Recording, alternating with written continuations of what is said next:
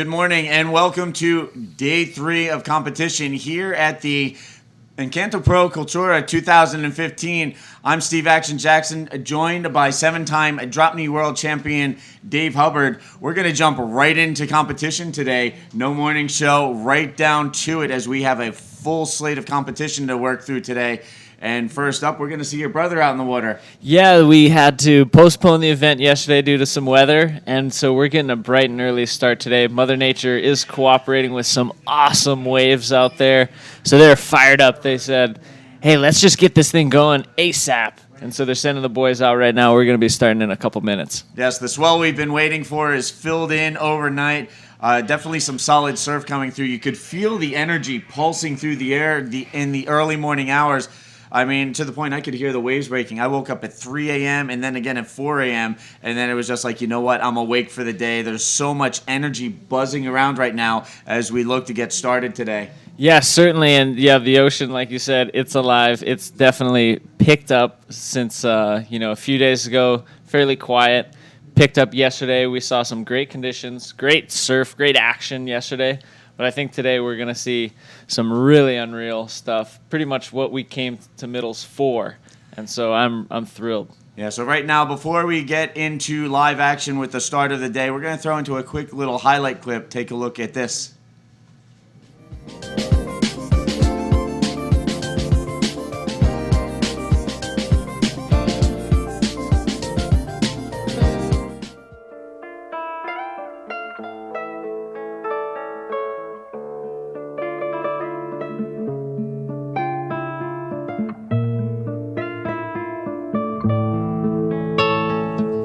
Hey, what's up? Steve Action Jackson coming to you from Middles here at the Encanto Pro Cultura 2015 in Isabela, Puerto Rico.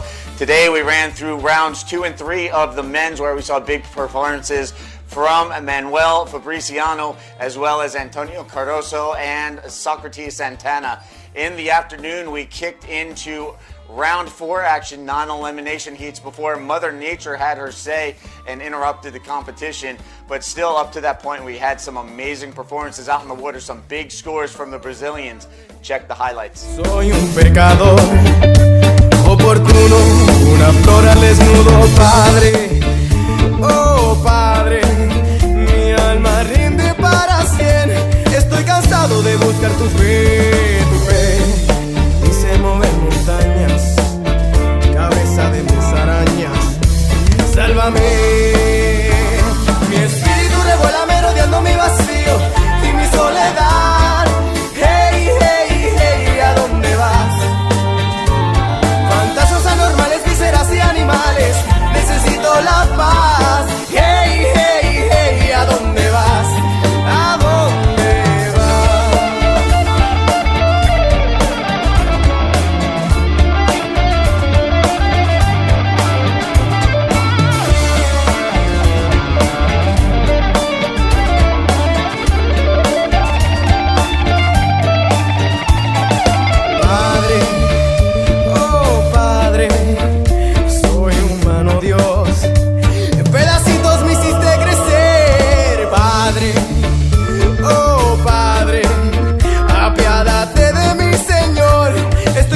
De buscar tu fe, dice mover montañas, cabeza.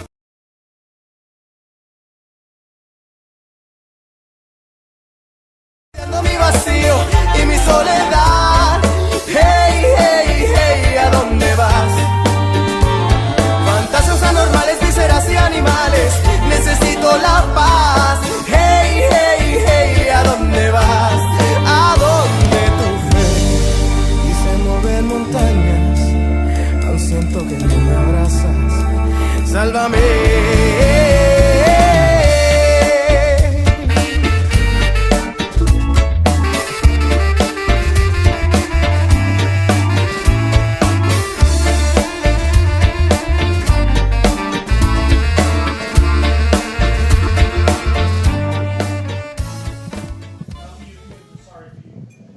And we're back here in the garden. Steve Action Jackson, Dave Hubbard as well. And again, we're already underway out in the water as we look to get things going here bright and early this morning. There you can see the sun's still coming up.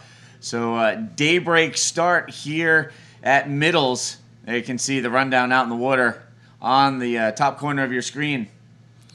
Yeah, so as we can see, it's nice and glassy. When we finished off yesterday, the wind had kind of textured it, but we got some awesome conditions here to start round 4, heat 6. It's where we left off yesterday after some weather came in and rained us out for the day.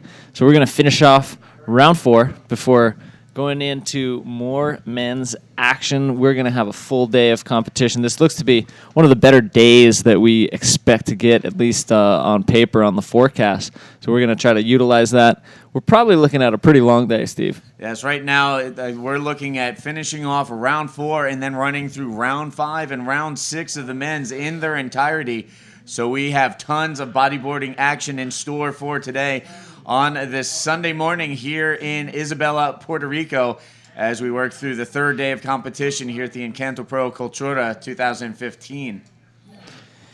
Yeah, and we got an awesome heat on our hands. Well, really every heat of round 4 thus far has been exciting.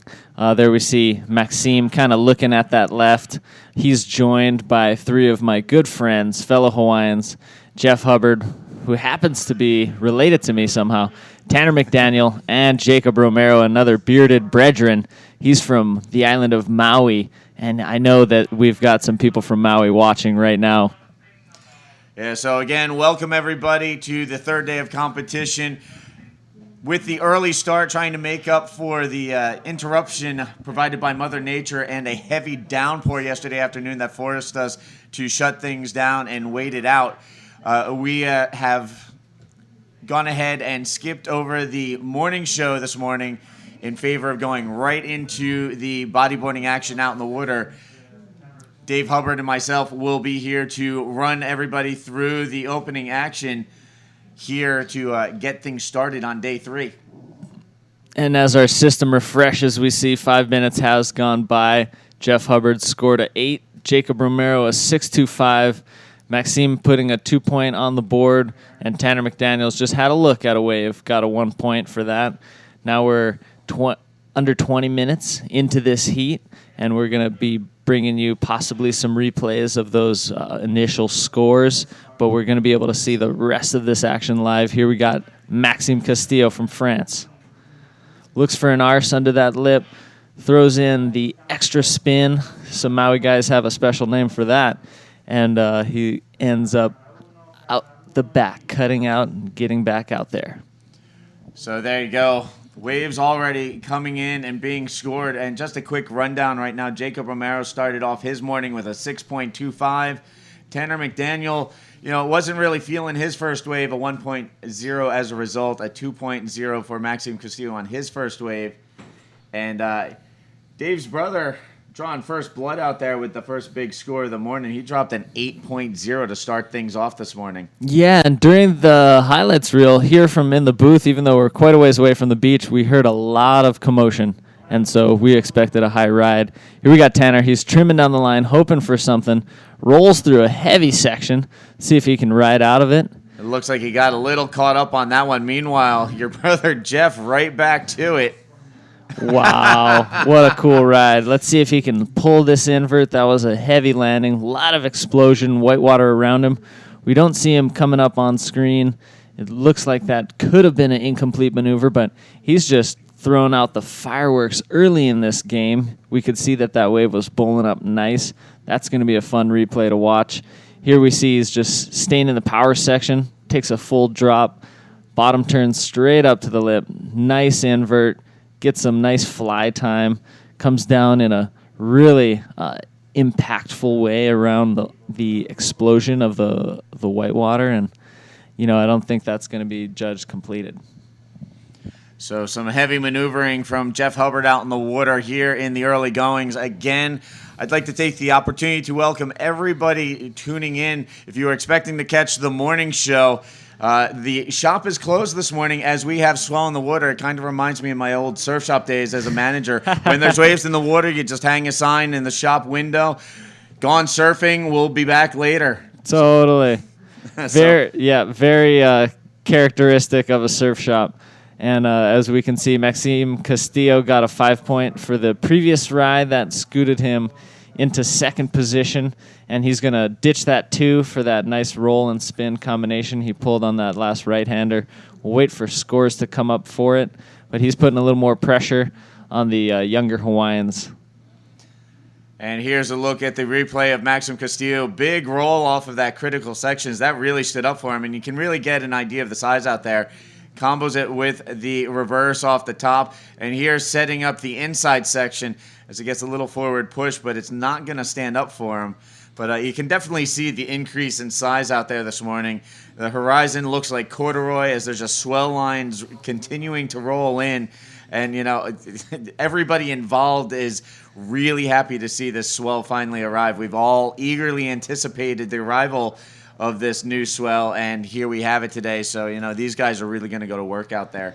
Oh, certainly. I believe, you know, everybody from the competitors down to the event staff is just feeling the increase of energy as we've progressed through some rounds, had some days of competition. Here we are on the 3rd day, and it's been getting bigger and better every day. The event's been running smoother, and just, you know, everybody's just so stoked on how the event's running. The competitors are just giving us awesome feedback about how stoked they are to have the competitors area, and just the way the systems are running for the competitors. They can hear out in the water.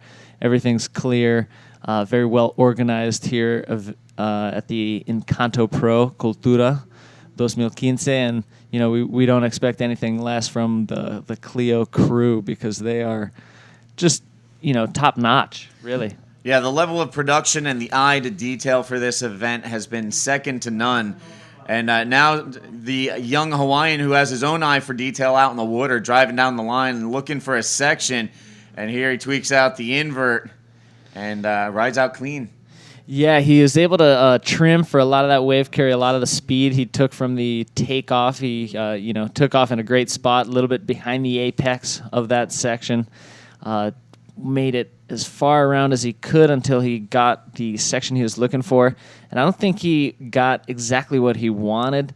Just kind of threw the board up and out, you know, not too much air, didn't really tweak his body at all. But, you know, he at least got a maneuver down. He's going to ditch that 1, scoots up with a 4. So now he's got a combination of 6 points for his 2 waves. Still not better than Jacob's single wave score of a 6.25. And it's Maxime Castillo sitting in second with 950, that 5 and a 4.5 for his last couple of rides. But it's Jeff, I guess, you know, I was thinking it was going to be possible that off screen he landed that invert. The filmer was very tight on Jeff, and he possibly did some lateral movement. We were unable to see it here on screen, but I knew that there was a chance that he could have moved laterally within all that whitewater and still completed that invert. So he must have ridden out of it, Steve, because he got a 9 point for it. Yeah, so Jeff's sitting on a 9 and an 8 for a combined heat total of 17. He's pretty much got the entire field in combination situation right now with just under 14 minutes remaining. So we still have more than half of this heat to go, and Jeff asserting his dominance out in the water right now. Yeah, you know, I felt that Jeff has been one of the strongest competitors at the Encanto Pro when it has been here at Middles. And the first year, he was surfing amazing. I think he definitely could have taken out the event. He had a really tight heat with Pierre-Louis Coste, actually. And so the judges deemed a different winner than a lot of the other people in that heat. But, you know, when heats are really close, it can happen like that. So Jeff came back with a vengeance to win the Encanto the very next year, took his rightful place on the podium. I think he is one of the stronger surfers out here at Middles. Here we're going to see Tanner looking for a nice flip on the left. The wave broke just a little bit ahead of him, but he got great projection. He's got a lot of speed coming into this inside section. Flips it again, completes it, and that's going to be a nice ride for Tanner McDaniel in white. It's always a lot of fun to watch the young Tanner McDaniel, still only 16 years old. He's been running around with Super Grom status since he was like 12 pretty much. True. He comes into this event ranked number 1 in the Pro Junior and pushing through the men's ranks. Meanwhile, here's another young gun out in the water, Maxime Castillo from France.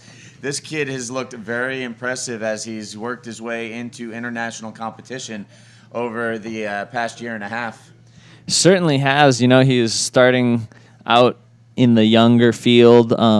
In the juniors, I think he even had some competition last year, but now he's out of that. And he got a nice little invert, got some nice projection, and he felt that arc, got his board totally upside down, completed it very smoothly, and was able to cut out of that wave and race back out the back, trying to get some semblance of priority.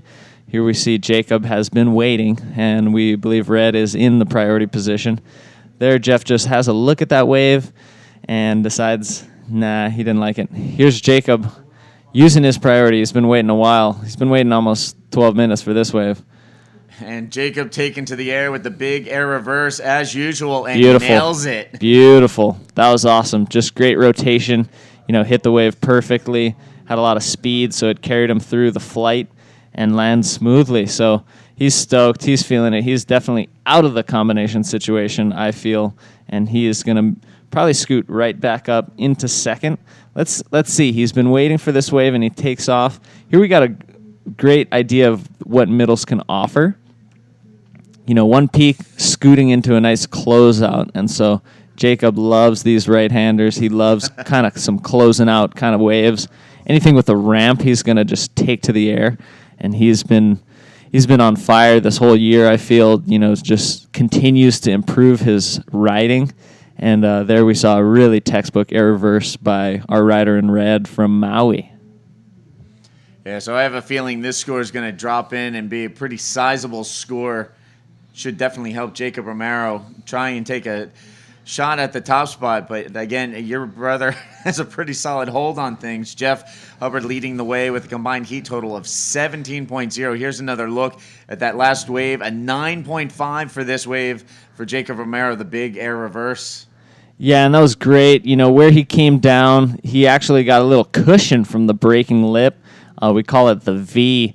The lip kind of forms a V when it goes down and then breaks back up. And so he was landing on that portion of it, gave him a little bit of cushion, and he was able to ride out really smoothly because he did catch quite a bit of air. So it was important that he was able to land that maneuver. The judges thought, hey, that's totally an excellent score, just a fraction away from perfection. And he got, like we said, 9.5. I think that's the highest score of the Encanto Pro Cultura 2015 so far. And I think we're going to see probably a fair few excellent rides going in today. We're only in just about the first 15 minutes of competition here in day 3, and we're already seeing 9s and 8s just getting dropped like hot potatoes. And so this is just so cool. Yeah, well, we're just getting started here this morning, and we've already seen the 2 highest scores of the entire event dropped in this first heat of the morning. Jeff Hubbard with the 9.0 was the high score until Jacob Romero dialed in that 9.50 on the air reverse. So Hub and the Flying Hawaiian getting down to business out here in the early morning hours. It's only 7 a.m. local time, and these guys are already blowing things up out in the water. Here we got Jeff on a set wave. He's looking to take to the air once more. Section just kind of runs ahead of him, but still hoping for a big ramp. Gets a cool invert. That was great. He's able to ride ahead of that within our view plane, so we know for sure he did complete it. He's actually going to try to see if there's anything else closer to the beach, but opts out of it as he saw the whitewater was going to overpower that shore break section. Unavailing, no lips for him to hit on the inside. So, Jeff's second invert from what we've seen. Who knows what that 8 was earlier. Could have been an invert as well. Here's a look at the replay one more time. Cuts Speed back check. off the top, sets up his line, eyeing it up, and Air Hub about to take flight on this one as he drives down the line, getting a lot of speed, and here it is. Jeff tweaking it out, and you know what? It's a firefight out there between Jeff Hubbard and Jacob Romero. Bodies flying everywhere by way of Air Hub and the Flying Hawaiian. Yeah, so cool to see. You know, Jacob with only 2 rides in this heat, that 6.25 that happened during the highlights. Then he waited over 10 minutes for that 9.5. So those waves are out there. Jeff's been able to find the waves just a little bit more frequently. And so he's put several high scores on the board thus far. And we got he's going to end up with a 9.25 for that last ride. So there you have it. 3 biggest scores of the entire event dropped in the first heat of the morning. And again, it's only just past 7 a.m. local time. So the fireworks starting early here on day 3.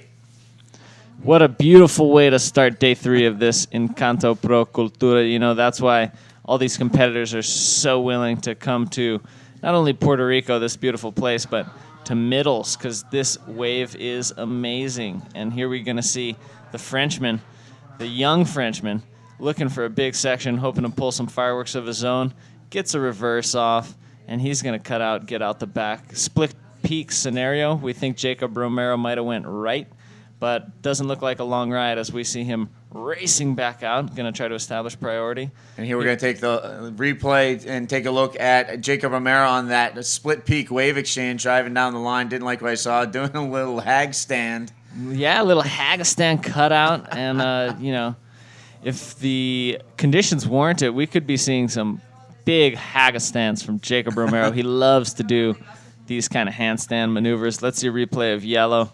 He's going to wait for some speed to avail itself. Then he's going to just push into this section, hoping to get a little more air than he did, but still a very clean reverse.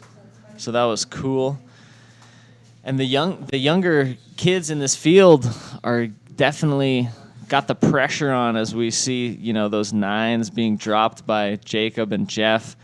Jeff now with a cumulative score of 18.25. Pretty solid, you know, just 1.75 away from absolute perfection. And so to get 2 excellent scores here in this first heat of the day, really setting the standard, setting the bar high for the day. Yeah, I mean, right off the bat. And, you know, in the age-old debate over youth versus experience right now, experience winning out here in this heat as the next generation riders, you know, having a little trouble keep pace right now. And still trying to dial into the conditions while Jeff Hubbard and Jacob Romero, the Tour veterans, you know, they were able to dial in right from the word go this morning. Yeah, middle is such an awesome break. The nice flat reef shelf allows waves to refract kind of from outside, come in a peak formation. Here we see Jacob on this peak. He's going to eye up the section, try to get up there. Wasn't feeling it. Does a little flyaway, no-handed rollaway, and just kind of escapes that wave's power. Doesn't get sucked over. Quickly paddles back out. This is one of the really fun things to watch with Jacob Romero out in the water. It's almost like he's out there free surfing his heats. He's out there busting big moves, but if he's not feeling it, he's still having fun out there. Certainly is, and he's always looking for big sections, whether it's in free surfs or competition. Can, you know, virtually any set of conditions, even if it's 1 foot and onshore, you could expect to get a invert or a flip out of that guy. And so it's just great to see him in some very fun-looking surf. Boy, it's just been action-packed. I can't wait for some of these next heats as well, as we are just under 4 minutes remaining in this one. I think we're going to be seeing hours and hours of intense action. So if you can just clear your schedule for the next 11 hours, folks, I think it's going to be worth your while to just stay tuned here to the Encanto Pro Cultura. Yes, today is Sunday, you know, usually a day off for many people. Today is that perfect day to just, you know, keep yourself locked down in front of your computer screen, or if you've got your computer hooked up to the flat screen at home, you know, just stay tuned because there's going to be tons of action coming up throughout the course of today. As, you know, we have the swell Cacique Mabo de Maca of the Taino Indian tribe, you know, the spirit of the Cacique blessing us with waves today, and everybody reaping the benefits right off the bat this morning. Yeah, you know, if Mother Nature's going to throw us a wild card, rain us out in the afternoon, I don't think anyone's complaining starting in this fashion here this morning. I think we've seen, like, Yeah, obviously the scores reflect some of the best rides ridden in this event thus far, but I don't think we're done yet. We got plenty of heats today. I think we're going to see plenty more action. And here we see Maxim Castillo up and riding on the right-hander, drops in, trying to get around this section, heads up and throwing out the reverse. Got a little caught up in the landing as he kind of came down in the V, that whitewater explosion. He just got engulfed, could not find an exit. But that wave, for a moment did look like it was going to offer him some flight patterns, and it was a nice section, and it just got a little beefy right as he drew his line up to it and just got under it just a little bit late.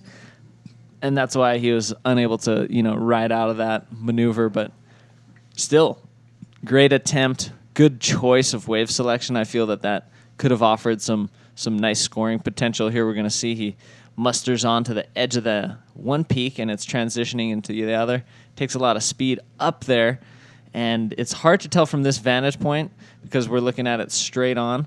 But Middles is a very three-dimensional wave. It's hard to see if that section was wrapping towards him or bending away, and that's kind of the characteristics of Middles, as we have these kind of peaks that kind of crisscross, scoot themselves into the reef.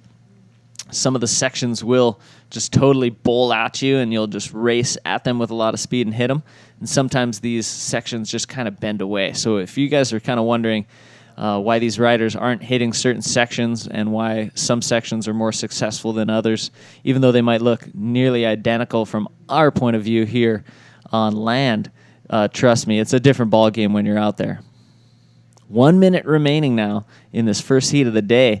Men's round 4 heat number 6. We've seen some amazing action by Jeff Hubbard and Jacob Romero, and some honest attempts to get some good scores on the board that certainly would have been passing heats yesterday. Tanner McDaniel and Maxime Castillo given a run for the money here, and let's see what'll happen. I think there's just a few moments remaining in this heat. Yeah, counting down the last seconds of this heat, and it's been a wild one. It's gone by super fast. It's been a fun one to watch as Jeff Hubbard and Jacob Romero, breaking out the fireworks first thing this morning. Here we have Jacob Romero taking a quick look at that one.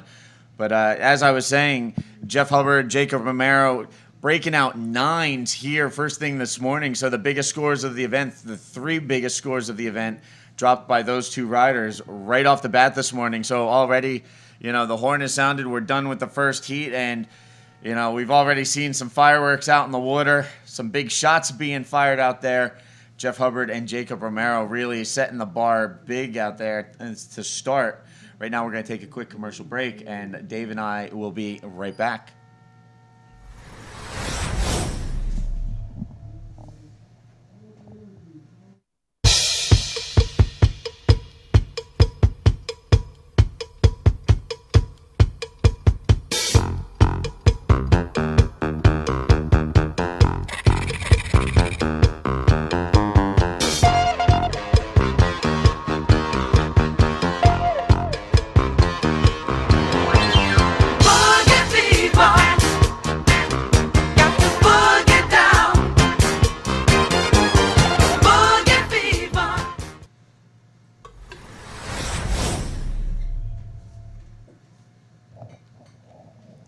And welcome back to the third day of competition here at the Encanto Pro Cultura 2015. We're already underway with Heat 7, Round 4, picking up where we left off. Heat 6 started the day in explosive fashion. We'll see what this heat has on offer. As right now out in the water we have world title contender Pierre-Louis Costas from France going up against the Moroccan Brahim Adosh. Zé Otávio from Brazil, who we saw win his Round 3 heat yesterday. And rounding out the field, the young Chilean Nelson Flores. This kid doing double duty, competing in both the Pro Junior and the men's division. And again, joining me here in the booth, Dave Hubbard. Always a pleasure to join you, Steve. Always a pleasure to be here at the Encanto Pro Cultura.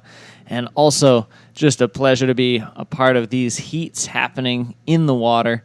But I'm out here with you in the booth. We got a great seat. We're seeing all the angles brought to us by the incredible event staff who are very observant.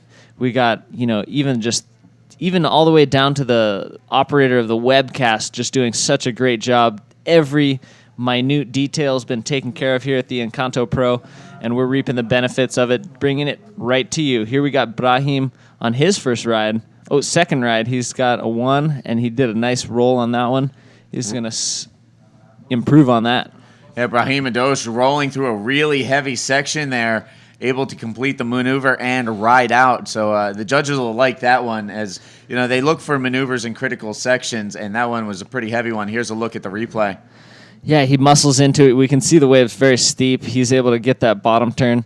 Kind of some chandelier to fight through on that Rollo, but a very round, cylindrical Rollo, heavy section, like you said, critical maneuver, and he was awarded a 4.65 for it. So not a bad score for a one maneuver wave. You know, he was a little behind, but able to punch through and complete. So again, Brahim Adosh with a 4.65 and a 1.0 here in the early going gives him the early advantage. He'll look to build on his scores through the course of this 25-minute heat. Again, here in round 4, finishing up where we left off yesterday before the heavy rainstorm moved in. And here we have the young Chilean, Nelson Flores, up and riding. And this is a medium, kind of a little bit insider wave, but got a nice section, flipped it, and he had a nice little ride there. I think that was going to be a good score for him. Definitely a good way to start the heat. He's going to have to battle it out because we've got some heavy hitters in this heat, and all very capable in these conditions. As we saw, the last heat was just totally action-packed, huge numbers getting dropped on the board. I don't expect anything different in the heats to follow. Here we see him taking off on the inside. We can see even bigger waves out the back, but he's on this medium one. Gets a nice flip off right there. I think that was cool. He was hoping for more and didn't land that last maneuver, kind of just an exit maneuver. And so he gets out the back. We're going to wait for scores to drop of that wave. So regardless of how the score comes in, that'll be a nice opening wave for Nelson Flores. Good way to get things started off for the young Chilean. Yeah, it's certainly important, you know, in some of these heats, depending on your strategy, to just get the ball rolling. Sometimes for certain people, it doesn't help to just sit still. And sitting still is not what he did, and he got a 6.0 for his first ride. And we're just about 4.5 minutes into this 25-minute heat. And somebody who is sitting still out there is Jose, but not until this wave comes in. Our rider in yellow looking for a little invert as he continues to ride this wave. He's going to hope for more. Puts a spin in before a nice flip on the inside. That was a good way to start for our rider in yellow from Brazil. Yeah, the Brazilian veteran Zé Otávio, known for his big wave charging at the heavy beach break waves of Itacoatiara in Brazil, but also flexes his competitive skills every once in a while, which he has been doing throughout the course of the 2015 season. Here's a look at the replay. Throws out the invert. He's going to combo with a forward pocket spin. Resets his line mid-face turn and goes for the air roll spin at the end. A nice opening wave for the Brazilian. Here we got Pierre now. He's just had a quick look at one of the earlier waves, and now he takes to the air. Really lofty. He's definitely known for his backflip, regarded as one of the best in the game. But now we're going to go to our heat leader from the last heat, Jeff Hubbard, with an interview. Take it away, Alex. Thanks, Dave and Steve. Well, I'm down here with first heat winner of the day, Jeff Hubbard. Unbelievable morning we've already seen, straight out. Had to wake Jeff up early to start this contest, but, you know, I'm so stoked to see that show that we just saw just then. How's it feel to be out there winning that one? Oh, it felt really good, like, to wake up and see pumping waves, like, after the couple first days we were here, we didn't have much waves. We were just kind of doing the teaching schools and around doing promos, and now to like show up and clean like offshore and like pumping surf. This is what I remember about middles, is like how high performance this wave is. It's just like kind of like off the wall or backdoor. It just like gives you so much speed in these huge sections to hit. And I was psyched to get those sets. Like just okay, and you knew in those like the non-elimination round, you don't get first. You might as well not even paddle out. You might as well take a break. So I was like, I got to get first. I paddle out here. So now I can enjoy my sandwich and my breakfast. Yeah, well, it was a tough heat. I mean, you had 3 Hawaiians, Jacob, Tanner, and Maxime from France. So it was a pretty tight heat, you know. 4 really good guys that are good in the air. And it was going to be, we knew it was going to be an air show. And, yeah, you came out on top. Yeah, I was stoked because, you know, I've been surfing Jacob a lot in home in Hawaii. And so I knew he's got, those big moves on lock. So I was like, I saw him do that big air revo, and I was like, oh, sick, we got a battle now. I was like, okay. Yeah. Then we had a full paddle battle for one. It's like, my best friend's still just paddle battling it out. It was sick. I was like, waving my arm like, did I get it? Did I get priority? And he was laughing. We saw it was at 18.25, your heat total. That's the highest total we've had in this whole contest, obviously, too, with the swell. How do you think the conditions are? Just give you a little explanation on the size. It's hard to sort of tell from up in the tower. Yeah, the size, there's definitely some 4-foot sets out there for sure. Like 4-foot Hawaiian, you're going to get some, like 8 to 10 foot faces definitely on those sets. Too much sandwich. But too much sandwich. Too much egg sandwich is delicious. But it's solid when the sets come. And then there's those double ups, like the 3-foot ones that get the wind swell chopping them and that double up, and those have a lot of power too. So you're getting good waves out there if you wait and find the right section. And right now it's high tide, so I think we're actually going to see as the tide sucks out, we're going to see those wave faces crest even more and look even bigger. And it'll be pretty interesting the rest of the morning because it's peaking this morning. Great conditions. We're going to see some great scores and some awesome rides. I'm excited. Yeah, well, I mean, you're sponsoring this event, Hub Boards, and competing as well. And by the looks of it, looks like you're going to be competing all day and all day tomorrow. Yeah, I can't wait. Just want to keep pushing on these great waves and it's nice having these conditions so you can go out and perform and you can think mentally what the waves are coming. You have a strategy. It's really refreshing. I'm excited. Yeah, because we saw it yesterday afternoon. You guys were about to run, but I had to call the contest off due to that storm that came through, and I was a bit worried because once that storm passed, the swell was looking pretty good, and then I'm so glad this morning that it turned out to be pretty good. So you must be stoked too to be able to, sort of. I hope you weren't too upset yesterday. No, I wasn't upset at all. I was psyching that you called it off because I was like, I get to free surf now? This is sick. As the waves started, I knew after that squall was going to subside, we're going to get some waves. So instead of the other competitors being out there, I got to surf for like 2 hours. Saw Dave doing just massive revo, and I was just all fired up. I was like, the rest of the day, I finally got a good revo at the end of my session. I was like, okay, cool. I can go in, ready for tomorrow. And you've had a pretty serious injury this year. In Australia, you broke your foot pretty bad, and you're out of the water for 10 to 12 weeks. And, it's... To look at that performance now, it looks like you're 100% better. Yeah, I didn't feel it out there at all. Like when I'm in the water, I don't really notice it, which is nice. I'm on the land, it's still affecting me a little bit, but when I'm in the water, I don't feel it. So that's the best thing. I don't mind as long as I can bodyboard 100%. I'm stoked. Well, congratulations, Jeff. It's good to have Jeff Hubbard back on the tour, injury free, and he'll be moving in around 6. He's skipping around 5 with that heat wind. So back to you guys in the booth.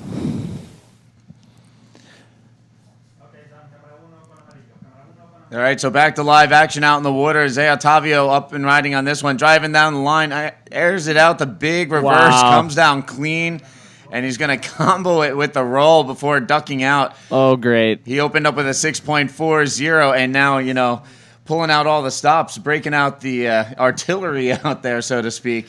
Yeah, he'll be reaching into the excellent range for sure, no doubt about that. And let's see a replay of this. He's scooting on in. As we can see, it's not the biggest wave, but he gets a lot of speed, and he gets the section he wants. And look at him fly above the lip, full rotation, lands so smooth that he goes right back up for a Rolo. I think we're going to see a huge score drop for a rider in yellow from Brazil. So, again, waiting for that score to come in for Zé Otávio. Meanwhile, during that interview, your brother seemed pretty amped on the conditions and his performance out in the water. Yeah, and that was so cool that, we need a medic on staff for sure because he was choking on his sandwich. He didn't necessarily graduate from etiquette school, doesn't know to not consume food during interviews or not to consume food and try to talk at the same time, but still just shows how comfortable he is. Whoa. Here we saw Red with a huge backflip, like we said earlier, very characteristic of Pierre-Louis Coste, that he does these very smooth, perfectly positioned, looping backflips. There he was able to pull it. He didn't pull his earlier one, and that was also going to be a huge score dropping for Red. And here's a look at Nelson Flores on the replay throwing a flip of his own, so a bit of a flip fest out there. And now the replay of PLC, his bread and butter move, those big looping backflips. And there he gets it around clean, nearly flawless. And he's going to finish off this wave with one more maneuver as well as he rolls off that end section. So the 2011 world champion and the Chilean Super Grom exchanging flips out in the water here in the second heat of the day, Heat 7, Round 4. Again, just keep in mind these Round 4 heats are non-elimination. The winner skips around, goes straight to Round 6. Second, third, and fourth place, they have to battle it out in repecharge coming up in Round 5. And we did get the score for Jose Octavio, 9.5 for that big air reverse with the roll. I think we're going to see another huge score dropped for Red. I was noticing the waves that they were getting those, at least those last two big maneuvers on, were a little bit medium, kind of mid-sized sets. They weren't way out the back. They really had to paddle to get onto them because they weren't totally breaking out the back, but then they found the power pocket, kind of that middle section that we were talking about so often yesterday about where these beautiful sections can present themselves out here at middles. So counting down, we're just past the halfway point here in the second heat of the morning, and I would be remiss if I did not mention our sponsors and send a quick thank you to ebodyboarding.com. Again, through the course of this competition window here at the Encanto Pro, if you go online to ebodyboarding.com and use the promotional code Encanto15, you can receive 10% off of your online purchase. So be sure to visit ebodyboarding.com. Also, we'd like to thank Hubboards and Reflex Wetsuits for their support of the morning show, which, shop is closed this morning due to swell in the water, so everybody's gone for a surf this morning. But also, thank you for supporting the live webcast. Coming to you live from here in the garden right now. Steve Action Jackson here in the booth with Dave Hubbard. We will be joined by the lovely and talented Julie Gonzalez shortly, as Dave jumping in to provide commentary for these first couple of heats. Obviously, Jeff, his brother, in the water for the first heat, and now one of our World Tour title contenders out in the water in the form of Pierre-Louis Costas. So, bringing Dave in the booth for a couple of heavy-hitting first early morning heats, and we'll go from there. Yeah, thrilled to be here, and we did see PLC did drop 9.25, so we're getting some semblance of the previous heat with huge scores. Some of the highest scores of the event were in the last heat as well as in this heat. We see all the competitors raising their hands, probably signaling that they can hear crystal clear. Our beach announcer, Juan, doing a fantastic job giving the riders all the information they need. We've got a little bit more than 10 minutes remaining, and we've seen some really good stuff thus far in this heat. Our heat leader is Zé Octavio with a 15.90. PLC in the situation, needing 6 2/3 of a score, and the Chilean needing 7.76. Brahim Idouche still hasn't ditched his 1-point wave, needing a 9.36 to move all the way to first, but just anything will improve his situation at this point. Under 10 minutes remaining, and we've got just great conditions. This is some really nice middles. This is in the size range that you want to free surf and or compete at. Middles doesn't hold too much bigger than about 6 foot haw line. So here we see Yellow with a nice invert. The board comes away with him, but he gets it back underneath him. Cuts out quickly to keep that under wraps. White now. Brahim's been waiting for this wave quite a while. Nice bottom turn. Does a cut back. He's still hoping for this wave to offer him something. Doesn't see what he likes. Cuts out. He's going to scramble out the back. Let's see Yellow's wave. Here's a look at the replay of Zé Octavio tweaking out the invert there. Gets the landing, comes out through the whitewater explosion. He's already sitting on a 9.5 and a 6.40. We'll see if that last wave factors in at all. And on a side note, you were talking about the wave size in Hawaiian scale. Your brother mentioned, 4-foot Hawaiian, or 8 to 10 foot faces, as we would call it on the East Coast, or as I've gotten used to referring to it in Brazil, looking at about 2.5 meters out in the water. So it's interesting to see how in different parts of the world, there's different ways of scaling the size of the waves out in the water. Regardless how you look at it, right now Middles is turned on and working for the field of competitors here on day 3. Yeah, everybody must have been just amped when they rolled up to the beach this morning, peeked over that prestigious dune and saw this, what you're seeing right in front of you, middles, just producing beautiful sections, nice clean conditions. We're hoping it to stay clean all day. Here we got Yellow, the Chilean, Nelson Flores. He's looking at this one, and wow, he's gonna hope for a big section because he knows that those high scores have been dropped. And he doesn't see, he cuts out. But meanwhile, PLC, he doesn't want to end up in second in this heat. He really is going to be gunning for first. He's got the 9.25, so he's totally within reach, but didn't get what he needed on that wave to pass Zé Octavio. Still 7.5 minutes remaining, and we've got a great heat on our hands, and we just saw, wow, fantastic way to start the day. My brother and Jacob, Tanner and Maxime just battling it out. Jacob getting one of the best, if not the best, with now Zé Octavio's score of the event, 9.5. Both were air reverses. Both were very lofty, landed smoothly and cleanly. Zé's was on a slightly smaller section, but had a roll afterwards, so that's what brought it right up to the same level as Jacob's. But it was Jeff Hubbard who got the nod, skipping ahead, scooting on forward into round 6, while the rest of these guys, if you get second, third, or fourth, you're going on to round 5. So 6:45 remaining on the clock here in the second heat of the morning, heat 7, round 4, as we try and finish up the non-elimination heats. Right now, Zé Octavio leading the way. A 9.50, matching Jacob Romero for the biggest score of the event, as these guys just, breaking out the fireworks so far this morning. PLC currently in the second spot with a 9.25, trying to replace a 4.75. And here we have Brahim Adosh up and riding. He's looking at the left-hander, punches through, goes ahead for the flip, doesn't ride out of it. The wave didn't give him too much projection. He really had to fight from underneath the lip to get out and start his maneuver. And so he's going to scramble back out the back. We've got just under 6 minutes remaining. We got our competitors patiently waiting. They know that huge scores are possible today, but at the same time, it's still a heat. So just sitting there and just hoping that you're going to catch the 2 excellent rides is maybe unrealistic. So it's really important for them to stay busy. Also, the way that Middles creates those excellent rides isn't totally telltale. They're not just the biggest, cleanest wave. They could be a little bit more on the inside. They could be looking funky at the takeoff, kind of like what Jeff was saying. Some of the wind swell providing some double-up possibilities for these ramps. So it's really important for our competitors to kind of stay busy and active, looking for these high-scoring opportunities, not just sitting out there playing the waiting game. Here we see Pierre. He's really focused on getting into that first position to skip the round.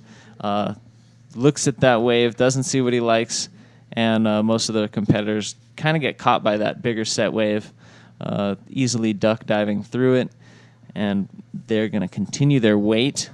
Under 5 minutes remaining. Yes, 45 left on the clock. Zé Octavio continues to lead the way. PLC sitting in that second spot, as we mentioned. Pierre with a 9.25 on his backflip attempt. Now looking to replace a 4.75, but if he's going to jump ahead of Zé Octavio and punch his ticket straight to round 6, he's going to have to dial in a pretty evil 6.66 on the scoreboard. Yeah, and that's totally possible for him, for sure. I mean, obviously he's got an excellent score under his belt. Had he landed the other backflip that he attempted, he certainly would already have that. He was unable to complete that first backflip, so he is still looking for 6 2/3. And with under 4 minutes remaining, he's a little bit active, and he's going to be searching along the inside. I think at this point he has 4th priority, so he's going to stay busy, keep searching, stay active, and he's going to, we'll see if he ends up finding it. Either way, he's got to be content with pulling one of the sickest flips we've seen, if not the best backflip. Certainly awarded the highest points thus far in the event. And, If you look at these first two heats so far this morning, obviously the swell there providing much more scoring potential for these guys. But in the first two heats, we've already seen 5 scores drop in the 9-point range. As you know, the first couple of days we saw guys really struggling just to try and get into the 7-point range. Yesterday we saw the first foray into the 8-point range with Eder Luciano in one of his heats. And now today, guys are just dropping 9s like hot rocks out there. Yeah. And so, for me, it's kind of like, well, let's see Nelson's wave. He's in and out. So the advantage to winning this heat is they get to skip a heat and move ahead. But, boy, these conditions are super good. I mean, I think I'd rather just stay in the draw and keep competing and go into round 5 and have some more fun out there because Middles just looks like a treat to behold out there right now. Do you think the event organizers would mind if we left Julie in the booth and you and I went for a surf? Well, maybe we'll just all 3 of us get out there. Well, let's see Red. Yeah, nice bottom turn. In the booth by herself. All 3. We'll just hang up a little sign in the garden. Sorry, gone surfing. We'll be back shortly. I think Pierre might get what he was looking for because that was a very smooth air forward. We don't see air forwards too often in competition. And that was a nice one. Middles is one of those places that has the possibility of offering that very classic maneuver, the air forward. One of my favorite maneuvers of all time. But again, I've been bodyboarding for 27 years, so once upon a time, this was, cutting-edge stuff. It's still a very difficult maneuver, and here it is, Pierre going for the air forward. Very Mike Stewart-esque on that one. Yeah, and very clean, clean lines drawn throughout the whole thing. Landed very smoothly, straight back into a bottom turn to get up, to get that closing maneuver.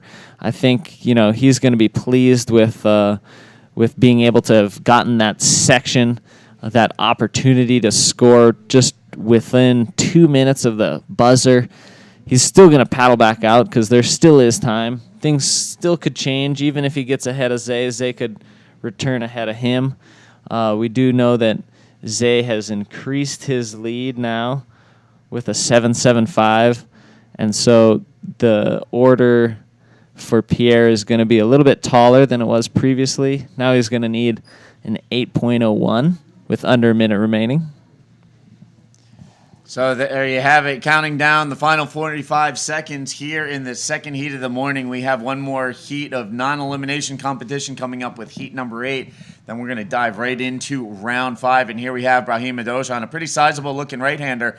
Pulls in, but this thing's going to shut down on him. You're going to see him bounce out through the whitewater, but really not much to work with there on that set wave. Yeah, that was tough, but he knew that was probably one of his last scoring opportunities, so he held on to it and really just pushed and muscled through the white water, hung on, and we've just got just a few seconds remaining in this heat. Boy, what a heat we've seen. Some nice 7.75s as the backups for our guys who've established their first and second position with excellent rides, well in the 9 range. And boy, I think we're going to continue to see great conditions the rest of the day, hopefully. So off to a great start. We'll be back with the last heat of round 4 right after this commercial break.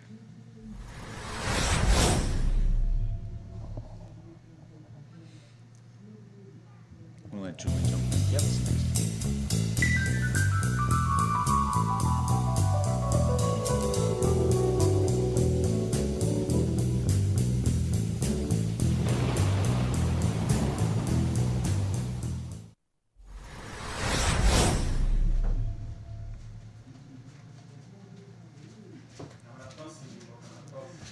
And welcome back to the third day of competition here at the 2015 Encanto Pro Cultura presented by the Puerto Rico Board of Tourism.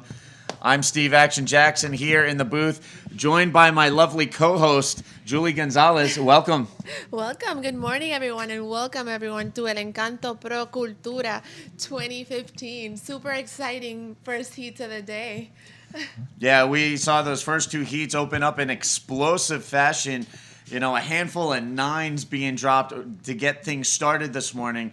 The biggest scores, 9.50s for Jacob Romero and Zay Otavio, as those guys broke out the big air reverses out in the water. And here you can see why Middles has come to life. And up and riding, here we have Sergio Luis getting things started here in the last heat of non-elimination. A huge flip from the Brazilian. And Flying high. he kicks out, and he comes out firing to get things started here in Heat 8 of Round 4. And That's right up behind impressive. him, Socrates Santana. So the Brazilians jumping right into it. Socrates throwing the spin in the pocket here, trying to set up the inside, another forward spin. And driving down the line, looking to set this up, but it's going to get a little funky on the inside, so he'll kick out. But we have some pumping surf during the first heat of the morning. I made a quick reference about the spirit of Cacique, Mavo de Maca, bringing us the waves this morning, and the riders taking full advantage. Maybe you can explain to our riders right after this replay what I'm talking about. Definitely, as we see Sergio Luis in his first wave, he was flying high. So an exchange between two Brazilians right off the bat, as soon as the horn blew. El Cacique, that's a story that Carlitos Cruz, the owner of the Cantina and the Tulum, the restaurant that you ate yesterday, he told me the story. That the locals, the really hardcore locals, the ones that go out when it's like this, it's the time where the boys are separated from the men, he says. They named this break Middles Cacique, which means the Indian chief. And when it's big and roaring, it's recommended that you ask for the chief's blessing before you get your feet wet. So it's definitely one of those days. Super excited that the Mother Nature provided us with the conditions that we see here in order to see these athletes just completely do the most radical things I've ever done and I've ever seen in El Cacique. So Cacique Mavo de Maca was one of the great leaders of the Taino Indian tribe here on the island of Puerto Rico. So some cultural history involved with the local name for this spot. Definitely, as we saw Miguel Adao there from Portugal catch his first wave. So back to El Cacique, the inhabitants here in Puerto Rico before the Spaniards came in 1495. Actually, it wasn't 92 because that was their first pilgrimage, the Spanish. So they actually came here to Borinquen in 1495. It was inhabited by Taino Indians. So they are the first descendants here, and then the Spaniards brought the Africans, so that's how we got the mix of the three races. So there's a lot of Indian writings in the stones here in this beach.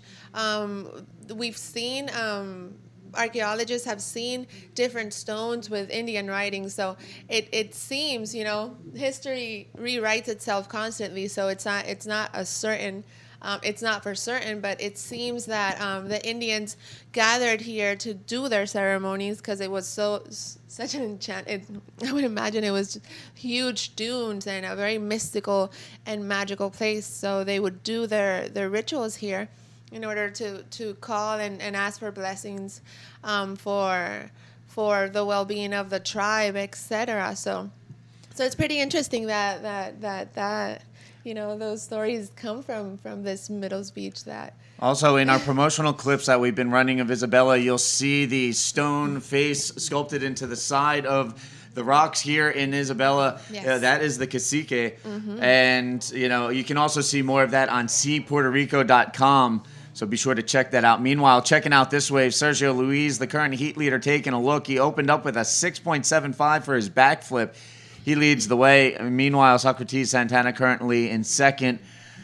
And a situation change as Miguel Adao scores a 4.50 on his opening wave. That's enough to move the young gun from Portugal up into the second spot. So now he's sandwiched between the Brazilian Sergio Luis leading the way, looking to go straight to round 6.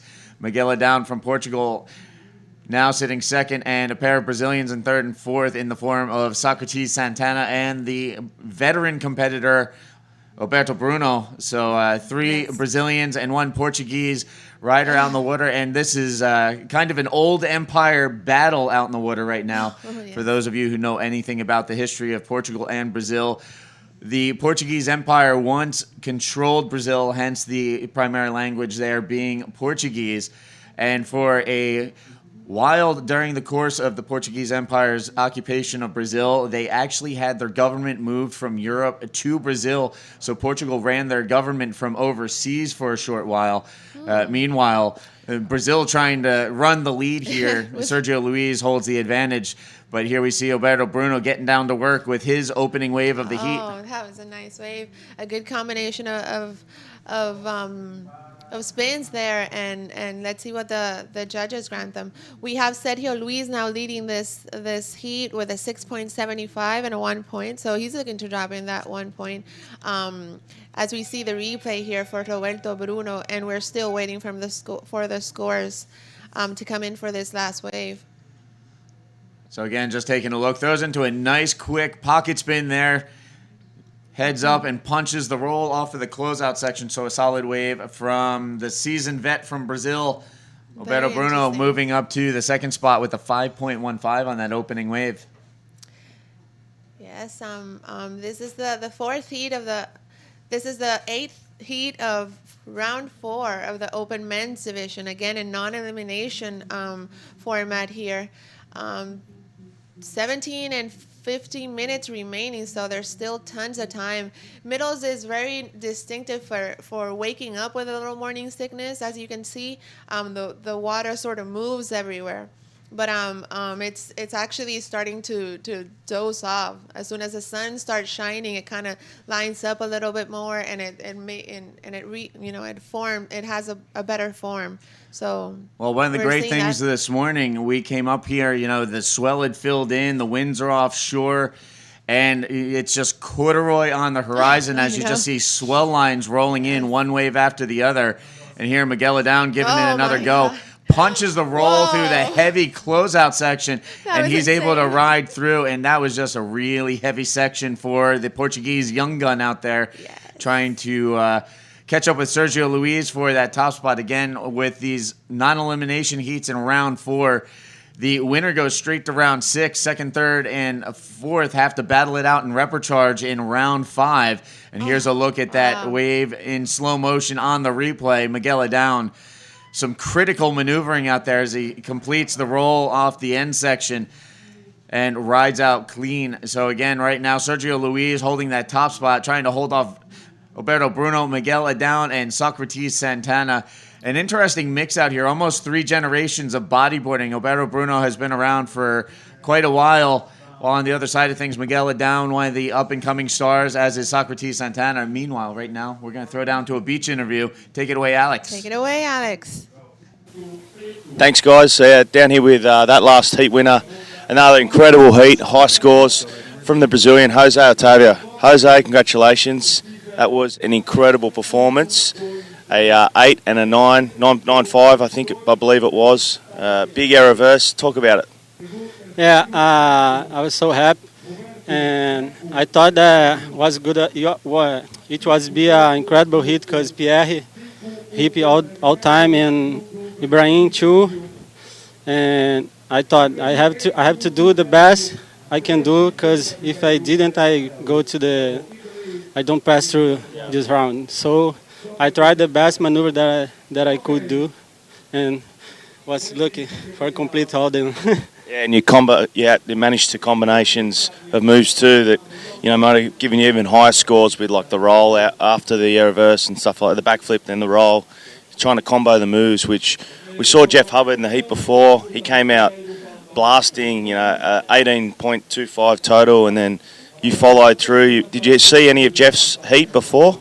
No, I didn't see. I saw one wave on big air, a big invert, and when I was in the water, I chose a good waves, and I thought I have to do the best here because I don't have too many waves to catch because a bit of current here, and you have to paddle too much to come back to the right spot, and have to choose a good one and do the best. And unlike the other Brazilians, Lucas and Eda and Hellerton, and Uri, you're from Iracochara, so you train every day pretty much in big waves. You'll get a lot of big swells. You're used to these conditions. Probably got more of an advantage on those guys today as opposed to yesterday.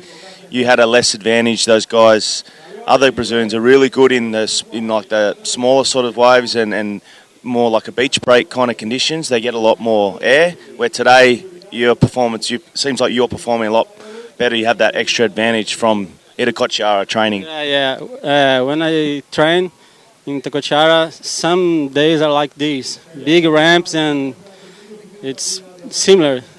So I'm familiar with these waves, and that's my advantage of other guys. But I know everybody can do the incredible maneuvers, so I have to do the best that I can do and choose the good waves and try to do the same in the next round. And what do you think of Puerto Rico? Do you like Puerto Rico? Yeah, my first time here, and I'm loving the place. The island is incredible. Now the waves are good, and so happy to be here, and I hope to be here next year, for sure. Do you want to say hello to anyone in Portugal? I mean, in Brazil? E galera do Brasil, um abraço. Fica torcendo aí pelos brasileiros, a galera está representando e a gente conta com a torcida. O Brasília Hambúrguer arrebentando aí. Well, congratulations, Jose. You skip around now, so go and have some rest and we'll see you later on. That's Jose Otavio skipping through around. Incredible performance. Back to you guys in the booth.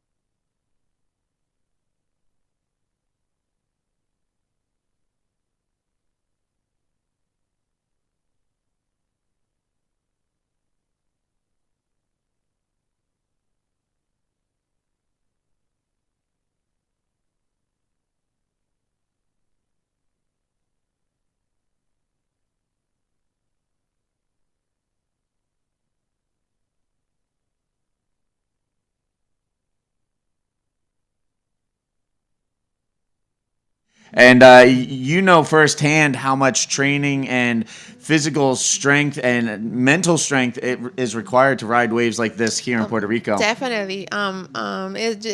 It takes so much effort just to get to this point here.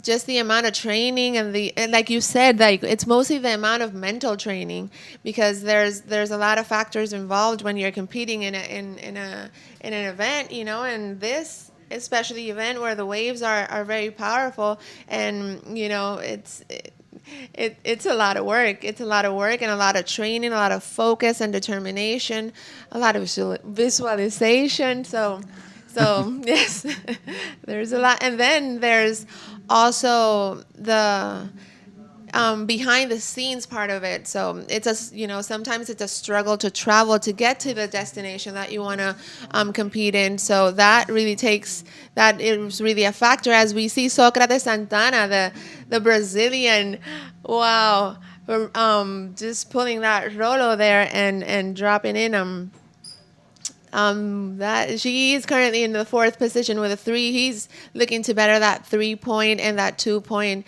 to see if he can maybe advance in a higher position. Well, that last wave from Socrates Santana, a nice looping roll off of the closeout section. That should definitely help improve his overall combined total. We'll see what that comes in score-wise. It looks like he's going to register a 4.15 for his efforts on that. He remains in the 4th spot, trying to chase down an 8.81 if he's going to catch up with Sergio Luis for that top spot.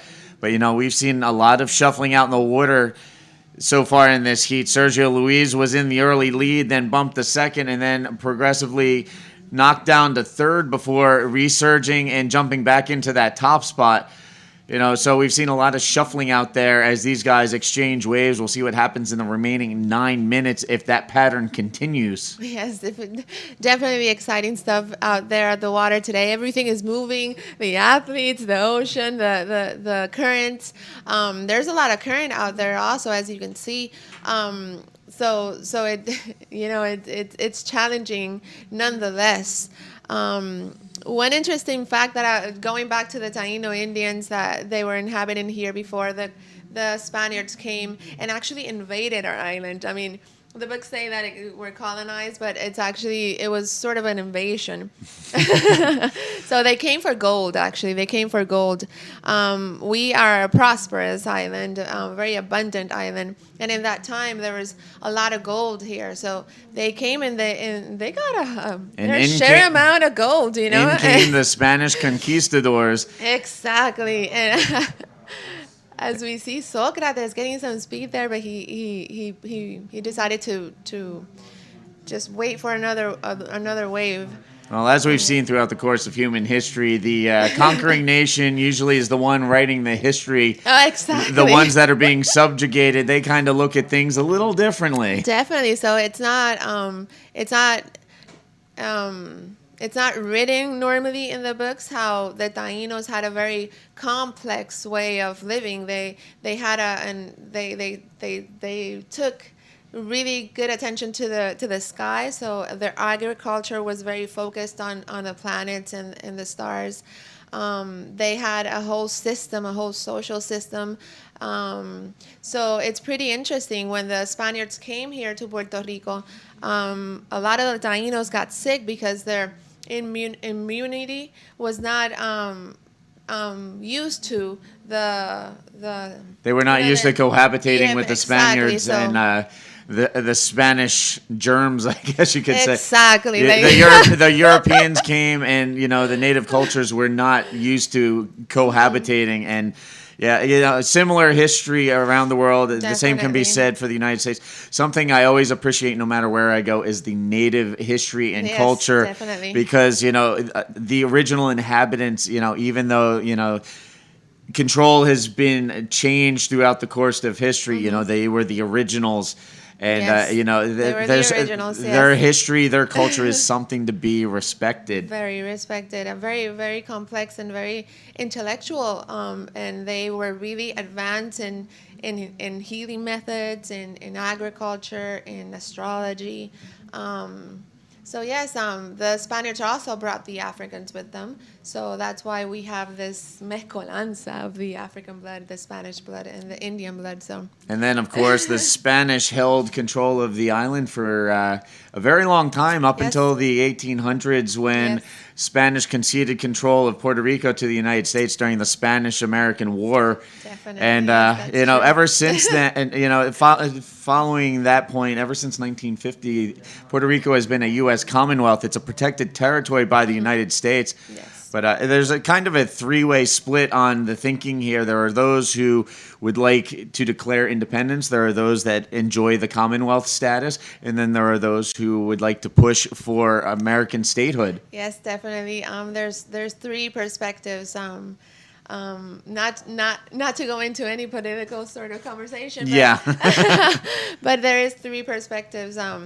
I know the Puerto Ricans are now going back to their roots and trying to keep just to maintain that heritage, right? So I'm seeing a lot of schools sort of do their Puerto Rican week and then focusing on their attention on that Indian culture that was predominant here before the Spaniards came in 1492. So it's pretty interesting. And then again, this is history. History always rewrites itself. So as we see Yellow out in the water, Miguel Adao from Portugal taking off in this wave and seeing if he's getting some speed. So, there he throws out the invert off the end section and gets caught up in the whitewater explosion. There you could see kind of appeared trying to ride out, but eventually, just no way to emerge in front of that.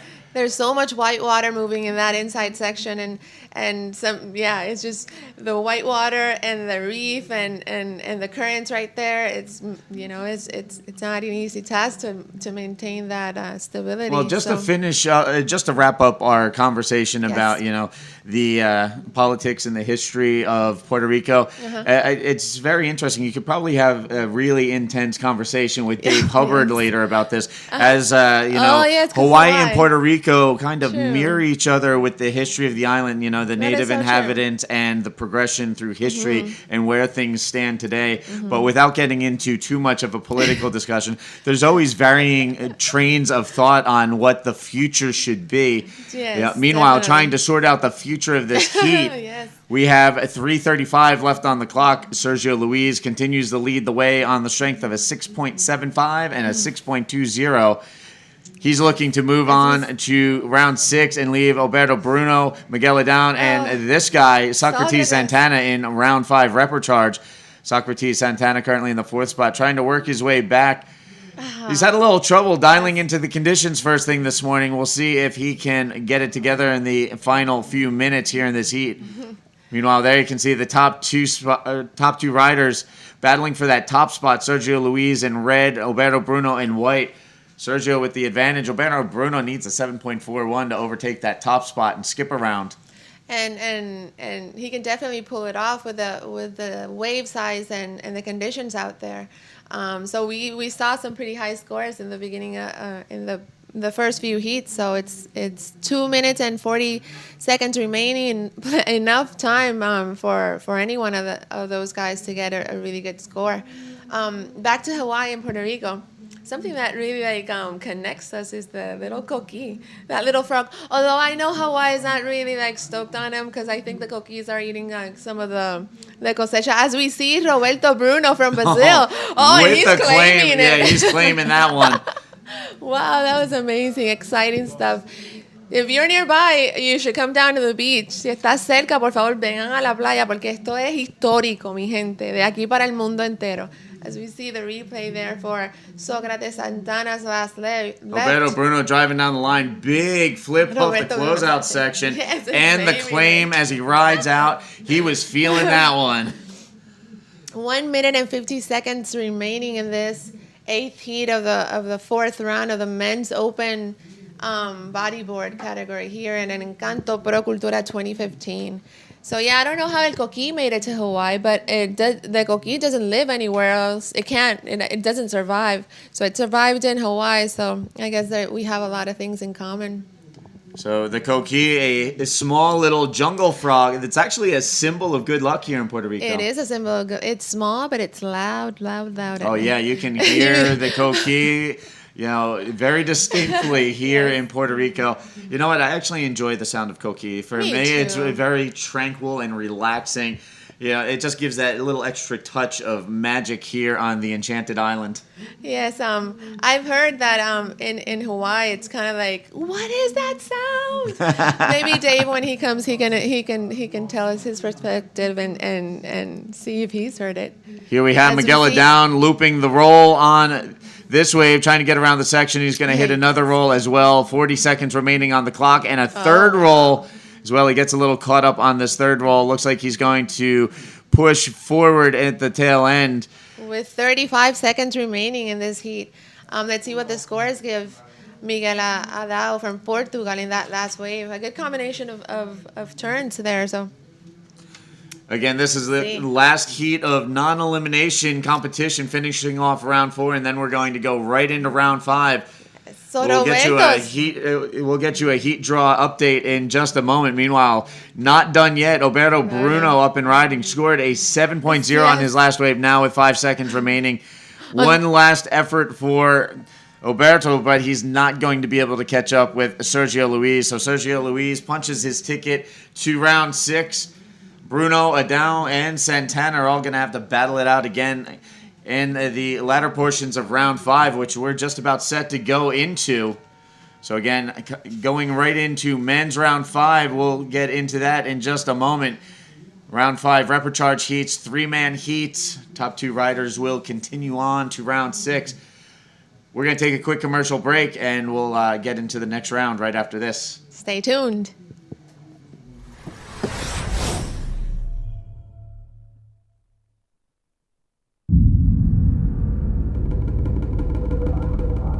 I lost my heart there. Best kept secret.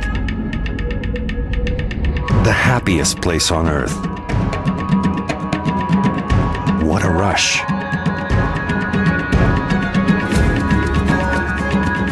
Live your own 5-star vacation story. Come to Puerto Rico, the all-star island.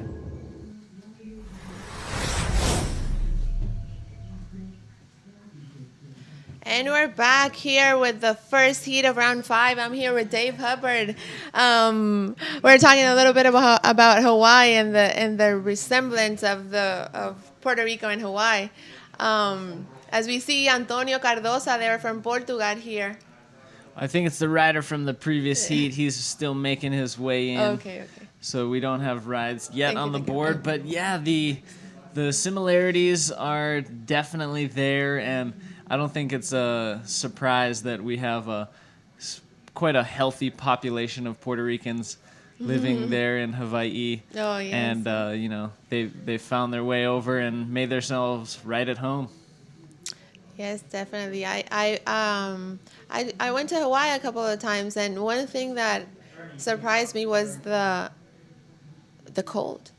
It was really cold. Like, I didn't expect for it to be so cold. I was surfing with my bikini, and I was like, "My God, I need a little spring suit or something." Yeah, that was so surprising for me. And that is coming from an islander.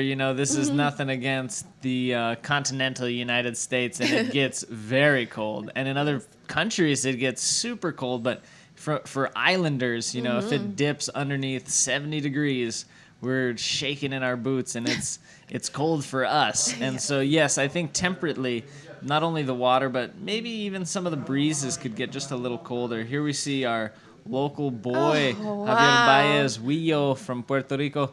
He's getting a nice roll on this set wave, starting off his campaign here. We are in round 5. This is elimination again, but just 3 riders. So the order for them is to just beat 1 rider. If you come in 3rd place, you're going to be out of the competition here. So the top 2 riders move on to round 6 to join the winners of the heats of round 4. And so we've got 3-man heats for the next 2 rounds, and then we're going to move into man-on-man competition starting tomorrow. As we see Javier Baez for his score for his first wave of 5.0, placing him in the first position. Some local knowledge with Javier Baez. I know he serves here a lot, and he's very used to middles and its little section. So let's see if it pays off. We have Antonio Cardoso from Portugal and David Barbosa from Brazil. So 3 men, like you said, David. Only 2 will advance. So the pressure definitely is increasing, as we can see here in the 5th round. Yeah, exactly. That round 4 being non-elimination, they kind of just got the chance to really go for it and try to do their best to get into first position. And now the order for round 5 is, hey, you got to beat somebody. You can't come in last. And so the pressure, like you said, it's on for these riders to continue their campaigns in this Encanto Pro Cultura. They need to make it happen and be in one of the first or second positions in the final moments of this heat. We've got a little over 20 minutes remaining and not too much action just yet, but Middles is not going to sleep today. She is going to be providing so much. Here we see our rider in black from Brazil, David Barbosa. He's going to be trimming on this wave, being patient, holding himself where he can get the speed when he needs it. There he sees a section, eyes it up, bangs an air reverse, doesn't quite come away with it. The section got a little ahead of him, and so he's going to paddle right back out there to join the rest of the guys. Here we see red, toe, Cardoso. Nice Rolo to start. He's going to try to get another Rolo off. He does. That'll be a nice way to open up his campaign here in the Encanto Pro. Round 5, heat number 1.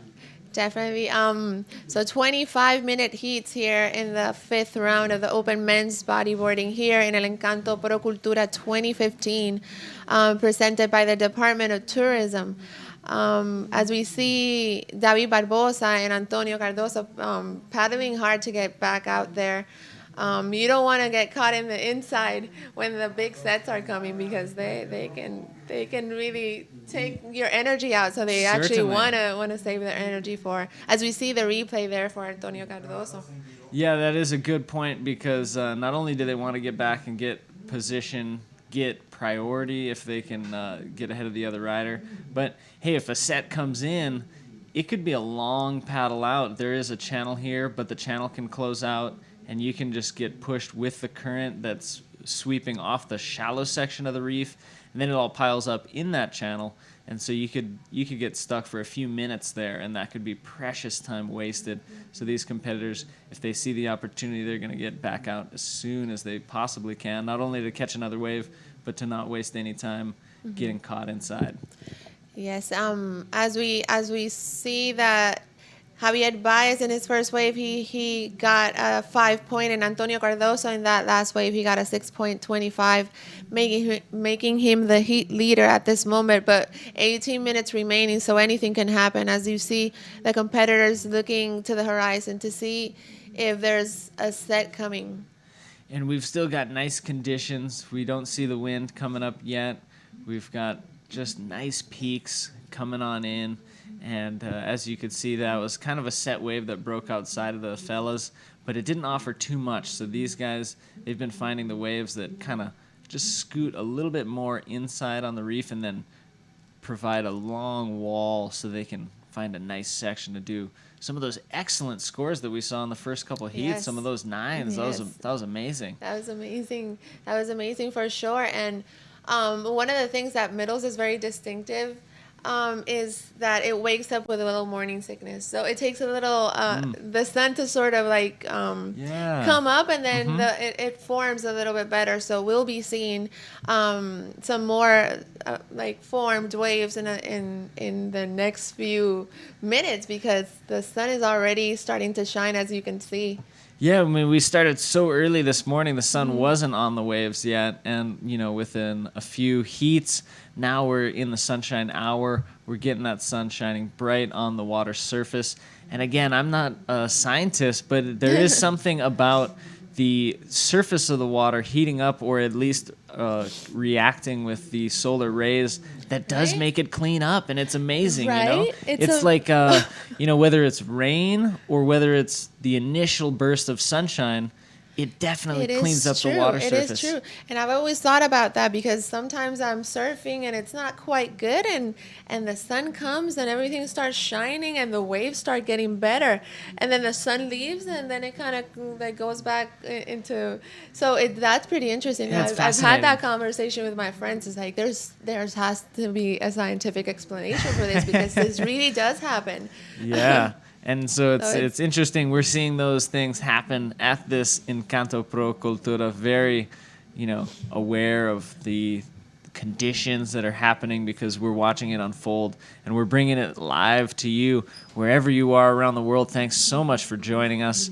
We're here on the beautiful Isla de Puerto Rico, and you are wherever you are in your home. I'm hoping you're enjoying this beautiful Sunday, and welcome. We're welcoming you here. We're bringing you now round 5 of the men's. We're in the first heat.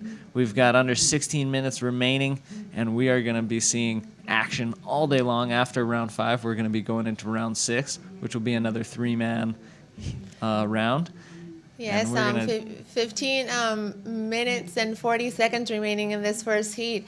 And yes, definitely stay tuned, because there's so many things happening. Not only is the action very, very, very intense right now in the water, and very nice to see from the beach, but if you're close by, there's also cultural events in the middle of the day and at the end of the day. So it's a very entertaining day for all the spectators to come and experience the Encanto Pro Cultura 2015. Not only that, but we're crowning 2 world champions, so it's history in the making, and it's very nice if you're close by to come and personally experience that history in the making. If not, you can stay tuned and keep tuning in live here. Yeah, we'll bring it live to you. We've got an awesome team here bringing you the action, all the camera angles, and we do have incredible sideshows happening, but the main event, as you said, world crowns are going to be handed out. The battle you see before you is all a part of those world title contentions. Here we're seeing David Barbosa from Brazil. He's going up, gets a roll off, a little bit under the hood as he attacked that roller section, and he's going to cut out, try to get back out the back. He only has one wave, so that's certainly going to help his situation. Also sitting with one wave, our Puerto Rican rider Wio. But here's the heat leader, Antonio Cardoso, scooting. Oh, he tried to get ahead of that section and just caught him, and it just started breaking on him, and he ended up wiping out. So leaving Wio outside to select whatever wave he chooses. He's going to have, at least a minute on his own that he can just, wait for the right wave, and obviously he has priority. Let's see our rider in black's wave as he trims down the line, hoping for a nice section. The wave just kind of starts bending a little bit away from him, breaks ahead, but he still gets the roll off, so that was still a good effort. So 4.25 for that last wave for David Barbosa from Brazil. He's currently in the second position, and he's needing a 3.51 to gain that lead spot from Antonio Cardosa from Portugal. Javier Baez is now in third position, and he's needing a 1.1 to make it to the advancing positions of first and second. So this is the pressure is on. We're in the non-elimination round right now. So 2 athletes will advance to the next round, and then the rest will have to. Well, yeah, they'll have to pack it up, hang out at the beach, hang out watch these great waves, but not ride them in any of the heats. But I think Wio's strategy right now, since he has that 5. He's hoping that could be his backup. He's patiently waiting. Just about half the heat is through. So if he gets, one of the best waves of the heat, he'll be fine. But that's why he's just sitting out there patiently. Like you said, he has local knowledge. He is a local rider from here in Puerto Rico. He's ridden middles plenty of times, free surfing. Been in plenty of competitions out here. They have local and regional competitions out here on occasion, and it's definitely an awesome venue. He knows all about it. So here we see him looking for this medium-sized wave. Looks like it's a clean face. He's got a lot of speed. Gets up there, does a smooth rollo. He's going to tuck under the lip, get another roll off. So he's building a house, as we say. He's even going to continue to the inside before cutting out. So that's Willow's second wave. We were talking about him a little bit earlier, and we'll get back to that conversation after the interview at the beach. Let's take it away, Alex. Thanks, guys. The Brazilian storm is just sweeping through this contest. Unbelievable. Sergio Luis coming out, firing. Another Brazilian just skipping another round. Unbelievable. Sergio, incredible performance, mate. How do you feel? I'm very stoked about the waves today, because today is more bigger than yesterday.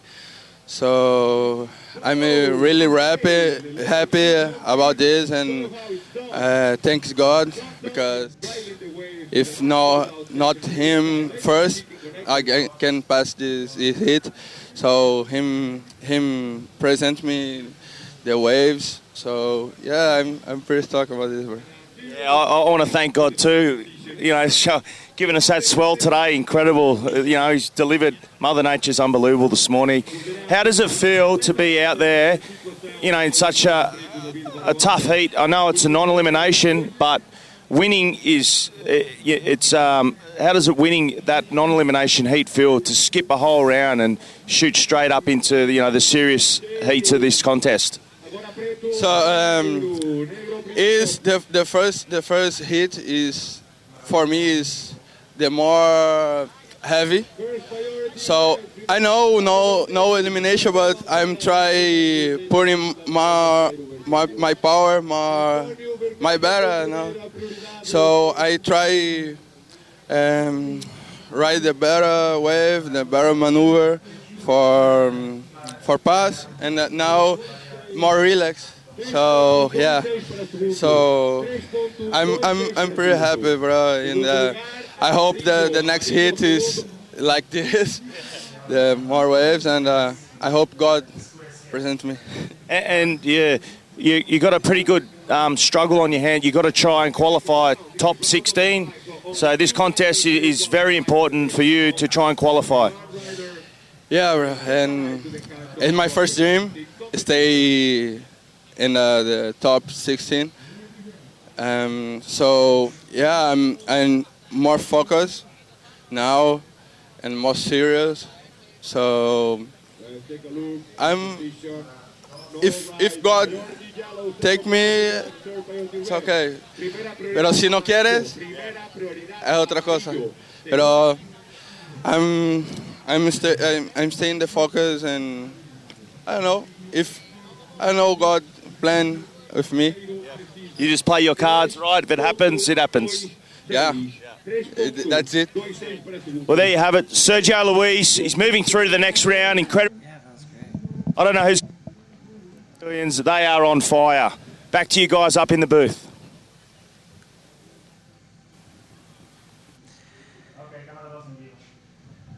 Back to live action, 8.5 minutes remaining. Great interview, very humble Sergio Luis, expressing his contentment with advancing all the way to round 6 from his round 4 heat.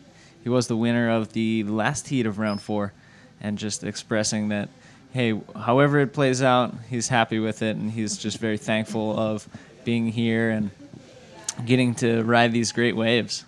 Yes, that was a great interview. As we see Javier Baez from Puerto Rico there, but Ryan trying to make that section and doesn't quite make, and it decides to look for another wave. As we see his bodyboard there. Yeah, that little section is just... Yeah, it's the second time this heat that it's caught somebody behind and they weren't able to get back in front of it. Mm-hmm. While we were listening to that wonderful interview, David Barbosa was able to claim the lead with a beautiful combination of maneuvers, nice flip. He ended up getting a 6.25 for all of his efforts on his last wave, which was enough to scoot him into the lead. Now Javier Baez sitting in second place with the strength of a 5 and a 4.5. Antonio Cardoso just looking to ditch that 1.5 for a 3.26 or higher to reclaim second and or first position. And so with 7 minutes remaining, I think we're going to see a little bit more shuffling of the positions as the riders catch a few more waves. So again, if you just tuned in, welcome to El Encanto Pro Cultura 2015. This is the last stop of the APB, where 2 world champions will be crowned, both in the men's open division and the juniors open division. Right now we're in round 5 in the first heat of the repertoire, so 2 men will be advancing. This is, again, not like the last round. This is... and then this is, you have to make the first or the second placement in order to advance. So the pressure is on. It's a little bit more pressure now because in the last round, it was a non-elimination format. So, it was a little bit. Even though if you got first, you got skipped to the 6th round. You could still make it if you placed 4th. So a different story now. Yeah, different story now. And, the top 16 competitors, they do like that cushion. They are the ones that are traveling all around the world to these events, and just having that comfort of being unable to lose in their very first heat. They get a chance to figure out some of the conditions, get one heat under their belt, kind of get the butterflies out, and then, take it from there. So that's something that they enjoy. And as we go to Alex now, and stay tuned. As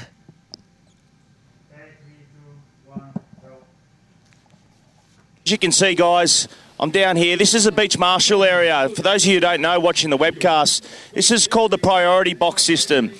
I'll just explain it quickly. You'll see our beach marshal is spinning this box. The top box is first priority. There's 4 colours on each side of this box. And whoever comes in the first priority, which means obviously they get the first choice of any wave that comes through, that's the top box. So when that colour's facing the ocean, and the head judge will call that colour, and they'll be able to see.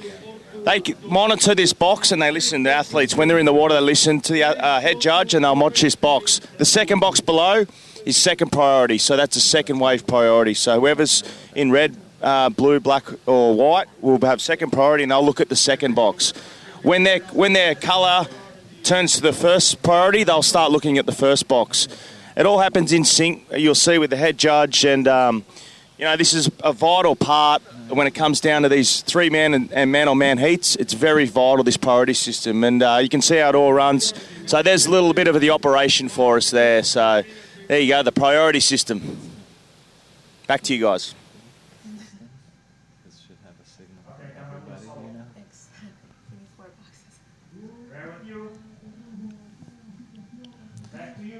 All right, back to live action. We've got under 4 minutes remaining in this first heat of round 5. We're going to see some of our position thus far in the heat.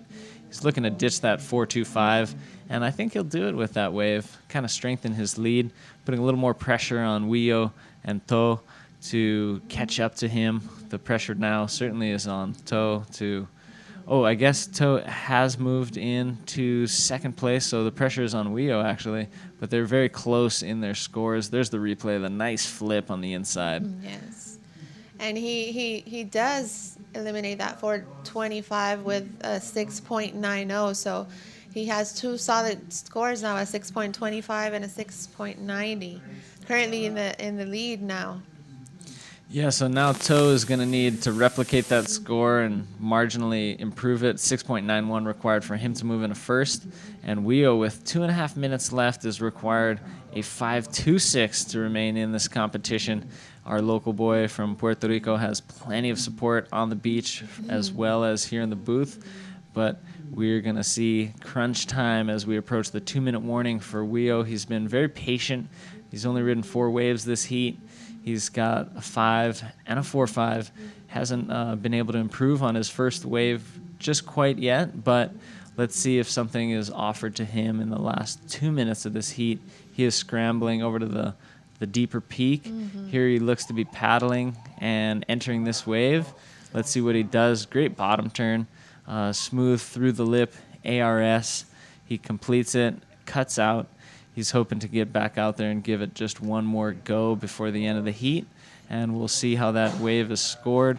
Body language showing us that he wasn't terribly excited about it, but he's very committed to still doing his best in this heat with 1.5 minutes remaining. Yes, time is of the essence now. So he's going to try to get back there as quick as he can as we see the replay. Great bottom turn, and just had a little bit of lip to fight through as he pushed through it. Still got some projection, smooth maneuver, and definitely complete. So he's going to try to get back out there in the section of the wave doing another rolo. So a series of maneuvers for our heat leader in black from Brazil. We're going to see another ride from our Portuguese rider in red, To Cardoso, doing a nice roll. He's hoping for more, so he does a reverse, but just sticks the tail in the water. Incomplete maneuver for him. We've got about 15 seconds left. Scores did come in for Wio. 4.9, not enough to change his situation. Still required of him a 5.26 with just a second remaining. Not quite enough for Javier Baez to advance to the next round. But great performance and for him. So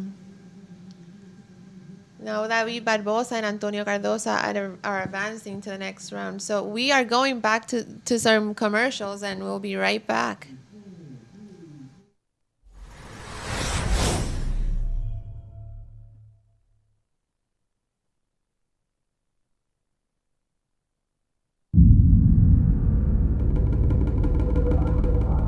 I lost my heart there. Best kept secret. The happiest place on earth.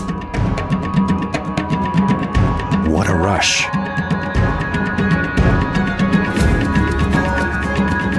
Live your own 5-star vacation story. Come to Puerto Rico, the all-star island.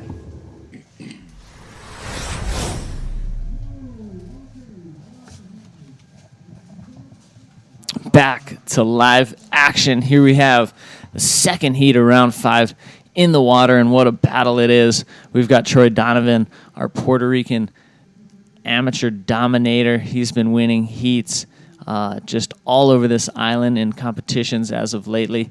Ian Campbell has had a very strong campaign on the World Tour, and the wild card, David Phillips. Here we see Troy Donovan on his first ride. Great bottom turn. Gets up and does a nice invert, actually. And here he's going to try to continue. Doesn't see more scoring opportunity. Gets out. Great start for Troy with a 6.0.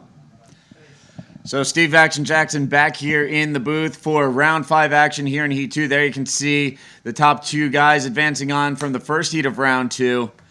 As there you can see the young David Barbosa doing double duty here, the 18-year-old from Favela Rocinha in Rio de Janeiro, vying for the Pro Junior World title and working his way through the men's field as well here in Puerto Rico at the Encanto Pro Cultura 2015. Solid performances from him thus far in the men's field. Looking forward to see what he has in the remainder of competition for the Pro Junior. Meanwhile, out in the water, we have Ian Campbell in red from South Africa, Troy Donovan in yellow from Puerto Rico, and David Phillips from Hawaii out in the water right now in heat number 2. Yeah, this will be a great battle. We got just under 23 minutes remaining. Just one ride yet under the belt so far for Troy Donovan, a 6.0. Good way to start. Here we see Ian Campbell. He's got an awesome trim and a great bottom turn. The judges love it. Here he's doing a nice big extended arm Rolo. Very smooth. Good way to start for Ian's campaign. And now just leaving David Phillips out the back with no waves ridden in black. All right, so Big Red getting on the board with a big roll off the end section there. We'll wait for that score to drop. And, see if he can keep pace with Troy Donovan. The Puerto Rican representative has just been, on a tear. Here's a look at Ian one more time. He's a great swimmer, lifeguards back in South Africa. And so he's very powerful and just has awesome timing as well as a classic style. And as we saw, that was just a very smooth El Rolo. Nothing too flashy, but just nothing out of sorts and just very smooth riding. 5.75 awarded for his first wave. Ian Campbell is on the board. Second spot, sitting behind Troy Donovan, our heat leader, both on the strength of just one wave, leaving David Phillips likely holding priority, and he sees something. He's moving out the back. Here we have a set rolling in. Both these guys scrapping to get through this one as they're both going to have to duck through. So Middle's offering up some freak sets every once in a while as we've seen the swell fill in, and every once in a while a little sleeper set rolls through to make sure everybody's awake out in the water. David Phillips up and riding on his first ride, patiently waiting, taking that speed to the inside section where we've seen flips being done. He does one flip, gets up for a roll through the lip, see if he can complete that final maneuver. I think he just comes short of it. Still a good ride for David Phillips. It's really good to see D. Phil's out in the water competing on the international level. We've seen him experience success in Hawaii and on the former U.S. National Tour. We'll see what that score comes in. Right now we're going to throw things down to a beach interview. Take it away, Alex. Yeah, thanks, guys. Well, I got to say it, another Brazilian storming straight through this contest, and a young grommet who's in the Pro Juniors as well. David Barbosa shredding through both divisions all weekend. Unbelievable. The waves are absolutely pumping behind us at middles. We've seen such good high level of surfing this morning. It's just so good to see good waves. And David Barbosa's with me now. David, talk us through that heat. Então, galera, foi uma bateria bastante disputada. Foi sobe e desce de lugar, sei lá. Então, tô muito amarradão. Foi uma disputa muito irada. Passei em primeiro agora. Na próxima fase, espero conseguir ir mais longe ainda. Eu tô com a meta de ficar entre os 16 do ranking para poder o próximo ano, como eu já disse, né, entrar bem no No Elimination. E eu tô lutando aí para isso. Vamos conseguir. And David, what do you think about Puerto Rico? What's the best thing about Puerto Rico and middles? Então, Porto Rico é muito lindo. água quente, o fundo ali, acho que, não sei, é uma mistura de coral com pedra, água quente, é tudo lindo, para onde você olha tem verde, gente bonita, claro, e eu não sei, é tudo, é um paraíso aqui.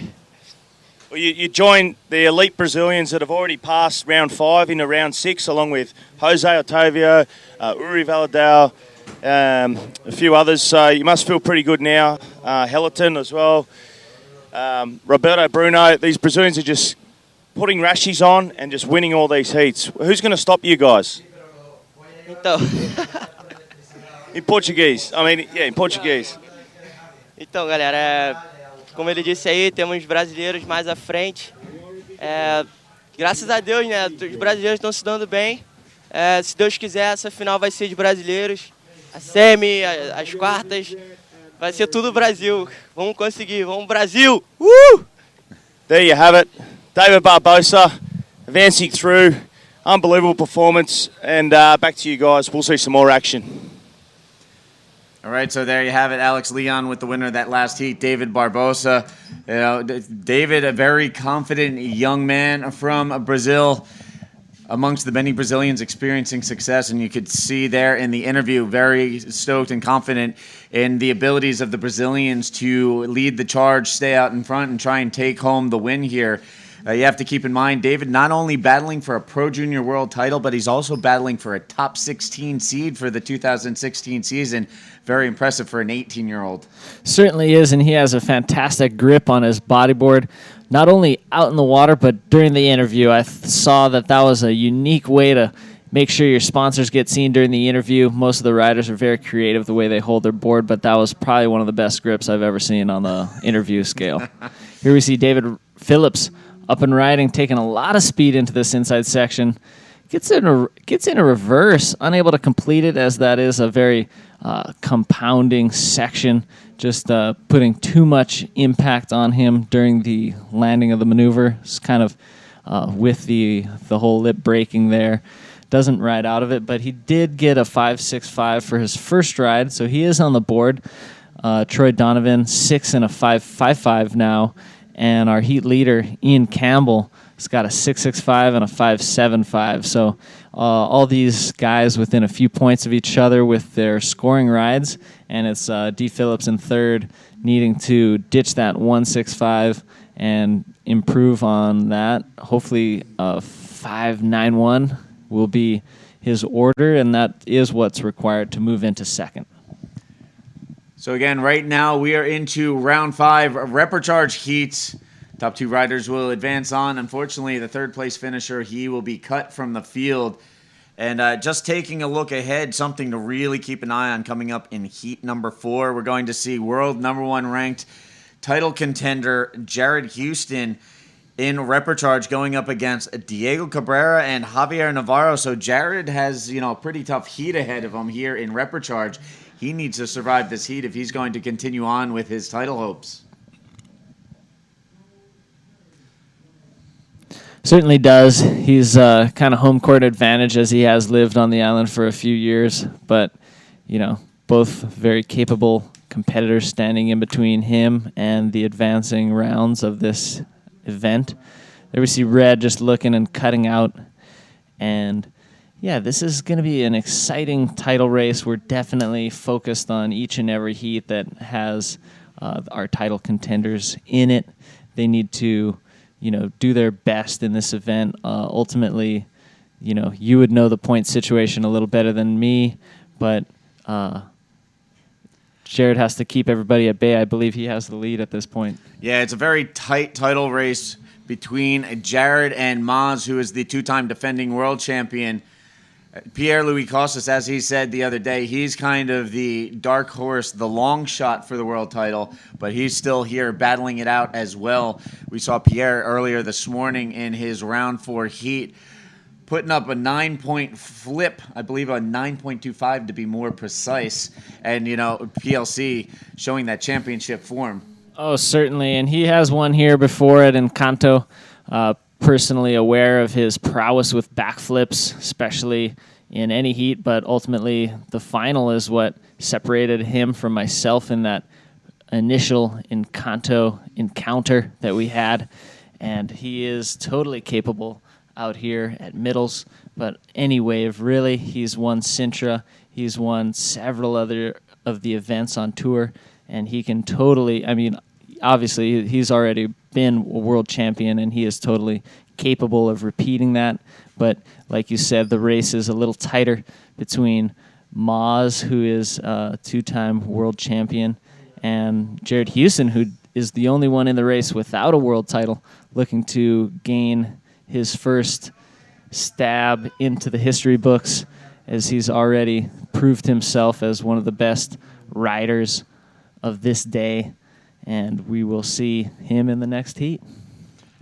Yeah, so again, just a quick look ahead through round 5. Right now out in the water, we have Ian Campbell, Troy Donovan, Dave Phillips. Up next, we're going to see Gadiel Rodriguez, Miguel Feliciano, and Silvano Lourenco going up against each other, a pair of Puerto Ricans against the Portuguese rider. And whoa, big flip out in the water from Ian Campbell. Hello, good morning. Good morning, South Africa. And Ian puts a whitewater roll on the end of that nice flip. When we see the replay, we'll see how patient he was at the start of this wave. He takes off, but he holds onto that speed, finds the line he wants, drives off the bottom, up and out. Nice flip, smooth completion. He's excited, throws an extra spin on for good measure, and then just works the inside section, hoping for a little more lip projection, but it just foamed on him, so he still completed the maneuver and pulled out. Likely to be one of the better waves of this heat thus far. And yeah, he's already sitting on a 6.65 and a 6.75 to hold the lead. This should only help him out with the overall combined heat total here as he maintains the advantage over Troy Donovan and Dave Phillips. Dave Phillips sitting in that third spot on the outside looking in right now as we break the halfway point, counting down to 12 minutes left on the clock. Dave only needs a 5.91, so we'll see what he can put together in the back half of this heat, trying to get rid of a 1.65 as a backup score. Yeah, and he's definitely performed and gotten excellent scores. He got a 10-pointer at Pipeline several years ago with a terrific air reverse. He trimmed on the wave pretty much all the way down off the wall, but the air reverse was one of the more monumental maneuvers in that event. Part of the reason he's earned himself a wild card into this Encanto Pro Cultura 2015, and so he is looking to get one of those above average, good or excellent rides. We've seen 9s happening earlier today, and so he knows that they're possible. He was likely filming Jeff's heat as he's here with the Hubboards crew, and so he knows what to do. He knows where to find them, and he's hoping to get one of those himself, totally capable of doing so. Him and Jacob Romero, great friends, and he also saw Jacob Romero do fantastic air reverse. We saw the 9.5 dropped earlier, so David Phillips, pretty much his go-to maneuver is air reverses, so he's really hoping that he's going to be able to put his bread and butter onto the scenario today. He's still waiting patiently, likely holding priority at this point. So let's see what the final 10.5 minutes of this heat bring us. Now, we were talking about Jared Houston coming up in Heat 4, has a tough heat ahead of him if he's going to continue on with his title hunt. Pierre-Louis Costas, the third person in the title chase, he will also be coming up later on here in the Repercharge round. As you mentioned Jacob Romero, he had a big heat, but unfortunately your brother Jeff Hubbard had a slightly bigger heat to start things off this morning. The same case with Pierre-Louis Costas. He dropped that 9.25 on a big backflip, one of his textbook maneuvers, but he was only able to hold on to second place in that heat, so he'll be coming up again in Repercharge heat number 7. He'll be going up against Miguel Adao and Brahim Adosh. That's going to be another tall order for one of our title contenders. Yeah, it'll be a great heat to watch for sure. Everybody in that heat has been surfing really well in the previous heats that we've seen him. Miguel Adao surfing just a few more heats than the others, and we are going to see a little bit of action, I think, rolling into the back. We see some lines, and we see all the riders waiting patiently, hoping for a nice ride. And the sun has kind of settled down, so we're seeing some of that morning sickness return, just a little bit of extra texture, not as clean as it was earlier. I guess Troy was holding priority over Defil, so Defil opts out, and Troy goes for the roll. Donovan trying to punch the roll through that closeout section, got caught up in the lip, and there you can see collecting his board, heading back out to the lineup. He was not able to hold on to his board with all that whitewater turbulence. So interesting scenario now, leaving the two riders out the back. Ian sitting with the lead with a 6.75, 6.65, two very similar waves. He's throwing a big shaka as he knows we're talking about him right now. But Defil is the one who's patiently waiting. He's the one in third position who needs a score. 8.5 minutes remaining. Defil looking to better a 1.65, traded out for a 5.91 or better. So let's see what can happen in the last 8 minutes of this heat. So again, working our way through Heat 2 out in the water right now. Here we have a look at Ian Campbell up and riding on the right-hander. He's got a great trim, like I said, and he's using that to take all this speed to this inside section where he lofts a fun invert and cuts out cleanly. Smooth ride, nice maneuver. See the replay. He's got that double hand trim down until he wants to commit. Takes that speed line, bottom turns right up into a clean invert. Judges really love the bulk of what Ian does, and he's been, competing at a very high level this year on tour. He says that he wants to do his best this year before he's joined by Tristan Roberts next year on tour, as he feels that Tristan is going to be just really unstoppable. Tristan Roberts, another young junior competitor, but making his way into the men ranks and just surfing so well. Yes, Tristan Roberts, we saw, won the Pro Junior Championship in Portugal last year, opted to take this year off to finish his school work, and we'll see him returning to the tour next year as a men's competitor. Tristan Roberts, one of the young guns of the sport, one of the future stars, as Alex Leon, our tour CEO, likes to put it. So, we'll see that rising star from South Africa making his way onto the tour next year. It'll be interesting to see how he fares against the rest of the field, as, we're seeing a transition in the sport of bodyboarding. You have the established veteran riders that are still battling it out on tour, but you have this whole new generation of super groms and young guns coming up from around the world in multiple countries that are really giving these guys a run for their money out in the water at each and every event here in 2015. It'll be really interesting to see what unfolds in 2016, both with the tour schedule and the surge of new talent making its way onto the international scene. Boy, I think it's awesome. I'm so delighted every time I see young competitors making it out to these World Tour events. Just shows that they're able to get support at that young age and give it a go right away. Some of them find out after a couple years that it's not cut out for them, not their cup of tea, but some of them stick with it and become future world champions, like Pierre-Louis Coste, who's in the title race, as we mentioned, one of the super groms from a few years back, now totally established as a tour competitor for the last 7 or 8 years. And, seeing people join him that are young, like you just said, I'm just thrilled every time that happens.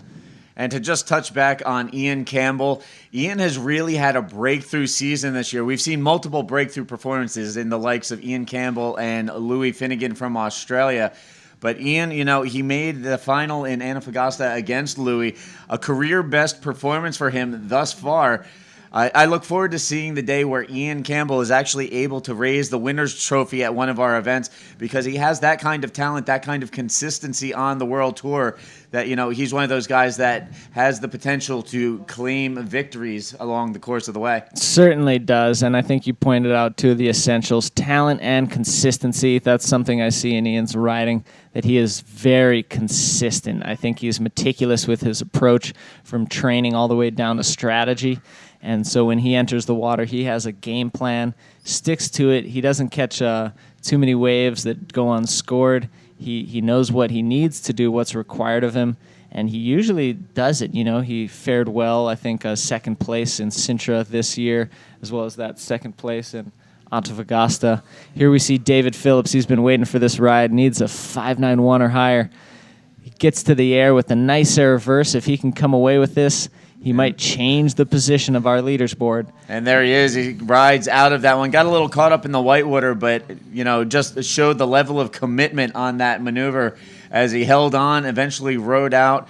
And Dave Phillips getting the air reverse that he's been looking for out there. He's had a couple of close attempts. This time he nails it down. Here's the look. Here's the replay. Yeah, that was nice. He got a nice rotation, nice projection. Wasn't as high as some of those 9s that we've seen rewarded for Zay and Jacob Romero's air reverses earlier. But I think that's going to be a nice score for him. It actually comes in 7.75, scoots him all the way up into first place.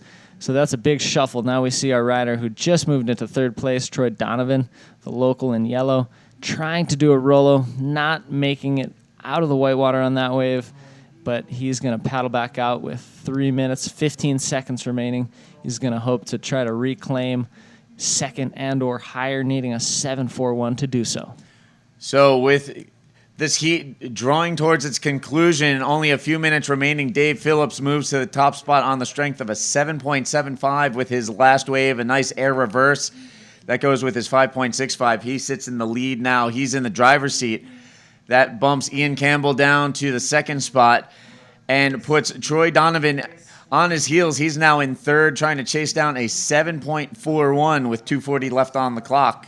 This has been an awesome heat, lots of ups and downs and exciting maneuvers, very consistent surfing from our competitors, and, shuffling of the positions has been occurring. So it's exciting to see with these final moments of the heat winding down what will happen and who will make it out of this second heat of round 5. So again, working our way through the tail end of this heat. And just a quick reminder for all at home, be sure to check out ebodyboarding.com throughout the course of our competition window running through November 15th. Be sure to enter the promotional code Encanto15 to receive 10% off all of your online purchases. Thank you again to ebodyboarding.com for their support of our morning show and the live webcast.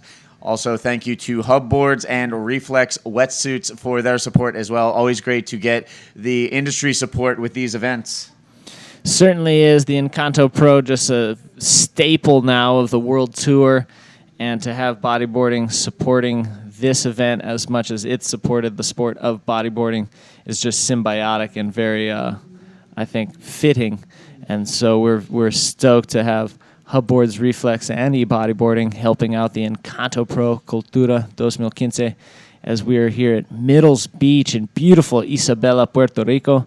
We've got some great waves on tap. We've seen excellent rides been ridden thus far, but we've got a whole day of competition being brought to you. We're going to scoot through the rest of round 5 and likely move into round 6 of the men's. Just under a minute remaining, and Dave Phillips maintains the lead here in the late going. Ian Campbell, who led the majority of the way through, now sitting in second, trying to hold off Troy Donovan. Troy Donovan looking to nail down a 7.41. Here we have Ian Campbell up and riding. This could be his final attempt at getting that winner's interview with Alex Leon.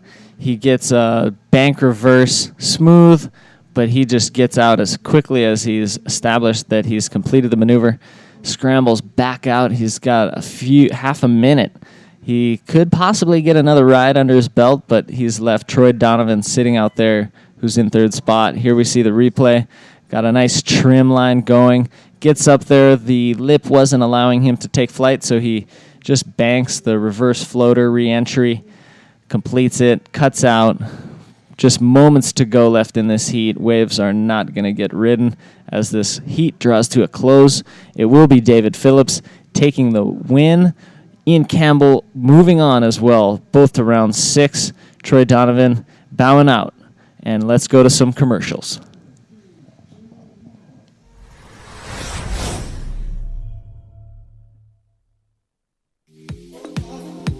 The Interchangeable Stringer System, ISS, has revolutionized our board's responsiveness.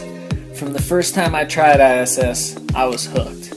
It keeps my board with perfect flex and with a much longer lifespan. same board can be used throughout the year in different seasons, conditions, even different stances. ISS, now available in hub boards.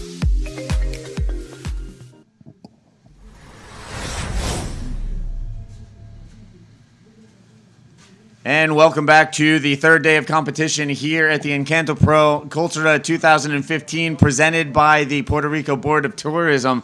We are already underway out in the water with heat number 3. Here you can see up and riding Puerto Rican representative Gadiel Rodriguez on the opening wave, getting things started here. He is joined out in the water by Miguel Feliciano, who has been one of the big surprises so far in this event.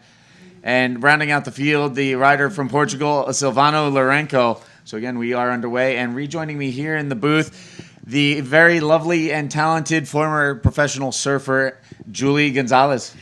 Thank you. Welcome, everyone. And yes, Gadiel Rodriguez, right off the bat, as soon as the horn blew, he was up and riding that wave. And we're still waiting for the scores to come in. As you see, a set approaching. Look at that. So still some solid waves coming through this morning. Miguel Feliciano, the new father there, up and riding. He decides to go for another wave to see if it delivers what he wants. So he's back out there. So Gadiel Rodriguez from Puerto Rico, Miguel Feliciano from Puerto Rico also, and Silvano Lourenco from Portugal. So 2 Puerto Ricans out in the water. And a Portuguese. Again, this is the report charge, so 2 advance. The pressure is definitely on now with 22 minutes and 51 seconds remaining from this third heat of the 5th round of the Open Men's Bodyboard. So you mentioned Miguel Feliciano, now a new proud papa, the father of a newborn baby girl. Family has been a going theme here with this event here in Puerto Rico. Family is always very important. You yourself, the proud mother of 2 young boys. Definitely a proud mother. They're definitely the light of my eyes, Elian Carlos and Gael Andres. Elian is 8 years old and Gael is 6. Meanwhile, we'll get back to my little precious children and Silvano Lourenco from Portugal out in the water. That is a beautiful wave, and he's trying to make the best of it. As we see Gadiel Rodriguez first wave, a 6.75. So yes, I have 2 little boys, and they are just so much fun to be around. They're going to be here tomorrow to watch the finals after school. So well, we'll see if Gadiel Rodriguez can make it to the final day there. A nice big roll off that heavy section, a bit of a hard landing, but he sticks it. Gadiel, currently the heat leader, opened up with a 6.75. There he is, backing it up. Meanwhile, Lourenco opens up with a 4.0 to get his first wave in the morning. Miguel Feliciano still looking to dial into something a little more substantial. Meanwhile, here's a quick look at the replay. Gadiel Rodriguez drives around the section, punches the roll, and, a hard landing, but he held on. Very hard landing, as we see Miguel Feliciano taking a look at that wave and deciding not to go. Gadiel Rodriguez did not waste any time. As soon as the horn blew, he caught that first wave, scoring a 6.75, and now we're waiting for the next score as we go to an interview. We'll be right back. Thanks, guys. I'm down here with Dave Phillips from Hawaii. He's just taken out that last seat. Incredible performance again. Well, it's not a Brazilian, but it's a Hawaiian this time, so it's good to see we've got a mix of countries now advancing through. Dave, talk us through that last one. There wasn't a lot of sets, but there's still a lot of good waves. So I was kind of waiting for the sets, and no sets came, so I just had to get one of the smaller but good punchy waves, but waited kind of a long time to get that wave. But it worked out. Stoked. And how does it feel to be a wild card in this contest, and now, making sure that you're rewarding that, and you're getting through your rounds? Yeah, I'm super stoked. This is actually the second time that I had the wild card at the Encanto Pro, and the first time it didn't go so well, so I'm glad that I'm actually putting it to use this time, kind of redeeming myself, hopefully, for the first time. Yeah, that's good. And it seems to me, from my understanding of Hawaii, this wave sort of reflects a little bit like off the wall. Oh, totally, big time. And I actually don't surf off the wall too much, but it's still a really good wave. So regardless of where it is, it's still a good wave, Hawaii or Puerto Rico. But yeah, totally off the wall in Puerto Rico, so that's a good thing. And was it sort of shifting a bit? Like there's sort of one peak, but there's also another little takeoff zone, it looks like, just to the side and like trying to get into that bowl. Is it a lot of water moving and shifting out there? Yeah, so you can sit deeper, but then it puts you in a potential too deep situation. So it's actually, I think it's good to sit a little bit more on the shoulder on the safe side and just get that in bowl ramp to the sandbar over there. Super stoked. Yeah, well, congratulations, mate. You're through to the next round. There we have it. Dave Phillips from Hawaii, riding for Hub Boards, another ambassador for Jeff and Dave. So there we sit. Back to you guys in the booth. All right, so there you have it. The Hawaiian wildcard, David Phillips, affectionately known as D-Phils to his friends and family, utilizing that wild card, taking out the win there in Reprecharge. He'll move on to round 6 and continue on in competition later today. All smiles with him. As we see, Gabriel Rodriguez last wave a 6.65, so he solidified his win there with another backup wave. With a total of 13 and 40. Again, this is a Reprecharge, so 2 men advance to the next round. So the challenge is definitely on. Miguel Feliciano in third position, currently third position. He just has 1 wave in and out, so he's definitely being patient, trying to use his local knowledge in order for him to wait for a good wave, and plenty of time left. So he's trying to hold patience there as we see the 3 competitors looking out at the horizon. Seems that there's a set approaching, so let's see what happens. Well, it's interesting to see Gabriel Rodriguez and Miguel Feliciano in this heat, as both of those guys were the ones responsible for knocking out Dave Hubbard from the field of competition, and here they are in Reprecharge, both of them trying to survive and continue on in the field. Here we have Miguel up and riding, trying to work his way out of that third spot. A little bit of a bumpy transition coming off the bottom. Hits off the top there, gets a little caught up. So Miguel Feliciano trying to put together his first solid score. This will give him his second wave ridden in the heat. He opened up with a 1.0 from the judges, now trying to dial it in. Meanwhile, Silvano maintaining some work out in the water, trying to hold on to that second spot there. You can see nice fluid roll off of the end section there. Silvano opened up with a 4.0, now looking to back it up. Yes, and definitely Miguel Feliciano is going to drop that one for that last wave over a little,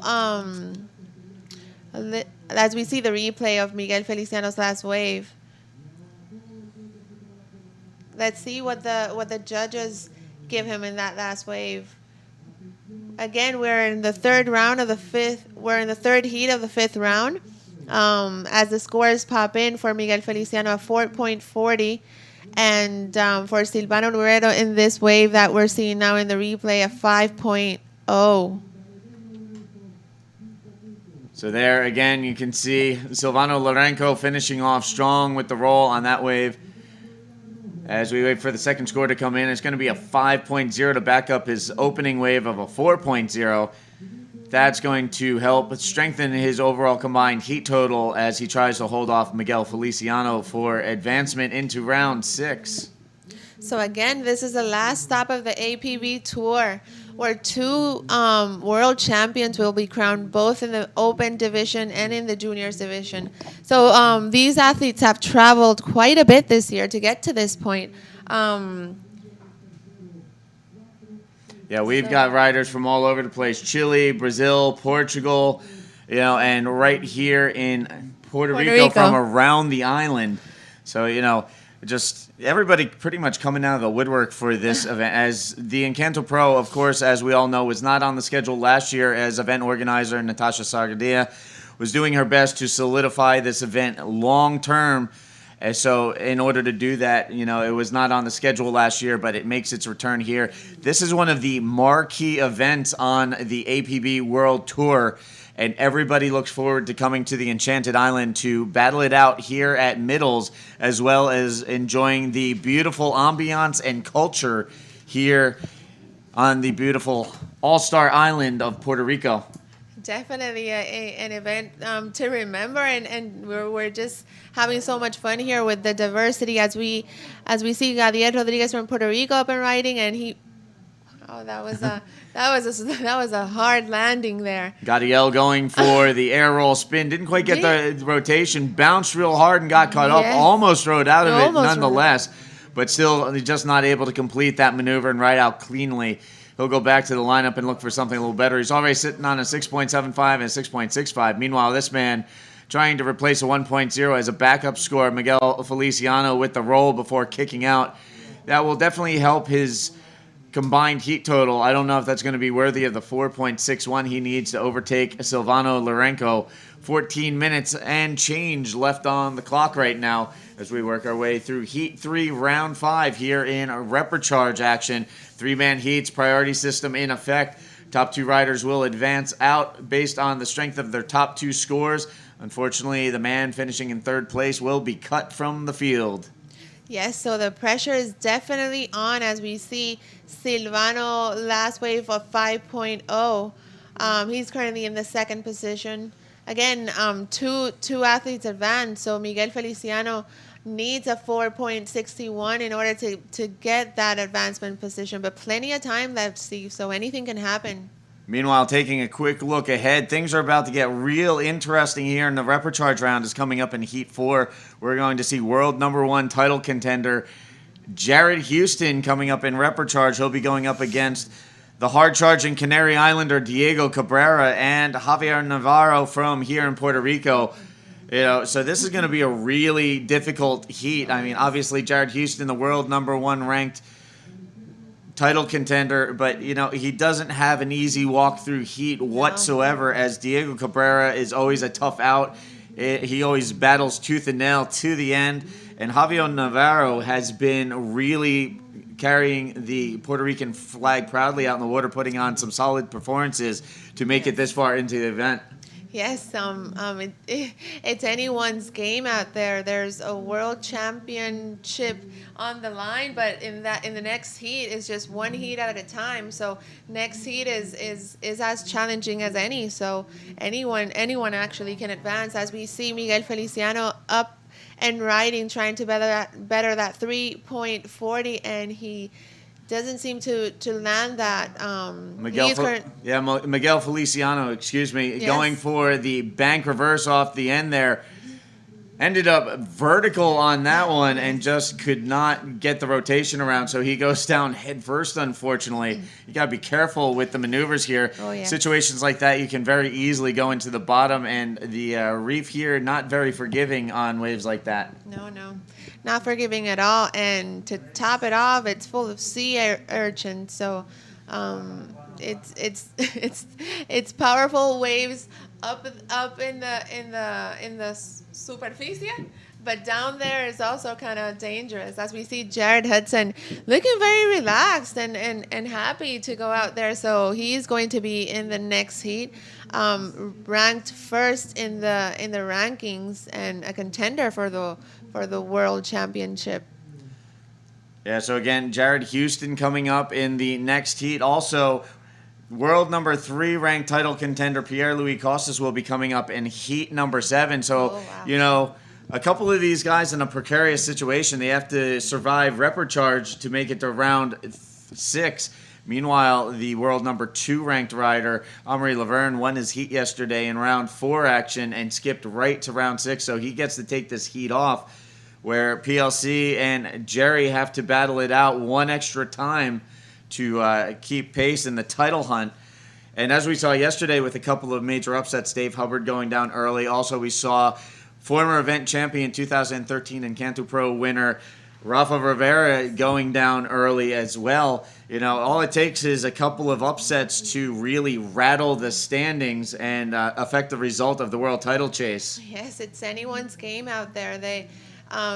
It's just a mix of factors that determine if you're going to win or not. Miguel Feliciano up and riding in the yellow jersey. Let's see if he can pull that off. There he goes for the ARS off the closeout section. He's going to ride out. This should help improve his overall combined score.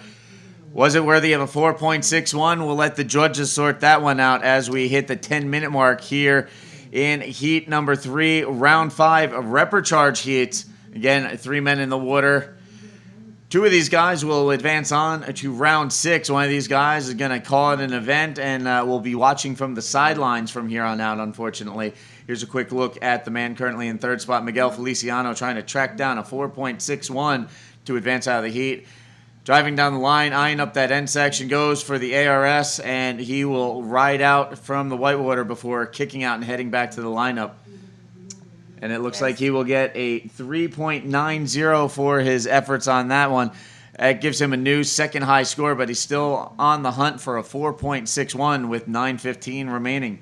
Not quite enough for the score that he needed to advance to the advancing positions, as we see Silvano Lourenco from Portugal trying to get speed and pulling that Rolo. We've been seeing just one.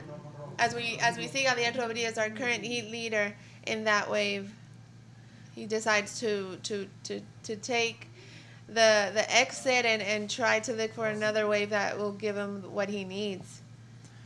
So as we were talking earlier, it's a mix of factors, that need to align as we see the replay out in the water. Here we have a look at Silvano Lourenco trying to maintain his hold on the second spot. There you see a quick replay of his last wave. He maintains the advantage over Miguel Feliciano as Gadiel Rodriguez leads the way. The Portuguese rider in second, trying to hold off the second of the Puerto Rican pair out in the water. Miguel Feliciano still trying to dial in a 4.61 with just over 8 minutes remaining in the heat. And here you can see more waves rolling in. It's not as consistent as it was this morning. We started things off in explosive fashion with, big scores, big sets rolling in. There's still some sets rolling in, but it seems like as the tide transitions a little bit, it's changed the conditions out there. So we're not seeing the 8s and 9s we saw first thing this morning. We're seeing more mid-range scores in the high 6 and 7 range for the riders at winning their heats and advancing on. And hopefully as we get later into the day and the tide transitions again, we'll see an increase as the tide will start sucking out, and we'll see the waves stand up a little bit more. Yes, as we see Miguel Feliciano again trying to better that 4.61, and let's see if he not quite makes it. That was a very strong landing, and it seems that yes, those landings are strong in that section of middle. Some difficult, a lot of whitewater. Some difficult landings for sure. And again, he's looking to improve his situation. Now he needs a 5.56, though, as that last score from Silvano drops in, giving him a new high-scoring second wave. So that increases the deficit now. Miguel Feliciano looking for a 5.56. His last wave going for the Hail Mary roll off the end section. Not quite able to stick the landing. Now he has a little bit more work in front of him if he's going to surpass Silvano Lourenco in the last 6:35 of the heat. It's 6 minutes and 30 seconds remaining from this heat, so plenty of time left for any of these guys to catch two good. All you need is 2 really good scores. So Gadiel Rodriguez now has 2 good scores, and he's currently in the first position, a 6.75 and a 6.65. Silvano Lourenco needs an 8.41. So he really needs to pay attention to the waves and catch one of those good forming waves. Just under 6 minutes remaining. And again, real quick, we'd like to take the opportunity to thank our sponsors for the morning show in the shop, as well as the live webcast from here in the garden. Thank you to ebodyboarding.com. Be sure to log on to ebodyboarding.com and use the promotional code Encanto15 during the event window here in Puerto Rico and receive a 10% off of all of your online purchases. Also, thank you again to Hub Boards and Reflex Wetsuits. And I believe Julie has a list of sponsors in front of her, so we'll get to more sponsor rundown in just a moment. As out in the water right now, you can see Gadiel Rodriguez leading the way, waiting patiently for the next wave to roll in. And Julie's going to give you a continuing rundown of some of our sponsors. Yes, un momento de gratitud para el Departamento de Turismo que presenta este evento. SeaPuertoRico.com, the Department of Tourism. You can check there all the sites and the beautiful sites for for Puerto Rico, and they're definitely supporting this event as they are very well aware how this can be translated to the whole world, as we see a huge wave splashing in those rocks out there.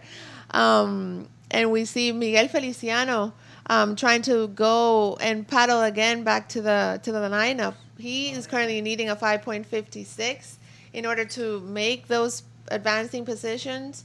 Silvano Lourenco at 8.41. That's a really high score to get, but it is possible. There's 4 minutes remaining still, and the waves are good and powerful, so it's anyone's game. Yeah, so again, right now, Gadiel Rodriguez leading the way. Silvano Lourenco in the second spot, looking to advance out, trying to hold off Miguel Feliciano with 4 minutes remaining, so getting down to the last few minutes here in this heat.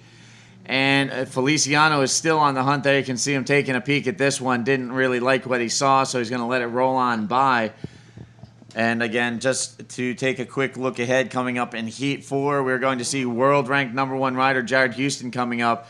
Meanwhile, here we go. Feliciano throwing out the flip, gets it around, carrying on, looking to finish off strong. Hits the roll, still going as he has more section in front of him. He's going to hit one more roll for good measure, and it's going to reform as well. So he rides out, takes that one all the way to the inside. Again, he was looking for a 5.56. This could be really close. We may very well see a situation change here in the final 3 minutes. We'll wait for that score to come in. And now Silvano Lourenco, kind of the man on the hot seat, waiting to hear this score come in. Will he maintain the lead, or is he going to have to make up some ground to try and jump back into advancing position? As the scores come in for a 4.65, not quite enough what he needed in order to advance to the second position, but a good score. He's going to be dropping that 340, that 390. All right, so Miguel Feliciano still on the hunt for a 5.56 with 2:40 left on the clock. It looked like he might come close with that last score, but you know, as my grandfather used to say, close but no cigar. So your grandfather has some really good sayings. I tell you what, we've been talking about family a lot today. Yes. And the family experiences I had growing up, spending a lot of time with my grandmother and my grandfather, you know, World War II generation. I learned a lot of valuable lessons. I also learned a lot of colorful phrases from my grandfather. Yes, definitely good ones. As we have 2 more minutes remaining in this third heat of the 5th round. Again, this is the repper charge, so only 2 men advance to the next round. So the pressure is definitely on. The waves are pumping. The sun is starting to shine. So if you're nearby, please come down to the beach and experience the enchantment of El Encanto Pro Cultura 2015. So again, working our way through round 5 repper charge heats. Keep in mind that following the end of round 5, we will be reseeding the field before going into round 6.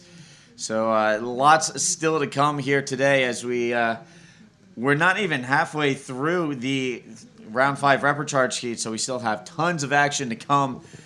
If you tuned in late, I hate to break it to you, but you missed one hell of a start this morning. As you know, the first couple of heats, we saw 5 rides in the 9-point range. As Jeff Hubbard, Jacob Romero, Zé Otavio, and Pierre-Louis Costas just started lighting things up right from the word go. I mean, it was like a fireworks display out in the water this morning. We saw 9.5s, the 2 high scores coming from Jacob Romero and Zé Otavio on big air reverses. We saw 9.25 for a big flip from Pierre-Louis Costas. And Jeff Hubbard, the benefactor out of all of that, he dropped a 9 and a 9.25 in the opening heat for a combined heat total of 18.25, 2 of the highest scoring waves of the event, and the highest combined heat total so far from any of our riders.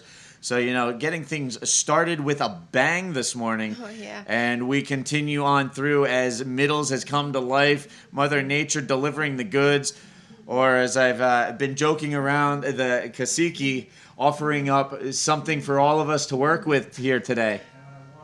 As we see Gadiel Rodriguez last wave, trying to manage that as we hear the horn blowing for the end of the 3rd heat of the 5th round. So very exciting next heat approaching. Yes, again, coming up, we're going to see Jared Houston go up against Diego Cabrera and Javier Navarro. Will the world number one be able to survive repecharge? We'll find out right after this commercial break.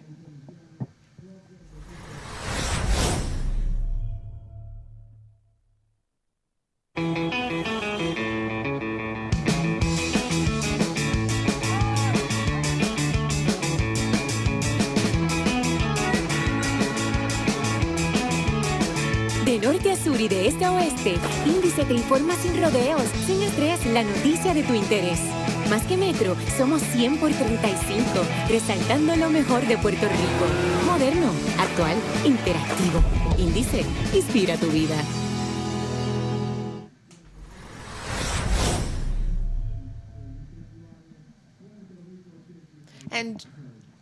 And welcome back to El Encanto Pro Cultura 2015. Dave is back with us for this fourth heat of the fifth round. We have Jared Hudson here in the red jersey, Diego Cabrera in the yellow jersey, and Javier Navarro from Puerto Rico in the black jersey. Dave, it seems to be a very exciting heat coming. So, what are your thoughts? Yeah, I think this is going to be a great display. You know, this is what kind of separates men's from the boys as far as when you're in a title race, there is tons of pressure on every heat, and especially here. This is his first elimination heat of the event, so this is the first opportunity for that pressure to really stack and mount up on him. And so, classically, Jared works well, and when he has that pressure, he tends to come out through it. So we'll see what is the result at the end of the 23 and a half minutes left in this heat. No rides ridden yet, but like you said, this is going to be an exciting heat to watch. Yes, Jared Houston, he is looking very relaxed out there. It's a 25-minute heat, so plenty of time, and the waves are good as we have some action and some smiles at the beach. Yeah, here we see the Puerto Ricans all congratulating and supporting each other. Some made it through, some did not, but they're going to keep fighting and all support each other as the Encanto Pro Cultura is in their backyard. They certainly want to represent this island well, and so far they certainly are doing that. We want to thank everybody for tuning in and joining us from wherever you are on this beautiful planet, and joining us here on this beautiful island of Puerto Rico, Isla Boricua. It is just so great to have you here. We're pleased to be bringing you the 2015 Encanto Pro Cultura. We've got Heat 4 of Round 5 underway with Jared Houston's first ride. Let's see what he does. He's trimming down the line looking for a nice ramp. He may find it, but it's going to take him a little more time than we thought.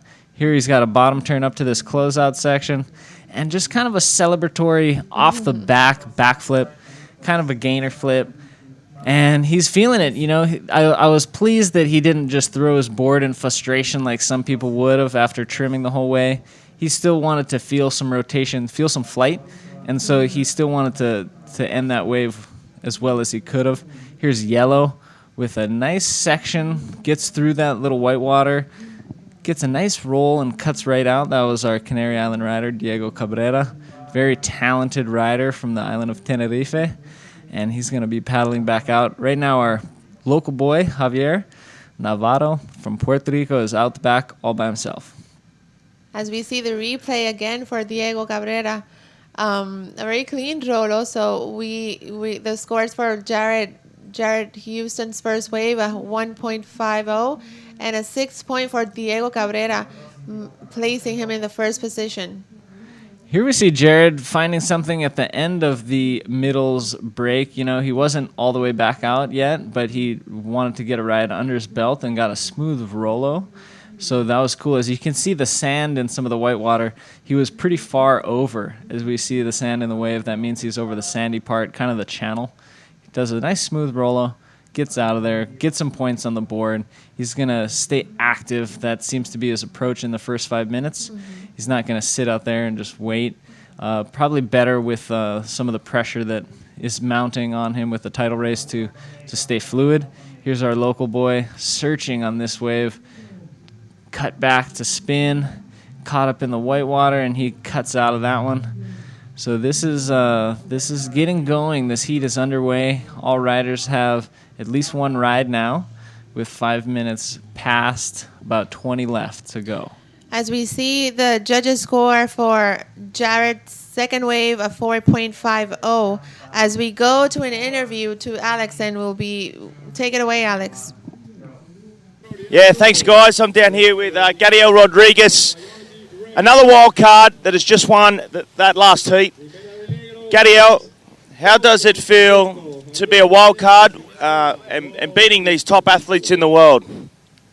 Me siento bien agradecido por esta oportunidad de wildcard y gracias a todo Puerto Rico por el apoyo, en especial a mis auspiciadores de RUN, Vaya la Saí, Boogie Family 360 y a toda mi familia que está viendo por la televisión de Puerto Rico. And Gadiel, you seem to know this way very well. You got that local advantage, a local spot that you surf more than the other riders. You take advantage of that? Este spot no vengo mucho porque soy de Atillo, de Arecibo, donde voy más a menudo a Arecibo a surfear, pero para el evento vine a practicar aquí en Isabela para poder darle un buen papel para Puerto Rico y para el Encanto Pro. Gadiel's the national champ of Puerto Rico. That's how he's earned his wild card into this event, and it was well deserved. We're going to see you in the next round. Congratulations, Gadiel. Gracias. That's Gadiel Rodriguez, local Puerto Rican wild card. He's through the next round. The show's only getting better. Back to you guys.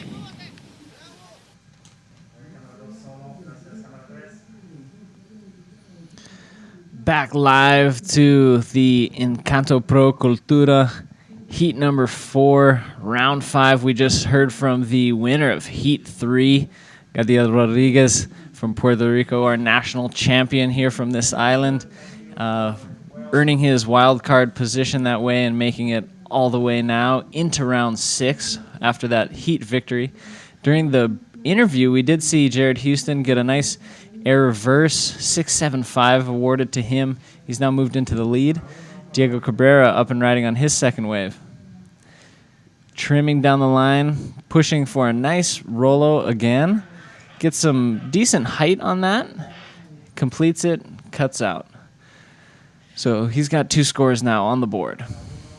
Yes, as Gadiel Rodriguez was saying, he's actually from Atillo, which is in the northern part of the island. So he doesn't serve this break as much. As we see the replay, Diego Cabrera out trying to get some speed and then making that hurdle. We're still waiting for that score to come in.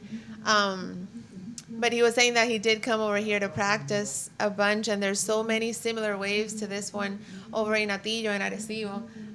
So Margara is over there, and that's a very powerful wave. So he served Margara a lot, and there's breaks all around in Arecibo that are secret, and the locals know very well what they are, but not a lot of other people do. So a 5.55 for Diego Cabrera's last wave. He's currently our heat leader. And now Jared's going to have to better that 4.5, improve on it, and 4.81 required for him to scoot back above Diego Cabrera and Javier Navarro. He's looking for an 8.67 at this point because he only has that 2.5. Here we see him up and riding, hoping to improve on his first wave. He's not happy with what he sees, cuts right out of it. And I did want to mention, Jared Houston did catch those waves in succession. His air reverse did come again on the end, kind of farther part of the wave, closer to the channel. I don't know if that was something that he was observing during previous heats, that there was scoring opportunity over there, whereas all the heats we've seen thus far, guys are using the peak and some of the farther takeoff areas for it. And he was able to find these 2 scoring opportunities just a little wide and a little closer to the challenge, allowing him to catch those waves in succession after paddling out after his first attempt. So that was very interesting. Good use of the entire lineup, and he was able to find decent scoring potential that's holding him now in second position. with a little over 15 minutes remaining, so plenty of time left. We want to thank Liberty, La X, and Indice for their support here with this event. Also Sprite, they've been on the beach all these days, giving away Sprite and some goods to the people that are at the beach watching the event. So thank you, Sprite, thank you, Malta India, and also Coors Light. Yeah, we've got terrific sponsors for the Encanto Pro, which is very fitting as this is a super professional production.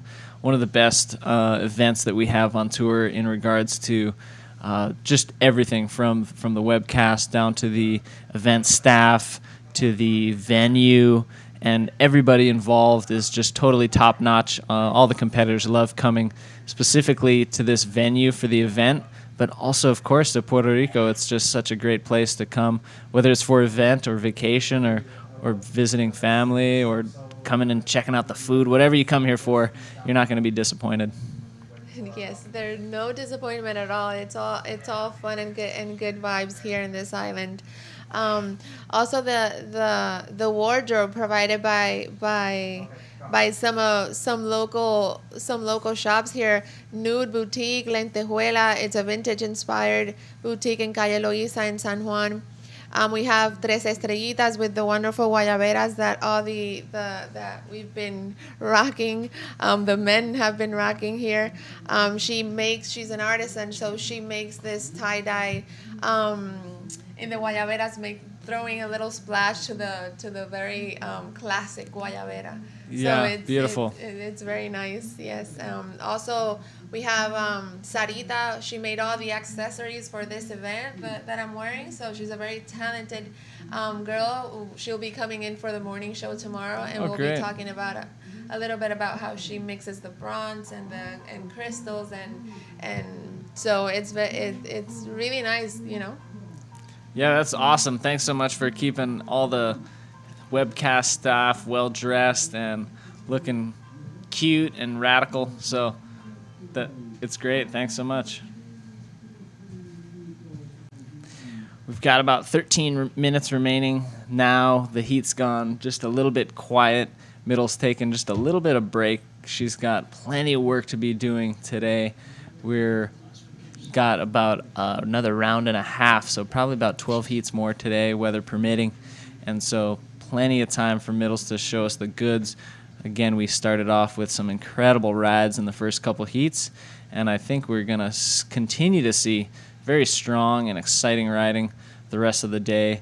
Here we are in the fourth heat, and we're seeing part of the title race unfold before our eyes. Mm-hmm. Jared Houston in second position, not totally safe, but sitting in second place, so if the heat ended right now, he'd still advance. But here's our heat leader, Diego Cabrera, searching to improve on a 5.50, and he has to cut out of that one. Didn't offer much. Also, a big thanks to Catch Surf, who provided all the bottoms for Steve to wear during the webcast. So thank you very much to Catch Surf. It's very interesting, and it's a lot of innovation and a lot of work behind the scenes to make an event like this happen. The wardrobe, the makeup, the design, there's a lot of thought and intention to it. So it's been fun to be a part of it for sure. Yeah, and I think, besides all the other aspects of the event, the webcast is super professional and, like you said, kind of trend-setting. We see a nice cutback from Jared. He's going to try to find that inside section for nice invert. Got plenty of boost off that. Landed very clean. He's probably going to increase his score, ditch that 4.5, and maybe even improve on that 6.75. We'll see. I do believe he'll be scooting up into the lead with that last ride. That was a great wave. I like the cutback. Lots of times people would do that just to manage speed, but he did put power, and there was spray coming off his rail, so that was something that I would believe the judges are taking into account. The bulk of the score would be coming from that nice invert. Here we're going to see a nice replay. Good bottom turn. Plenty of power with that cutback. Then he sits and waits patiently. releases his rail. Now he's driving down the line, finds that section, tricky section, but plenty of pop. He got a great invert, nice clean boost, and that's going to be a really nice score. Yes, definitely a lot of power to his bodyboarding. He's a bigger guy than usual, so he probably takes that physicality into effect in his riding. We're still waiting for the score for Jared Houston, and let's see if he betters that 4.5 and possibly that 6.75.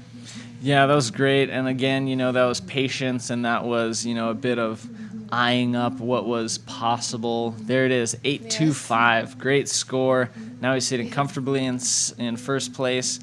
Second rider needs a 9.01. Third rider needs a 9.06 to reach second. So the pressure is on for Diego Cabrera and Javier Navarro now, needing some really high scores in order to get the lead from the currently ranked number one in the rankings. Yeah, and he's showing us why he's ranked number one with this clean riding and consistent approach. He didn't let that first wave rattle him. He stayed very active, got more scores on the board, and has been building on it since. Here's yellow, Diego Cabrera. He's in second spot. He wants to attack that first position, or at least solidify his position in second to make sure he advances. Doesn't see much, ends up cutting off. I think Jared Houston's back on another wave. Nice air forward, and he's continuing down the line, gets a nice roll. This was a very fluid, clean wave, very well ridden. And again, I feel that this wave was not necessarily out at the peak. He just caught that other one. I feel this positioning he's finding is just slightly more over, just maybe a little bit more in front of the judges' tower, not as deep. And, that's the kind of venue we have here at Middles, is there's a lot of places to take off and catch these waves. And here he's found another gem. Here, nice air forward, gets, fluid rotation. Boom, right into the next bottom turn, and a nice slow rollo off that closeout section. And a 10. Oh my God. All right. Judges are really feeling that. A 10 has been dropped, the first 10 of the Encanto Pro Cultura 2015. Let's take another look at it. So fluid lines, the judges thought it was perfect. So nice forward. Rode it perfectly, according to the judges' score. And nice rotation on that roll. So, yeah, based on, what they were judging, previous waves, separating those two maneuvers would have both been, above average scores. Put them on the same wave, and the judges think it's perfect. So 10 points awarded to Jared Houston, 7.5 minutes remaining. He's now pretty much approached the heat total that Jeff had earlier in the first heat. Let's look at this perfect wave again. Nice forward. A perfect 10. Great rollo to finish that off. That was really critical and difficult to time it, but he made it look so cool. So, 18.25. I think we can now say he's sitting comfortably in first position. Yeah, so, his approach has been working amazing, and he has not let the pressure get to him one bit. Still very relaxed, surfing his own game, not getting pressured into surfing a heat that he's not comfortable with. And so our hats are going off to Jared Houston, giving us the highest score of the event, and I think tying the highest heat total for our event. So that's just amazing to see and be here during. 6.5 remaining. Javier Navarro, he's been pretty calm, selective, and quiet during this heat, and he's going to need to put some more scores on the board if he wants to attack second position by Diego Cabrera. Here he's going. He's looking for a cutback. He's slowing himself down for a spin in the pocket. He's hoping the wave is going to give him a lip, so he's going to ride it all the way to the edge of that inside section. Just nothing for lip maneuver related there, so he's out. That might improve his 2.50. He'll definitely ditch that 0.75, but Javier Navarro needs to be active in the final moments of this heat to try to overtake Diego Cabrera, holding second position. Yes, with 5 minutes and 30 seconds remaining, so not a whole lot of time left for Javier Navarro. He really needs 2 solid scores. As we have Jared comfortably sitting in first with that last wave that he got a 10, so a 10 and an 8.25. The with a total score of 18.25, possibly the highest scoring. It ties Jeff's heat total from the very first heat of 18.25, and Jeff was able to get a 9 and a 9.25 to achieve that. Jared Houston with the 8.25 and the 10. Definitely everybody's taking note right now of that perfect score. 10s don't get dropped very often, so everybody taking note of how that was achieved, and they're going to be dissecting that ride and figuring out how they can replicate it. And here is our heat leader now. Puts a spin on the trim just for good measure as he continues the wave. Cuts out, and he's just staying active. He's just going to get the most of the final minutes that he has out at middles, because this is now going to turn into more of a training exercise than it is a heat for him. He's not going to really worry about improving on that 8.25. Certainly if he can, he will, but he's going to stay active and continue to explore the lineup because he will have another heat later today in round 6. He has put himself in a very healthy position to advance out of this heat right now, round 5, heat 4, and the pressure in these last 4 minutes is on Javier Navarro to improve on his situation and attack second position held by the Canary Islander Diego Cabrera. Yes, so very exciting. As you can see, the waves are a little bit more formed all the way to the inside, and as you say, Jared Houston caught some more into the inside. That inside section of middles seems to be holding off and having that ramp section that makes it for powerful radical maneuvers. So. Yeah, this has been a great heat. We're anticipating some action and excitement, and it has certainly been produced. And we're all going to be remembering that iconic first 10-point ride of the Encanto Pro Cultura by Jared Houston in Heat 4 of Round 5. It's taken us 5.5 rounds to get to the excellent range. To get an excellent score, perfect as it was, a 10.0. And it wasn't until here, the beginning of day 3, the final heats of Round 4, that we dipped into that 8 and 9-point range. And wow, we got more action coming to you today in the Encanto Pro Cultura. Yes, the action is just beginning, right? We're moving until tomorrow. The event will end tomorrow. We had a waiting period to the 15th, but the waves picked up today. It seems that tomorrow will be starting to go down. So trying to get the competitors out in the best conditions possible. So a good call from the staff here. Yeah, and how wonderful at this venue that we get to experience some radical waves, and Middles is such a great venue that, as we're seeing unfold before us, great scores, high performance bodyboarding at its finest with the world's best. Just a fantastic field of competitors have traveled all the way to Puerto Rico in this final event of the APB World Tour, and we're seeing them battle it out now. Our heat leader, Jared Houston, up and riding on this one. He's got a lot of speed. Big backflip, and he is going to improve on his heat total. Nice, huge Rolo. Wow. To me, this wave's better than his 10, but we're going to see and let the judges dictate that.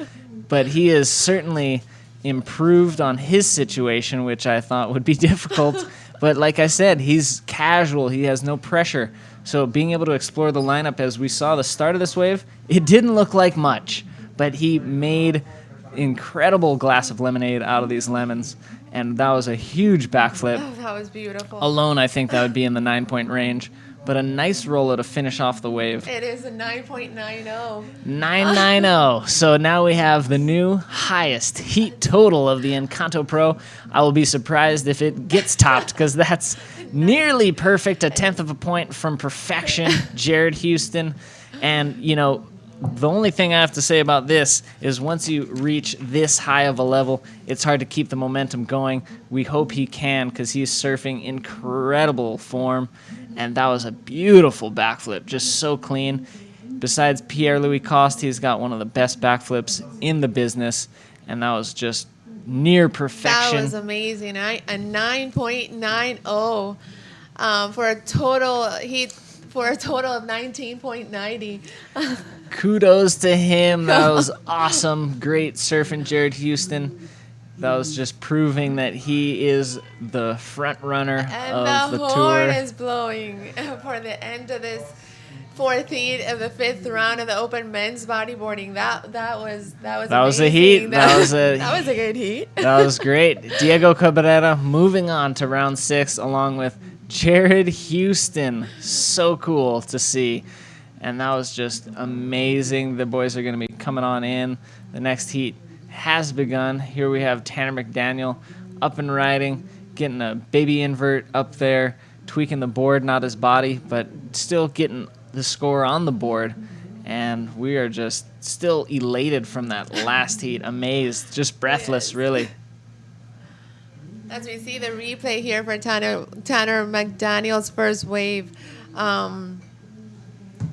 So again, a 25-minute heat for this fifth heat of the fifth round of the open men's bodyboarding. Bobby Quiñones is also in this heat, the local guy there in the red jersey, and Ulises Suarez in the black. As we see Jared being interviewed by Alex. Take it away, Alex. Okay, I got Jared Houston down here. Unbelievable performance. A 19.9. What can the judges give you another 10 there, Jared? Oh, maybe a bit sloppy on the landing on that flip. You know, I kind of freaked out of it. There's a bit of like foam there and stuff. So I was just stoked to get that wave. I kind of went back out thinking, let me just try one more. And Diego didn't want that one. So I was like, all right, sweet, I'll go. Unbelievable. You're one step closer to this world title chase, mate. Unbelievable performance. Do you like playing games with us and not getting through and going into repechage rounds on purpose? I don't know, man. Like, it just, like I said yesterday, it hasn't really worked out for me the whole year in terms of making that first heat. I haven't won one four-man heat, but, you know, it's kind of gives me that fire to fire up in the next one. And this morning when I woke up and saw the waves, I was like, bro, perfect that I didn't make my heat yesterday because I was just so keen to get out there and surf, you know? Yeah, and these waves suit your kind of surfing. Like, you know, you execute your carve at the start so well and then penetrate that speed, where the other guys, I've noticed a lot of them are racing and they're sort of blowing some of the sections where seems like you're really in sync with this wave. Yeah, thanks, man. I mean, you know, I surf here from time to time, and I just exciting competing with waves like this, you know? You kind of forget that you're in a contest and you just get so keen to just surf and, you know, put on a show, because at the end of the day, that's what it's about, you know, just having fun and yeah, making it cool for everyone watching, you know? That's what we're here to do. Yeah, well, you absolutely got everyone fired up there, and that was an incredible performance, mate. Go and have some rest. We'll see you later on, and congratulations once again. Cheers, bro. Thanks a lot. Back to you guys in the booth. All right, so Steve Action Jackson back here in the booth with Dave Hubbard. And all I have to say about that performance from Jared Houston, that last heat, are you kidding me? Yeah, wow. What an incredible heat. I think he's stoked about the round 4 non-elimination heat, that he didn't have to skip that round, because he just put on the show of the event thus far. Still can be topped, we'll see. But this is the Encanto Pro Cultura 2015, going down in history as Jared Houston continues his campaign for the world title with a near-perfect heat, just a tenth of the point shy from 2 10s, a 10 and a 9.9. Wow. Yeah, perfect 10 on the air forward to roll, and then a 9.9 with the flip to roll. You know, just unbelievable out there, just going big, charging after it, and, you know, seamless flow out in the water, transitioning from opening maneuver to closing maneuver, almost flawless out there. Just really impressive. Again, as I said, everybody's going to be dissecting his approach. He obviously has one of the best approaches as far as where to sit, what waves to catch. Some of the waves that he was riding wouldn't seem like they were going to offer incredible scores, and he proved those people wrong that were doubting that, because his wave selection was near perfect, and he got the scoring potential maximized from what he was doing out there. They're going to be, all the competitors and judges are going to be learning from his performance and dissecting how he was able to do what he did, a near amazing, perfect feat, and that was just incredible. I dare say that had he not gotten a 10 for his previous ride, he would have been awarded one for his next, but the way that the cards folded, he was just barely short of 2 perfect 10s in that heat. Just an amazing performance in round 5, and I can't wait to see that guy again in round 6. We're going to see him later today.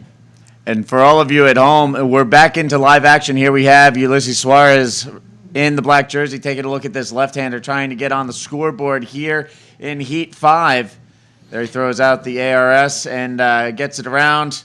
Now looking to finish this wave off with one more maneuver. He'll throw out the roll on the inside and a combo of rolls there to finish off for Ulysses Suarez. That'll get him on the board here in this round 5 Repercharge heat, trying to keep pace with Ruben Babi Quinones and the young Hawaiian Super Grom, Tanner McDaniel.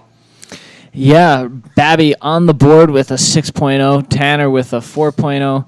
Now a paddle battle ensues while we go to the replay. It is Tanner who is given that ride, I think, based on his priority.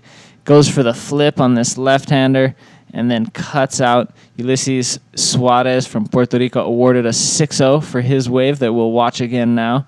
As you can see, he rifles down the wave only to slow down and wait patiently for the section to pop up in front of him. He sees the flip section, goes for it with all his speed.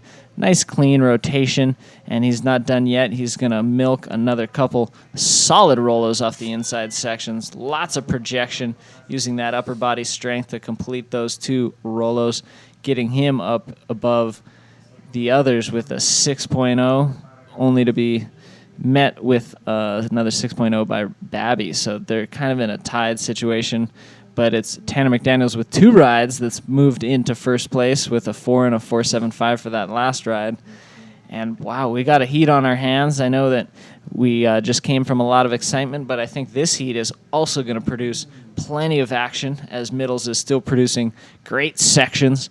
It's got a solid 3 to 4, couple maybe even bigger sets happening out there, and plenty of sections. Lots of speed for these riders to engage with the lip with, and just a great venue we have here in Isabela on the island of Puerto Rico.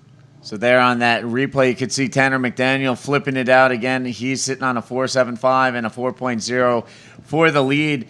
And, you know, from a commentary standpoint, it almost seems weird that we still refer to Tanner McDaniel as a Super Grom, as we've been watching him compete for a good 4 years now, but you have to keep in mind he still is only 16 years old, still pretty young by many people's standards, and technically under 18, still competing in the Pro Junior. Super Grom, still a very fitting title for the young rider from Kauai. Yeah, certainly is, and Super Grom used to be reserved to be held for a few years back when Andre Botha was winning back-to-back world championships, 16 and 17 years of age. Once you get 18, not really a Grom anymore, but yeah, Tanner's got a couple more years of being a Super Grom, as we put it, and has been one for the last 4 years. So putting on a long campaign with this title, and it'll be bittersweet for him to drop that title and become an adult officially in the eyes of the state,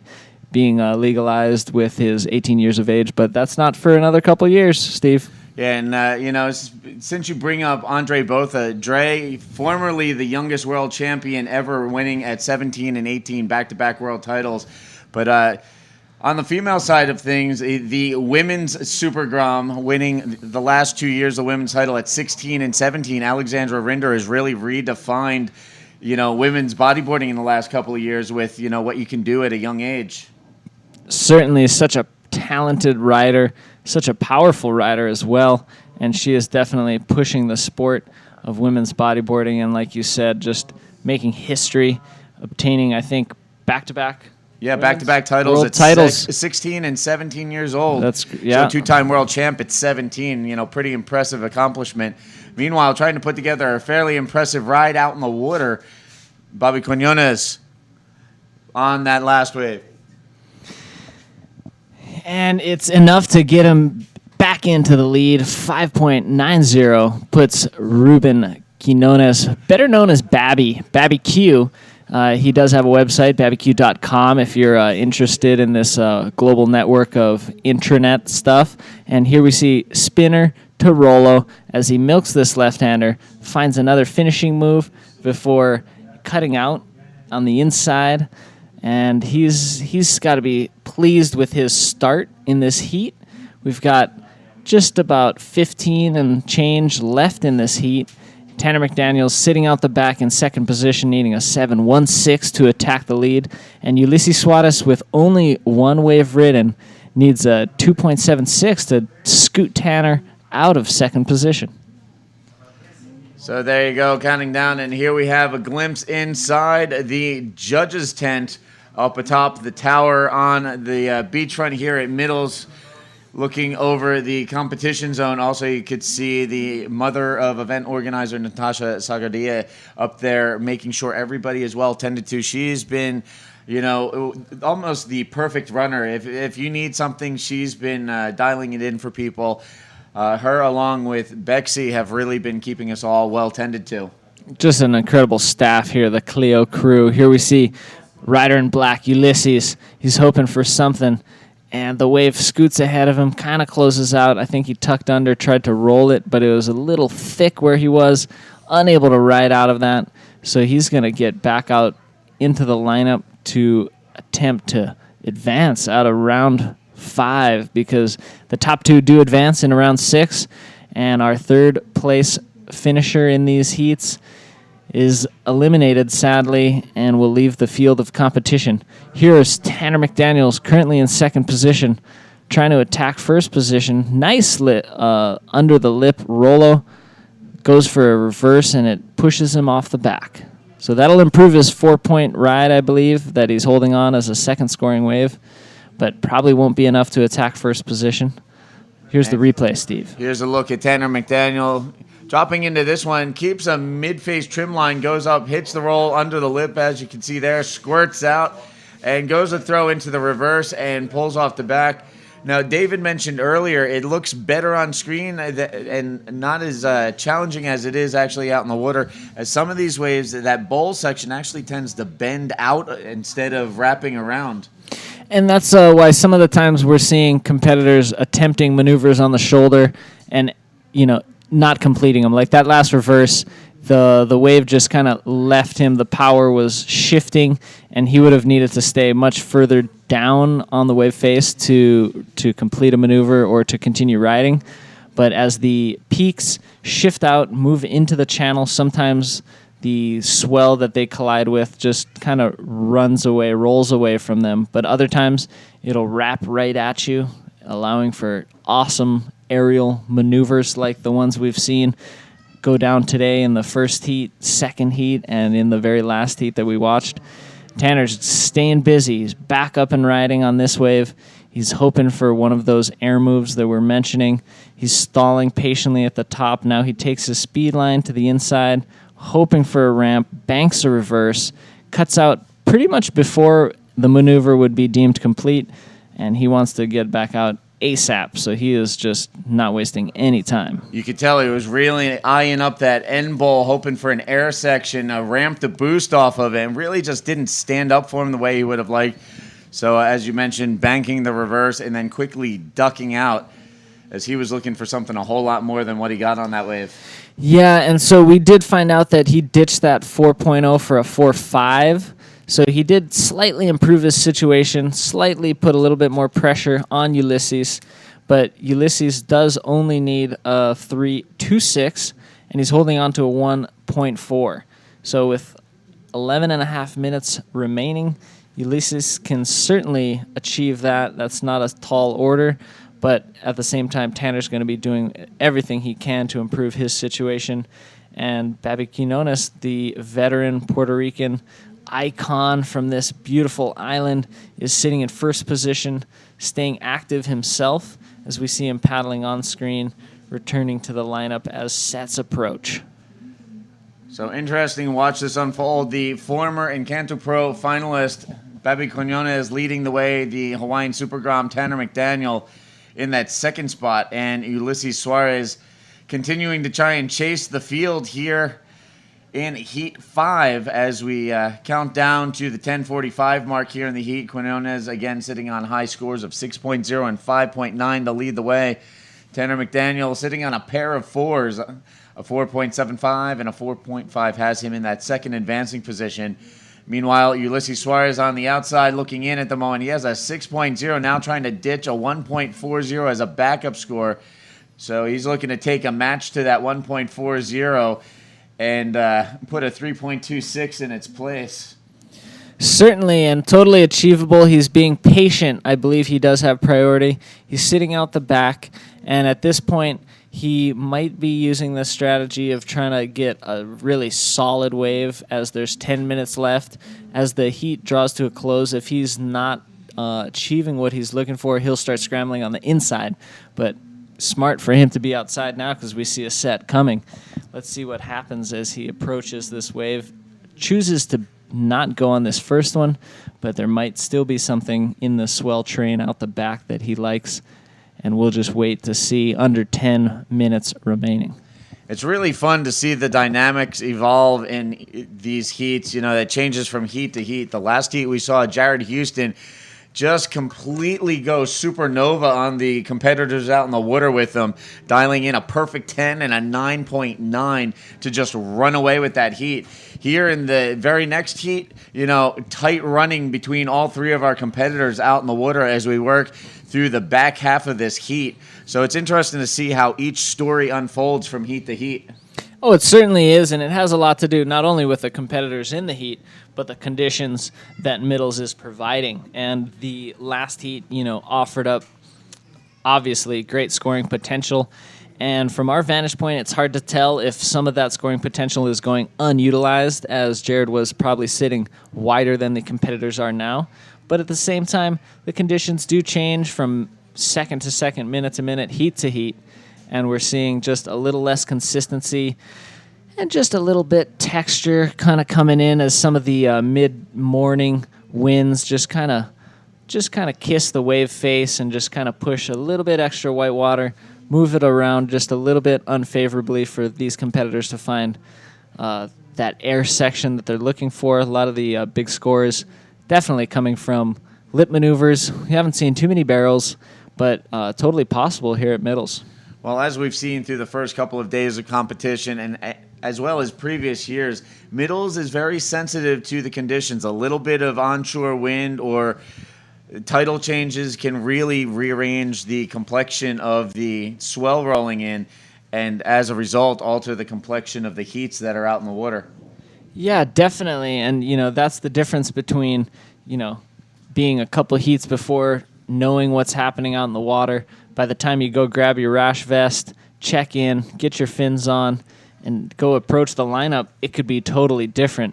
And so you have to be ready and flexible, ready to change with the conditions that are presented to you out in the water, and be ready to kind of maybe even shift your game plan, as it were, once you approach the lineup. And so, you know, I imagine the impact for these three competitors, having seen the near-perfect heat performed in front of their eyes as they were preparing to enter the lineup, really adjusted their expectations. They're probably imagining themselves all getting near excellent rides now. And as we said, conditions can change rapidly. That's not happening. And so whether or not they're, you know, readjusting their game plan now, it's only a matter of an interview to find out and actually asking them. And we will be talking to one of these competitors after the heat, because one of them will come away with the win here. One of them will not advance through round 5. 6:35 left on the clock, and as we've seen, you know, a little bit of a slowing down here in this heat. Babi Quinones maintains the lead, 6:25 left on the clock. Tanner McDaniel sitting in that second spot, just ahead of Ulysses Suarez. Ulysses in the black jersey, sitting a little wider from the other two competitors in the water. Hoping something rolls through to give him one last shot at Tanner McDaniel. Still time to get plenty of work done out in the water. But as each second ticks off the clock, that window of opportunity slowly closing. All he needs is a minimal score of 3.26 to overtake McDaniel. We'll see what rolls through. Meanwhile, you can see competitors rolling in as more and more cars lining up out there. We've had a lot of people being bussed in. And that's just out on the street. The dirt parking lot here at Middles, packed. Totally, and also packed with some mud after the rains yesterday. Yeah, it's almost like off-roading in the parking lot here at Middles since that heavy rainstorm rolled through yesterday afternoon. So hopefully we'll get more sun breaking through today, kind of dry things up a little bit and clean it up as well. Meanwhile, we started off with really clean conditions this morning, now getting a little texture on the face here in the later morning hours. It's only 10 o'clock local time. We've had so much action packed into this morning. We've already been running for over 3 hours now, and we've seen some amazing performances out in the water. We've seen multiple changes to the conditions out in the lineup, and the Middles goes through these periodic evolutions through the course of the day, and the same holds true today, even with the bigger swell. Certainly does, and it's the competitor's job to deal with those changing conditions and to adjust their game plans, figure out what will work, how they can get those high scores. And everybody had their eyes hopefully on Jared Houston. If not, their ears going to get talked off about how they missed those 2 incredible rides.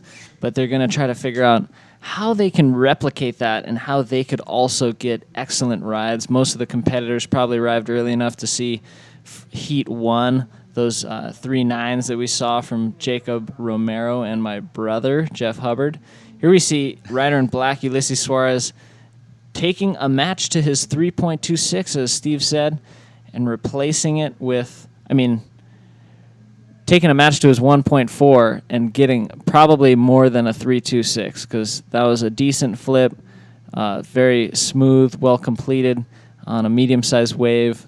And so we're going to probably see Ulysses Suarez moving up into second after he's awarded a 4.75 for his last ride. Tanner McNadel now getting pressured, needing a 6.01.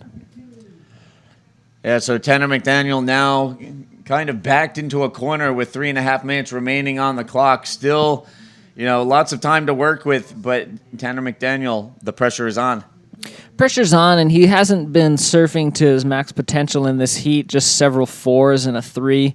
So, he's totally capable of reaching higher into the range of, good to even excellent. Here we see some sets approaching with 3 minutes remaining. He does have one of the top priority positions out there with Babby. Here we see him taking off, our heat leader.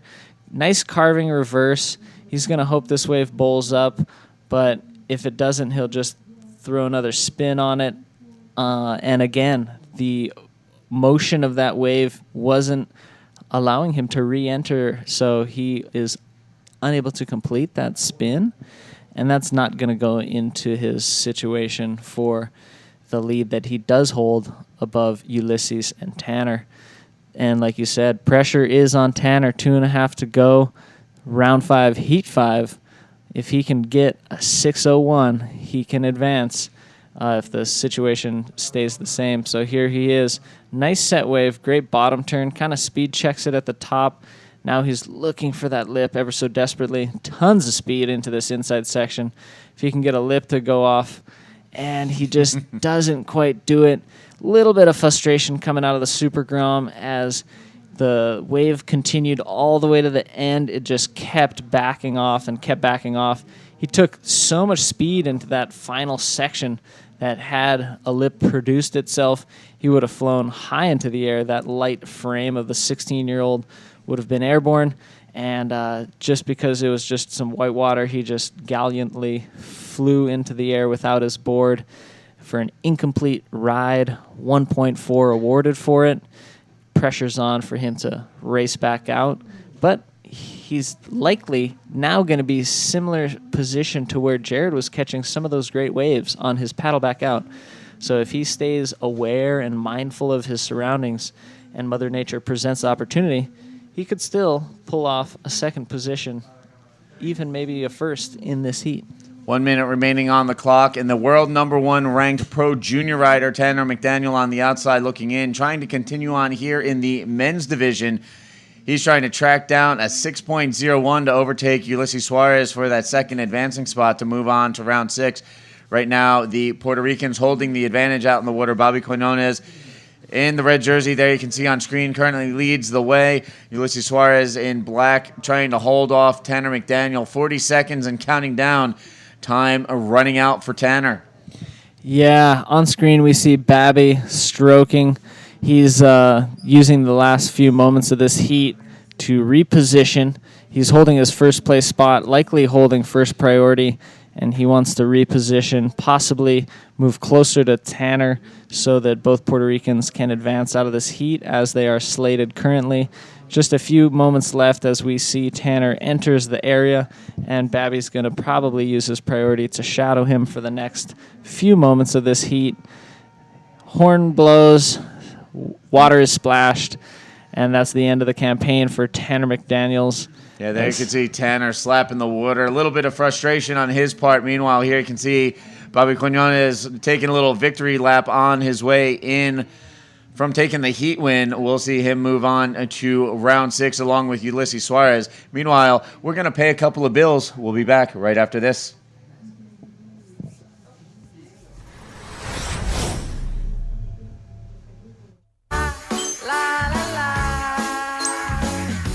¿Alguien se ha preguntado por qué ellas nunca dicen la verdad? Se pasan contestando cosas que son contrario a lo que sienten. Ellas quisieran que te des cuenta. Pero tú no entiendes nada. Está bien. Y no acabas de aprender que nada nunca es nada. Sprite, las cosas como son.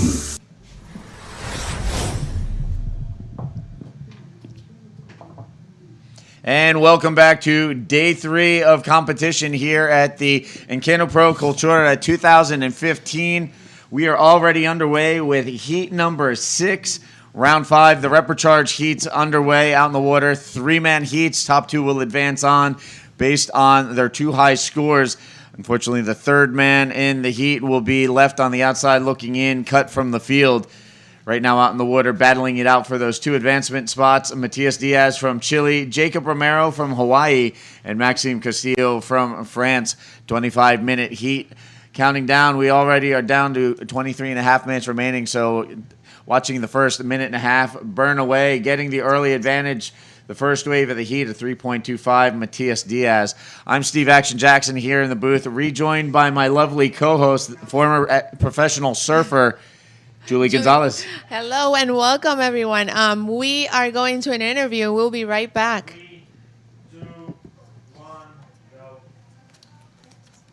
Down here we are, that last heat winner, the local Puerto Rican, the wild card, another wild card through. That's 3 successful wild cards.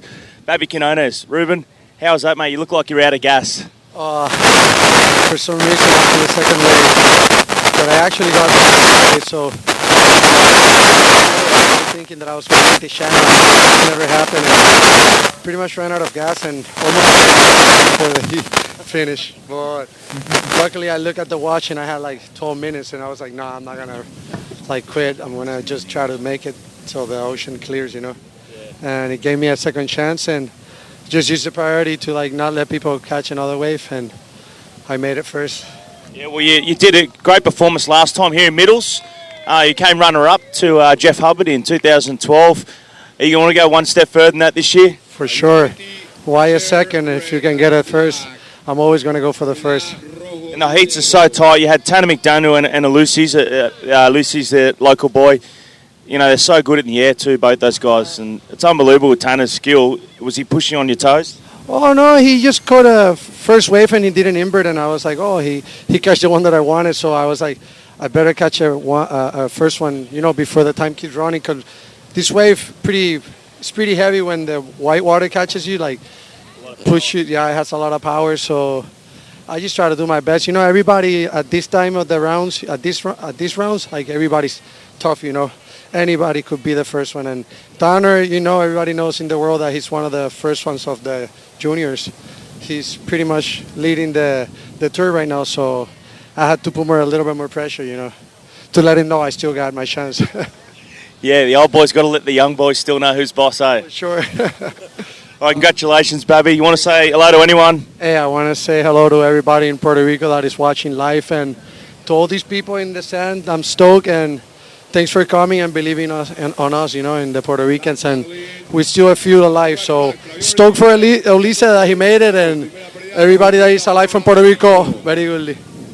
Thanks, Babby. There you go. Babby Quinones, the wild card. He's through again. The beach is heating up down here. There's people starting to really gather around. It's a good-looking show, so I'll leave it back to you guys in the booth to commentate the rest of this one. All right, so there you have it, the winner of that last heat, Bobby Quinones, and he conducted the interview in English. Maybe you can give us a recap in Spanish. Sí, él estaba muy contento de haber pasado el heat, estaba hablando de sus otros contrincantes que tienen menor edad, pero que él dice que todavía lo tiene. Él es un competidor muy serio, que lo pone todo su corazón cuando está en el agua, así que está súper orgulloso, súper feliz de estar aquí en Puerto Rico, en Middles, junto a su gente. Muy agradecido a la gente que está en la playa viéndolo y apoyándolo. Así que that Bobby Quiñones, he always has a smile on his face. As we see Jacob Romero from Hawaii. Jacob Romero flipping it out off that closeout section. So Jacob getting on the board with his first wave of this heat. We saw him dial in some big wave scores in the opening of the day. Here he is. Look at the replay. Flips it out. And, Jacob going right back to work, picking up where he left off this morning. Meanwhile, here's a look at Matias Diaz, currently sitting in the second spot. As all these guys getting waves under their belt, Maxime Castillo with the early advantage. He dialed in a 6.50 while we were away at interview. So the Frenchman takes the lead. Matias Diaz bumped to second. Now Jacob Romero waiting for his first score to drop. Here's a look at Matias Diaz on his wave. As he drives down the line, eyeing up the section, throws the roll, comes through the whitewater section, a little check turn to readjust for the next section, and here he goes. He combos with another roll off of the heavy closeout section. Matias Diaz opening up with a 4.25. There's a look at his last wave. So a lot of wave exchange out in the water, and here we have Maxime Castillo streaking down the line. Tries to throw the roll. He's a little bit underneath and behind that section, and he's going to get caught up in the whitewater, unable to complete the maneuver, as there's a lot of turbulence and a lot of power out there. If you get caught up in the wrong spot, you're not quite in the right position. Middles is going to gobble you up out there. That's what Bobby was saying, that about the wave, that it's a very powerful wave, especially when you get to that white water. It's hard to manage it because it is a lot of power. Y un agradecimiento súper especial al Senado de Puerto Rico en la figura de su presidente, el honorable Eduardo Batia, por hacer de este evento posible. Muy agradecida de su apoyo al municipio de Isabela y a su alcalde Charlie Delgado y a la Compañía de Turismo de Puerto Rico. So a special thanks to the Senate of Puerto Rico in the form of the President, the Honorable Eduardo Batia, who made this possible, this event possible, to the municipality of Isabela and its alcalde Charlie Delgado, and to the tourism company of Puerto Rico. Yeah, be sure to check out seapuertorico.com for all the pertinent information, photos, and video clips to help give you the information you need to put together a trip to the All-Star Island. Yes. One of the gems of the Caribbean, Puerto Rico, definitely someplace you want to pay a visit to sooner rather than later. I mean, this place is just such an amazing island. If you haven't been here, I don't understand what you're waiting for. Yes, because there's little corners of magic everywhere, from the rainforest and the waterfalls to the ocean, to you can scuba dive, you can go up to the mountains and go to the river, you can camp out there. There's so many things to do here, so make sure you check out seapuertorico.com for a glimpse of what to experience here. as we have 16 and a half minutes remaining in this sixth heat of the fifth round of the open men's bodyboard. A very hectic day with a lot of action today. We started off the day with some really impressive heat scores. So yeah, it's not even 11, right? And we're still, we've gone through a lot of action in the water right now. Matias Diaz from Chile in the yellow jersey, as we see Jacob Romero from Hawaii, trying to manage to get out of that white water section. Yeah, he got a little caught up there. You could see he was a little frustrated. He opts to kick out rather than continue on. And as Julie was alluding to, it's only 10:15 local time here in Isabela. And, we've already seen, in the first heat of the day, we saw Jeff Hubbard drop a 9.0 and a 9.25 for the highest combined heat total of the day to this point. Jacob Romero, a 9.50 on his way to a second-place finish. Here he is in Repercharge trying to continue on. But Jacob at 9.50, that's the biggest score of the event so far. He dialed that in on a big air reverse. And then moving on, we saw in the very next heat, Pierre-Louis Costas, a 9.25 backflip, and then a 9.5 air reverse from Zé Otávio. And here we have out in the water, Maxime Castillo throws the big looping air roll off of that section. There you see the quick look back to the beach. Rides out of that one before ducking out and heading back to the lineup. And here we have Matias Diaz. So a quick wave exchange between the Frenchman and the Chilean. And there he throws the reverse off that end section, banking the reverse. And he rides out of that one. So quick wave exchange again from Castillo and Diaz. And here you can see Jacob Romero paddling, looking to get into position for his next wave riding opportunity. He opened with a 6. Still looking for a backup score, and here we go with the replays. Maxime Castillo again. That was a really clean rolo, and he had a very powerful landing. It's not easy to land those in that section of the wave. We're still waiting for the score for Maxime Castillo for that last wave, as we see the replay for Matias Diaz from Chile. And again, going for the bank reverse on that one. Rides out, takes a look at the beach, and then ducks out. Last score for Maxime Castillo at 6.40, and the last score for Matias Diaz at 5.30. Maxime currently in the first position here in the sixth heat of the fifth round of the open men's bodyboarding with a little over 13 minutes remaining. The conditions are awesome out there. Very powerful waves, and it seems to be pushing a little more as the morning rolls out. So Maxime Castillo in France, he has a total heat score of 12.90. Matias Diaz from Chile, he has a 5.30 and a 4.90. He is probably looking to better that 4.90, needing currently a 7.61 to get that lead position from Maxime Castillo. And in third, Jacob Romero, the pressure is on him. He's trying to better that 1.1, currently needing a 4.21 to advance to the next position. This is a Repercharge heat, so 2 men advance to the next round. Definitely the pressure is on. This is el Encanto Pro Cultura 2015, y nuevamente un agradecimiento sumamente especial al Senado de Puerto Rico en la figura de su presidente, el honorable Eduardo Batia. Gracias, honorable Eduardo Batia, por hacer este evento posible y la colaboración que le ha dado al evento, al municipio de Isabela y a su alcalde Charlie Delgado. Ayer tuvimos una entrevista con Charlie. I got the honor to interview Charlie, the honorable alcalde of Isabela, and he was commenting how proud he was to be part of this event and to help support it. He finds that it's a good investment for the town of Isabela and to the island of Puerto Rico, since it's quantified that he gets his return investment. So a very smart move by Charlie, for the alcalde Charlie Delgado, and el municipio de Isabela. Also to the Department of Tourism of Puerto Rico, make sure you check out seapuertorico.com to get a glimpse of what Puerto Rico is like. Meanwhile, out in the water, Jacob Romero from Hawaii trying to pull that massive move there, but he doesn't quite make it. Again, in that section. Jacob Romero going for the big backflip, but you could see the whitewater blowing up underneath him, removed him from his board, unable to complete the maneuver.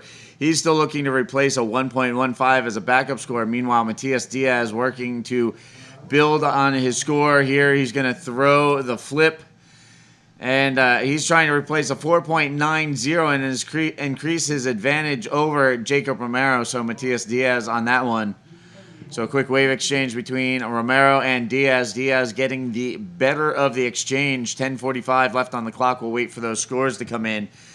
Meanwhile, here we have the replay. One more look at Matias Diaz. So he goes up, flips it, and gets it around, comes out through the whitewater. Won't have a whole lot else to work with after that, but again, waiting for that score to come in. He's trying to improve upon his overall combined heat total. He has a 5.30, looking to replace a 4.9 to increase the distance between himself and Jacob Romero. Very exciting. Still 10 minutes and 16 seconds remaining from this heat. Plenty of time left, plenty of waves, plenty of power, plenty of everything out there. So very exciting. If you're close by in Puerto Rico, come by Middles Beach in Isabela. Meanwhile, we see Jacob Romero caught up a little in the white water and decided to try to get another wave, as we see Matias Diaz from Chile. Also, is that little section right there that's a little that's a bit challenging to it. There's a shallow section there, so the reef sort of sucks up the white water and it just makes it tremble all around, making it hard for the competitors to sort of like manage that power. And there you can see Maxime Castillo out in the water. He's been waiting patiently, sitting on priority right now, waiting to strike on his next wave. He's sitting in the lead with a 6.50 and a 6.40. Meanwhile, Matias Diaz and Jacob Romero, these guys keep trading waves. Diaz holding the advantage with that second place position, trying to hold off Jacob Romero. And you can tell by Jacob's approach out in the water, he's looking for that kill shot, looking for that big ramp to bust out the big score. Just under 9 minutes remaining. He's still trying to chase down an 8.0. He's got a 6.0 and a 2.0, trying to get rid of that 2.0 and gain some ground on Matias Diaz as we work our way through this heat. And just to take a look ahead, coming up in the next heat, we're going to see world number 3 title contender Pierre-Louis Costas coming up in repechage action against the young gun from Portugal, Miguel Adão, and the Moroccan Brahim Adosh. So, again, another big heat in the repechage round. 2 of these guys are going to continue on. Unfortunately for one of them, their run will be done here at Middles. So, again, that's on deck. And then taking a look a little further ahead in the last heat of repechage, Heat 8, we're going to see Alberto Bruno, the seasoned Brazilian veteran, going up against a couple of Super Groms in the form of Chilean Nelson Flores and Brazilian Socrates Santana. So that'll be an interesting matchup to watch. Who's going to win out, youth or experience? Yes, two generations out in the water, just battling it out. The experience versus the innovation, and the different approach. So it'll be, like you say, very interesting to watch, very exciting to watch as well. And keep in mind with the round 5 repechage, the two top finishers in each heat move on to round 6, but before we go into round 6, we will be reseeding the entire field in round 6 before moving forward in those 3-man heats. And then from there, we will continue to whittle the field as we work our way towards setting up the final day tomorrow. Of course, the final day of competition tomorrow, as this event will have ongoing social and cultural activities going on straight through the 15th. So I was discussing with Natasha Sagardia this topic during one of my breaks, and she was saying, we still have more things going on. So there will be some more highlight clips coming from this event, even after the end of the competition, as there is still more cultural and social activities yet to come here in Isabela. Yes, definitely. adding the cultural part of the event is just something very nice because it just integrates everything in our surroundings and in our island. So definitely the event in the water ends tomorrow, but the Encanto Pro Cultura 2015 goes all the way to November 15th. So a lot more to see as we see Jacob Romero from Hawaii taking that insight session, decides to kick out, but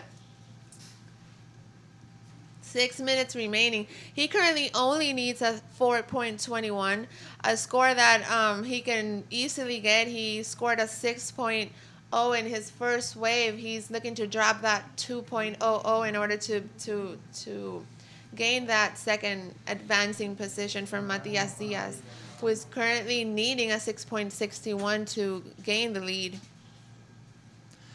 So 5:35 left on the clock there. You can see Matias Diaz continuing to go to work, trying to hold on to that second spot. Here's the replay. Going for the air reverse. Didn't get a lot of elevation, but did, take to the air, completes the maneuver. This could very well make life that much more difficult for Jacob Romero as we wait for this score to come in. Mm-hmm. And right now, Jacob Romero hoping that the Cacique offers up something good to work with in the closing 5 minutes. As we see a big closeout wave at the back, so definitely, it definitely looks like it's even picking up a little bit more. So. Yeah, here you can see some sets rolling through. Jacob's going to have to duck through this one before taking it on the head. There's a couple of meaty sets rolling through here at middles. Again, Maxime Castillo leads the way right now. The young Frenchman in control with a 6.5 and a 6.4. He has the advantage over Matias Diaz, who's holding that second spot, trying to fend off Jacob Romero. Jacob needs a pretty sizable 8.0 as he's been trying to eye up that end bowl section, looking for a big ramp. And it just has not been lining up for him in this heat. He opened up with a 6.0, still trying to back it up with something solid. He needs a new high score of 8.0. Again, counting down the last 4 minutes of this heat, Jacob Romero still on the hunt, hoping Cacique answers his prayers. Yes. So that last wave for Matias Diaz, a 5.0, definitely putting some pressure back in Jacob Romero, which now needs a 4.21 in order to make that advancing position. With 3 minutes and 50 seconds remaining. Very exciting stuff. I'm definitely... The ocean, look at it, it's just continually throwing some waves out there. It's just a matter of picking and choosing the right ones.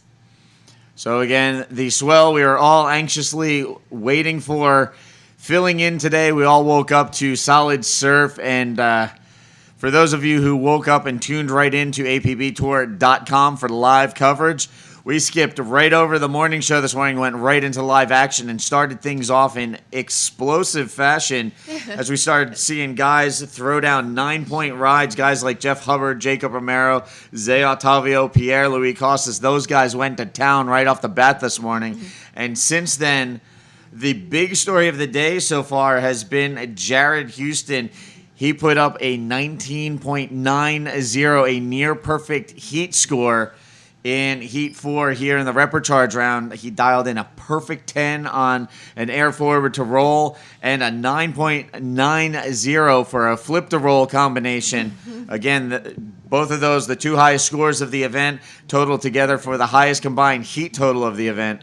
That's been the big story so far. So the world number one breaking out of his malaise he had a little bit yesterday, and the smaller conditions here, bigger conditions, more to work with, and Jared Houston going big out in the water.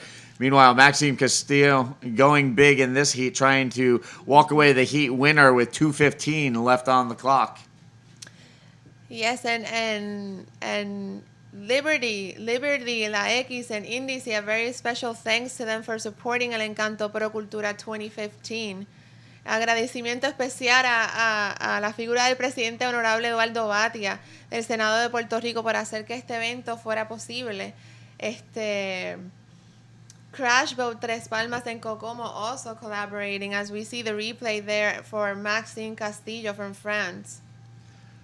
So again, Maxime leading the way. That wave will not factor into his top two scores. 1:35 remaining on the clock. Jacob Romero sitting in third, still trying to chase down Matias Diaz. So with Castillo pretty much firm in the lead, now it's a battle between Diaz and Romero for that second spot. 1:25 remaining. There you can see Jacob out in the water in the red jersey assignment, waiting patiently, hoping something comes through. He's been on the hunt for one of those big ramps to boost off of throughout the course of this heat. He has not really been able to dial in after his opening wave. Here he is, one last-ditch effort. 1 minute on the clock. Jacob Romero eyeing the section, flips it out, gets it around. So there you have it. One more shot at advancing. Romero taking advantage, flips it out. We'll see what he registers score-wise as we count down the last 50 seconds. So a last-ditch effort from the Flying Hawaiian. We'll see if it was enough. He's looking to better a 4.31, so let's wait for the judges' score with 40 seconds remaining. So we're just waiting for that score to see if he advances right at the end of this heat. Yes, I was saying he needed an 8.0. That's actually his heat total right now, trying to get rid of a 2.0 with a 4.31.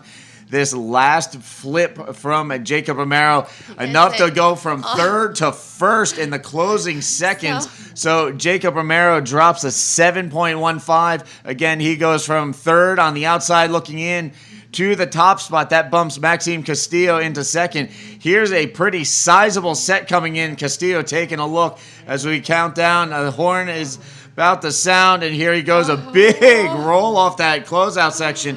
Elevator drop straight down, unable to stick the landing.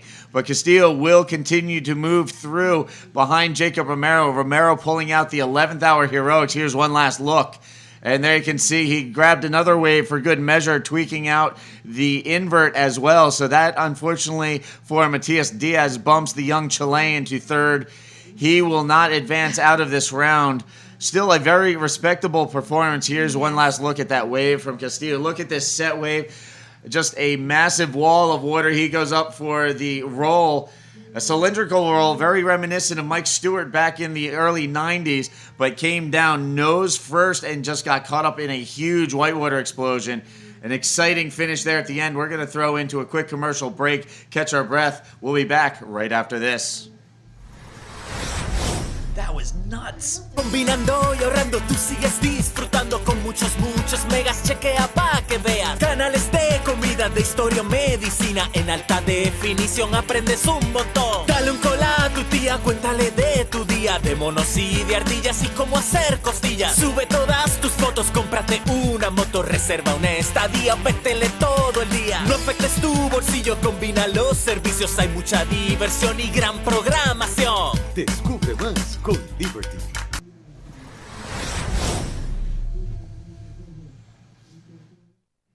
Welcome back to El Encanto Pro Cultura 2015. Dave is back with us with this seventh heat of the fifth round. Welcome back, Dave. Yeah, thanks. I took a quick break, talked to both the heat winners, Jared Houston and Jeff Hubbard, some of our high-scoring competitors earlier on, and they were excited. They had some fun things to say. They're just lounging out in the competitors area, and now we're going to see somebody else in the title hunt, PLC from France versus the Moroccan, Brahimi Deutsch, and Miguel Adao, the Portuguese. So let's see what happens. Here on screen, Jacob Romero, stoked with his last-minute efforts. Yes, definitely last minute. With a little over 30 seconds remaining from that last heat, he got the score that he needed in order to advance. So, like you were saying, it's not over till it's over. So that was pretty exciting. That was great. Yeah, patience paid off. He had been waiting most of the heat, just fishing around, and still was holding on to 2 points up until that final ride. And what a great way to finish. He didn't want to end his campaign on a note like that, and he got the score he needed, pushed through, even in the first place position. I'm pretty sure we're going to hear his thoughts coming up from Alex interviewing him. That won't be for another minute. Let them organize that. But our heat has begun now in the water with only Brahim having a peek at a wave, just a short score of 1.0. And we've got 22 and a half minutes remaining in this heat, we are seeing the conditions subside just slightly, a little more texture, a little more breeze coming into effect here at Middles. But we are excited about the rest of the day. We are going to reseed after round 5, and then we're going to move into round 6. Yes, so the pressure keeps building in as we see PLC sort of taking a look at that wave and deciding not to go.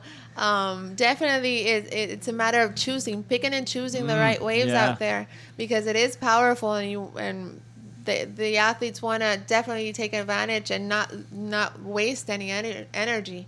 Certainly, wave selection being such an important factor of any competition. When the waves are good, it's really important, but it's even more important when conditions start to deteriorate to select the right wave that's going to give you that scoring opportunity. In that story that we've been talking about, Jacob Romero on the hunt the whole heat for that scoring opportunity and was able to find it in the last moments. So these competitors are taking note of what's happening in the water, the evolution, as Steve said, of Middles throughout the day, adjusting their game plans. Now they probably have shifted from surfing a perfect heat that they got to see a couple heats ago to now fighting it out and just getting some basic scores on the board, some good scores that can push them through. And PLC certainly wants to keep his title hopes alive, so he's going to be fighting it out with the rest of them here in this 7th heat of round 5.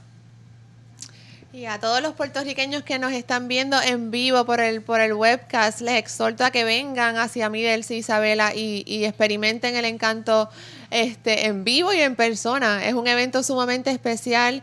Estaremos hasta mañana, donde se coronará 2 campeones mundiales, así que la isla es 100 por 35, así que los invito a todos a venir.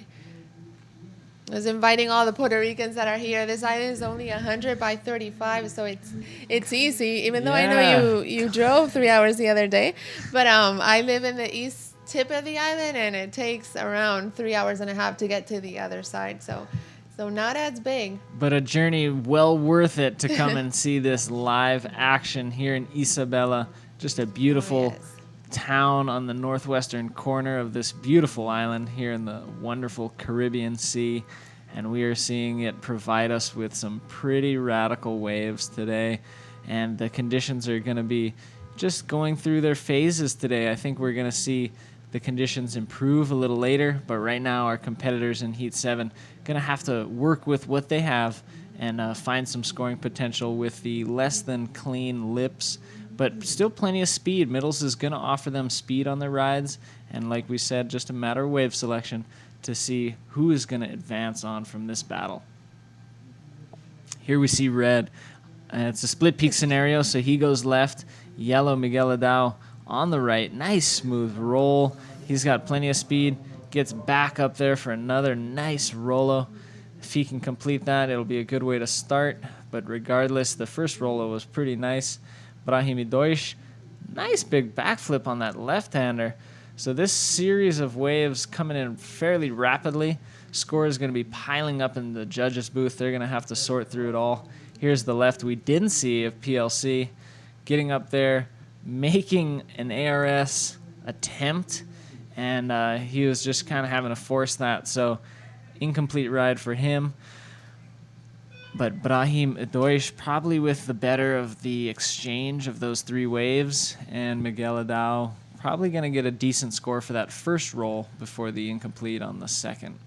So exciting way to start. Yes, 18 minutes and a half remaining from this heat. We're still waiting for the judges' score from that last split peak exchange. Exactly. As we see the replay there for Brahim getting some really nice extension. Throws a reverse in before another rollo in the whitewater. And that was going to be probably one of the better waves thus far of the heat. Still plenty of time left, but these competitors want to get the ball rolling, get started. As we continue to mention, wave selection is key, so they want to increase their chances by taking a few waves, don't just sit the whole heat. They're going to want to get the ball rolling, explore the opportunities out there, and that's what we just saw in that last exchange. Yes, and a special thanks to some of the wardrobe sponsors. We have Nude, Lentejuelas, Tres Estrellitas, Catch Surf, Idalia Atelier, and Sarita with the accessories. So a lot, some thanks to all of those sponsors who made the webcast wardrobe happen. So as the scores roll in for PLC Cortez for his last wave of 5.0 and a 6.25 for Miguel Ado. Meanwhile, out in the water, Miguel Ado again from Portugal. Nice invert. If he can come away from it, he's kicking. You can see him muscling, trying to get back ahead of it. A little frustration Yeah, a little there. frustrated. Gives his board a little tap to try to remind the board who's boss, but it's not really up to him and the board. It's Mother Nature that they're battling against, and certainly he doesn't want to signal to Mother Nature that he's upset, so he's going to have to just deal with that, paddle back out, give it another go. Yes. Like mentioned, he does have a 5.9, so he's got a good score. Plenty of time left. Brahim Idouche did get the 6.25, so he did have the higher of the exchange. PLC sitting with a 5, and they're going to be looking to get their second scoring waves on the board. Here he is, our rider in red from France, in the title hunt, and now hunting for a section on this wave. Plenty of speed. Goes up, nice invert. Clean maneuver. Kind of at the end of the wave again, in that area that we're seeing some of these big scores come from, that Jared Houston was exploring in his now infamous heat. The heat heard round the island, as it were. And so Pierre's now paddling back out. He's in a bit of a paddle battle with Miguel. They're going to be battling for priority to see who will have the opportunity to catch the next wave desired out the back. Brahim Idouche probably holding on to first priority now. And so we're going to see some more shuffling of the positions as these second rides come into play. Before, the positions were based off of basically just one ride, but now PLC has the 6.25 and a 5, putting him in first, and Miguel and Brahim needing to get second waves on the board. So we see a great trim line, lots of speed, and he goes up and gets a clean boost. Not a massive invert, but certainly a good way to start this heat. We've got 15 minutes remaining, and at this point that's a keeper score, that 5.0, but he's going to be able to work with the rest of the time remaining to improve on that. Yes, 14 minutes and 52 seconds remaining in this heat. Still plenty of time. Definitely, yes, it's very challenging out there, and the pressure is on for all the competitors out there in the 7th heat of the 5th round. As the contest keeps going, the pressure keeps building in the competitors. So. And certainly with a title on the line, as we saw, pressure didn't really factor in with Jared's heat. He surfed very comfortably and was able to get those rides he needed. And he expressed to me during the little break I had when I was chatting with him that those rides, he obtained them under priority, and the person in front of him in priority wasn't interested in those waves, and he turned them into near excellent and excellent rides. And so that's where wave selection comes in, where the other two competitors didn't select those rides but had the chance to. And it was Jared that capitalized on that. So very interesting. And here we see PLC, our heat leader, looking for actually going into the tube, getting a cover up, unable to escape from the tumultuous waters here at Middles. Not the cleanest conditions for barrel riding at this point in the day, but I won't be surprised if we see more barrel rides happening throughout this competition. I won't be surprised either. It does that. Yeah, it does that. It does that barreling thing where you can get under the curl and get shacked. So we hope to see and spit out. Yes, and that would be awesome to see. And we be. haven't seen it yet, but totally possible out here at Middles. What we have seen is plenty of high flying action. Here we're going to see the attempt again. He's sitting in the pocket. Now he's going to scoot under the curl. As we can see, a lot of white water falling down around him, so the barrel wasn't a clean tunnel for him to traverse through, and he gets caught up behind that and doesn't make it out. So now we're just waiting to see Miguel and Brahim. They're going to be trying to replace their short scores that they're holding on as second rides, and they're going to be attacking first and or second position. We've got about half the heat gone, half left, and we've got waves out the back. Now the riders are just kind of sitting with position, just being patient, but they don't want to sit too long. And as we keep saying, wave selection becoming ever so crucial as the conditions continue to change and the texture continues to increase. So finding those clean sections a little bit trickier. And I think, again, we're going to be seeing those kind of medium-sized ones that kind of reform or kind of double up on the inside, giving these guys more to work with and more scoring potential. Yes, and make sure you check out seapuertorico.com for a glimpse of the island of enchantment. As we see the riders out there waiting for some waves to roll in. Oh, here we go. Brahimi Deutsch on a left-hander. Nice clean Rolo. So that'll improve his 1-point ride and probably going to be enough to scoot ahead of Miguel Adao, at least temporarily. He rode that wave pretty far over, as we could see in the background. He was near the rocks in the corner. So, and now PLC gets up there. Nice smooth Rolo. Very difficult and challenging section. We'll let the judges decide if that was complete or not. But he is, again, virtually on the other side of middles than where Brahim is. And we could tell that wave was sucking up kind of where the sand starts getting into the water, and it gets really like almost like a shore pound kind of over on that right-hander. And here let's see a replay of Brahim as he goes and finds that Rolo that he is looking for. Has to get under the lip, but gets nice projection. Clean, complete ride.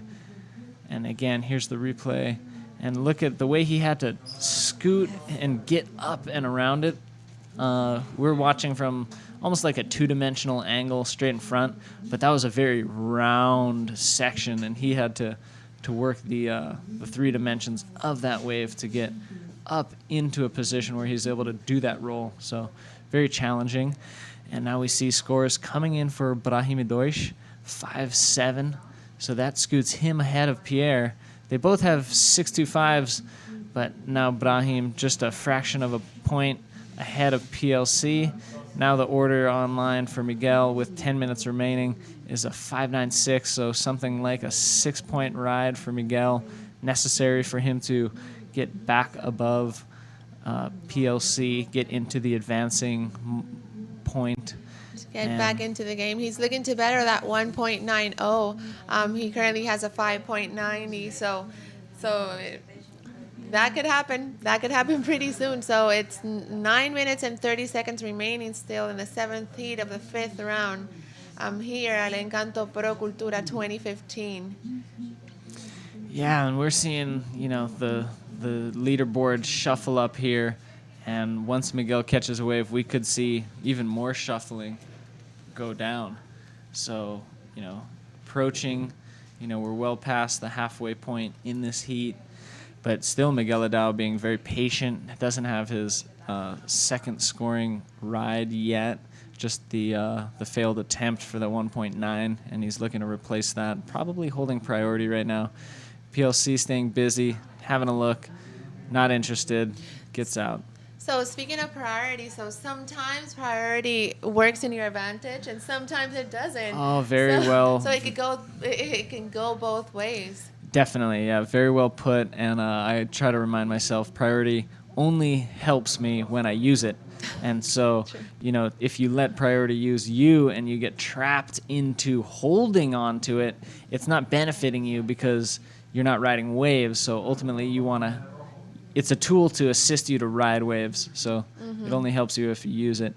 PLC with a nice backflip, again, over on the side of the section, kind of a medium-sized wave, but probably going to be one of the better scores in this heat, and just, kind of a sign of the wave selection and positioning that he's choosing.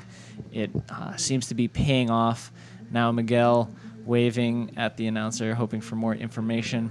Here we see, this doesn't look like a great wave. It's kind of medium, a lot of white water on the face, but he gets up and pulls a clean backflip, pulls it off smoothly, rides out of it. And so I think we're going to see him move up into first place as we do with a 7.5. So he bettered that 5.60 with that 7.5, solidifying his lead here in the 7th heat. With 7 minutes and 25 seconds still remaining. So now Brahim, if he wants to recapture first place, he's going to need to improve on that 5.7 and get a 7.51. Miguel Ladau still requiring something around the 6 range with a 6.06. And he's been waiting very patiently. 3 waves ridden for Miguel. And he now shows the next score of a 5.75 to accompany his 5.90. And he's going to be hoping to ditch one of those for the 6.06. Here he is riding. Great bottom turn. Very clean projected flip. If he can get more on this wave, he'll probably get the score he needs. Throw some spins on it for good measure. He's looking for another lip, and he opts out as the wave doesn't offer him anything else.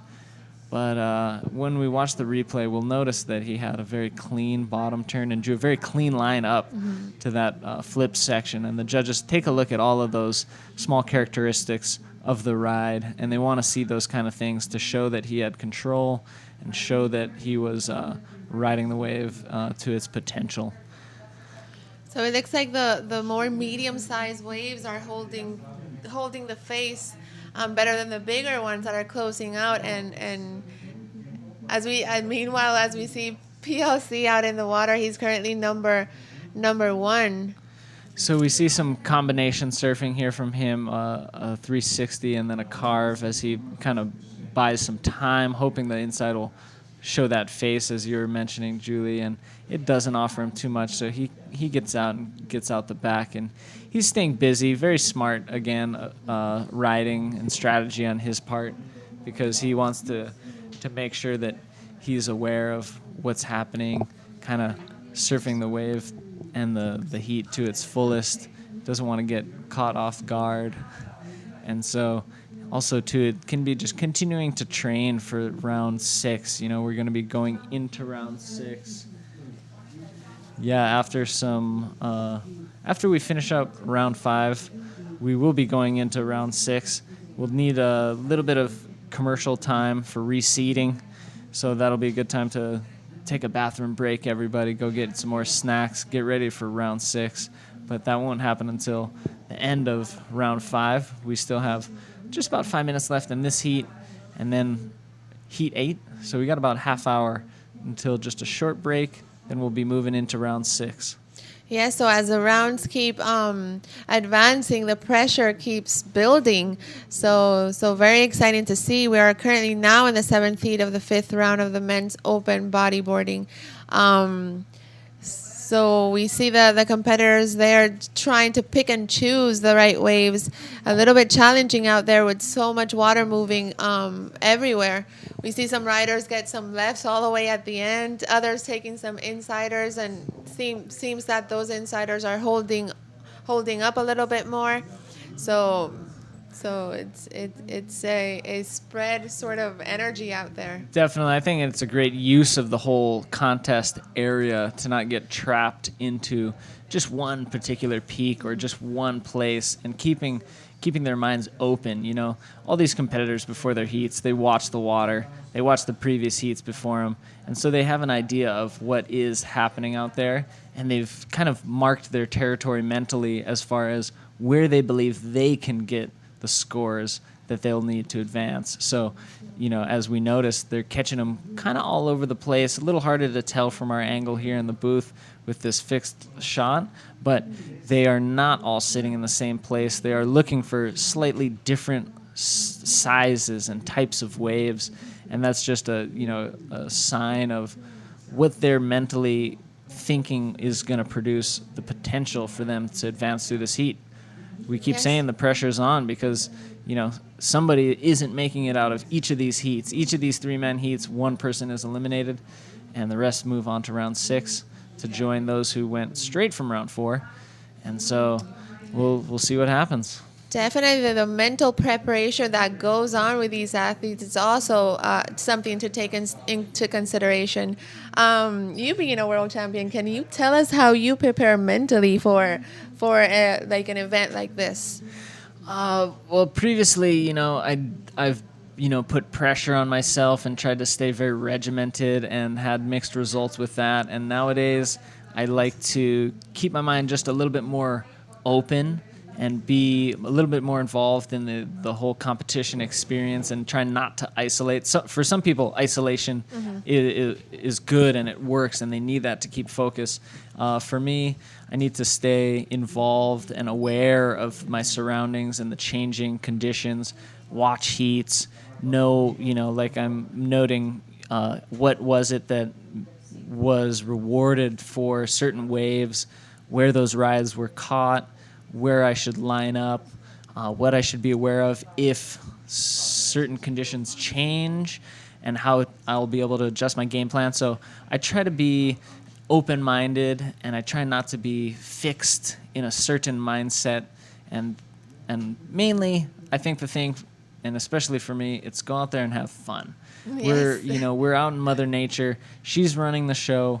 So forcing things, we mentioned that yesterday, it doesn't work. Whether it's in life or out on a bodyboard in a heat, whatever it is, you got to go with the flow. If we're out in the ocean, it's a very kinetic environment. Waves are coming. We have no control over them. So it's best to feel the rhythm of the ocean, be mindful of how long sets are taking, be mindful of how these lumps of water look as they approach the reefs that they're going to break on, and just all those minute details. Not necessarily analyze everyone like a computer, but allow that information to be absorbed and just allow those kind of rhythms and changes to just come through. And I think it's not a science, and I think it takes hours of practicing and just being aware and just being out there in the lineup, in the water, being a part of this sport for those things to happen for you. Here we see Red, probably going to be his last ride, does a series of turns and does a 360 floater reentry and shakes the hair out of his face. He's kind of peeking out the back to see if he should re-enter the lineup, but he's riding it all the way in. Brahim Adouche moved down into third, but he is going to ride this final wave. Hopes of getting a 6.51 to re-enter the advancing position.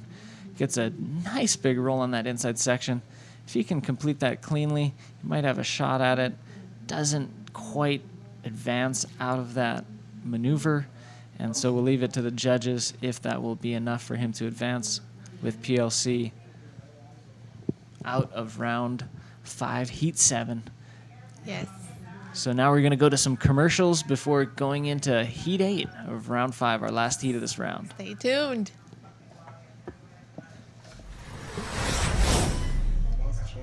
Right, when you just go out and have fun, everything sort of aligns.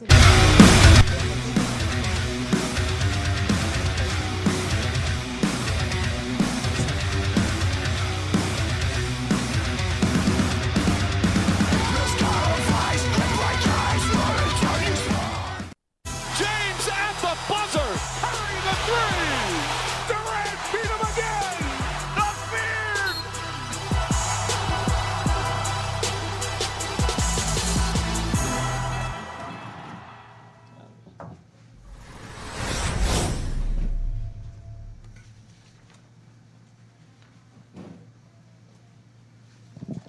Welcome back. Here we are.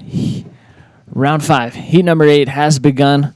In black, Socrates, the junior, looking for an opening score on this ride. He's trimming. He's got a section ahead of him. Let's see what he can produce. Nice Rolo. See if he can complete it.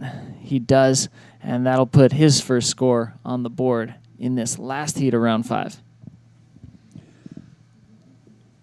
And Steve Action Jackson back here in the booth with Dave Hubbard as we look to work through the remainder of round 5.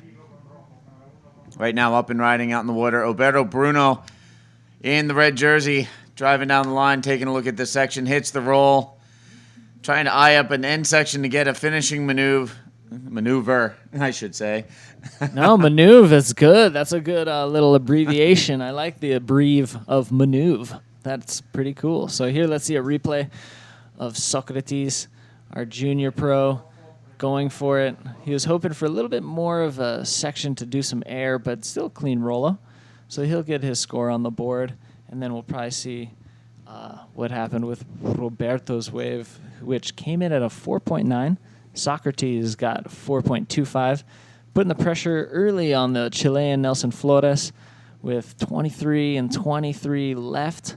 He's going to need to overcome these two Brazilians who are very strong, have been showing themselves in earlier rounds to be people to be rivaled with.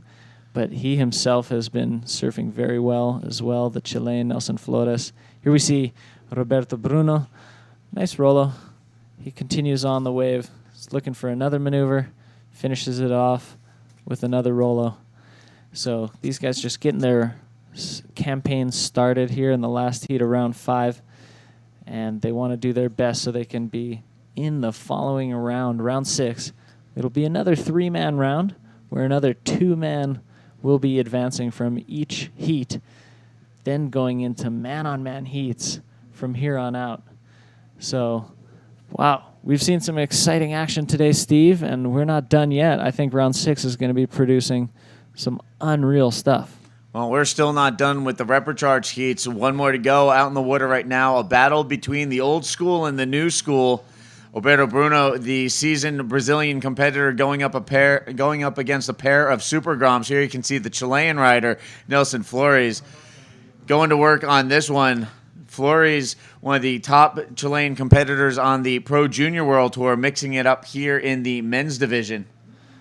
That was a nice ride, nice opening ride for our Chilean junior, and he was able to get 2 smooth rollos. I felt that was a more powerful, well-ridden ride than we've seen by the other riders in this heat. I expect him to move up into first place with this one. Here we see nice clean wave came in, and he was able to get a smooth rollo there. As he continued throughout the wave, he found another section to do another nice rollo.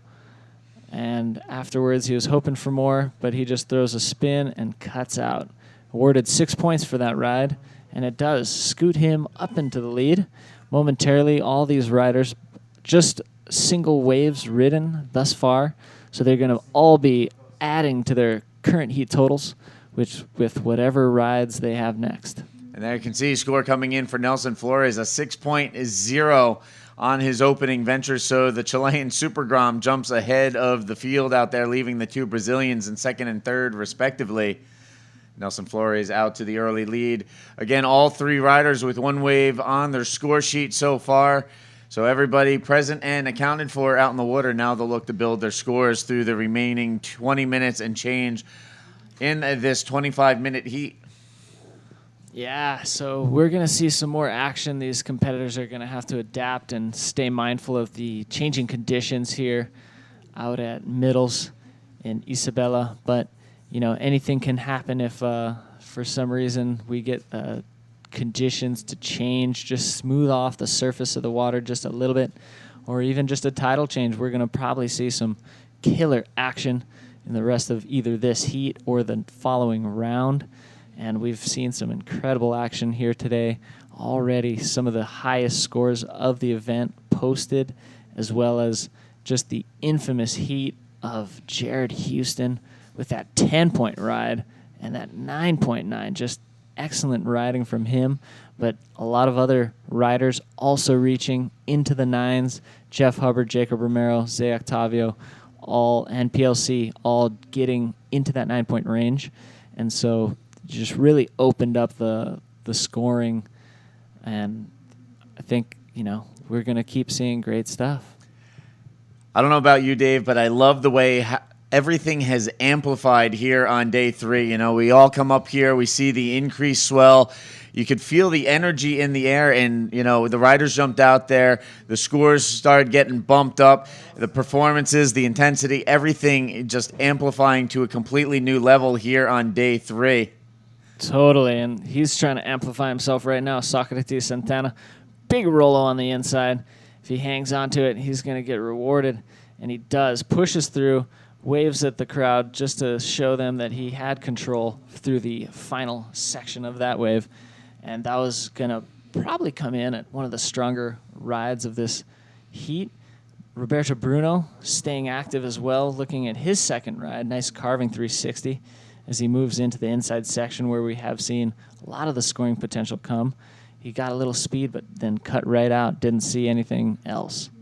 So Roberto Bruno trying to keep pace with the Groms. Meanwhile, here's a look at the replay for Socrates Santana. Pretty solid-looking right-hander. Readjusts his line, drops back in, eyeing up the section. And here he's going to hit the roll off of the closeout section. You know, pretty heavy maneuvering there for the young Brazilian on that one. And there he does eventually ride out, demonstrate control. He signals to the judges, hey, I rode that one out. Please judge me accordingly. 6.9 is the score that they drop, and he moves right into first position.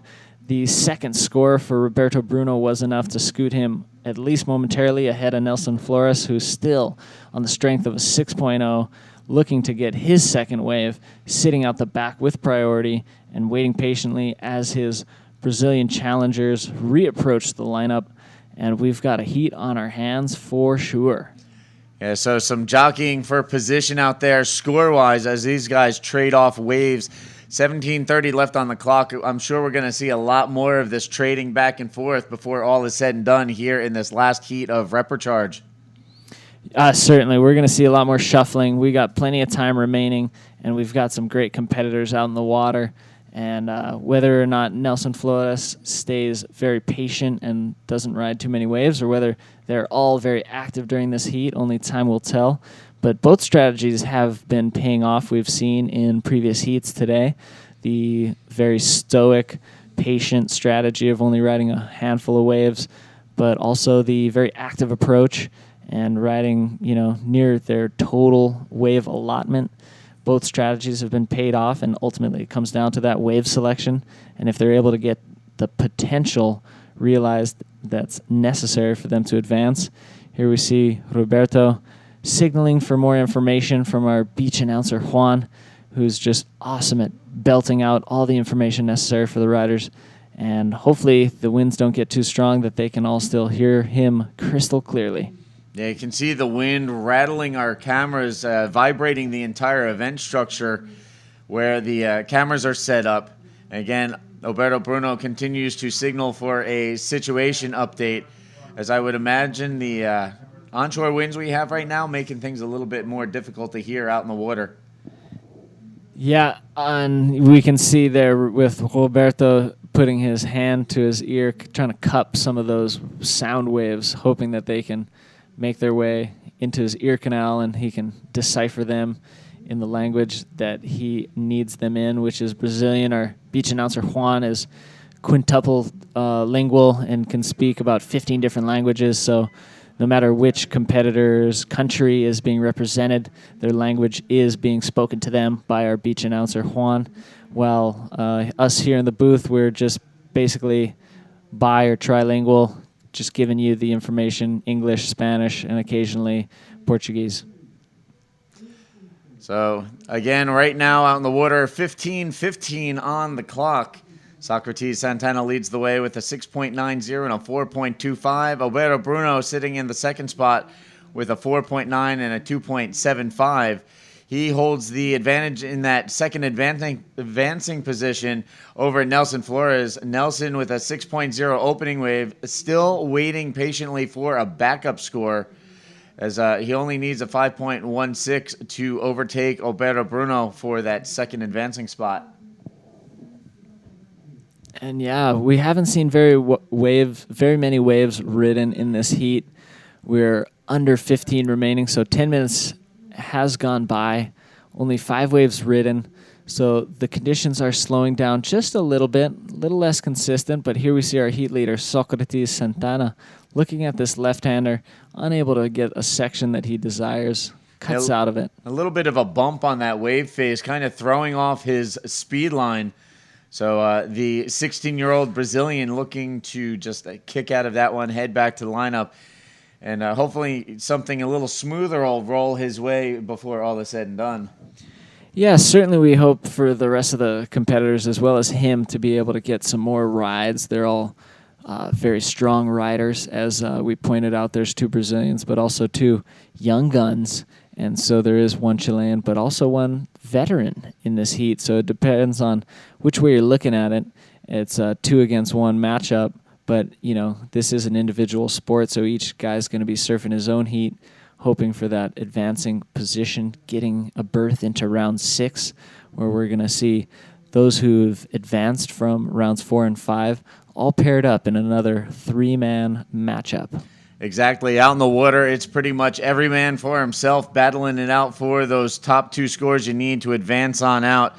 And as nature of the beast tends to be here in competition, in this scenario, 3-man heat, top 2 guys are going to move on. The third-place finisher going to get cut from the field. That person will be watching from the sidelines later on today as well as tomorrow for the final day.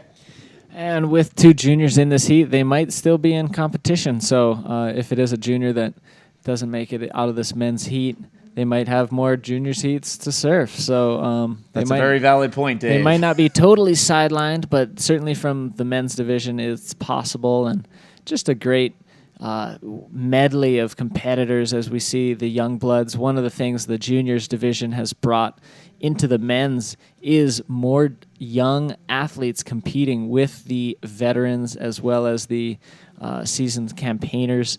So with this juniors division, we're seeing more young bloods entering into the men's, which makes a huge difference. We're seeing situations change, upsets, and battles being won out by some of these young competitors. And I think it's just a beautiful thing to have a juniors event at a men's event, because we do get the competitors who want to do both. And we're seeing it right here. 2 juniors competitors all the way in round 5, and they're battling it against Roberto Bruno.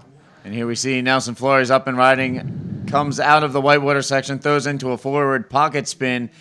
This one's not going to line up, so he promptly kicks out. And just to finish your thought, not only has the Pro Junior World Tour had a major effect on the 2015 tour, but in the broader spectrum of things, you were really getting a good glimpse of what the future of bodyboarding holds. And you know what? The future of this sport looks really bright with the talent that's coming out of multiple countries. Oh, it certainly does. Future's so bright, gotta wear shades, to quote a beautiful 80s song. But yeah, we're just totally in awe of these young competitors. And like you said, it's not a single country that's producing them. They're coming up from every corner of the globe, and they continue to increase the ranks of these super groms, as some of them are titled, and also just junior competitors. The field is growing, and it's a beautiful thing to see in the sport of bodyboarding. Right now, out in the water, 10:40 left on the clock. Socrates Santana continues to lead the way as this heat has slowed down a little bit. We've had a little bit of a lull in the action out in the water, but Santana maintains the lead. Alberto Bruno sitting in that second spot. Nelson Flores in the third spot, trying to play catch-up right now, needs a 5.16 to overtake Bruno. We'll see how things unfold here in the back half of the heat. 10:15 left on the clock, and here we go. Alberto Bruno looking to work on his scores. He's got a lot of speed. He's approaching a section, and he doesn't see the kind of launch pad he'd like, so he's out of there. Socrates, he's up and riding, and our heat leader, and he's going to try to hope for something on this middle section. Gets a nice little invert, gets some projection, certainly. Unable to get back in front of the whitewater, though. That'll be deemed incomplete. And he's going to have to paddle back out and assume the waiting position, like you said. Slowing down, a little bit more inconsistent. We haven't seen very many waves ridden with under 10 remaining. And so we are going to see maybe just a few more rides from each of them and possibly some situation changes. Not a lot required, but there'll be, some of the higher scores of the heat that are required of Nelson and Bruno to change the situation. So we're going to have to see what unfolds in the final 9 minutes. So again, counting down to the 9-minute mark. And just a quick update on our schedule moving forward. At the conclusion of round 5 repechage heats, we're going to reseed the field. So we'll be taking a brief commercial break before going into the first heat of round 6. That will round out our morning portion of competition, as we will then go into an interview with the performing artist that will be coming up at our midday break. From there, we will take a brief commercial break and then go into a 30-minute live on-stage dramatic performance here at Middles as part of our cultural performance segment of our daily schedule. Then coming back, we will go into round 6, heat 2, and progress through our afternoon heats. And then again, finishing off the day with live musical performances, weather permitting. Yesterday, Mother Nature had other ideas. But, that's our schedule for today, looking ahead through the remainder of the morning and going into the afternoon hours with 8 minutes remaining in this heat. Yeah, and I think it's so awesome, Encanto Pro Cultura, bringing the culture of this beautiful island live to you via webcast, also to the spectators who are here at the beach. Everybody gets to be a part of it. And we've done music, we've done dance, and today we're going to get some dramatic performances. I don't know if it can get much more dramatic than what we've seen in the water. But we've already seen some serious drama unfold out in the lineup today. But I know that those dramatic actors are practicing, and they've got a great skit to show us. But, they get the opportunity to plan it out, and they know the stage that they're working on, whereas the riders, they have to really kind of improvise, as it were, their performances out in the lineup. We're seeing improvisation by the riders in this heat as we've really slowed down the action with inconsistent, kind of a lack of scoring opportunities for these guys, but they're holding on strong. 7 minutes remaining, and they're hoping to claim those last 2 slots in round 6, because this is the last heat of round 5. So again, just under 7 minutes remaining, a little bit more of a lull out there as we've seen the consistency of waves slow down, as Dave was talking about. We'll see if the Cacique will bring us more waves as we get through this heat and start to go into round 6. We've seen this the last couple of days where we get a little bit of an extended lull in the late morning, early afternoon hours, before the conditions transition once again and start to turn on for the late day. So again, we'll see how things pan out today. But there's been a little bit of a pattern here, whether it's been smaller waves or the larger swell today. Middles seems to have this natural rhythm about it. Yeah, and it's really impressive. And like you mentioned, the conditions definitely were enhanced. We had a rising swell yesterday, so the waves were getting better all day, but the morning had some good stuff, and like you said, mid-morning, that was the most challenging conditions that we had yesterday, and then it was just on the rise the rest of the day. Now we're seeing something similar, where these last couple heats of round 5 totally challenging because the inconsistency and lack of scoring opportunity. We saw a few heats before this, guys getting pretty creative, exploring the lineup, not just sitting in one place, hoping for the wave to come to them. They were searching it out a little more. And with 5 minutes remaining and just a handful of rides on the board, we're gonna only hope that these guys get another couple scoring opportunities. We know that Roberto Bruno, he's looking to ditch that 275. Just only needing a 6.26, but we say only, but at this point in the heat, that's going to be like one of the best waves almost. And so Nelson Flores, he's sitting in second, needs a 5.16 to attack first, and it's been the young blood Socrates Santana, the junior pro, that has put on a consistent performance. He's got the most waves ridden and the highest score of the heat, and thus it's put him in the heat lead at the moment. So there you have it, the young protege of 6-time world champion Guilherme Tamega leading the way right now as we count down to the 4-minute mark remaining here in this last heat of round 5, the repechage round. Nelson Flores, the Chilean Super Grom, sitting right behind Santana, so the two kids out there leading the way ahead of the seasoned veteran Alberto Bruno. He's trying to work his way back in. Right now, he needs a pretty sizable 6.26 given the conditions out in the water right now. Yeah, and that 6.26 is going to be enlarged if Nelson Flores can ditch his 2.40, which probably wouldn't be difficult for him to do because that's not a huge score, but challenging conditions. Here we see Red hoping and posting up a decent invert on that section, unable to complete the ride with more maneuvers. There we see Nelson Flores ditching that 2.4 with a nice round Rolo. Heavy section, bigger wave than Roberto's. We're going to see these scores drop and not necessarily change the situation, but definitely strengthen each position held by these riders. There's the nice invert, not huge extension or flight, but definitely good for that wave. And this was a very technical through the lip Rolo on a very heavy section from Nelson Flores. So I wouldn't be surprised if Nelson moves into the lead with that wave, but at the same time, I don't know if that's going to help Roberto's campaign in this heat.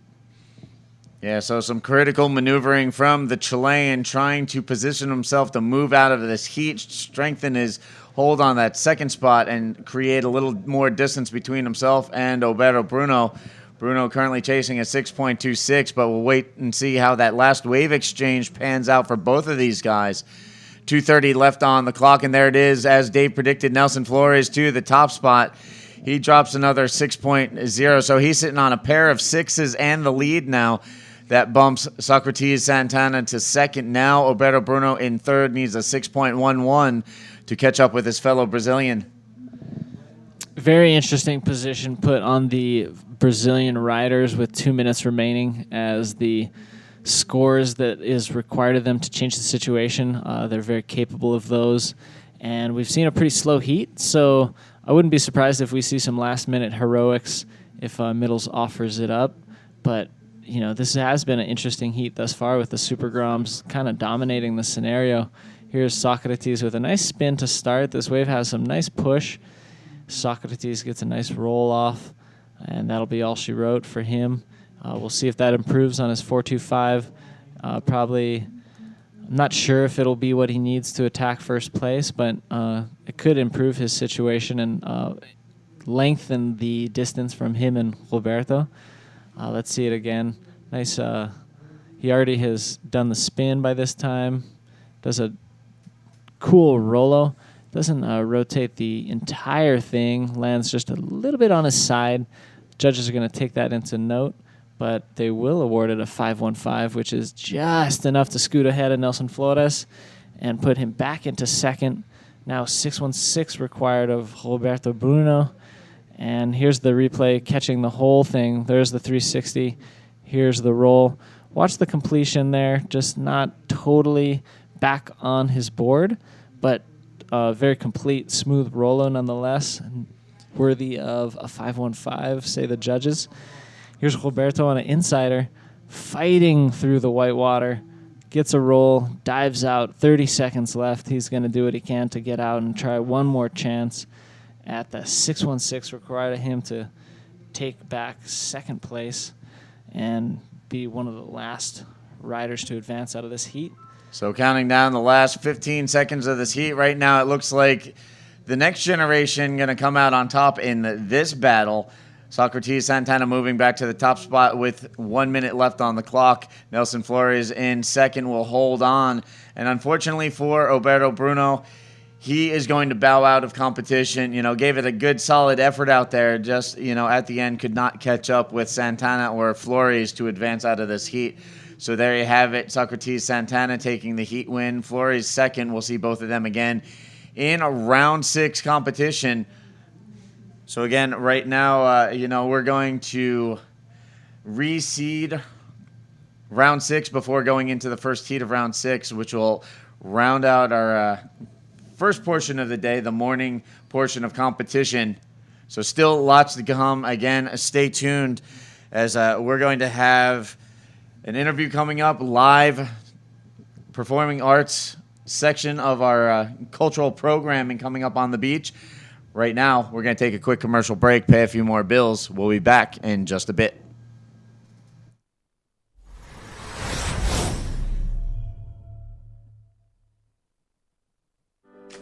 Over 2 years ago, I began working on a new core.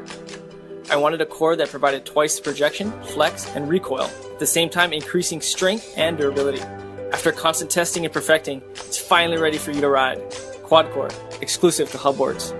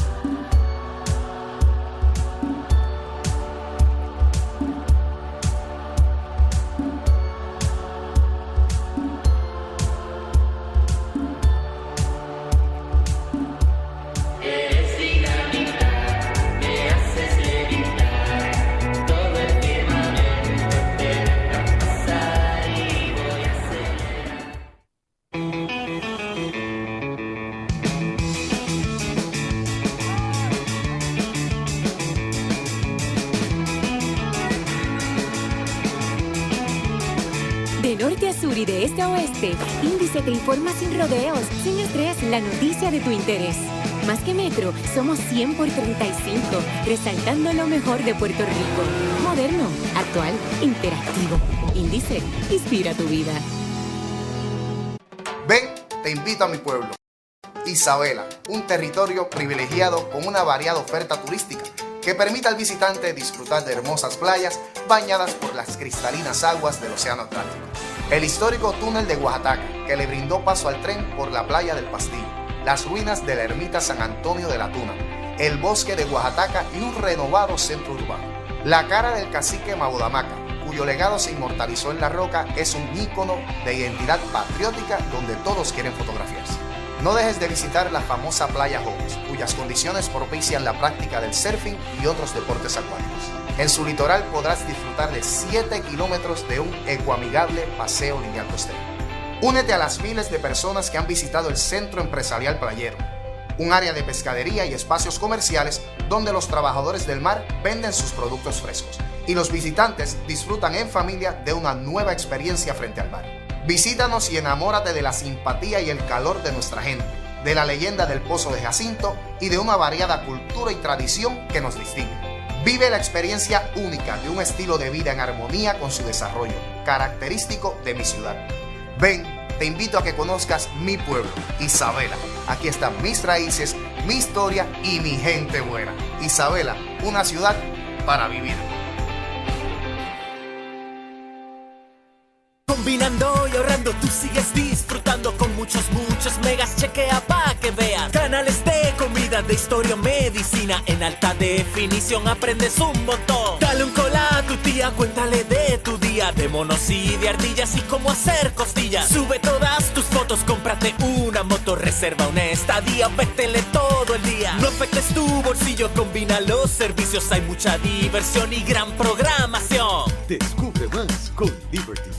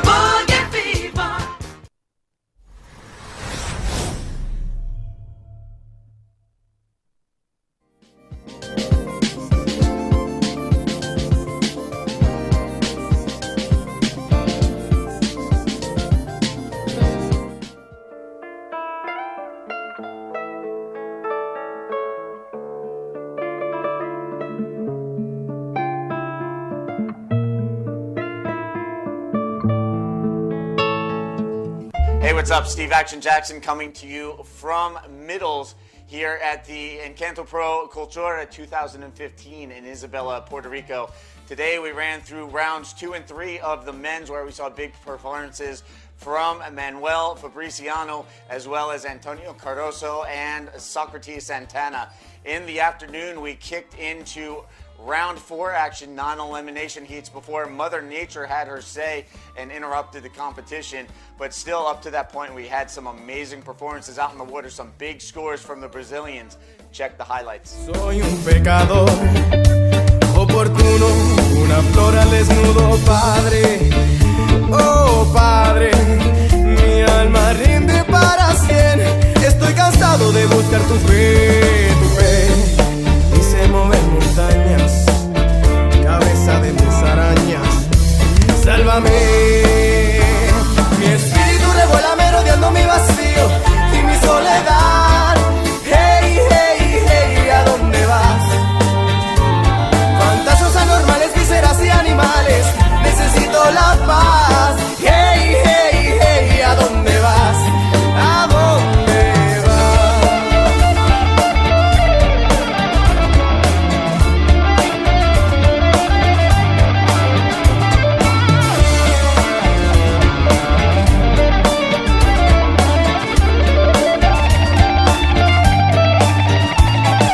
Padre, oh Padre, soy humano, Dios. En pedacitos me hiciste crecer, Padre. Oh Padre, apiádate de mí, Señor. Estoy tratando de buscar tu fe, tu fe. Hice mover montañas, cabeza de mis arañas. Sálvame, mi espíritu revuela merodeando mi vacío y mi soledad. Hey, hey, hey, ¿a dónde vas?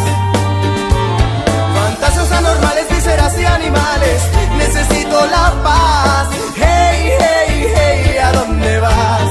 ¿A dónde tu fe? Hice mover montañas, tan siento que tú me abrazas. Sálvame.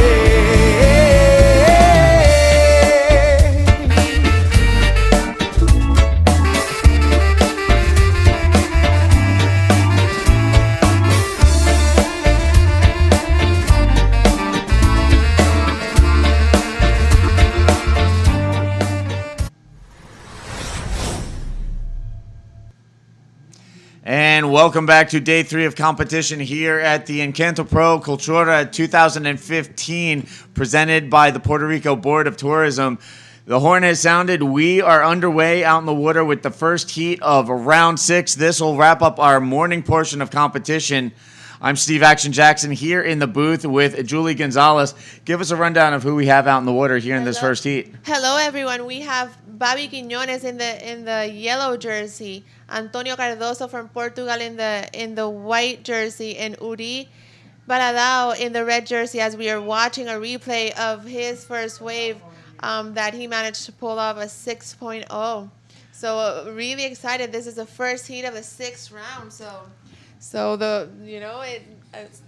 less competitors, more pressure, and the waves are still delivering. So with 23 minutes remaining still from this first heat of the 6th round. And there you can see the score dropping in for the former 2008 world champion Ori Valadon, a 6.0 to open things up. So Ori drawing first blood here in this opening heat of round 6.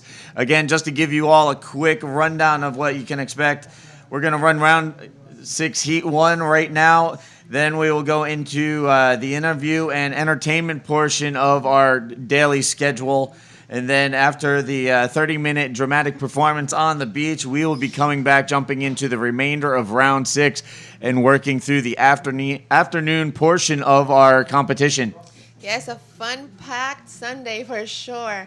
Lots of things going on today at El Encanto Pro Cultura 2015. At 12,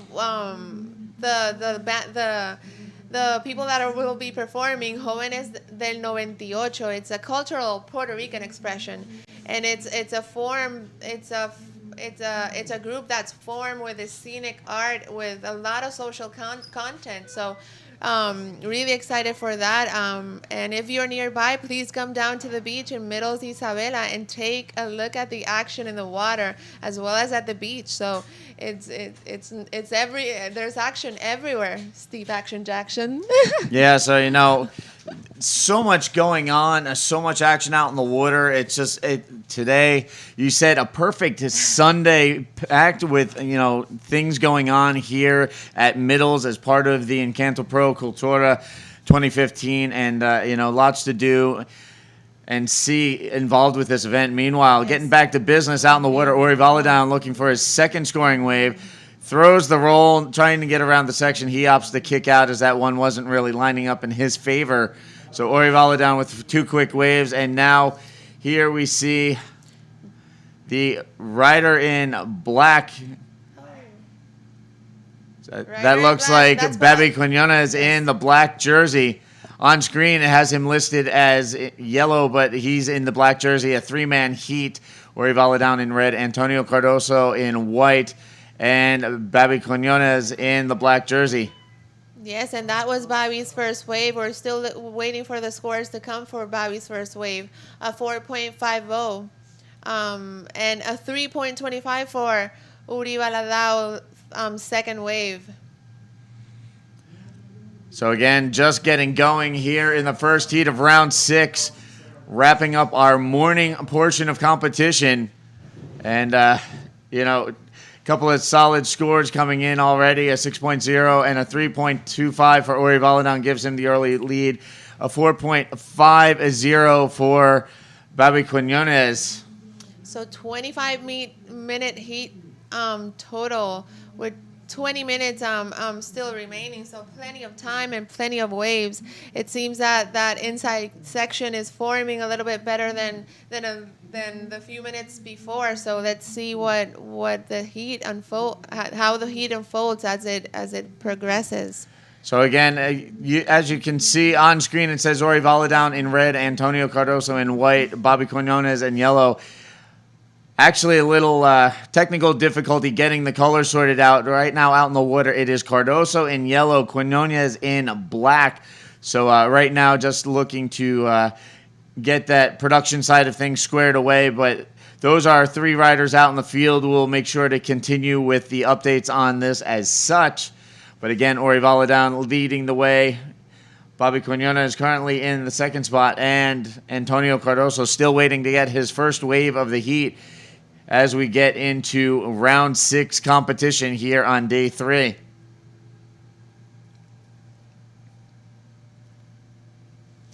Así para aclarar, en la pantalla dice que Antonio Cardoso está en blanco, pero él está en el color amarillo en el agua.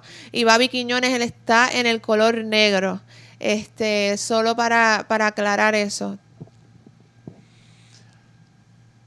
Still just under 19 minutes remaining in this 25-minute heat. And again, the former world champion Ori Valadown from Brazil leads the way right now. He's got a 6.0 opening score, now trying to replace a 3.25 as we work through round 6, heat 1. As I mentioned, this will be the last heat of the morning before we go into the cultural entertainment portion of the midday.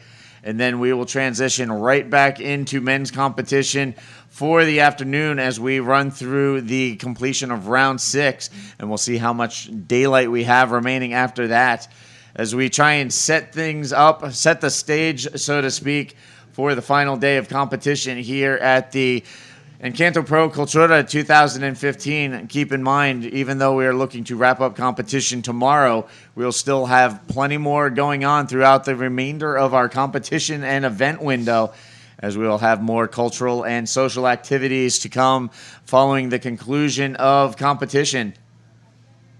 Yes, a very special thanks to the Senate of Puerto Rico in the form of its president, the Honorable Eduardo Batia, for making this event happen. If it weren't for the support of the Senate of Puerto Rico in the form of the Honorable Eduardo Batia, we wouldn't have this event happening. So a lot of gratitude towards that. As we see the riders splitting the peak there. We see Bobby Quiñones in the black in the left. We'll see that replay later. And we see Antonio Cardoso from Portugal making a rolo there under the lip and breaking the lip and then landing it. So let's see what the judges grant him for that wave. Again, Antonio Cardoso is in the yellow jersey and Bobby Quiñones is in the black jersey. As we see the replay here for Rubén Quiñones. A good rolo to start off the wave, and he's building up speed. Let's see, and then ends up with another solid and clean rolo. So again, right now, Ori Valadown in the lead with a 6.0 and a 3.25. Now waiting for his last wave. Here we catch up with Ori as we come back from the replay, and Ori Valadown getting right into it. So Bobby's last wave, a 5.0, giving him that first place lead. And Antonio Cardoso's last wave, a 6.25. And here we see the replay, and that's what we missed. A big flip from Ori Valadown. He is notorious for busting out these big flips out there. Looks like a big, giant flying frog out in the water, the way he throws those things. I'm sure the local Koki enjoying watching one of their fellow frogs going to work out in the water. Yes, wow, that was amazing. I mean, no wonder he's a former world champion. So definitely, let's see the scores for that last wave for Uri Valadao, a 5.15. And the scenario changed now. He is currently in first position. And now Rubén Quiñones needs a 6.16 in order to gain that lead. Antonio Cardoso needing a 4.91. So Valadown, Quiñones, they continue to battle back and forth for the lead. Meanwhile, Antonio Cardoso with a 6.25 opening score now needs a backup score to get back into the mix of things as he looks to shake things up with these other two riders out in the water. 15 minutes remaining on the clock. So again, the first heat of the 6th round. Many hits today in the water and yesterday, trying to get into the later rounds. As we see Uri Valadao again in that wave, making a clean rolo there and landing it beautifully, combining it with a spin there and deciding to get out of the wave. So there you go. Uri Valadown looking to build upon his scores. He's already got a 6.0 and a 5.15 as we continue through this first heat of round 6 competition. Again, 3-man heats out in the water. Priority in effect. Top 2 riders will advance out based on the strength of their top 2 scoring waves. The rider in 3rd place will be cut from the field as from here on out we will go into man-on-man competition after round 6, but right now we've got 3-man heats for round 6, the first of which we have out in the water right now, and then the remainder will come this afternoon after our cultural performance portion of the midday. As we see on the competitors there, as we see a set approaching, let's see who manages to catch that wave in the back. Yeah, set's rolling in from the outside. Here we go. Antonio Cardoso up and riding, drops down, cranks off the bottom, punches the roll through the pitching lip. Nice roll there from Antonio Cardoso in a critical section.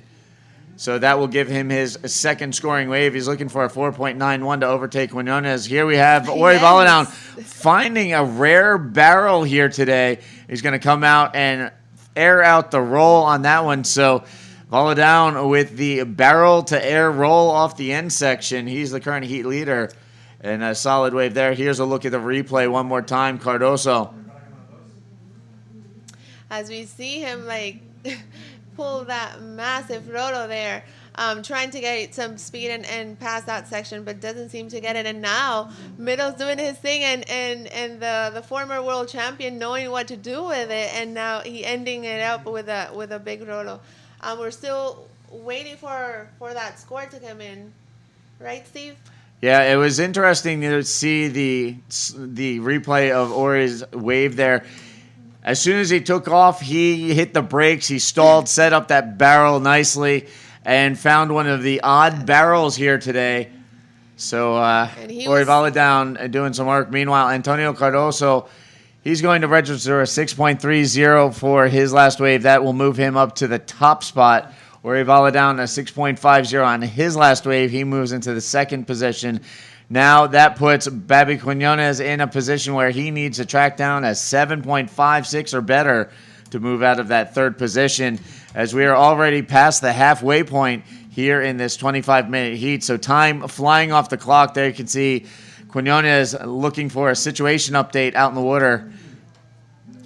Yes, 11 minutes and 37 seconds remaining. Still plenty of time to perform out there. Patience is a good trait there, and wave selection as well. Babi Quinones and his local knowledge. Let's see if it works in his favor today at this first heat of the 6th round of the Open Men's Bodyboard here at Encanto Pro Cultura 2015. As a small boy, my grandmother used to always say that patience is a virtue. In the world of bodyboarding, it's a virtue to a point. Yes. You want to keep calm and patient out in the water, but you don't want to wait too long as time burns off the clock. Here we have Quinones up and riding. Finds one he likes. He flips it out, gets it around fast and clean, and then we'll duck out. We'll see what the judges score that. One quick maneuver, but a solid flip from the Puerto Rican flag bearer out in the water here with 10:35 remaining. And here's a look at the replay. Yes, it's very distinctive from Babi Quinones, that move. He's currently needing a 7.56. So let's see what the judges grant him. Again, Babi Quinones, a former finalist here at the Encanto Pro, doing his best to continue through the field and taking an opportunity to try and better that result. We know that the veteran Quinones would love to take the win here at the Encanto Pro. He came close in 2012. Unfortunately, went down at the hands of three-time world champion Jeff Hubbard. Babi looking very strong here, one of the top Puerto Rican competitors in the field still remaining. And again, waiting for that last wave of the score. The judges taking a close look at this one before they register their final decision. Again, Quinones sitting in the third spot on the outside looking in. He needs a 7.56 with 9:35 remaining on the clock. Yes, and it's definitely something that Babi, that I know he wants. He loves to win. He loves to compete. Actually, he just loves the competition aspect of everything. And I know when he's in a contest, he completely full on, gives it his all. I've traveled with him quite a bit, and I went to a World Games in South Africa with him, and his passion is contagious. He basically made our whole team cry at one point because he was just so passionate. So it's really nice to see him perform here at his local break. Yes, definitely Quinones, a fiery competitor, does very well to represent Puerto Rico the best he can whenever he's traveling or even competing here on home soil. So again, waiting for that last score to come in. He's looks like he's sitting on a pair of 5s now for a combined total of 10. He still needs a 7.56 to move ahead of Orivala down. Meanwhile, Antonio Cardoso leading the way. Cardoso with a 6.30 and a 6.25 holds the lead. Orivala down currently with a 6.50 and a 6.0 has that second position in his possession, trying to hold off Babi Quinones. Counting down to the 8-minute mark remaining in this first heat of round 6. Again, following this heat, we're going to take a quick commercial break before going into an interview. And then our cultural performance portion of the day's agenda. So again, that's coming up. And of course, this afternoon, we'll be going right into the remainder of round 6 action as we continue to narrow the field and set things up for the final day of competition here at the Encanto Pro Cultura 2015, presented by the Puerto Rico Tourism Board. Exciting stuff. Definitely a really packed day with fun this Sunday. So if you're nearby Isabela, please come down and experience the enchantment of this amazing event, El Encanto Pro Cultura 2015. So again, 7 minutes remaining on the clock as we work our way through. Antonio Cardoso continues to lead the way. And here we can see our competitors out in the lineup. Babi Quinones taking a quick look at that one. Didn't like the way it was shaping up. He'll let that one roll on by. He'll wait for something a little better to come through. As we see more swell lines on the horizon, still some solid waves coming through. A little bit more texture on the wave face than we saw first thing this morning as the winds have picked up a little bit. But as we have seen in the previous days, the afternoon should clean up again. We'll see an increase of wave size again for this afternoon, hopefully. And we will continue on through the field. So again, 6:30, counting down. A little bit of a lull out in the water, but it looks like Babi Quinones sees something on the horizon as it looks like something peeking up on the outside. That's going to send our competitors out in the water right now scrambling for the horizon. As you can see it mounting on your screen, building at the top of your view screen. And we'll see if we have any takers on this one with 6 minutes remaining. And it looks like these guys are going to have to duck under this first one. Up and riding, Antonio Cardoso, the current heat leader, driving down the line. Look at the section, throws the roll, sets up the next section, a nice forward pocket spin. He's going to stall here, set up this next section. As it starts to break over him, he punches the roll to finish the wave. So there you go, 5:30 remaining on the clock. Antonio Cardoso looking to increase his hold on the top spot. As we work through the latter portion of this heat, here's a quick look at the replay of Antonio Cardoso on this one. He set it up nicely there. You can see the opening roll one more time. Adjusts his line, throws into a forward pocket spin, and then sets up this end section with a little bit of a stall, then gets the forward push, punches the roll through the lip on the closeout section before ducking out. So again, Antonio Cardoso looking to build his score. He now has a 6.0 and a 6.50 as his top scores. He leads the way, and it looks like he's going to improve his situation. So again, Antonio Cardoso continues to lead the way. So now Ori Valadown sitting in second, trying to hold off Babi Quinones. 4:45 left on the clock here on day 3 of competition at the Encanto Pro Cultura 2015. Again, coming up on the midday hour, we'll be going into the entertainment portion of our schedule today in just a little bit. We've got Julie Gonzalez getting set up in the shop. She'll be coming up in just a little bit to bring you the latest entertainment interview. And then again, we will be going to the performance stage on the beach, where we'll see live theatrical performance coming up at the midday hour. Meanwhile, back out in the water, 4 minutes left on the clock. Cardoso continues to lead the way. Babi Quinones on the other side of things, currently sitting in third, trying to chase down a pretty sizable 7.56. There you can see Babi out in the lineup, waiting patiently for something to roll his way. 3:45 left on the clock, and here we have Babi Quinones trying to fight his way back.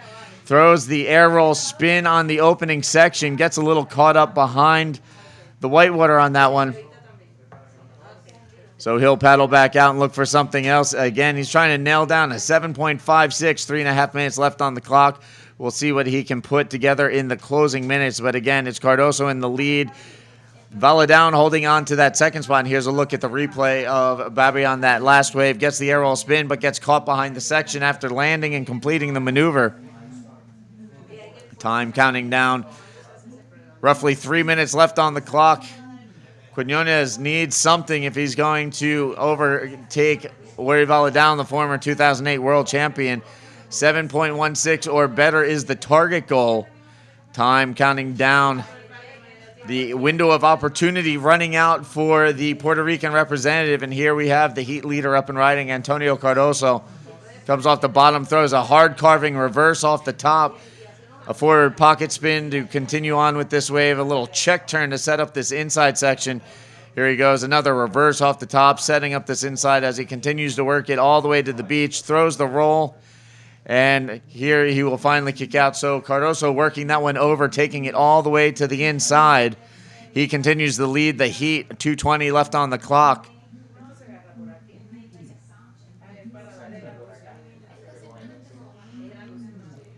Again, counting down to the 2-minute mark. You can see Cardoso, the heat leader, making his way back out to the lineup. Meanwhile, back outside, Orivala down in the red jersey, trying to hold off Babi Quinones. Babi needs a 7.16 still. He remains on the hunt. Counting down, just under 2 minutes remaining out in the water. So again, time running out for Babi Quinones to chase down that 7.16 he needs if he's going to overtake Orivala down for the second spot and remain alive in competition, trying to make it through his round 6 heat here on day 3 of competition. 1:30 remaining. It looks like we still have some waves rolling through. We'll see if Quinones gets one more shot at things, trying to take his crack at Orivala down and bump the Brazilian out of that advancing spot.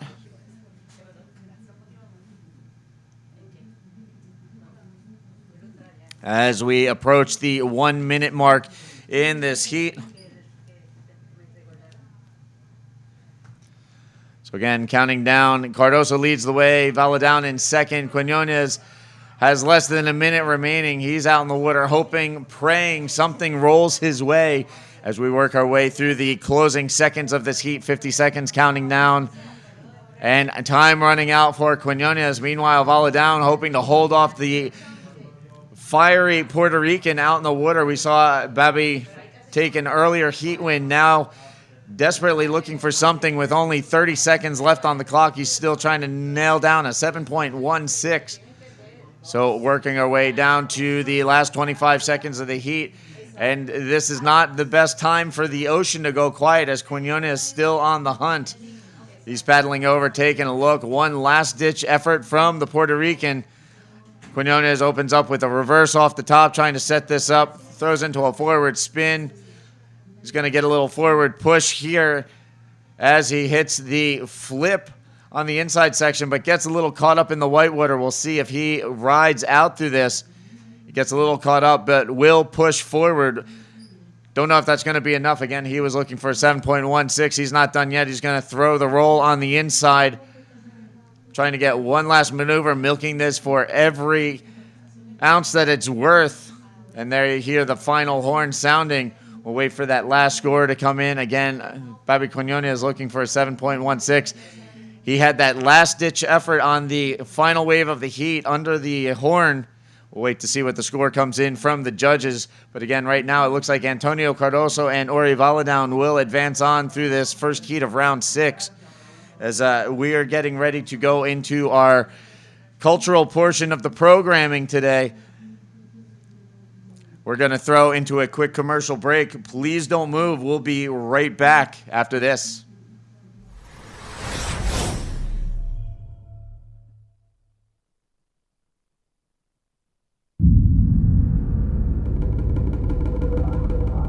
I lost my heart there.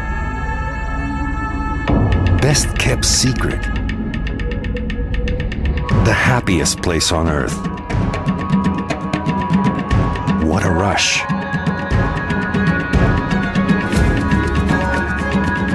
Live your own 5-star vacation story. Come to Puerto Rico, the All-Star Island.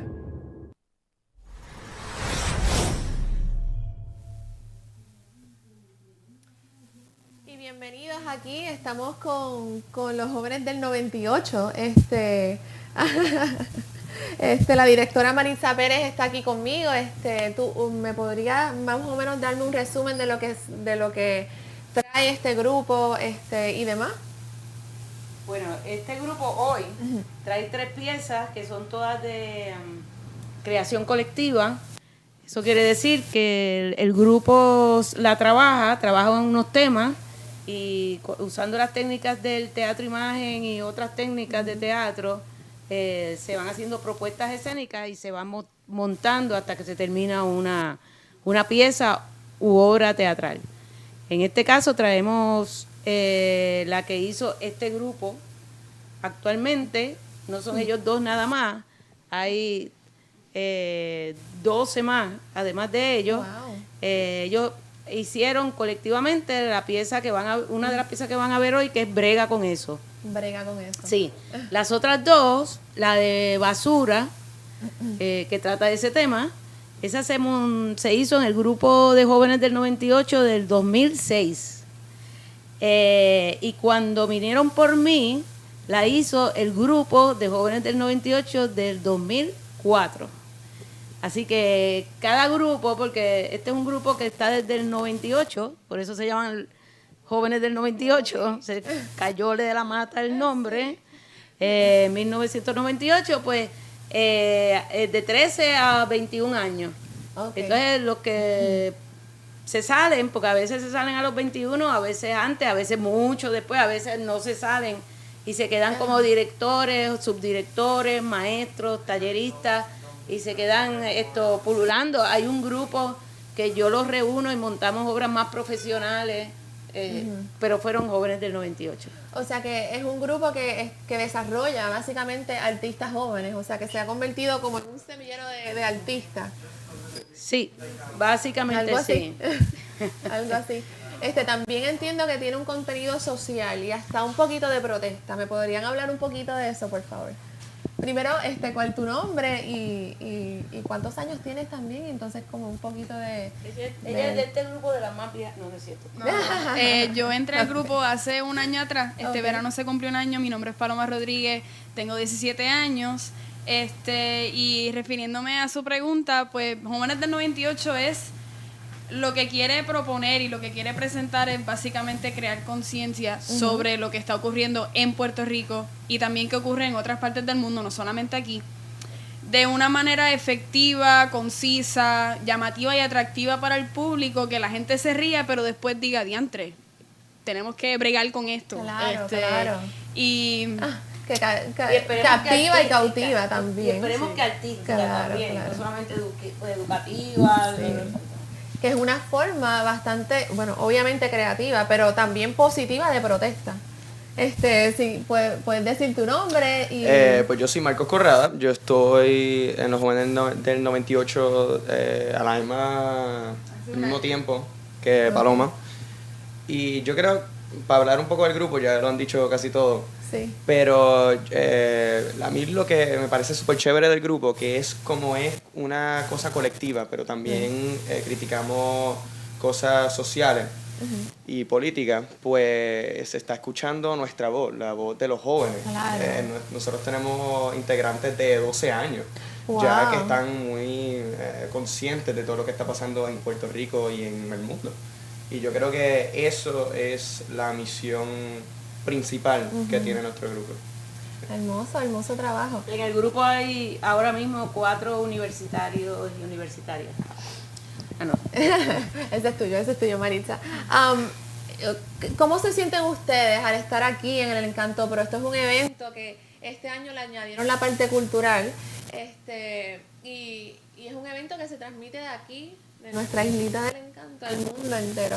O sea que es un lindo portal, ¿verdad? Un gran portal para transmitir este mensaje que ustedes están transmitiendo.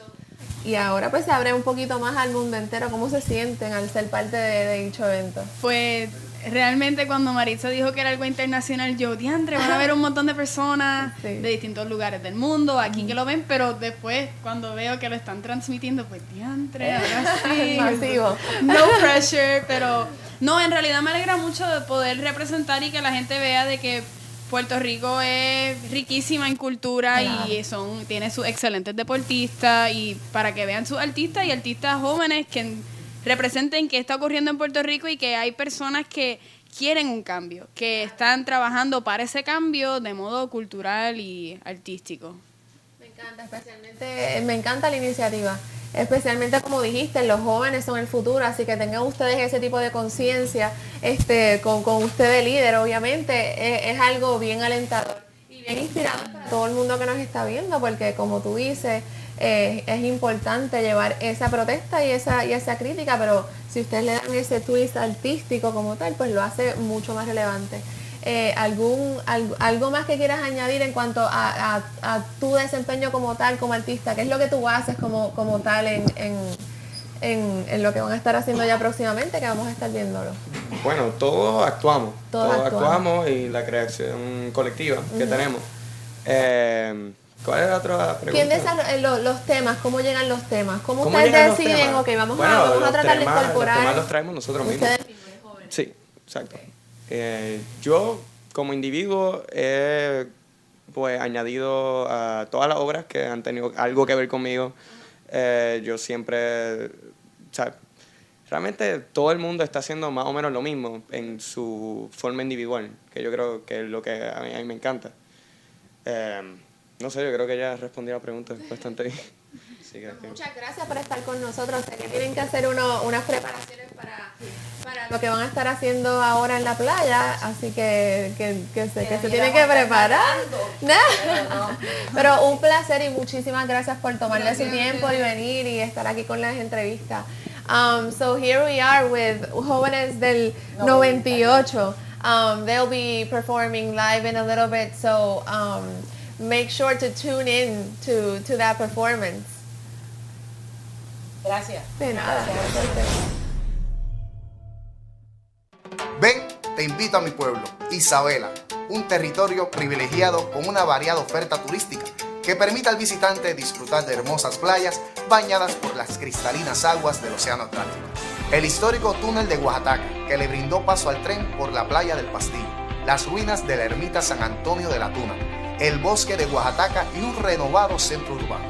La cara del cacique Mabodamaca, cuyo legado se inmortalizó en la roca, es un ícono de identidad patriótica donde todos quieren fotografiarse. No dejes de visitar la famosa playa Hobos, cuyas condiciones propician la práctica del surfing y otros deportes acuáticos. En su litoral podrás disfrutar de 7 kilómetros de un ecoamigable paseo lineal costero. Únete a las miles de personas que han visitado el Centro Empresarial Playero, un área de pescadería y espacios comerciales donde los trabajadores del mar venden sus productos frescos y los visitantes disfrutan en familia de una nueva experiencia frente al mar. Visítanos y enamórate de la simpatía y el calor de nuestra gente, de la leyenda del Pozo de Jacinto y de una variada cultura y tradición que nos distingue. Vive la experiencia única de un estilo de vida en armonía con su desarrollo, característico de mi ciudad. Ven, te invito a que conozcas mi pueblo, Isabela. Aquí están mis raíces, mi historia y mi gente buena. Isabela, una ciudad para vivir.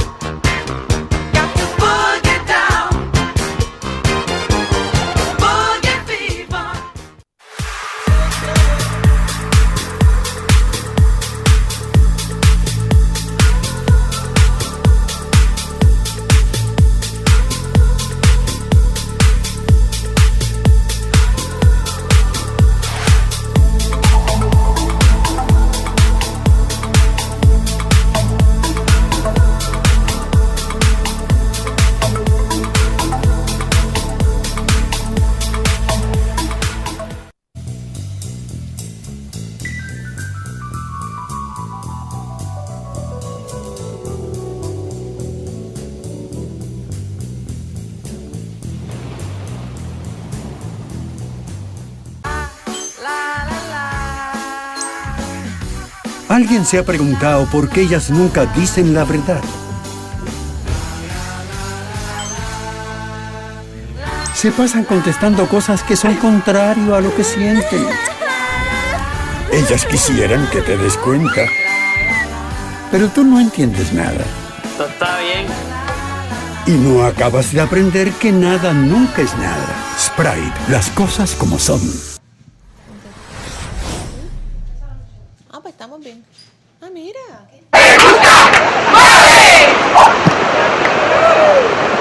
Hace 130 años, después de visitar el país de las maravillas, Alicia entró a un espejo para descubrir el mundo al revés. Si Alicia renaciera en nuestros días, no necesitaría ningún espejo, le bastaría con asomarse a la ventana. ¡Pip, pip, pip, pip, pip!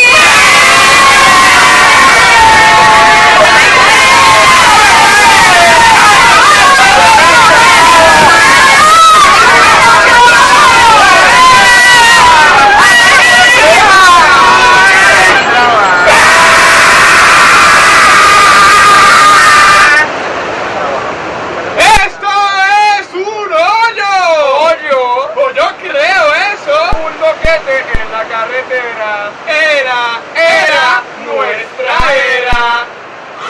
¡Ay, volvieron a subir la luz, mano! Pues me la tendré que robar.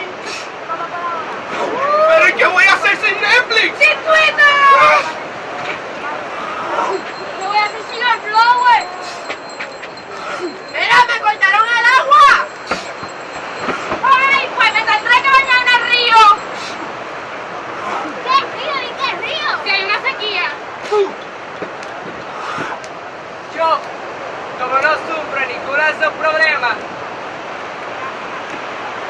¡Señor Geltrudis! ¿Usted sabrá dónde está el documento? Ay, no me pregunte esas cosas a mí, que yo estoy de break. Ay, ¿usted sabrá quién sabrá dónde está el documento? ¿Le has preguntado a la secretaria? ¿Tiene la secretaria no vino hoy? Le voy a preguntar a la secretaria de la secretaria. No, a esa muchacha la votaron. Ay, mira, eso se lo voy a decir al administrador de la secretaria de la secretaria. No, él trabaja en la casa. Ay, mira, ¿y qué pasó con el administrador de la secretaria de la secretaria? Ay, yo no sé, yo creo que él está enfermo, él no viene en meses. Mira, para no preguntarle al administrador de los administradores de la secretaria de la secretaria, le voy a preguntar al jefe. ¿Al jefe? ¡Jefe! ¿Qué pasó?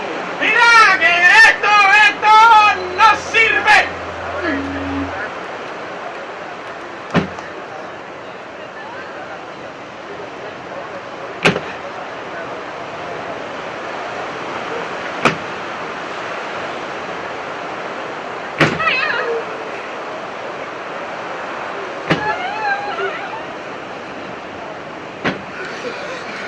¡El sistema sirve!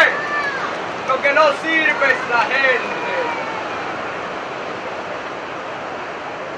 ¡Esto se hunde!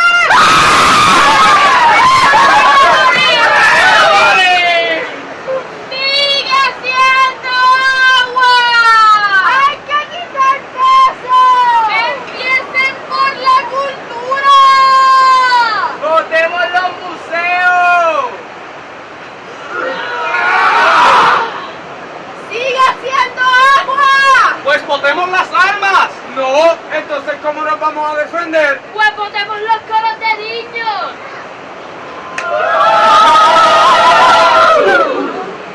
¿Y la publicidad consumista? ¡No! ¿Y cómo me entero el viernes negro? ¡Gente! ¡Pues botemos a los jóvenes!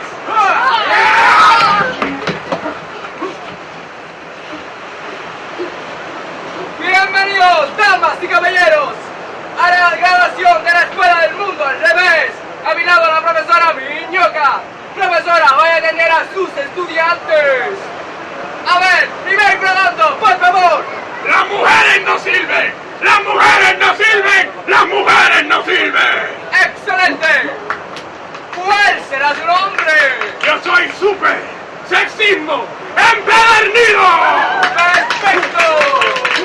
Próxima persona. Los blancos somos superiores. Los blancos somos superiores. Los blancos somos superiores. ¡Brillante! ¿Cuál será su nombre? Pues yo seré el capitán contra conciencia. ¡K!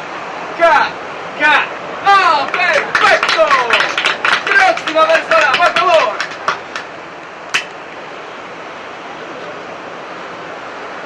El que quiera la salvación, que la pague. ¡Amén! ¿Cuál será su nombre? El super sumo pontífice. ¡Fantástico! Próxima persona. Los homosexuales no merecen derechos. Los homosexuales no merecen derechos. Perfecto. ¿Cuál será su nombre? Super homofóbica. Brillante. Última persona. Decir la verdad siempre es bueno. ¿Y quién será usted? Yo soy super honesta.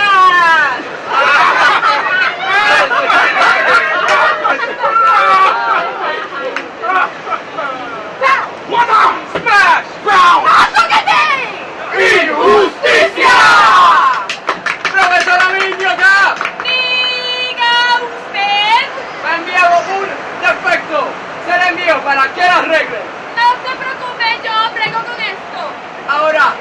Damas y caballeros, den un fuerte aplauso a la Liga de la Injusticia.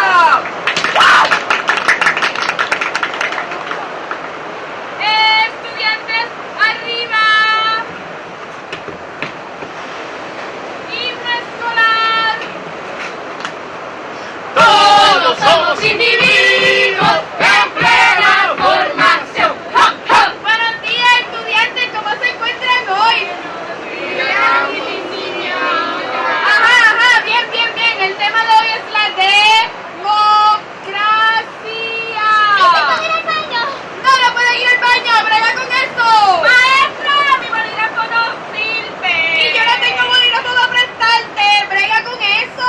Maestra, porque estamos estudiando la democracia. Estamos estudiando la democracia porque a mí me da la gana. Y si es democracia, ¿por qué no lo llevamos a voto? ¿Cómo fue? ¿Que ni que llevarlo a voto? ¿Quién dijo eso? Fue ella. Sí, ella es diferente. Sí. No, yo no fui, yo soy súper honesta. ¿Y sabes lo que tienen que hacer ahora? Seguir siendo honesta. ¡No! ¡Llega con eso! Bienvenidos, damas y caballeros, infantes e infantas, a tu programa de televisión. ¡Brega con eso!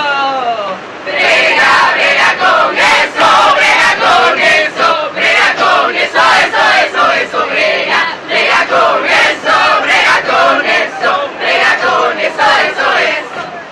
A ver, por aquí tenemos la famosa ruleta de los problemas. A ver, primer concursante. Este que está aquí. A ver, el problema es que el pueblo está pagando las deudas de los políticos. Vamos a ver. ¡Dígame allá! ¡Brega con eso! ¡Excelente participación! Pero no se vaya todavía, señor, por usted tener con eso se lleva el gran premio. A ver, téngalo.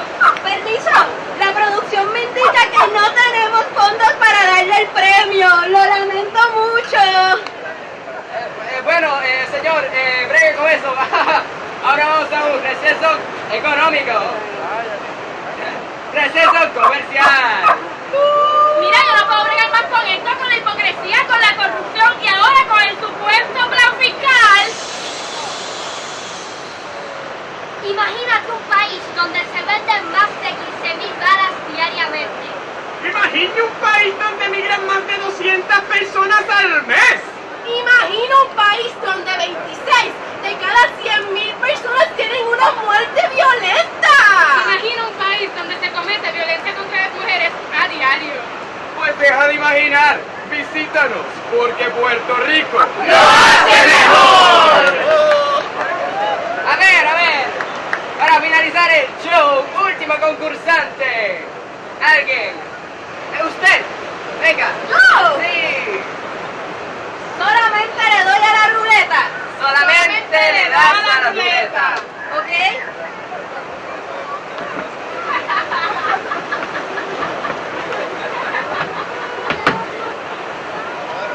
Vamos, dale.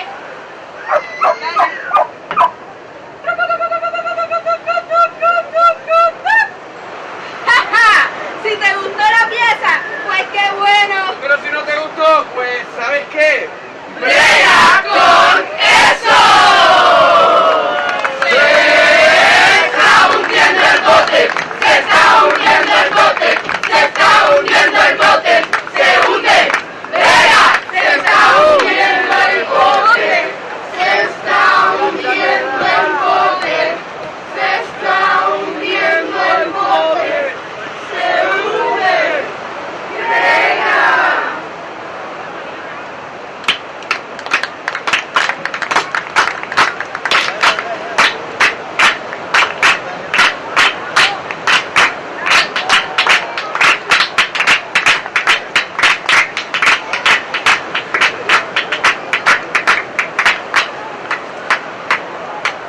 Esta es la mano nuestra de cada día. ¡Dale! Está bien. ¡Ay, Rosito! ¡Se lo merecía! Ay, rápido. ¡Que me dé! Está bien. ¡Ay, Rosito! ¡Que se lo merecía! Rápido.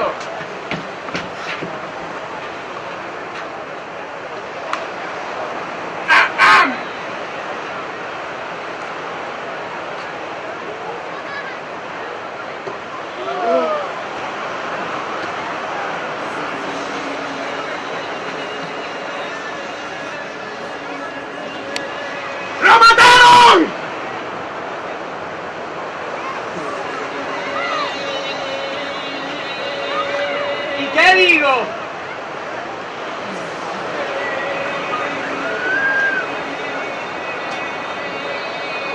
¡Compañero!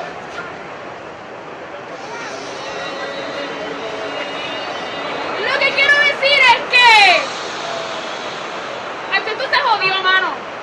¿Qué pasó? Lávate las manos y ya que esto no sirve. Mira qué pasa. Cállate y lávate las manos. Mira que esto. Mira que te calles que te laves las manos. Mira que lo que pasa. Cállate y lávate las manos. ¿Qué pasa? Que te calles que te laves las manos. Mira, pásame el más. Reporting for duty. Levantando, ¿ves? ¡Por acá! ¡Tarde! ¡Estamos listos! ¡Vamos a empezar!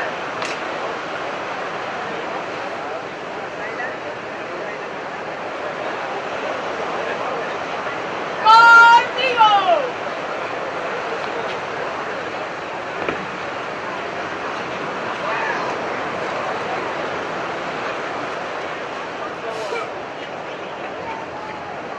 ¿Puedo intentarlo? ¡Afirmativo! ¿Cómo estuvo eso? ¿Se escuchó? ¡Afirmativo! ¡Se escuchó! Esa ya la escuché, te lo juro. ¿Y qué podemos concluir?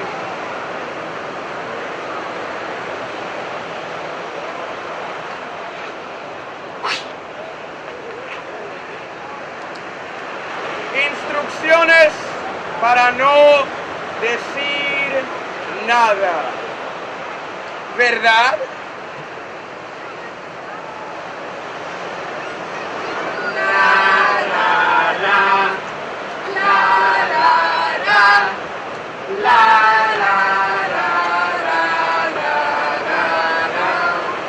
Cuando subieron la tarifa de la guagua, yo no dije nada porque yo no cojo guagua.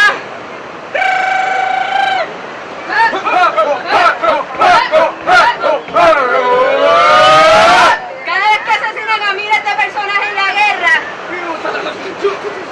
una guerra por petróleo o por dinero, yo no digo nada porque yo no conozco a esa gente. Cuando despiden a miles de empleados, yo no digo nada porque ese no es mi trabajo. Cuando veo que maltratan a un niño, yo no digo nada porque yo no me meto en la vida de los demás.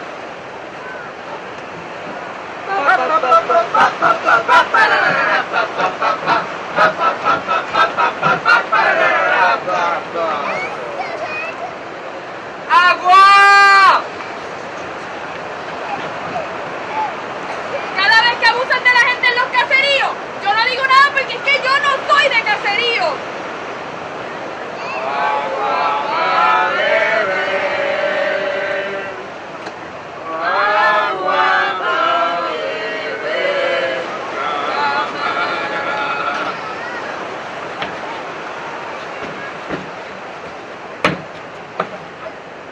Cada vez que abusan de los dominicanos, yo no digo nada porque es que yo soy boricua.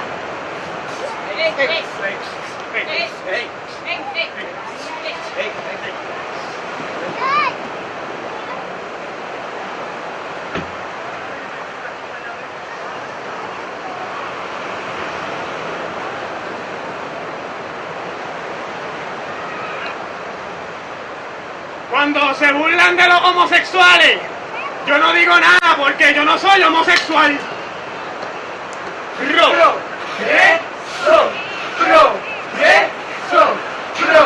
Progreso. Cuando yo veo que pican miles de árboles.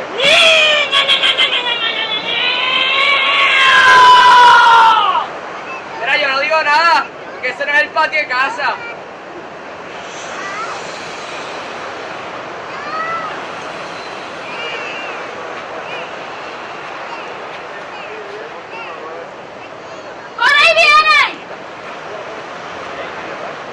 Cuando yo veo que desalojan a miles de personas de sus casas, yo no digo nada, porque esa no es mi casa.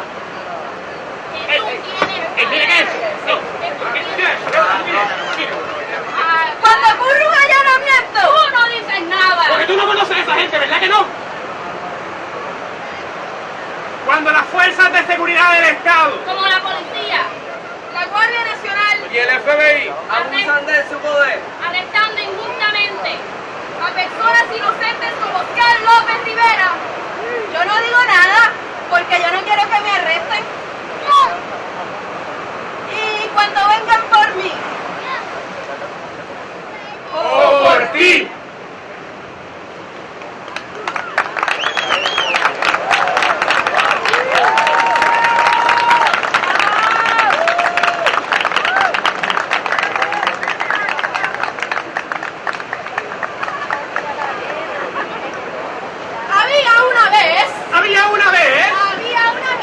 y dos son tres, que no había. Había una vez que no había. Que había una vez que no había. Sí, había una vez que no había basura. Había una vez que no había tanta basura. ¡Wow! Había una vez un pueblo limpiecito. Había una vez un pueblo limpiecito. Había una vez un pueblo limpiecito. Que sí podía respirar.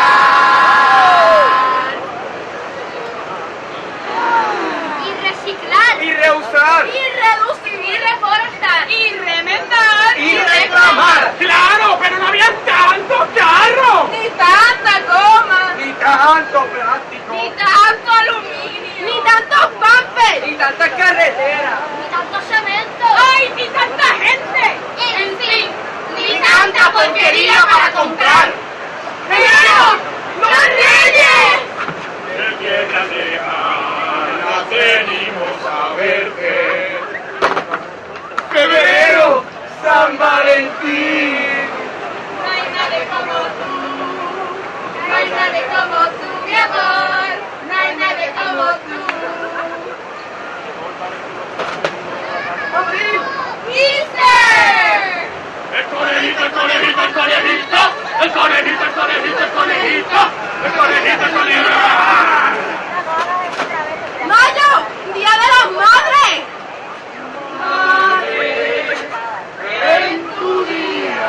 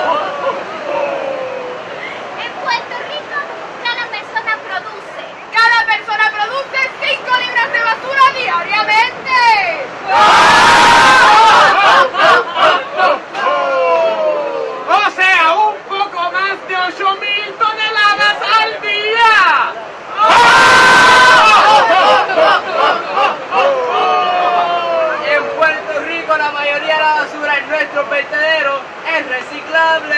Pero no la reciclamos. En Puerto Rico se produce el doble de la basura que se genera en Europa y en los Estados Unidos. Gran parte de esa basura termina en nuestros ríos, playas y bosques tropicales. Y vertederos clandestinos.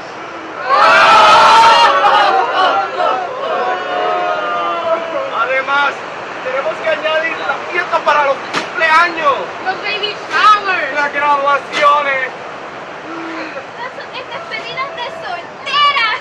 Los quinceañeros. Los senior prom. Las bodas. los bautizos, Las inauguraciones. los aniversarios. Las reuniones familiares. Ay, las fiestas patronales.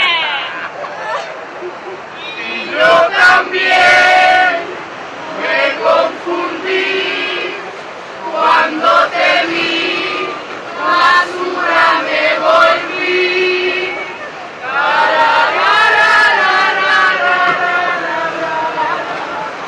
Basura me volví.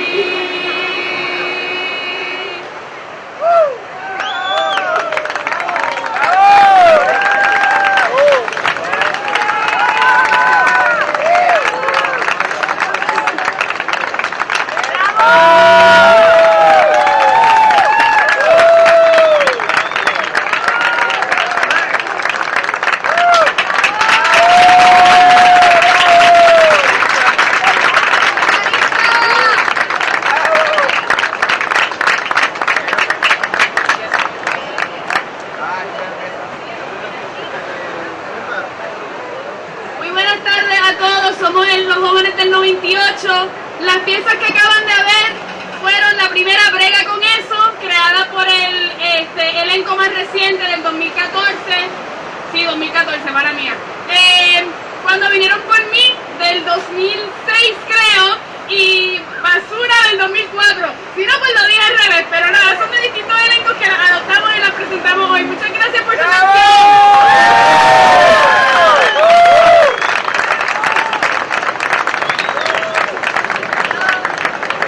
Vamos, vamos Isabela, Puerto Rico, un aplauso. No se escucha nada, un aplauso bien fuerte para estos jóvenes. Vamos a darle un aplauso aún más fuerte aquí al Encanto Pro 2015. Un aplauso, sí señor. Three bodyboarders in the water, we need you now to come back to the beach. We'll retake competition right now. Por favor, rider en el agua, tienen que regresar a la playa. Three bodyboarders in the water, you need now to come back to the beach.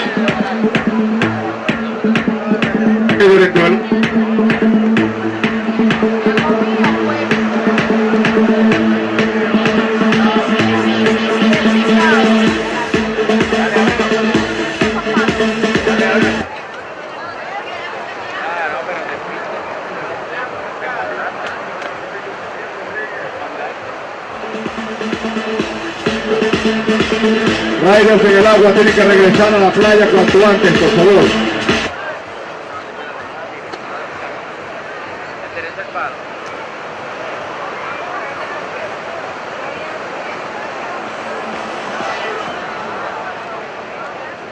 As we get up, the sun goes down, and the moon is the space in the clouds, a golden gate, the door to and as we fall into the sky, we'll be never afraid of the heights, and night away.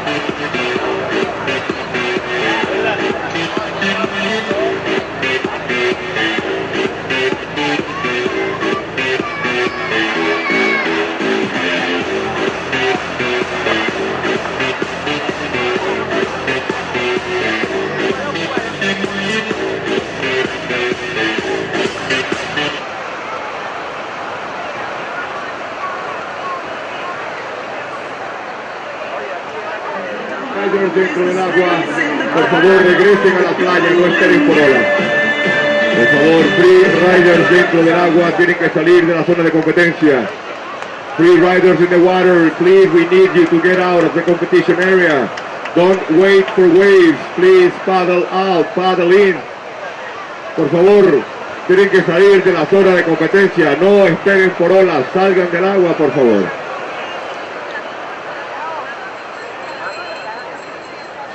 Free riders in the water, please. We ask for your cooperation. You need now to come back to the beach.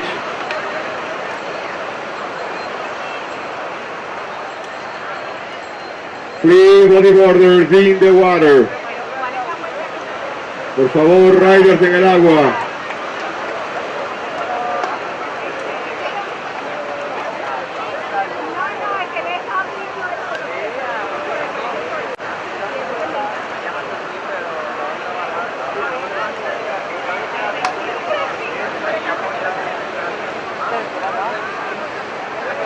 Free bodyboarders in the water.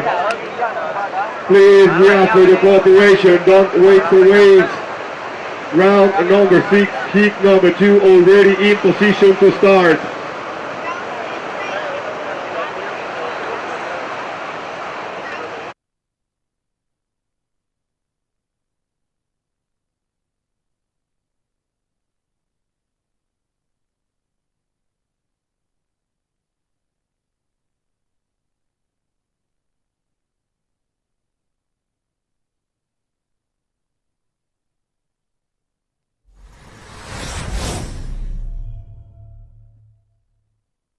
Ven, te invito a mi pueblo, Isabela, un territorio privilegiado con una variada oferta turística que permite al visitante disfrutar de hermosas playas bañadas por las cristalinas aguas del Océano Atlántico.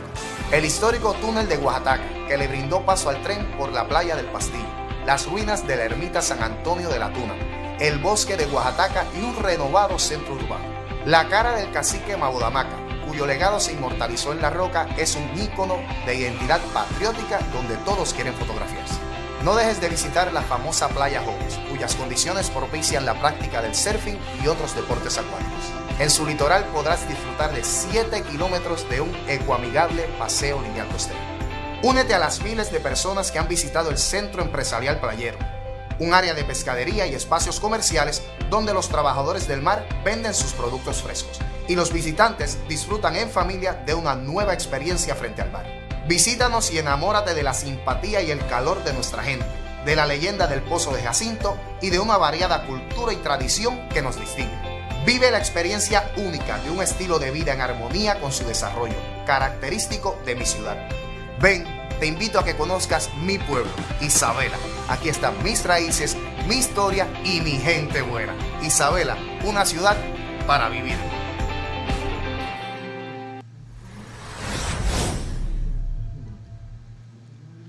Welcome back to day 3 of competition. We hope you enjoyed the performing arts portion of our schedule. Meanwhile, right back into things. Here we are, Heat 2, Round 6. That was Ian Campbell up and riding in the red jersey from South Africa. He's out in the water right now with Jose Otavio from Brazil and Gadiel Rodriguez from Puerto Rico. I'm Steve Action Jackson, and joining me here in the booth, my name is Julie Gonzalez, and welcome everyone to this amazing event. As we see Gadiel Rodriguez there from Puerto Rico, pulling that great move there and then ending it up with a rolo. The heat here, the second heat of the 6th round has just started.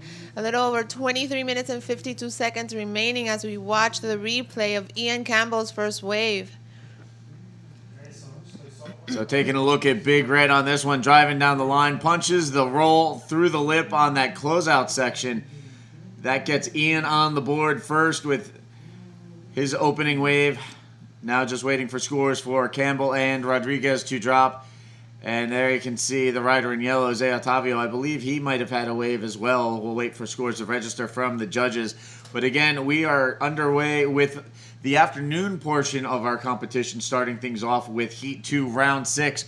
We're looking to run through Round 6 in its entirety, and then we'll see where we stand with the daylight. We may even go into Round 7, where we'll go into man-on-man competition.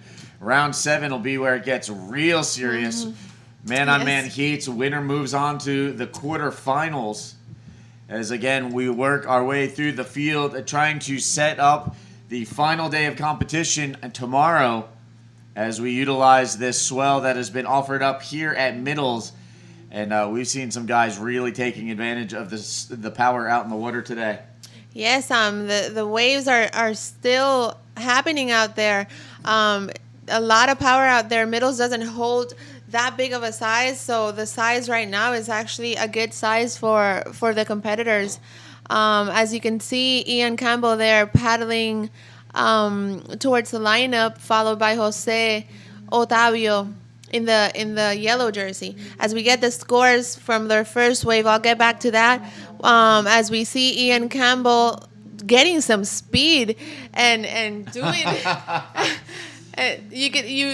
we've seen some athletes take some left, so I guess they're delivering the best ramps out there. So Ian Campbell opened things up with a solid score.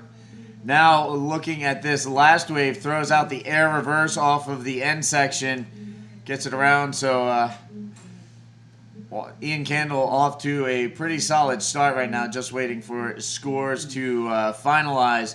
Meanwhile, Zé Otavio opening up pretty strong as well, a 7.0 to start. Gadiel Rodriguez on the board with the 5.0. So now all of our riders on the scoreboard present and accounted for. And there you can see a 7.75 for Ian Campbell on his last score. That's enough to move him back into the top spot ahead of Otavio. As we see some shuffling around here in the early goings of this first heat of the afternoon, Heat 2, Round 6. Three-man priority heat out in the water. Top two waves will be scored. Top two riders will move on to Round 7, man-on-man competition. As we see Jose Octavio's first wave, a 7.0. So right in the first 5 minutes of the 25-minute heat, we're seeing some 7.7s up there, 7.75 and a 7.0 in the score. So it's just starting. So 20 more minutes left in the clock for this second heat of the sixth round. Starting off strong. So again, Campbell opened up with a 2.0 on the opening roll attempt. And then he really dialed it in on the second wave, a 7.75 for the air reverse off of the left-hander. That puts him in the lead. But this man, Zé Otavio, up and riding on his second wave. Started off with a 7.0. Here he is driving for speed, gets around the section, eyeing up the section as it stands up. And that one got a little weird on him. It started to shut down ahead of him. He tries to punch that end section, but yeah, that was just an avalanching section of white water, not much to work with. And unfortunately for Zay, he just got plowed over on that one. Steve and El Cacique is delivering. Look at that. Really good waves out there. As we see Jose Otavio's last wave of 1.75. He was building in some speed, didn't manage to pull anything off, but it gets you like in anticipation mode when they start gaining that speed, because he was going pretty fast. Yeah, you watch these guys set their line and just drive down the line with their eye on something. And it's like, where is it? What is it? You know, what are they going to be doing? Yes. The anticipation is almost gut wrenching. It's like, all right, is he going to bust out huge? Is this wave going to deliver the goods? Yes. Unfortunately for that one, Zé Otavio, that one just avalanched in front of him and didn't really offer up the section he was eyeing. As he was definitely driving with full intentions of blasting off on the end section. Unfortunately, that end section crumbled in front of his eyes. So he'll wait for something a little better on his next attempt. Again, he opens up with a 7.0 now, looking to replace a 1.75 as a backup score. Yes, plenty of time left though for the competitors out there to get that speed that Otavio was managed to get, but then pulling those radical maneuvers and flying high. That's what the spectators like to see. I know that's what the judges like to see. We've seen it in the scoring these past heats. So a lot of potential out there, both lefts and rights. It's normally predominantly Middles is a right-hander. But some of the competitors have chosen to go left, and some have chosen well. So again, we're getting into the heart of round 6 competition. And just taking a quick look ahead, again, as we mentioned, coming up, we're going to see Diego Cabrera, Miguel Adown, and Maxime Castillo coming up in Heat 3. Heat 4 will be a big one, a heavyweight battle, as world number 1 ranked Jared Houston will be going up against 3-time world champion Jeff Hubbard, as well as the Chilean Super Grom and Nelson Flores. So that's going to be a really interesting heat to keep an eye on. Following Heat 4, going into Heat 5, we'll see world number 2, Amaury Laverne, go up against Lucas Nogueira and Socrates Santana. Santana currently ranked 2nd on the Pro Junior World Tour. So a couple of title contenders out in the water. The men's title contender, Amaury Laverne, going up against a pair of Brazilians in that one. Then Heat 6, we'll see Jacob Romero, Elton Lavero, and Silvano Lourenco battling it out. Heat 7, Pierre-Louis Costas, Eder Luciano, and the second of our last remaining Puerto Rican competitors, Ulysses Suarez. They'll battle it out in Heat 7. And then rounding out Heat 6, we'll see Sergio Luis, David Barbosa, and David Phillips battle it out. Keep in mind, David Barbosa currently the dark horse title contender for the Pro Junior Division, but he's also battling for a top 16 seeding for the 2006 Men's World Tour. So the 18-year-old pulling double duty, looking to potentially steal away a Pro Junior World title and clinch his spot in the top 16 in the rankings for the men's division next year. A lot on the line here. Yes. A lot on the line and very exciting to watch. So make sure you stay tuned. Or if you are a local and you're from Puerto Rico, make sure you come down to Middles today on this beautiful Sunday afternoon as we see Gadiel Rodriguez there.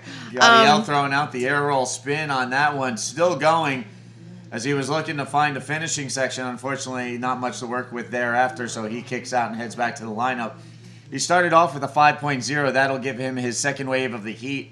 Looking to build his scores and work his way back into the mix. He currently sits in the 3rd spot, trying to chase down a 4.76.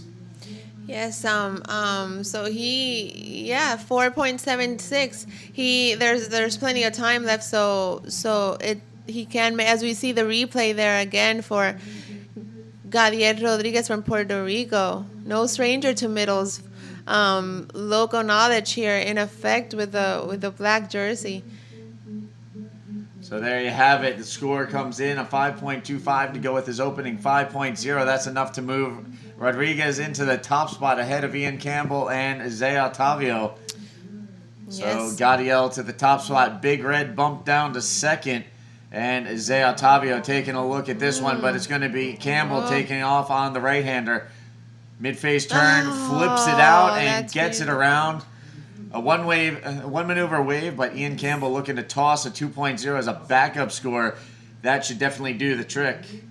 That should definitely do the trick for sure. As we wait for the judges' score to come through, we take a look at that replay. So we've been seeing the judges scoring high on just one maneuver wave. So Ian Campbell from South Africa. Yeah, so again, just waiting for that score to come in from Ian Campbell. Ian looking to put together another solid result here in the 2015 season finale. As we mentioned earlier, he finished 2nd earlier this season at Antofagasta in Chile, the Antofagasta Bodyboard Festival. A career best result, and you know he would love to add to that to help with his final ranking for the year. And there you can see Ian moving back into the top spot, a 5.15 on that most recent wave, the backflip. So he's got a 7.75, a 5.15. He holds the advantage right now over Gadiel Rodriguez and Zé Otavio. Rodriguez currently in 2nd. Otavio trying to chase down a 5.91 to move back into that 2nd spot to advance out of this heat. Yes, definitely Ian Campbell looking like he's had that momentum from that last win. And he started off, like you say, with a 7.75, which is a high score. Looking to drop that 5.15 to another one of those 7 or even higher. South Africa is a beautiful place.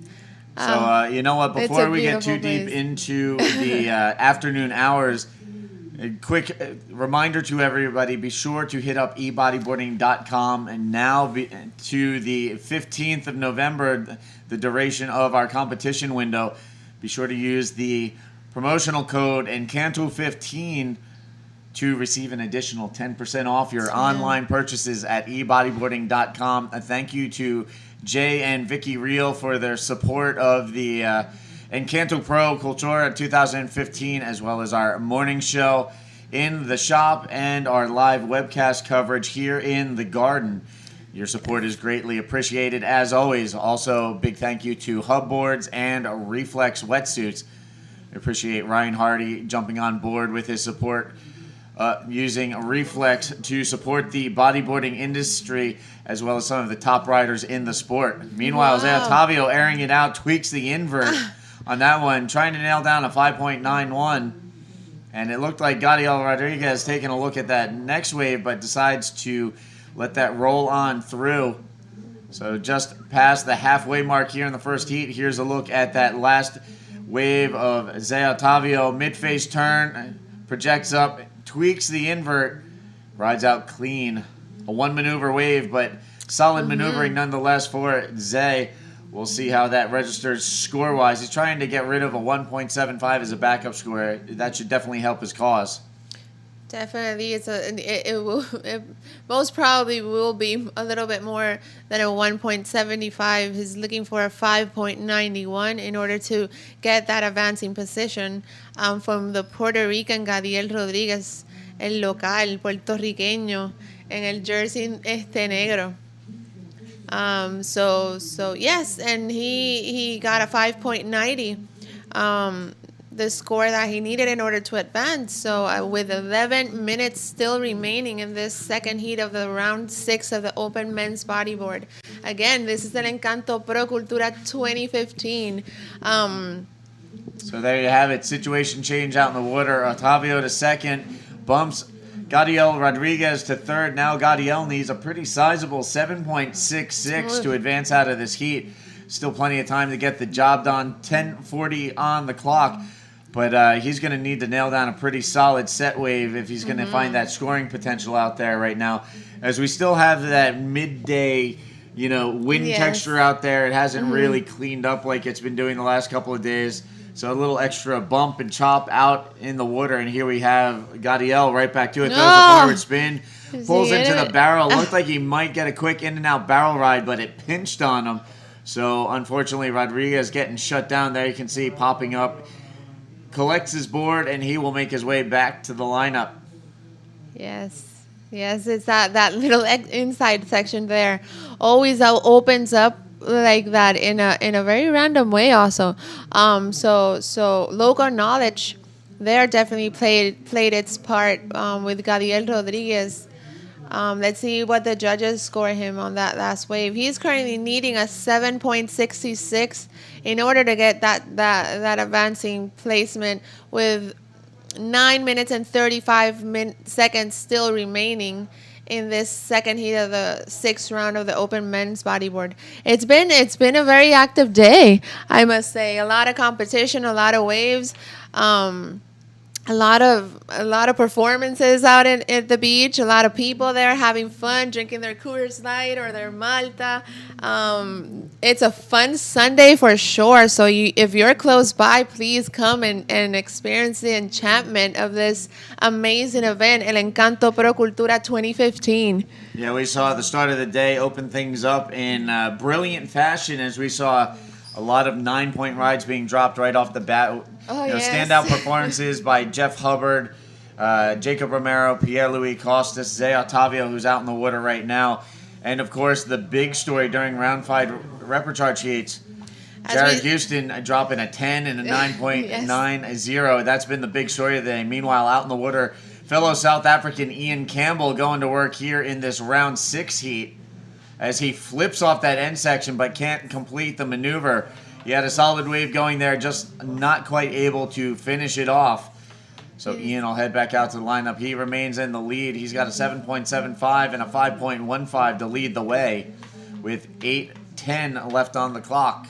And the scores from the judges come for that last wave of Ian Campbell, the South African, a 4.45. He's looking to drop that 5.15 and possibly get another high score in the 7 range so he can solidify his win. But you never know, because as you say, we've been seeing in the morning really high scores. So the conditions are good out there. They're waves, and normally at this time of the day, the winds are normally from the northeast, blowing pretty hard. As you can see there, all the flags are blowing.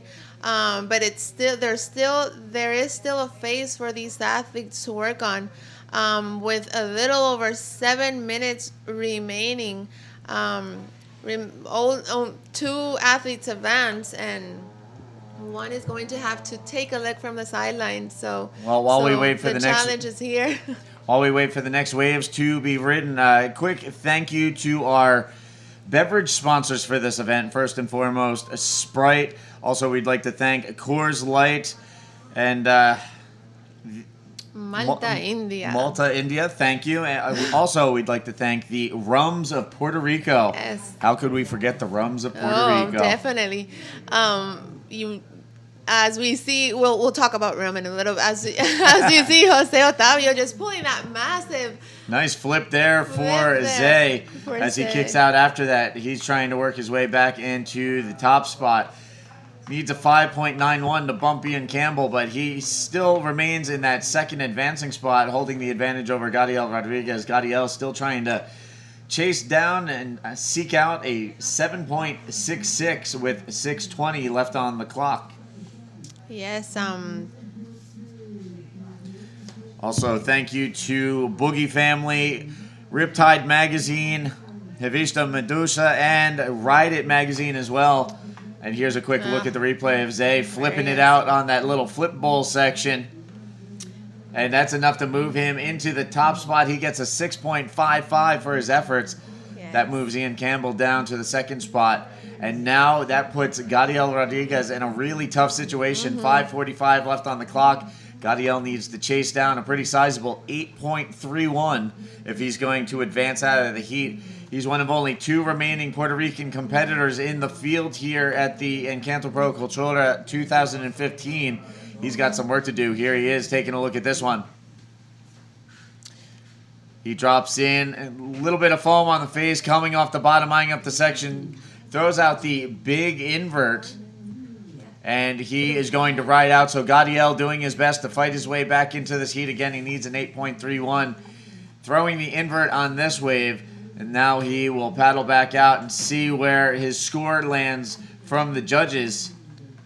5 minutes remaining in the heat, and right now it's Otavio in first, Campbell in second here. Ian Campbell trying to build on his score to fend off Rodriguez.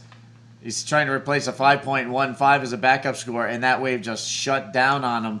A big closeout, unfortunately, for the South African. I want to definitely thank Pampe Ping, who's provided tons of goodies to eat. But Pampe Ping is a supporter of the Encanto Pro, so a shout out to Pampe Ping. So counting down, 4:25 left on the clock.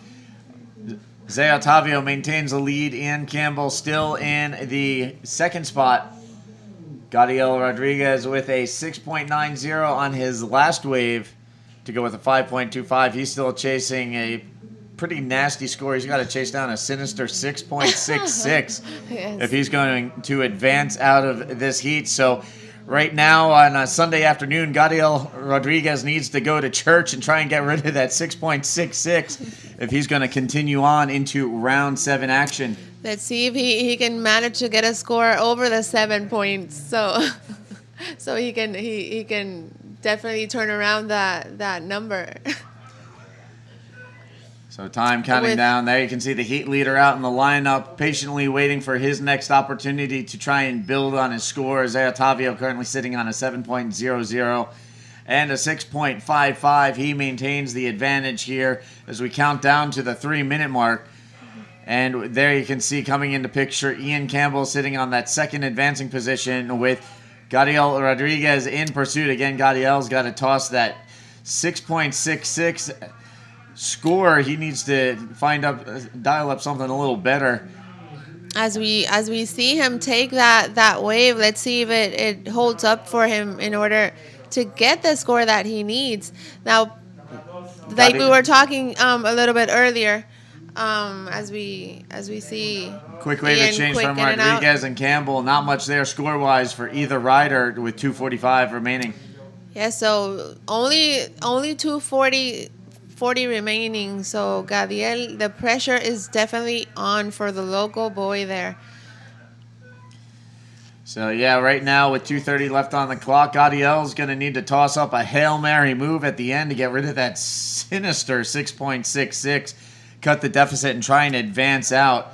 But he's got the South African in his way right now. 2 minutes and change left on the clock. Otavio maintains the lead. Campbell holding on to that second spot pretty tightly. So Gadiel, that window of opportunity closing with 2 minutes left in the heat. Again, coming down to the wire as we work our way to the finish here in Heat 2, Round 6. Again, coming up on deck, we're going to see Diego Cabrera battle it out with Miguel Adown and Maxime Castillo. So the Canary Islander is getting set to battle it out against the young gun from Portugal, as well as the French young gun. An all-European affair in this next heat coming up. Look at that. Here in the Enchanted Island, a whole European affair out in the water. You don't get to see that every single day here, so definitely something special this Sunday. You never know how the reseeding is going to shake out, and as it turns out here in this event, Heat 3, we're going to see Spain, Portugal, and France battle it out. So a battle of the old world. Oh, the old world. As you see Ian Campbell there, the South African with a little over 1 minute remaining. Pulled a massive Big Red throwing out the big flip, but unfortunately cannot stick the landing. Came to a dead stop and just got devoured by that oncoming wall of whitewater. So, Campbell doing his best to maintain his hold on that second spot. 50 seconds remaining. Gadiel Rodriguez needs some help from above right now to get rid of that 6.66. My apologies, making a lot of biblical references right now here at the end. But you know what? Gadiel Rodriguez definitely needs something solid score-wise to get rid of that 6.66 deficit out in the water right now. Let's see what happens in the last 28 seconds of this second heat of the sixth round. Let's see. Counting down the final 20 seconds. And at the moment, it looks like Zé Otávio and Ian Campbell are going to be the benefactors of the wave selection out here and advance on. And here you see one last wave from Zé Otávio. A bit of a victory lap. Yes. Icing on the cake for the Brazilian, as he's going to take another heat win and make his way in there. You can see throws out the flip for good measure and, just kind of free surfing his way in, having fun. Zé Otávio has looked really solid throughout this event, taking heat wins in smaller conditions and even today in the bigger, more powerful conditions here at Middles. So Zé Otávio continues to look stout. Meanwhile, we're going to take a quick commercial break. We'll be right back with Heat 3. Stay tuned.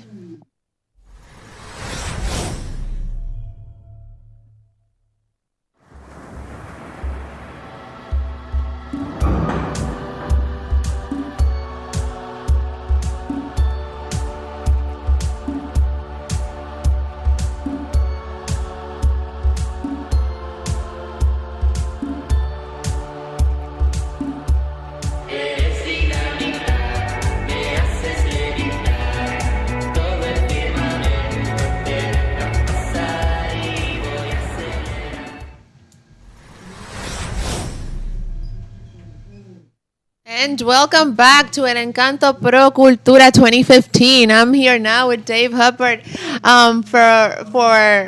the third heat of the sixth round. We have Diego Cabrera in the red jersey, Miguel Adown in the yellow jersey, and Maxime Castillo from France in the black jersey. 25-minute heats. Thanks, Julie, for welcoming me back, and thanks, everybody, for tuning in from around the world. Great to have you here at this third day of competition, the Encanto Pro Cultura 2015. We're seeing a historic event unfold before our eyes at the beautiful Middles Beach here in Isabela. We're seeing some great waves. I think the waves have kind of picked up. There's a bit more sets happening. I snuck out there during the dramatic recess, and there were some bomb sets. You know, it was bigger than I expected. So let's see what these riders can do with some of these waves. Here we see Red hoping for a section, opting out. Just behind him, Maxime in black, trimming, buying some time, waiting for the inside section. Nice clean Rolo. He's hoping to get another move here. Another nice clean Rolo. So that'll be a good way to start for Maxime. Meanwhile, Diego going to have a short score for the wave he trimmed on. And we see Miguel Adao also returning to the lineup, possibly rode a wave as well, or he's just repositioning during the wait. Yes, it's definitely really consistent out there, and the wind doesn't seem to be bothering as much. Because there is wind, but the faces are still pretty clean. I think it's that sunlight shining down on it, smoothing it off a little bit, and giving it that clear look. And let's check out this replay of Maxime. Again, he was able to wait patiently for the wave to give him the opportunity to go up, do a nice roll. Tricky section, but got great projection. Found his way around it, and again, another roll. We're going to see a 7-point dropped for this wave of Maxime Castillo, skyrocketing him into the lead of this heat, but it is in the first few minutes, so anything can happen. We'll probably see some shuffling around of the riders. And again, this is round 6, heat 3. Riders need to make the top 2 placings to advance into round 7, which will be surfed tomorrow. Man-on-man heats after this round. So for the rest of the competition, we'll be seeing just one-on-one battles out in the water. But right now we're still in 3-man competition. And these have been some exciting heats. The first couple of round 6 have definitely been action-packed.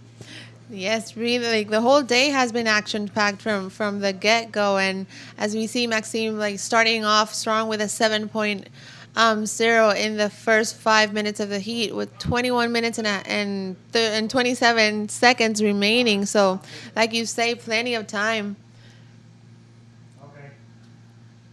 And consistent out there. It seems that the waves have a lot of power out there. How was your session? It was fun, yeah. I mean, when we got out there was a really long set. Actually, it kind of held us inside. We weren't able to sit outside for the first, several minutes. A very long set. Couple pretty sizable ones coming in. I was definitely surprised. Some of the bigger ones, hard to tell here from the booth, but I think bigger than what we've seen in the first half of the day. So it's great to see that Mother Nature's throwing us some a little more swell. And, like Steve had noticed, the conditions seem to improve as we enter the second half of the day. So let's go down to an interview from the heat winner of last heat. Take it away, Alex. 3, 2, 1, take it away, Alex. Down here with Jose, the last heat winner there. Jose, explain us the conditions. It looks like the wind has come up a little bit. Just explain how it is out there now. Yeah, the waves change a lot from the morning. It's still powerful, but difficult to read the good one because it's too wind now, and you have to choose a wave, but you don't know if the wave is going to be good or not. And I think the good ones are the medium waves. The big one, I got to one, but it was difficult to find the moment, and I tried to catch the medium ones. It was easier to read the wave. Yeah, saw that flip you did was a nice flip, and that was sort of like in the medium size range, and the bigger sets, they were just sectioning and feathering a bit too much, but seemed like you're on key, on point there to get the win. Yeah, I dropped a big one, but it was difficult to find the right place to do a maneuver, and I changed the strategy to catch some medium ones and try to take good maneuvers. Yeah, well, you've done well there. It's advancing again, so you're keeping that Brazilian dream alive for the whole of Brazil. You want to say hello to anyone in Brazil? Abraço pra galera aí, continuem assistindo a gente, torcendo e vamos embora, Brasil. Vamos lá, é isso aí. There we have it. Jose Otavio, the Itacoatiara local, doing his thing here in Puerto Rico, advancing right through again. Back to you guys. Back to live action in the water. Maxime Castillo, Diego Cabrera, and Miguel Adao battling it out here in Heat 3, Round 6. And what a great interview. You know, Zay was really explaining very accurately the conditions out there and how he had to change his game plan, and he stayed flexible. You know, he tried that set wave, didn't work out, and then he changed his game plan. So that was a great insight into some of these competitors' mindset and how staying flexible is helping. And that was our heat winner, Zay Octavio. Here we see red, Diego Cabrera, again in search of a score. While the interview happened, he dropped a 5.25. And yellow, Miguel Adao. Oh, look at that. Bottom turning behind the section, getting up through it for a nice clean Rolo. That'll be his first strike. And we'll wait to see where that places him in the fray. So definitely the medium-sized waves seem to be holding the more line. So change of strategy there that seemed to paid off in his advance. Ooh, Miguel Adao might have had to adjust to a fin. It may have came off. We saw him just kind of swimming there, adjusting some of his equipment. Meanwhile, Maxime getting a nice roll off. Maxime and Miguel, quite young competitors. Great to see them here, both previously in the junior division, I think last year, but now old enough to just focus on the men's. Here's Maxime's wave. One Rolo, bit of whitewater to work through a spin, just very casually. Little cutback to readjust onto the wave. And again, another Rolo to finish it off. And he's off to a good start. He's got that 7-point. And that was a complete ride. So we're going to see him kind of solidify that first position, but still within striking distance is Diego and Miguel. Yes, with 16 minutes and 39 seconds still remaining. It's anyone's game at this point. I think one of the things that was very well expressed by Zay Octavio was that the medium ones were easier for him to read. And so with the wave selection coming into factor, it was much more unpredictable on the set, and the sets didn't offer as much scoring potential, but he was able to discern which medium ones gave him the opportunity. Here we see Diego going for a big roll through the lip. He's able to muscle through, and that'll be a nice way to confirm his 2 scores. He'll drop that 1.0 in exchange for that and put more pressure on Miguel Adao. Yes, he'll definitely drop that 1.0 as we wait for the scores from the judges to come through. 15 minutes and 45 seconds still remaining, and I want to take the time to thank the Senate of Puerto Rico in the figure of its president, the Honorable Eduardo Batia, for their help here in making this event possible. So many thanks for that. As we see out in the water, the waves are still pumping. It's consistent. It doesn't stop. So yeah, one of definitely. the locals, Raulito, gave me the update on the conditions. He said that we're likely to see a similar size but more consistent throughout the afternoon, and occasionally maybe just slightly bigger sets by the finish of the day. So today we got a great set of conditions to work with because there's plenty of swell in the water. These guys are flying high, and it's really a lot of fun to see. Thanks again for joining us, because this is the Encanto Pro Cultura 2015, the final stop on the men's pro. This round 6 is going to give us plenty of battles with our top contenders. We're going to see all 3 contenders for the championship in the water within the next couple hours, because we're going to go through all the way through the last heat of round 6, leaving just man-on-man competition for the rest of the event, which will be tomorrow. Yes, so a lot of excitement and a lot of things to see. If you're close by, we invite you to come down to Isabela, Puerto Rico. And the actual event, the competition in the water will end tomorrow, but the Encanto Pro Cultura 2015 will not end until November 15th. So you make sure you stay tuned all the way to November 15th. Here we see a competitor in yellow for the next heat. That was Jeff Hubbard. Pulled the trigger on sponsoring this event with Hub Boards. So thanks again to Hub Boards and all the other sponsors that help make this Encanto Pro Cultura a dream come true. It's so great to see this event back at Middles and back on the APB World Tour. And everybody looks forward to returning here again next year. Yes, definitely. Some a very special thanks to Hub Boards for supporting such an event. You've been working on. Are you guys working on some new technology or in the boards? Yeah, so we explained on the morning show about the quad core. We're also using and offering the ISS in some of our models. And we continue, whichever product it is, whether it's boards or other stuff, we're definitely always looking to make sure that we offer the very best of bodyboarding equipment. Definitely. Great invert by Miguel Adao. Let's see if he can muscle through the whitewater. He is patient and pushes through. That'll be a nice way for him to attack second and or first place. Here we see Diego Cabrera right behind him, going for a roll. This is a nice smaller wave, cleaner.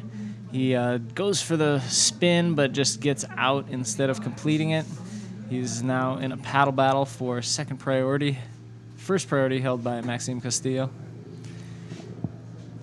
Let's see the replay of Miguel. Here he's dropping down, finds that section. Nice projection, smooth invert, comes on down, and pulls the wave off. Yeah, so he currently has a 5.75, so he's looking to get that second score. As we wait for the scores from the judges to come in, let's see what Miguel Adao gets in that second wave, with 11 minutes and 45 seconds still remaining in this third heat of round 6 of the open men's division. Yeah, so just past the halfway mark, the scores are kind of settling in. Everybody's got 2 scores now, so we're just waiting to see what Miguel's last wave, and it does come in at a 7.0, moving him right into first place.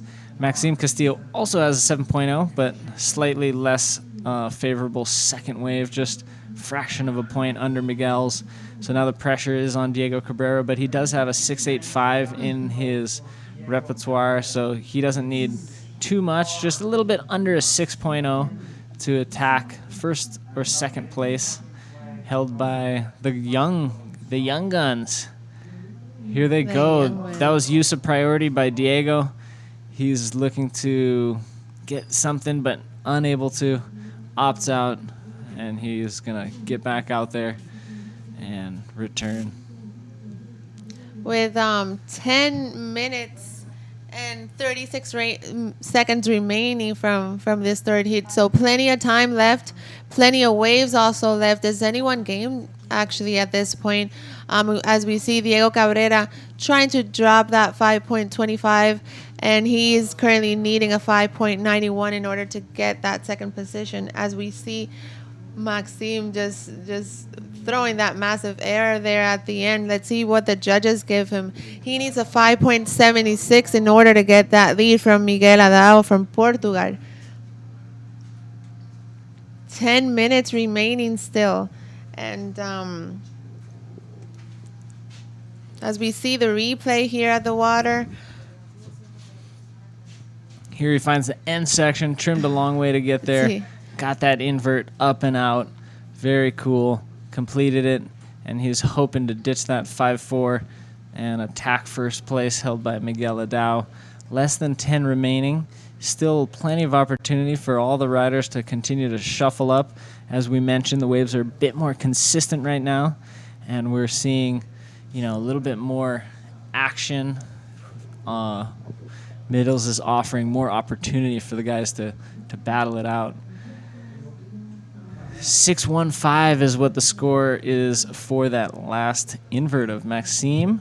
Scoots him back into the lead. Yes. So we've seen a change of scenery in this heat with over a little under 9 minutes still remaining and pretty consistent waves coming in. So a lot of action in this third heat.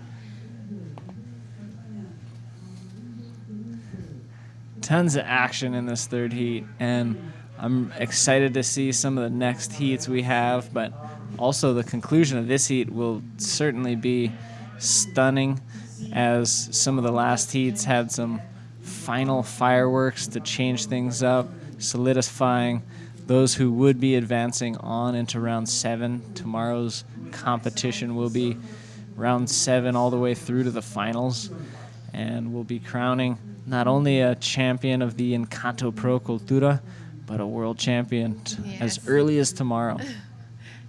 So history is in the making here in the beautiful island of Puerto Rico, as we see Diego Cabrera gets up there and punches a nice flip through the lip. 591 required. He could reach that. That was certainly a nice flip. Very technical. The very tricky section. He definitely had to get up underneath it and project out, but did so very cleanly.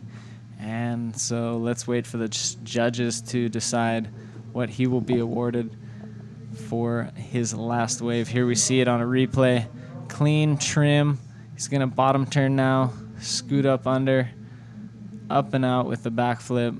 Totally clean, easily completed, and he's out. So let's wait for the judges' score on that. With a little over 7 minutes remaining in this third heat, as we see the tent, the tourism tent. Make sure you check seapuertorico.com to check out a preview of what you can expect here in the beautiful island of Puerto Rico. Just a preview, because once you're here, you can definitely expect to see a lot more.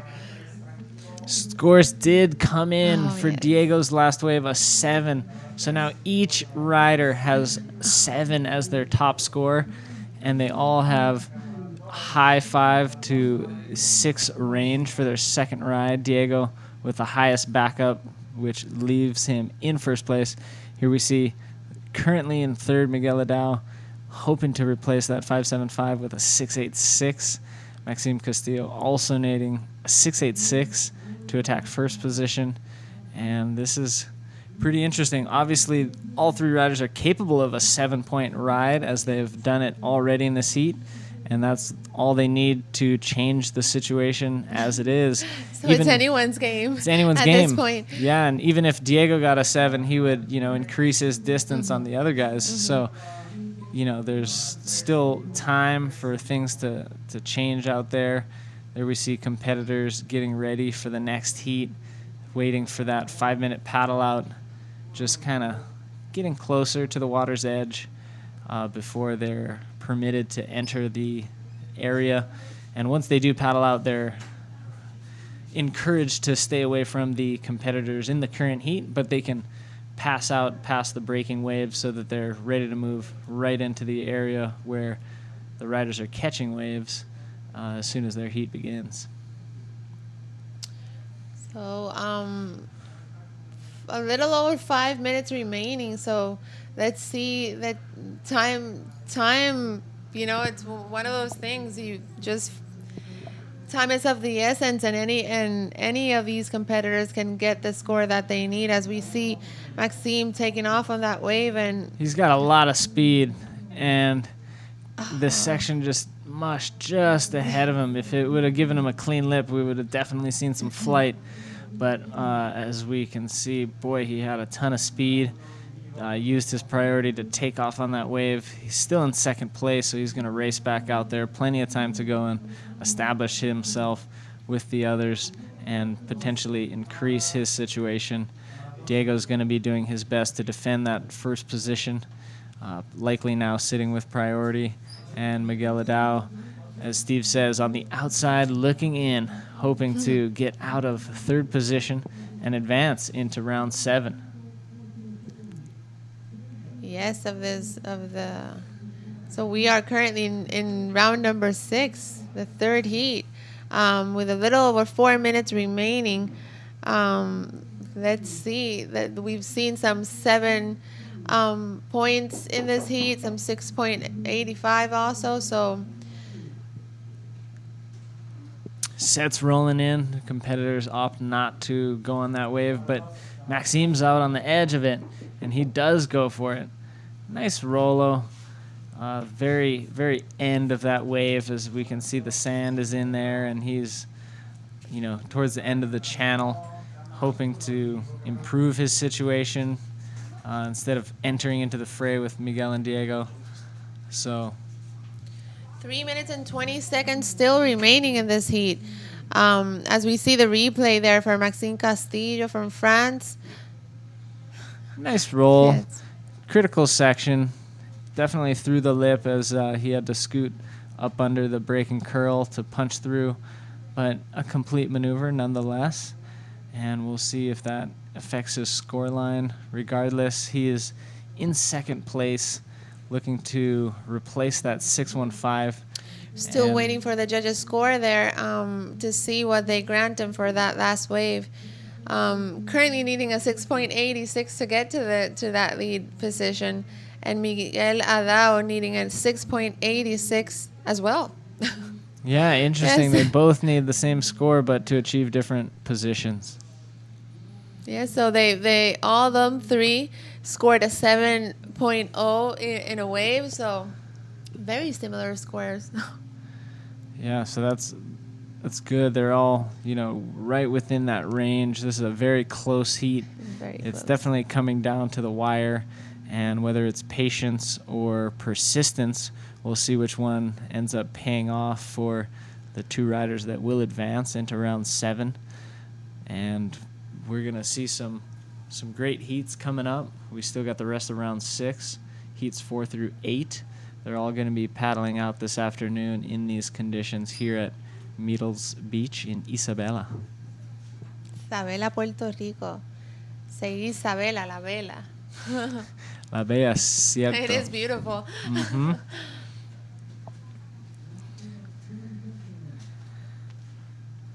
One minute and 30 seconds still remaining in this third heat. Let's see what happens here.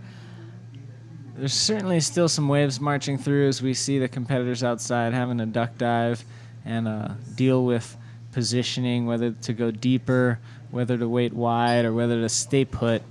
With that 1 minute left, it is crunch time.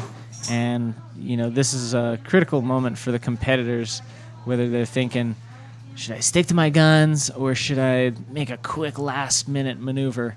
And so here we see a lot of hustling once this wave presents itself. Miguel Adao has to yield to Diego Cabrera, who has first priority. Diego is going to milk this wave as much as possible. He's already got a spin on it. Ends up cutting out because that end section only offered him some white water and not a lip. And now with 30 seconds left, it's going to be a scramble to see if there's anything else available out in the lineup.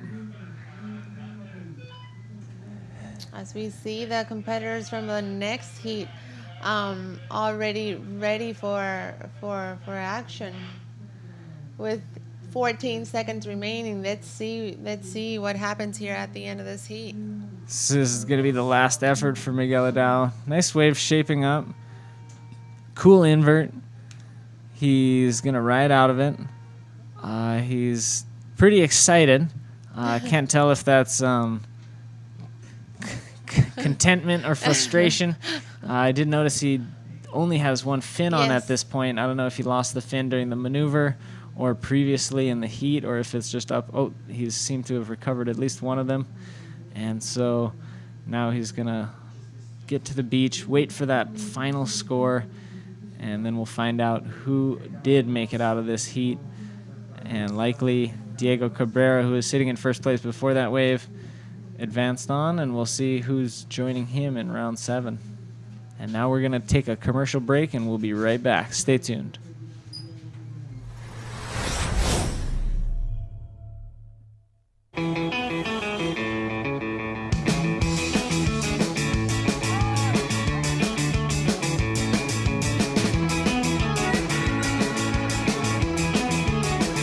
De norte a sur y de este a oeste, Índice te informa sin rodeos, sin estrés, la noticia de tu interés. Más que Metro, somos 100 por 35, resaltando lo mejor de Puerto Rico. Moderno, actual, interactivo. Índice, inspira tu vida.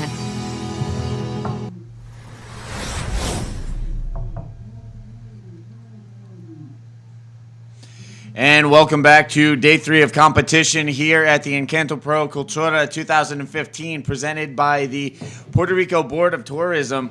Out in the water, we are underway with heat number 4 in round 6, and this is going to be a big one.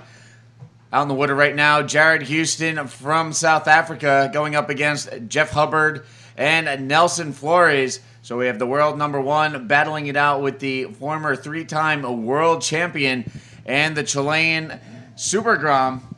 Meanwhile, here in the booth, Steve Action Jackson with Dave Hubbard will be calling the action throughout the course of this heat. Yeah, and what an exciting heat. You know, these two guys posting up such a great combination of scores and individual rides themselves this morning. The round 6 was reseeded after the completion of round 5, and it was not based on the performance in round 5 because the two top performers of round 5 here together in a heat in round 6. The seeding was based off of the current rankings, and they wanted to separate the title chase as much as possible. Jeff Hubbard not in the title chase, therefore, because of his current position on the World Tour, him and Nelson Flores are joining world number 1, Jared Houston, in this battle to continue in the Encanto Pro Cultura 2015. And before we get too deep into this heat, maybe you can catch me up on what I missed on the previous heat. Well, that was an exciting battle. Ultimately, we're not totally sure what happened with Miguel Adau's last wave. I'm sure the refresh system, I think you can check results and scores and see all the heats online on the APB page. But it was a great battle. Diego Cabrera, I think, ultimately came out on top, and we'll definitely see the proof of who won if we have an interview with Alex shortly. All right, so we'll see if we can get an official update on the finalized results from that previous heat while we wait for our competitors to get in. And our producer pulling it up for us, Diego Cabrera took the win, Maxime Castillo second, Miguel Adau came up just a little short at the end. You know, gave it a good try, but not quite. Yeah, not quite enough, but hats off to him. Great performance from the Portuguese, Miguel Adau, and Maxime and Diego moving on through to round 7. Meanwhile, out in the water, no waves ridden for the 3 competitors in heat 4 of round 6. But we've got some sets, and we got the sections, and we got the capability for these guys to go big. We saw earlier 10s, 9.9s, 9.25s, and 9s. And so we're going to see a lot of action here. Let's go down to Alex with the winner of the last heat, Diego Cabrera. Yeah, thanks, guys. Down here with that last heat winner, Diego Cabrera, keeping the dream alive for the Canary Islands. Diego, give us your rundown on that one. Yeah, it's difficult conditions, but yeah, pretty stoked because I made it first. At the beginning it was hard because the other boys get really nice ones. And then finally I get my flip that gave me the 7-point ride for jump to the first, so happy for that. Stoked, let's see. Yeah. Let's see tomorrow. You keep going into tomorrow, so you must feel pretty good. You're in the top end of the draw, so you've got Jared in that top end too, and then we've got Maury and Pierre in the bottom end of the draw. We've seen you making some semi-finals this year as well, like in Eureka and stuff, and you're the spanner in the works, so to say, that you could be the person to ruin someone's world title dream. What do you think of that? Yeah, I know I'm the only one from Spain. Alex Uranga been in a bad situation now. I send the best feeling for him, the best recover as soon as possible. And yeah, the world title this battle been amazing. You know, these 3 riders for me right now being the best 3 riders in the world. And let's see, everything can happen. Pierre, I don't think that Pierre will be get because it's too difficult. The other boys have to lose first. But I think Amari been in a really nice moment, very strong. but Jared been, surfing here and every day, and the motivation, and I think, I don't know, I can't say, but yeah, anyway. What's it like on tour competing, with such close mates and world titles on the line, and, you now being involved in that, not for a title, but involved in, part of surfing against these guys competitively? You have to know how to separate the competition and then the your friendships. Yeah, you have to separate, because in the comps there is no friends. Yeah, you have to go because it's only you. Yeah, your sponsor, your family, your money. So you have to kill it, everybody. There is no friends in here.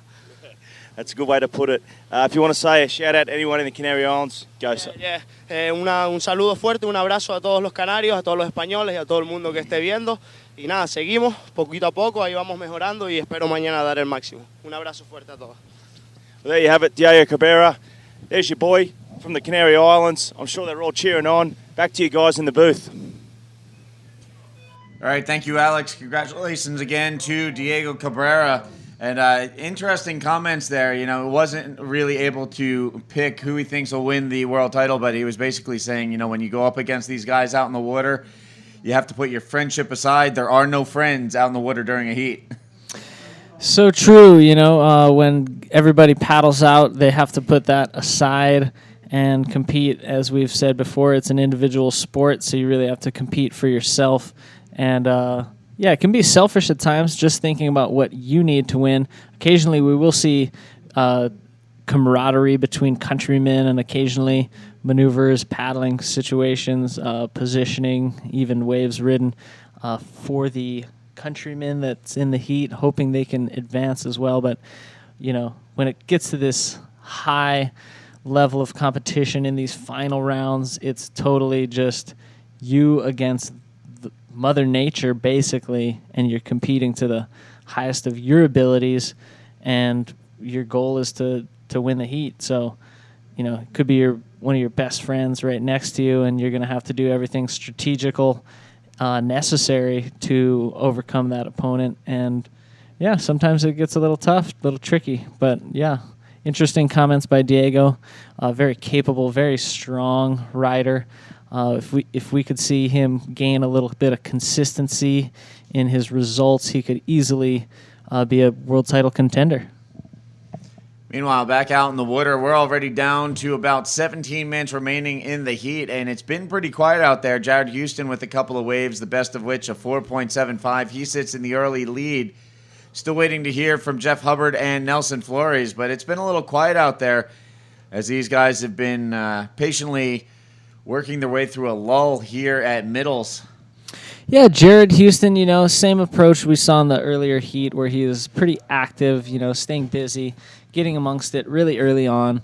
And, if he didn't get a good score in his first wave, he was sure to catch one on his paddle back out. He's replicated that similar score line here in this heat, and strategies haven't really changed as far as his approach.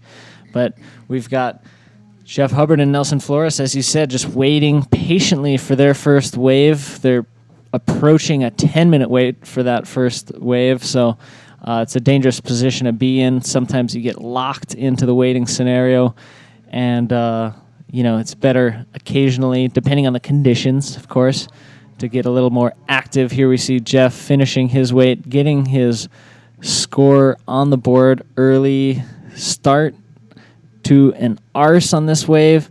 Wasn't able to continue through, but that's a score that he's going to use to battle out these other guys. Like we said, Jared Houston only with a 4.75, so this could improve on that. Here's a look at Jeff Hubbard on the replay. Drops in, sets his line, all eyes down the section, and there you see throws out the ARS, gets it around, and then this wave's going to run off on him, but he gets the maneuver, gets him on the board with his first wave in the heat. Now we just wait the score to drop from the judges, 15:25 remaining in the heat. I think one of the things we're getting treated to in this heat is a little technical difference of approaches, styles when it comes to that ARS or backflip maneuver, commonly referred to as a flip, if you can't distinguish either one. Here we see Black, he's going up. Nelson Flores gets a roll off on this one. Meanwhile, Jared Houston out the back. He's going to stay busy going for a back flip. As we can see, his technical approach is almost always a very vertically backward aerial maneuver, very signature of him and a few other riders, a backflip, easy to tell, whereas Jeff Hubbard will do, sometimes it looks like an ARS, but it's a backflip to him. So, that's when you might just call it a flip if you can't tell the difference between the two. Very similar series of maneuvers and occasionally just a small difference of technicality. Here we see Jared again with his back flip. As you can see, he just arches and goes straight back with it. No lateral rotation. The ARS does stand for air roll spin, so it is a sequence of maneuvers that are linked together. Some riders display that a little bit more obvious. You can see that the roll was the starting projecting maneuver, and then the spin got tucked in before landing. So that's how you can kind of see some of these moves. They sound real similar, and sometimes they look really similar, and almost a matter of intent to distinguish between them. But Jared Houston making it easy for us to tell what move he's doing. It's a backflip, and that got him 7.5 on his wave. Jeff Hubbard 6.75 on his ride. Nelson Flores opening up his account with a 4.25.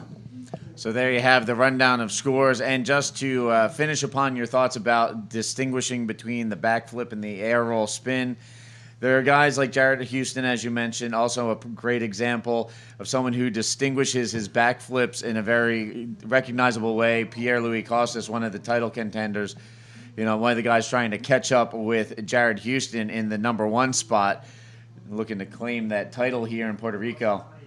Certainly, Jared couldn't find much on that wave. Meanwhile, Jeff, hoping for something on this, gets a roll, throws a spin. He's looking to finish this wave off with another lip maneuver, another rollo to finish off. Nelson, also active, throws a somewhat of an invert. Neither his board nor body were really that tweaked, but he was able to get some air. Let's check the replay of Yellow's wave. Driving, very kind of mushy section, a lot of white water on the face, really tricky to work with, but Jeff does well to muscle through, get some of those maneuvers completed before cutting out. Here we're going to see Nelson's wave again. Yeah, Nelson driving down the line, gets a lot of speed, and bangs it off that end section, tweaks it out a little bit. Didn't really get the projection up, but more projected out. You could say it was an invert. It's almost more like the old school projected airs we used to see from Howley Reeves back in the late 80s and early 90s. Totally, yeah, very casual approach, just kind of almost like a jam air kind of a thing. And, let's see what the judges are going to score that. And that's also, that just comes down to a matter of personal technique. The invert is also a maneuver that we see a variety of expression throughout the field of riders, and everybody has their own take on it. Some guys like Andre Botha just get completely upside down where their back is facing the water, but they're just arched and the board's way up over them, totally tweaked. Other riders tend to not tweak their body whatsoever, just twist their arms in an upside down board fashion. So it really is a matter of expression about how the riders want to approach their different air moves, and usually we do group them, most of those air moves into an invert. So there you have a breakdown of maneuvering out in the water. Meanwhile, trying to maneuver into the advancing spots, looking to move on to round 7. Man-on-man heats. Jared Houston leads the way with a 7.50 and a 4.75. Jeff Hubbard with a 6.75. Still waiting for that last wave to be scored. Jared's staying busy. Up and riding again. Nice reverse off the top through a lot of spray. He's going to continue on through to the inside, hoping to find a lip section. Nice roll. Throws a spin on for just some icing on the cake there. Nice ride. He's going to ditch that 4.75 and improve upon that. That was a very powerful maneuver. Here we see him take a lot of speed, driving off the bottom. This is a very technical maneuver, as it was combined with some some kind of breaking foam of the wave. Not a clean lip, so he was able to just muscle a nice reverse through it. And, you know, he wasn't done yet. He ended up pairing a roll and a spin onto the end of that. So we're going to see scores coming in shortly for that. Meanwhile, we do have confirmation Jeff's last wave, 4.9, moves him, or keeps him, in second place. Now needing a 5.51 before Jared's last score comes in to attack first position. Nelson Flores needing a 6.11 to attack second with less than 10 minutes remaining. So while we run through Heat 4 here in Round 6, just taking a quick look ahead, coming up in Heat 5, we're going to see another one of our world title contenders, number 2 ranked Amaury Laverne, going up against a pair of Brazilians in the form of Lucas Nogueira and Socrates Santana. That's going to be another interesting heat. So again, that's on deck. Meanwhile, action out in the water. Yeah, Jeff was looking at that wave as a medium-sized one, very bumpy takeoff. He was hoping for that wall to form up on the inside, and it didn't. So he got out of there. Now we see him duck diving through a few of these breaking crests, getting himself back out into the lineup. Meanwhile, we did find out Jared Houston did get a 6.05 for his reverse to roll combo. That will extend his lead in first place. Now a cumulative total of 13.55, putting more pressure on second and third. Nelson Flores not out of the game because that 6.15 is similar enough to Jeff Hubbard's 6.75 that he only needs a 7.41. I think that's to attack first place, but I'm wondering what he would need to attack Jeff's second place, because these top 2 positions are what will advance. So 8 minutes and counting here in heat number 4. Jared Houston continues to lead the way. Jeff Hubbard looking to hold off the young Chilean Nelson Flores. There you can see Jeff out in the lineup, looking back, listening intently to our beach announcer, Juan Santos. Juan doing his very best to give them all the information they need to compete at their highest level, all the way down to positioning with the priority sequence, time remaining, scores on the last rides. Not an easy job, but Juan does it so gracefully. So while we wait for the next waves to be ridden, again, just a reminder, be sure to check out ebodyboarding.com now through the end of our event window on November 15th. Use the promotional code Encanto15 and receive 10% off all online purchases at ebodyboarding.com. Also, big thanks to Hub Boards and Reflex Wetsuits for their support of this event. Our presenting sponsors for the morning show here in the shop, as well as the live webcast coverage coming to you from here in the garden here at the Encanto Pro Cultura 2015. Yes, and it is impressive, this set. We have, the garden and the shop both decked out. And here we got Nelson Flores, the Chilean, up and riding. Nice flip. Completes it. A very clean maneuver. This could change the entire situation of the heat. He does only need a 5.51 to get to second, but I think he needs a 7-something to get all the way to first. Wouldn't be surprised if he gets there with that. That was one of the best maneuvers we've seen thus far this heat. And here we have the replay of the young Chilean Nelson Flores staying with the high line, then drops down, goes for the big shot, the flip there, gets it around clean, and a solid maneuver there for Flores. And there it is. He moves all the way to the top spot with that one, as he dialed up an 8.75 on that last wave. Wow, best score we've seen thus far, putting the pressure on our top 2 performers from the earlier heats this morning. Jared Houston needing now 7.41 to attack first position, and the pressure on Jeff Hubbard to advance out of this heat. With under 6 minutes remaining, he will need a 6.81 if the current numbers stay the same. Let's take another look at this. The best score yet of this heat. Very nicely formed wave. Very clean lip as he got up there. The wave was just really clean, and he took all the speed from his bottom turn right up and throughout that flip. very clean execution and rightfully rewarded a very high score that put him now in the first advancing slot in this Heat 4 of round 6, looking solid to make it into round 7.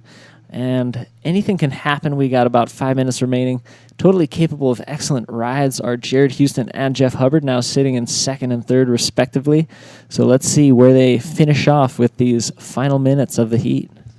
4:45 left on the clock. It's Flores leading the way over the world title contender Jared Houston and the 3-time world champion Jeff Hubbard.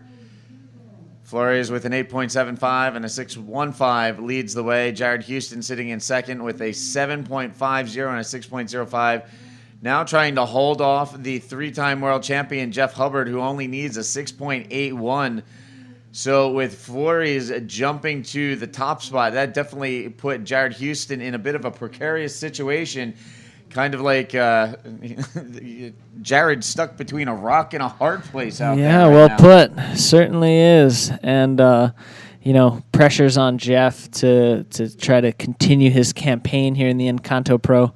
But with the amount of time we have left and the talent that we have out in the water, things could totally flip-flop and have another reverse leapfrogging. Orders could be in effect. We will see how this heat finishes off. It's been terribly exciting, and I'm excited to see not only the finish of this, but what will happen in the next series of heats there. The priority situation was with Jeff Hubbard. Jared looking to see if Jeff would go. Jeff paddled, and the way the priority system works is if somebody does paddle for a wave, they do lose their priority position. Now Jared Houston sitting in priority. Jeff likely to have third priority with Nelson Flores, heat leader, probably sitting in second priority now. 3 minutes to go.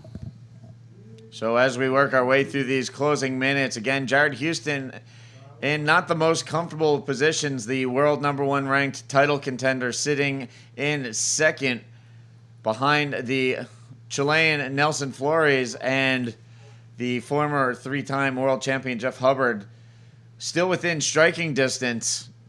Not the most comfortable place to be as we count down 2:40 remaining. Flores maintains the lead. Houston in second, trying to dial in a bigger score. He's got a 7.50, trying to replace the 6.05 to give himself a little more room to breathe. Meanwhile, here we have Jeff Hubbard taking a look at this one. He's going to let this roll by as he didn't like the way it was shaping up. Counting down still as we get down to the 2-minute mark.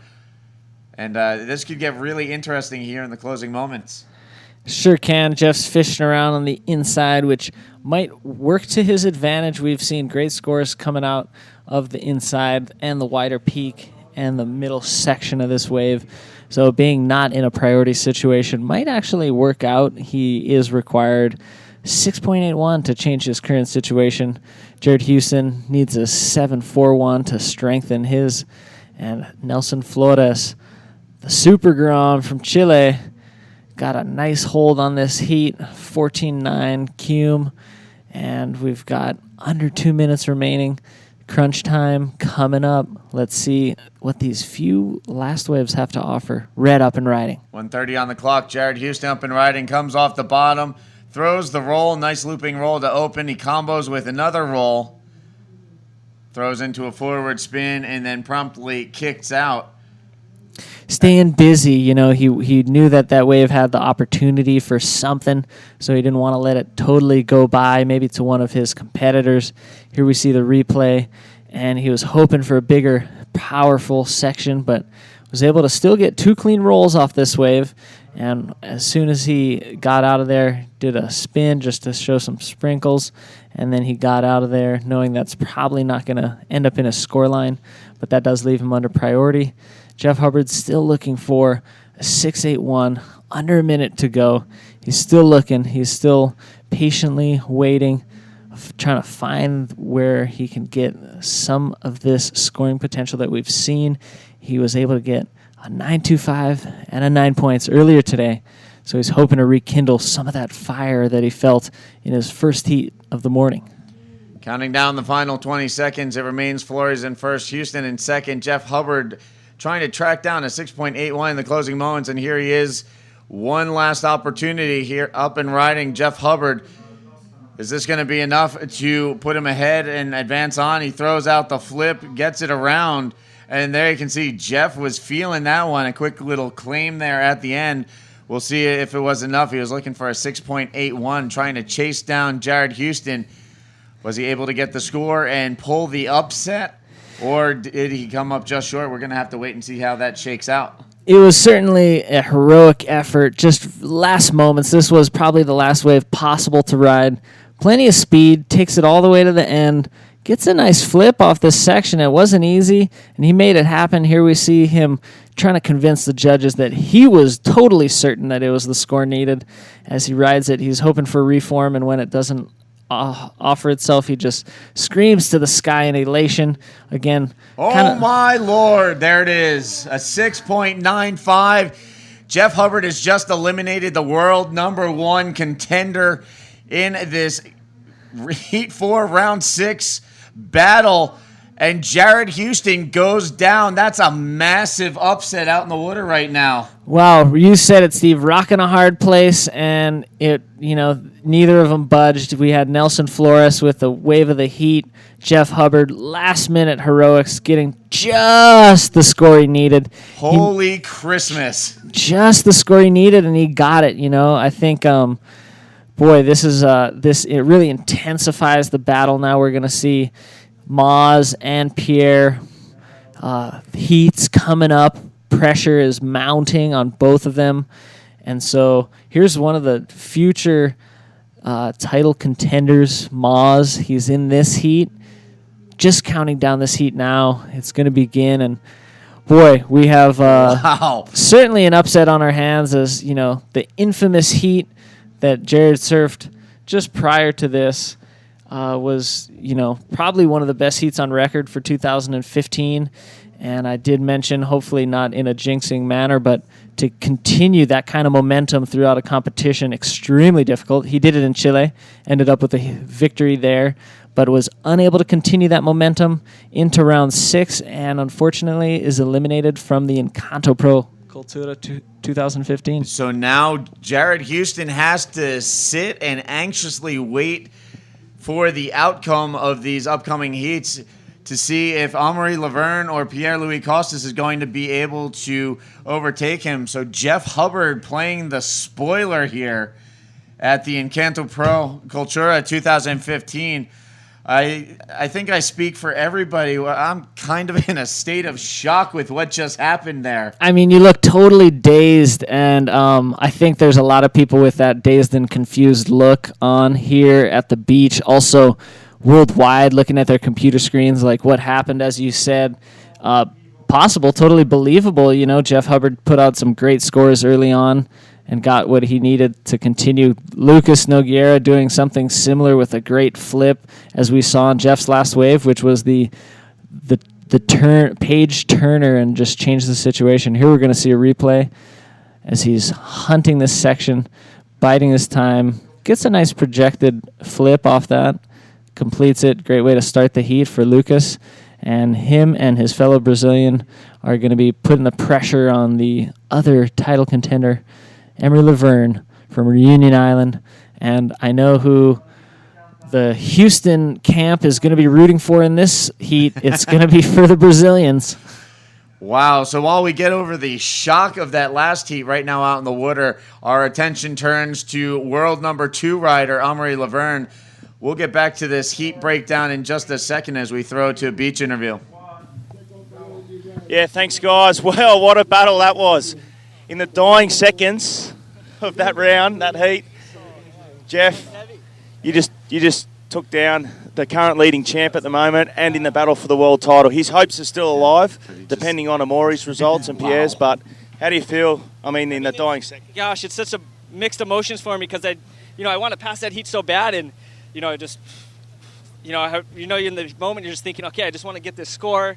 Like I just waited, and finally that set broke wide. So Black didn't have Brack was too far over, and he had priority, so I had second priority, and I just said, okay, this is my last chance. And then it backed off, and it hit the sandbar, and it flung me out to a nice ARS, and I knew it was my best wave of the heat, so I claimed it, and I was like, because I just was stoked. I felt like I got the score. I'd like, okay, that was my best wave of the heat out of 6.75 earlier for an ARS. So I was like, okay, for sure, it's going to be in the 7s. I think I got this. But, you know, you just don't know. With the judges and Jerry on the title, like, it was going to be, knew they were going to be close. And, gosh, like, by 0.1, probably passed. And, yeah, I feel bad for Jezza, but he still got a shot.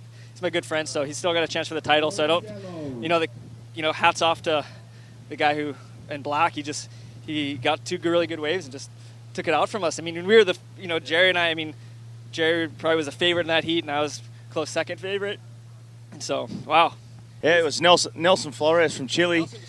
Unbelievable. You know, he was in third for about 3/4 of that whole heat until he got that nice section and did that flip.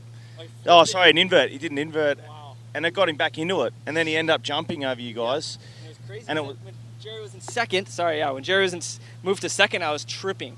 And they were saying Jerry needed a 7-something to get first, and I was like, what? I was like, oh my gosh. And I was just trying to keep myself calm. Okay, got a chance, and then nothing came. Paddled for 5 or 6 waves, and nothing happened. And Jerry took off on one, trying to make sure I didn't get it, and it didn't. The inside just didn't let him do anything. So I was, second priority. I was lucky, really blessed. Thanks God. Sorry, Jerry. Congrats to Nelson. We'll get Nelson Flores up here too. Jeff, congratulations. Made it through the next round. We'll see you. Nelson Flores. This is our little dynamite from Chile who's taken out 2 of the biggest names in bodyboarding at the moment, Jeff Hubbard and Jared Houston. Nelson, representing Chile, how do you feel after that one? What? How do you feel? You feel good? You feel good? Sí, súper contento de ganarle a estas 2 leyendas como son Jeff Hubbard y Jared Houston. Fue una manga súper difícil, nunca pensé que le iba a pasar, pero aquí estamos, seguimos representando a Chile. ¡Yu! Congratulations, Nelson. You're through to the next round. Jared Houston now is out of the contest, but he still has a title shot, depending on the results of Amori. So, congratulations, Nelson. We'll see you in the next round. The emotions are going high down here, up and down. It's like a roller coaster. The beach is packed, guys. Back to you. Wow, that's all I can say right now. I'm still in a state of shock after watching that go down. Jeff Hubbard in the closing seconds bumps Jared Houston out of the field of competitors. Now Jared Houston has to anxiously sit by and wait to see what happens with Amaury Laverne and Pierre-Louis Costas. Amaury Laverne currently leading this heat. He's already put up a 6.40 and a 5.0 in the heat to lead the way right now. And that was just wild. A major upset there as Jared Houston being eliminated from the field. It looked like Jared Houston was going to take the heat win with Jeff Hubbard in second. But the young Chilean Super Grom, Nelson Flores, flipped the script, went from third to first, left Jared in an uncomfortable and unsafe position. And at the tail end of that heat, Jeff Hubbard dialed into the wave he needed and bumped Jared from the field. So we're still all in a state of shock right now after watching that go down. I mean, we've seen last second, come from behind charges in previous heats, but to see the world #1 title contender go down early as a result of a last second charge, wow. Yes. Wow is a good word to summarize what just happened. So wow. I mean, wow. I can only imagine what Jared Houston is feeling right now. That's got to be a gut-wrenching experience. I can't even imagine where he is mentally right now after that devastating elimination. I can't even imagine either. Just at the last minute in that heat, just completely just flipped over and Jeff got the score that he needed in order to advance and take Jared out of the competition. So definitely a very exciting moment here. This is, as you see, Amaury there. And right now it seems like Amaury Laverne has that much extra motivation, almost like he can smell blood in the water right now. You have to tip your cap to Nelson Flores. That kid really threw it down out there and really changed the script of that heat. Here we see the last wave of Amaury Laverne as he banks the reverse off the end section. But again, you have to tip your cap to Nelson Flores for his performance in that heat. And again, you can never count out Jeff Hubbard, as I had mentioned. You know, Jared wasn't safe in that second spot. You know, he had the young Chilean in the lead, and he had a 3-time world champion hot on his heels. And you can never go to sleep on Jeff Hubbard. And you know what? He made Jared pay in the end of that heat. Jeff got the score, and unfortunately, Jared Houston gets bumped from the field. Yes. And just, you know, shocking turn of events here at Middles. You know, none of us, I think, was expecting to see Jared Houston go down in round 6. So now Amory Laverne out in the water, the world number 2, with an opportunity to chase after the title and bump Jared from the number 1 spot. Like I said, Jared's going to have to wait and see how everything shakes out from here moving forward. Yes. And at the moment, it's Laverne leading the way. Lucas Nogueira currently in second in this heat, with Socrates Santana currently third. Nogueira up and riding on his second wave. He opened with a 5.75. And here trying to force the roll through the closeout section. Gets caught up in the lip, unable to complete the maneuver. 16 minutes remaining in this heat.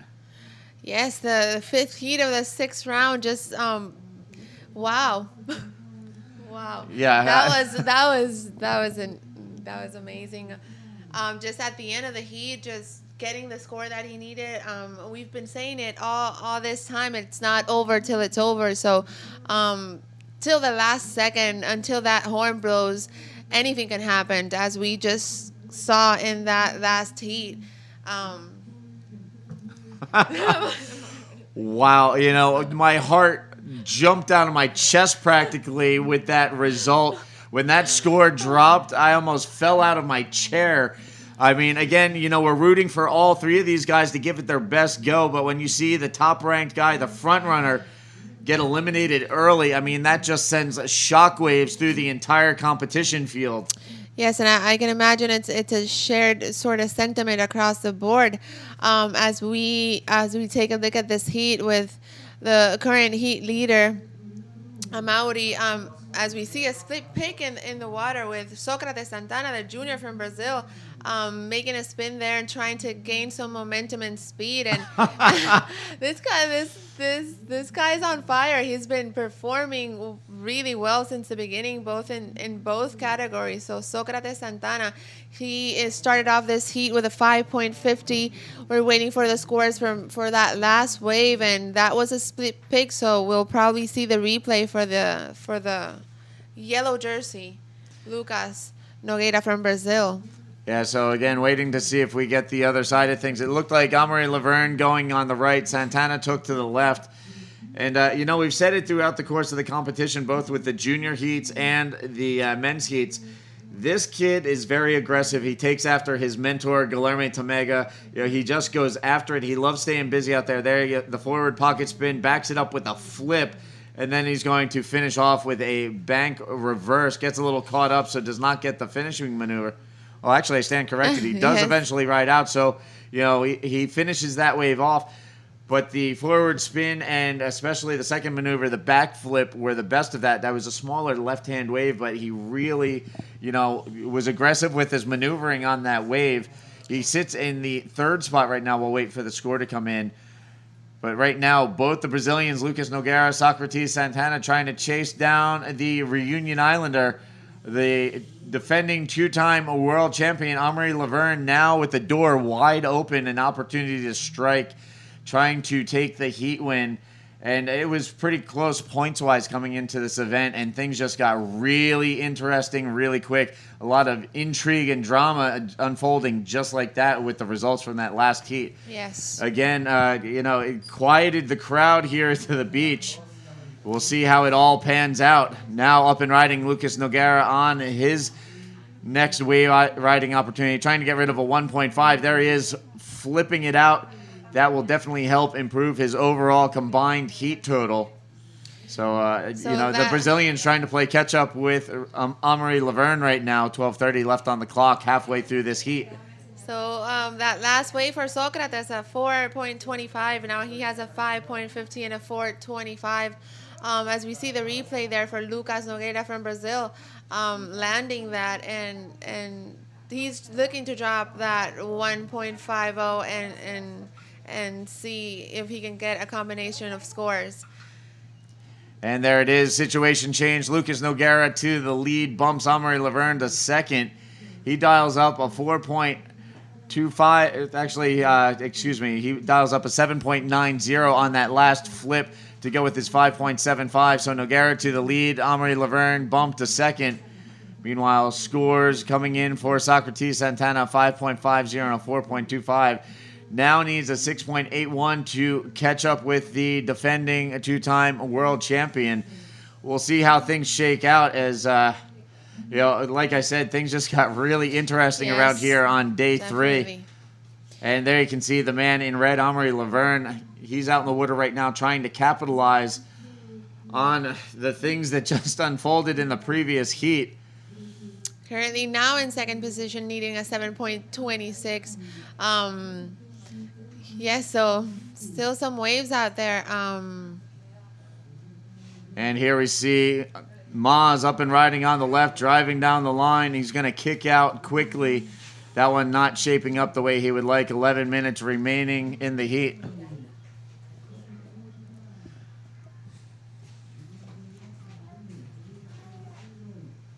So again, right now out in the water, Amory Laverne, Lucas Nogueira, Socrates Santana. Coming up in the next heat, we're going to see Jacob Romero, Elton Lorero, and Silvano Lorenco.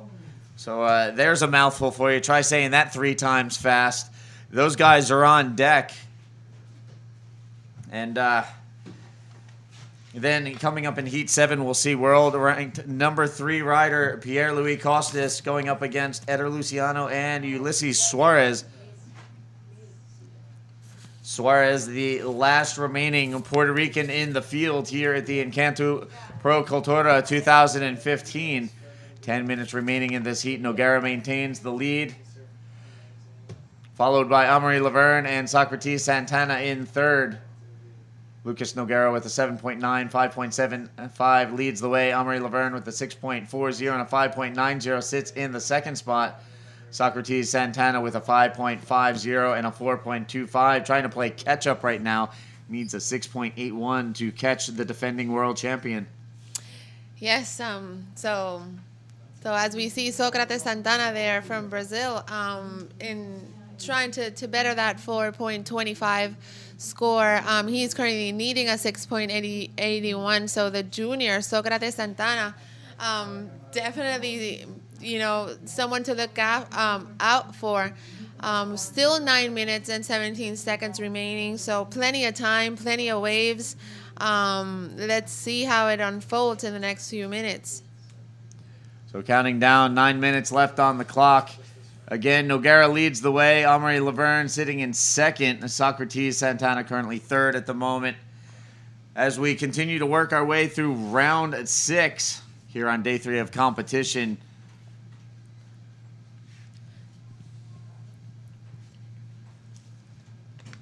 .845 and counting. Situation remains the same as we've got a little bit of a lull outside.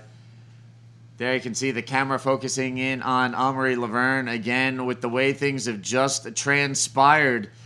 A sense of shock around here as, Jared Houston has gone from dialing in the biggest combined heat total of the event, dialing in a 10 and a 9.90 in his previous heat. Then to the shock of many in the bodyboarding world going down eliminated in that previous heat. So Amory Laverne out there in the water looking for an opportunity to strike and take advantage of the situation with 8 minutes remaining. Meanwhile, there you can see Socrates Santana, the 16-year-old Super Grom from Brazil, the protege of 6-time world champion Guilherme Tamega, looking for an opportunity to dig his way out of the third spot and try to advance out of the heat. We've already seen one major upset in the previous heat. Could we see another one here? We'll see if the Brazilians can turn things upside down once again here with 7:30 left on the clock. But again, Jared Houston going down in that last heat. Now he has to sit on the sidelines and wait to see how things unfold. An unbelievable turn of events here, leaving the crowd on the beach in a state of shock. And you know what, to be honest, even us here in the broadcast booth, that was just jaw-dropping the way Jeff Hubbard came back at the end and the way Nelson Flores, the young Chilean, were able to work their way through that heat. So, things definitely getting interesting, definitely getting intense here on the third day of competition. Here we have the current heat leader, Lucas Noguera, airing it out, tweaks the invert, looking to build on his score. He currently has a 7.90 as a top score, looking to build upon a 5.75 and firm up his lead. And here we have the young Socrates Santana up and riding on a foamy right-hander, looking for a section driving down the line. And nothing really standing up for him as he stays with it, and here he'll kick out and make his way back to the lineup. 6:30 left on the clock.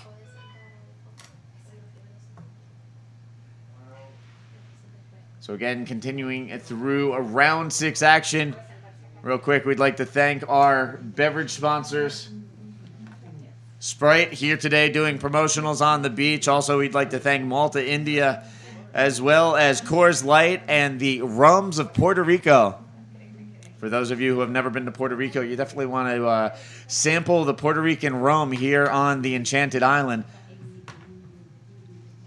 Meanwhile, just under 6 minutes remaining out in the water as we continue to move forward here in this heat.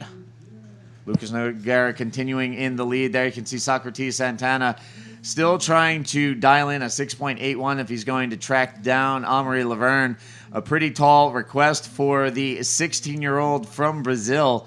But as we saw in that last heat from Nelson Flores, another one of our pro junior competitors doing double duty here at the Encanto Pro. These kids have been able to put down some big scores and shake up the field every once in a while. We'll see if Socrates Santana can play the spoiler as Nelson Flores did in that last heat. Definitely.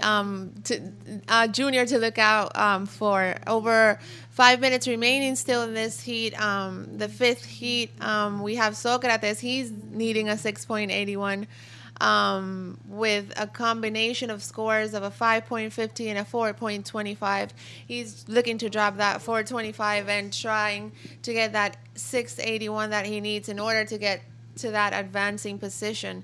And then, 4 minutes and 40 seconds remaining still in this heat. So again, counting down the last 4.5 minutes, getting into the closing moments here in Heat 5, Round 6. We still have more action to come today.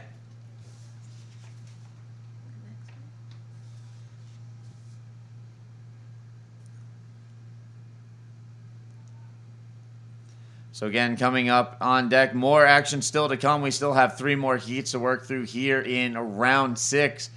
And depending on how much daylight we have left, we could very well go into Round 7 man-on-man heats and continue to drive through the field and set things up for the final day of competition tomorrow here on Monday at Middles in Isabela, Puerto Rico. Looking to finish off the competition, crown our event winners, as well as our 2015 world champions in the men's and pro junior divisions. Yes, history in the making here in Isabela, in Middles, Puerto Rico, as we will be crowning 2 world champions, both in the open division and in the juniors division. So really exciting. And the integration of the cultural aspect of this event in this year's event has been very entertaining and very refreshing to see. So there's still tons of time. So if you're close by, this island is 100 by 35. So come on down to Middles and check out the action live, or catch us live here in the live stream here at the Garden. Yeah, we've seen a lot of amazing things during the course of the window thus far. We've had musical performances, dance performances, theatrical performances. We've had the bodyboarding clinic with the handicapped and learning impaired children at the Hobos Beach, which was a very rewarding experience to be a part of. We've had top pro riders visiting the local schools and giving guest lectures. It's been nonstop around here with not only the competition, but the cultural and social side of things as well. Definitely something to come here and experience firsthand. So, yes, there's as always Julie was saying, if you're here on the island, you have a chance to get over here to Middles. Definitely jump in the car, pack up the family, maybe a cooler with some snacks and drinks, and come join us here on the beach tomorrow as we look to wrap up competition. And for those of you in other parts around the world, you definitely want to check out seapuertorico.com and start planning your trip to the Enchanted Island today. I mean, this place, it will get into your system. You will want to come back time and time again. Yes, it is enchanting for sure. Every little corner of this island has a magic to it that's just mesmerizing. Up like from the mountains to the coastline, there's so many natural resources that the island has to offer, and so many beautiful corners to witness. And it's just fun all around as we see Red there taking off in this Insider but he decides to go off with a little over 1 minute remaining in this fifth heat of the sixth round of the Encanto Pro Cultura 2015. So again, counting down the final minute of the heat, Lucas Nogueira maintains the lead. Amory Laverne sitting in that second spot, looking to advance on to round 7. Socrates Santana still trying to dial in a 6.81 with less than a minute on the clock.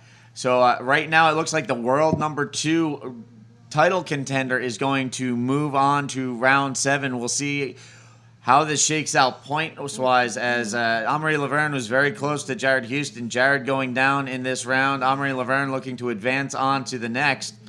And with 40 seconds left on the clock, Socrates Santana, one last-ditch effort. And this wave's not going to form up for him, so he will kick out with 30 seconds remaining. And at the moment, it looks like Lucas Nogueira and Amory Laverne will advance on to round 7. Yes, 20 seconds remaining still in this heat. So let's see, what happens. So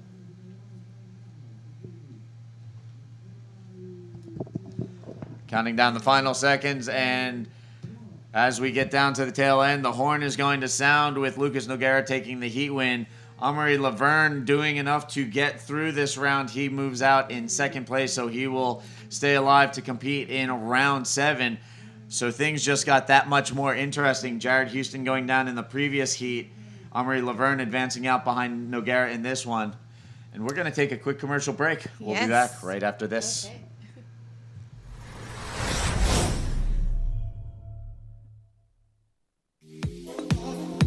The Interchangeable Stringer System, ISS, has revolutionized our board's responsiveness.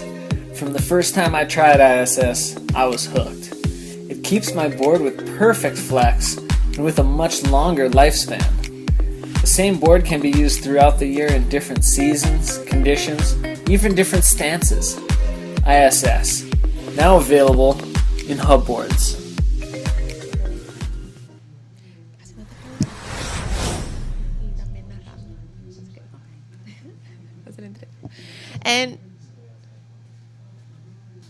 And we're back here with heat number 6 in the 6th round with Jacob Romero from Hawaii, Hilton Loureiro from Brazil, and Silvano Loreno from Portugal.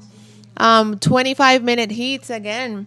And so I am here with Iraida Rivera. ¿Cómo estás, Iraida? ¿Todo Muy bien? bien? Un saludo a todas las personas que nos están viendo en vivo. Iraida es la oficial de promoción y mercadeo del Departamento de Turismo, de la compañía de turismo. Primero que nada, gracias por apoyar este evento. ¿Qué le parece? Yo sé que estuvo un ratito por la playa viendo el evento. ¿Qué le parece este evento? El evento ha transcurrido de una manera espectacular. El itinerario, ¿verdad?, de la competencia ha estado increíble. Los comentarios de las personas han sido maravillosos. El tiempo nos ha favorecido. Tenemos unas olas espectaculares y todo el mundo está contento con el evento. Muy contenta ¿verdad?, con el apoyo que le hemos dado al evento. Y este evento ha integrado distintas, le ha puesto como un sazón. Sí, ha habido dentro del evento unas presentaciones culturales, que eso un poquito bien dirigido a los visitantes para que conozcan un poco de Puerto Rico. Sí. Como añadieron la parte de cultura por este año, ustedes llevan 4 años ya apoyando este evento, pero este año le dieron un twist, como usted dice, le añadieron la parte cultural, lo cual lo cual ha sido súper chévere porque en este live stream, por ejemplo, es un portal para comunicarnos con el mundo entero. Así que nosotros poder exponer nuestra diversidad cultural hacia el mundo entero ha sido algo bien innovador y creativo. Era más o menos lo que esperaba. Sí, eso es así. Nos resta todavía los tours que van a transcurrir durante la semana. Y el evento se ha dado a la altura de lo que esperaba el público. Ha sido una competencia bien reñida, bien interesante y nos resta, ¿verdad? Todavía tenemos esperanza de que Puerto Rico entre en última instancia, así que estamos esperando con muchas ansias y mucho entusiasmo que está el final de esta competencia. Sí. So thank you so much, Iraida Rivera, for joining us in this live class. Again, the competition part of the event ends on Monday, but the competitors will have a cultural and experience to see Puerto Rico. So the actual event doesn't end till November 15th, so make sure you tune in. So we are here back in the water. As you can see, we have yellow out in the water. From Portugal, Jacob Romero is in red in the red jersey from Hawaii, and Helito Luciero from Brazil is in the yellow jersey. So we're looking at a replay there for the Hawaiian Jacob Romero. Let's see what the judges give him in that last wave.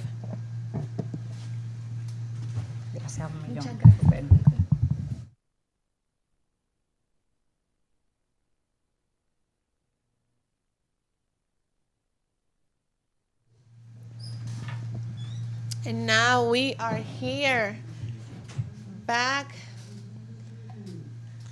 Hey, Julie, thanks for having me back. This is great to be here in the booth with you and joining you all watching us from around the world. Thank you so much for tuning in. Such a pleasure to have you here. Reality with us here in the Encanto Pro Cultura. It's great. From Puerto Rico to the rest of the world. As we are currently in the 6th heat of the 6th round for the open men's division. Wow. Yeah, we've a lot had of things have been happening, and yes. Yeah, exciting things, especially with their repercussions for the title race. We did see Moz advance. His campaign continues here at the final event of the APB World Tour, and the man of the hour, or especially of the day with that infamous heat. He put up some of the highest heat totals this year in Chile, 19.9, I think, or something. And here again, another 19.9. Just incredible heat totals from Jared Houston. Great riding. But now let's go to winner of the last heat. Take it away, Alex. Guys, down here with that last heat winner, another Brazilian, Lucas Nogueira. How's that, buddy? How's that feel? Yeah, I feel so happy. This heat, it's always a hard hit against Amaury. He's a contender too, so I'm so stoked. I just want to say thank to my Lord and my family, my wife, my sponsors, everyone support me. Thanks a lot, guys. I love you. It's you had Socrates in the heat as well, a young junior from Brazil. What do you think about Socrates? He's going to be a big star? Yeah, for sure. He's a great young guy and have a beautiful heart, and I think he's going to be a world champion one day. He have talent to do this, and yeah, that's it. Well, you're on your own mission, Lucas. You're trying to get a 9th minimum in this event. Now you're in through to tomorrow. You've got one more step to go, and then you're there. So how's that feel? Yeah, I feel confident. I think that now I'm got the top 16 for next year, but I want more. I want to do the final in this comp. I'm feeling so great, and this wave is so. It's like my home. It's like Brazil and warm water, and that's it. I'm so great. I feel happy. Yeah, you look like you're in a really good mood, and you're ready to go tomorrow. So have some good rest. Congratulations on that and beating Amaury. He's still in the hunt though, so it's going to be a close game. Thanks, Alex. There we have it. Lucas Nogueira from Brazil keeping the dream alive for all the Brazilians watching just down in the Southern America. Back to you guys. Thanks, Alex. Awesome to hear what Lucas Nogueira had to say about that impressive heat win in the 5th heat, round 6. Here we are live, round 6, heat 6. Jacob Romero, my good bearded brethren, in the lead right now on the strength of a 7 and a 1. Heliton Logiero still looking to improve on a few short scores, and Silvano Lorenco getting a 5.50 for one of his last rides, but also still has a short score. But 8 minutes have passed so far in this heat, and we're going to continue to see lots of action, plenty of interesting scenarios occurring thus far in the Encanto Pro Day 3. We've seen plenty of action, and now we're seeing title race implications playing themselves out in front of our eyes. Just, not a moment to miss, really. Not a moment to miss, as you say, as we see Jacob Romero from Hawaii there in that wave, but decides to he opts out. There was a bumpy wave face, and we do see the wind.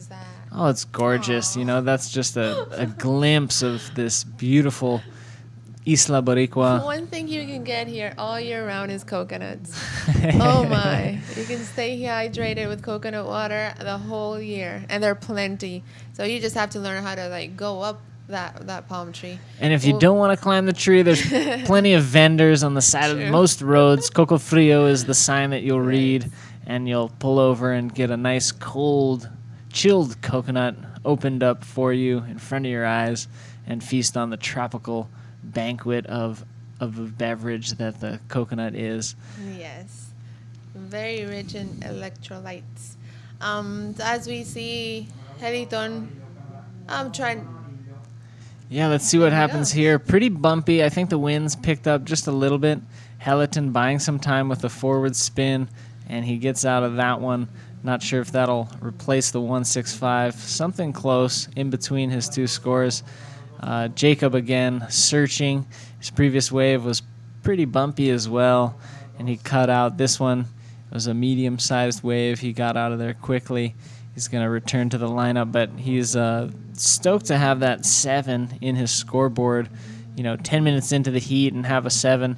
It's a decent spot to be in. Now he's going to spend the rest of his time trying to improve on his second score and possibly even improve on that 7 to strengthen his position. And Silvano and Heliton are going to be battling it out for the advancing position, along with, depending on what happens with Jacob Romero in this heat.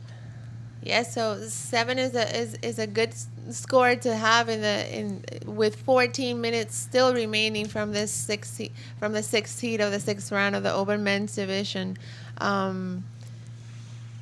There's waves out there, like you say. It's really windy right now, but still a lot of power to those waves. It's a matter of picking and choosing the right ones. Sometimes the smaller ones are holding out a little bit better than the outside set waves, as we see.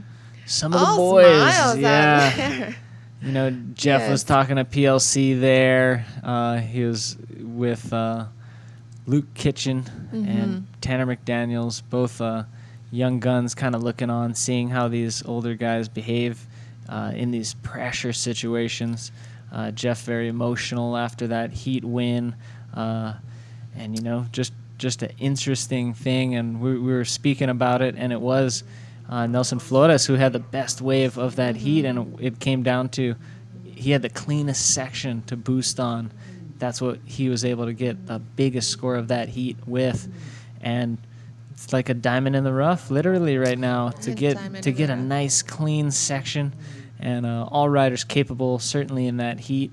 And it was Nelson Flores, Jeff Hubbard moving ahead, and dampening the hopes, but not extinguishing them of Jared Houston. We're just gonna have to wait and see how the rest of the Encanto Pro Cultura plays out.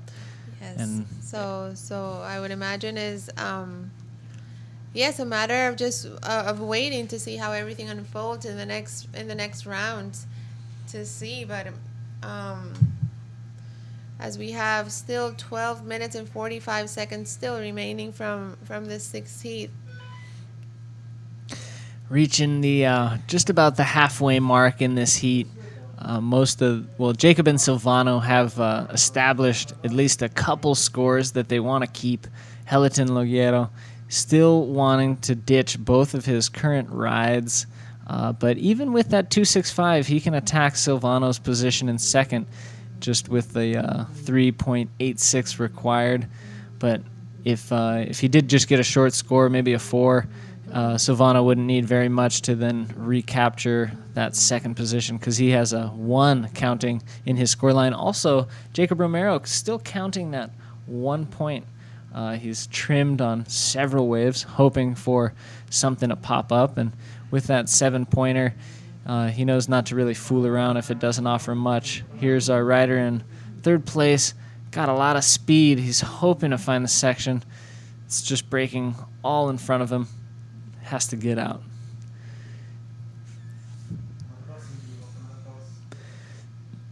We can see the texture on the horizon. Certainly been roughed up here by these afternoon breezes and challenging conditions for these last final heats. We're definitely going to be finishing the next couple heats to finish off round 6, leaving ourselves with just man-on-man competition. Round 7 through to the finals, coming to you tomorrow here at the Encanto Pro Cultura. Yes, definitely some white caps out there all the way to the horizon, like you said. Really strong northeast winds here at middles.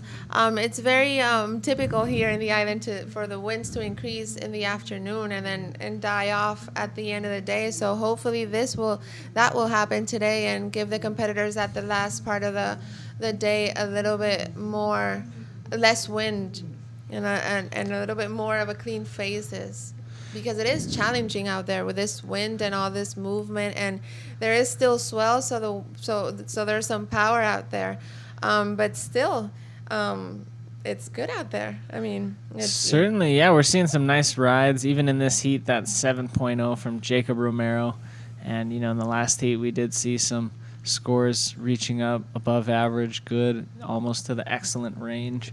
And yeah, even when the wave is clean and glassy, it is still a tricky wave to find that scoring potential on, and that trickiness only increases as the surface gets a little more choppy, and as we're seeing this wind making wave selection ever more important.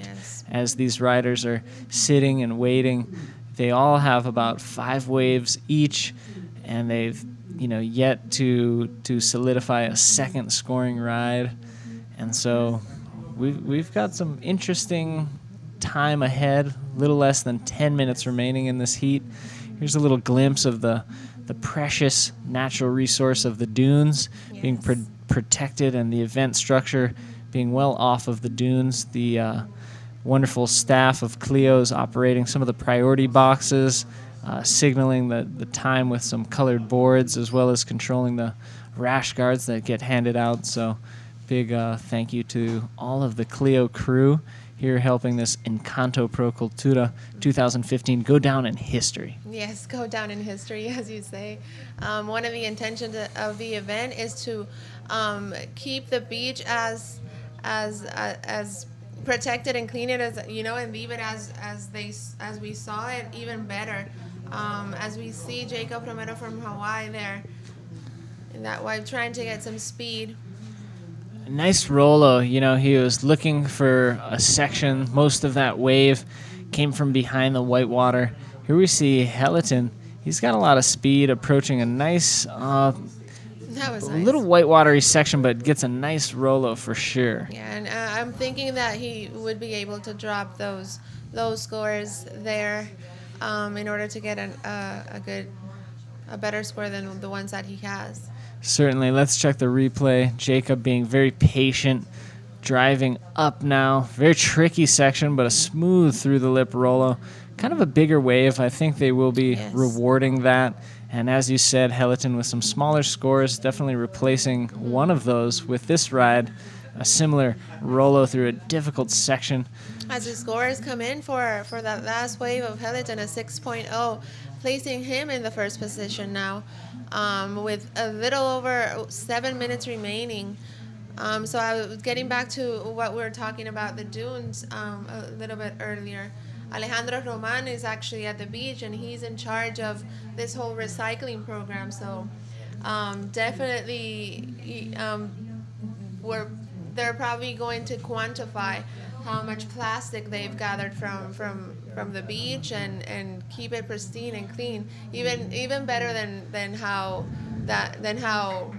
it started, you know? So. Yeah, I think that's a great point, not only to maintain status quo, but actually to improve the quality of the beach and have this event be, have a high standard for leaving it in a better condition than it was found, so that we're a real asset to the beautiful town of Isabela, and they want us to return because we take such good care of the precious resources they have, such as the dunes and this beautiful Middles Beach. Yes, as I was telling Steve, they're implementing a system with some pallets to restore the dunes that seem to be working very well, because I've seen them increase in size in the last year. Yeah, I've also seen progression of the dunes rebuilding, and some of those pallets that they first put in were quite tall, and now they're starting to almost get buried by the sand as it recollects around them. Plenty of more vegetation as well. They've definitely done great to limit the access and areas that people access the beach from the road, so there's less erosion caused by foot traffic, and it's been a great project that we're able to see progress in a fairly short time. Yes. As we have a little under 6 minutes remaining, really tricky out there. We've seen some of the competitors get the waves from the inside, others focusing on trying to get that one from the outside and pulling one move, because it seems to be closing out a little faster than the insiders. So a matter of picking and choosing those waves. It certainly is, and it's been Jacob Romero and Helleton who've been able to select some of the better waves in this heat. Silvano Lorenco not far off at all, only needing a 3.16 to get above Helleton Loguero, who's trying to replace a 2.65. He was awarded a 6.0 for his last efforts on that Rolo. Jacob Romero getting a 6.25 to put him in first position with a healthy lead over the field, and we are excited to see what's going to unfold. Just under 5 minutes remaining, and these guys really want to put it on the line to make sure that they can continue in this Encanto Pro Cultura. Yes. Silvano Lourenco from Portugal, he's looking to drop that 1 point, and he has 4 minutes and 38 seconds remaining, so he can do it. So Jacob Romero again, as we see him up in the water. Oh wow, that was a good turn. He's looking to drop that 6.25 and solidify his first place here at the sixth heat of the round 6 of the Open Men's Division. Yeah. Let's see what the judges grant them. We'll probably see a replay in a few. That's great. Jacob's been patient and also, trying to select the waves that are going to allow him to do these kind of maneuvers. Here he takes all that speed up. Nice extended, arched, tweaked invert. Very smooth. Probably going to be one of the best waves of the heat, if not the best. Like you said, it will solidify his position in first place, and Helleton and Silvano will be battling for that second advancing position. We'll see. Silvano also been very patient, waiting very patiently to ditch that 1-pointer. He's got 3 1-pointers in his bag, but only one scoring ride of a 5.5.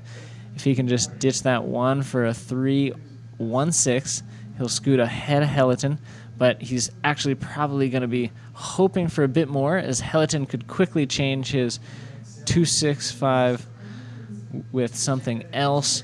Scores come in, a 3.65. We didn't get to catch it on live, but he did move up ahead of Helleton, and Jacob did get the 7.5, the best score of the heat for that great, beautiful invert.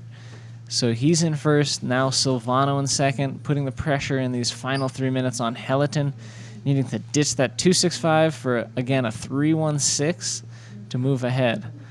But again, as we saw in the previous heats, the pressure is on Helleton, and Silvano is also under pressure because he needs to maintain that score. Helleton only needs a 3.16 in order to get that second position. So, there's 2 minutes and 22 seconds left, plenty of time as we've experienced here.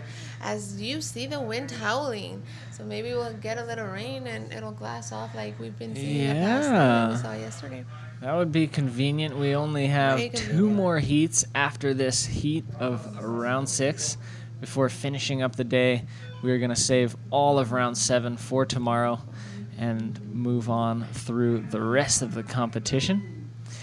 And, these are some of the crazy moments. I think Silvano Lourenco is just stressing out the back because, with just a few moments left, when your competitor who only needs a small score even just catches a wave, you just automatically think, all right, he probably got the score. And so you get a little concerned. It found out it was a 1.1 for his last ride, so Silvano thinking, okay, I got just a little more time to fend this guy off. He's hoping to improve. But now we have a little bit of rain, and so we're going to come back indoors. Joining us is the live shot where we can see lovely Julie, myself, Dave Hubbard. Looking handsome. Oh, thank you. Mainly as helped by these nice threads that the people you have a helped little us out vintage with. 60s jacket here from a vintage store in Calle Loíza called Lentejuelas. So thank you, Lentejuelas, for helping us in with the wardrobe. Yeah, thanks so much. And, with a little bit of rain, you called it, a little bit of rain could smooth off these conditions. Yes. Here we see Jacob on one of his final rides, under a minute remaining in the heat. Let's catch a replay of the start. He faded the peak, kind of backdoored that section, went up, really nice flip, threw an extra spin. Oh, 2 extra spins, kind of dangling his feet at the end of that. Wow, and even Silvano getting a score before the end of the heat. 18 seconds remaining. Nice and a lot of roll-up. action right at the end of this heat. And he, like we said, he wanted to solidify that second position and make sure Helleton didn't catch him. But as we saw, Helleton was also riding a wave. So a heated exchange in the final moments of this heat. We'll have to wait to see what the judges We'll have to wait deem. and see. All these rides, I think, will go into the score lines for each rider. And it's it'll raining. be interesting. Everybody taking cover, taking shelter. I think it's a great opportunity for them to cool off. It's been definitely warm here in Puerto Rico, and a little bit of rain never killed anybody as far as I know here in Puerto Rico. So people get a chance to cool off, hydrate, get some shade and shelter. And if the conditions warrant, we're going to get some smoothing off of the water surface, and we could get some better conditions for the rest of the event for this third day of competition. But let's go to some commercials now and stay tuned, because we'll be back with Heat 7 of Round 6. Stay tuned.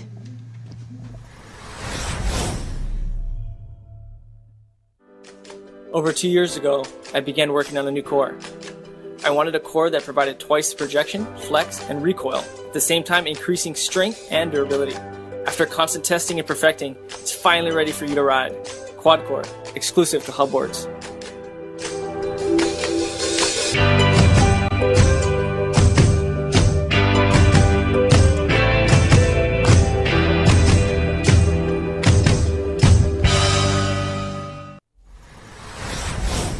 We're finishing out Round 6. Two more heats, and then I have this interview, and then everything.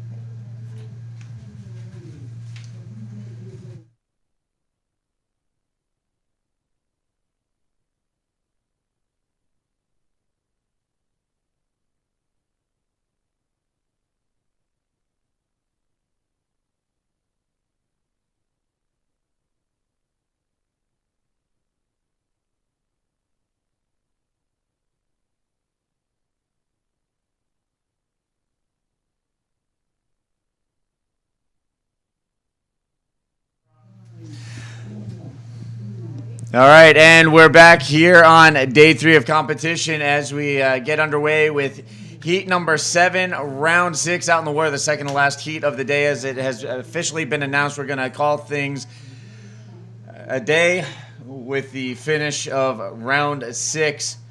It's been a wild ride today, and we're not done yet. Out in the water, world-ranked number 3 rider Pierre-Louis Costas from France going up against Eder Luciano and the last Puerto Rican standing, so to speak, Ulysses Suarez. These guys are going to battle it out in this 25-minute heat. There you can see rainy conditions. It's gotten a little choppy and windy, a lot of white capping out in the ocean, and quick wave exchange to start things off, Dave. Pierre looking to get a nice roll to get his campaign started. Gets back ahead of the section, kind of checks it to reposition on that swell line, gets out of there. That'll be a small start for Pierre-Louis Coste, and this will be interesting world title implications as we watch the dark horse who's got to win this entire event to strike at the title. We've already seen one of our contenders leave the competition via round 6 elimination, and Emery Laverne moving on to round 7. If he could get, I think, at least a 5th place, he would even shut out PLC's hopes, even if PLC does go on to win his 2nd Encanto Pro title. But only time will tell, and we will wait. We won't know today who is the world champion of the APB 2015 Tour, but we will know tomorrow. We certainly will, Steve. Yes, you are correct. If Emery Laverne makes it to the quarterfinals tomorrow, it's pretty much a lock. He will be our world champion, even if Pierre wins the event, as you mentioned. So right now, Pierre doing his best to improve his odds out in the water. On the other side of things, Jared Houston sitting on the sidelines. His fate is no longer in his own hands in regards to the world title chase. And here we have PLC driving down the line. He's going to flip it out on that section. Still going, looking to finish off the wave. Throws a roll there. So a couple of maneuvers on that one. He completes the wave and ducks out. PLC getting off to the early lead with the 3.75. Now getting his 2nd score as he looks to build throughout the course of this event. Here's a look at the replay. Yeah, he's got both hands on the nose, and he's just reaching around that section, getting as much speed as he can. Great bottom turn up into that flip. Difficult section to flip. Difficult section to roll, too. But he pulled both of those maneuvers cleanly, and so that will help his campaign. Eder Luciano was able to find a 5.25 after his initial single-point wave. That puts him in the lead, at least for the moment, until the last wave of Pierre drops.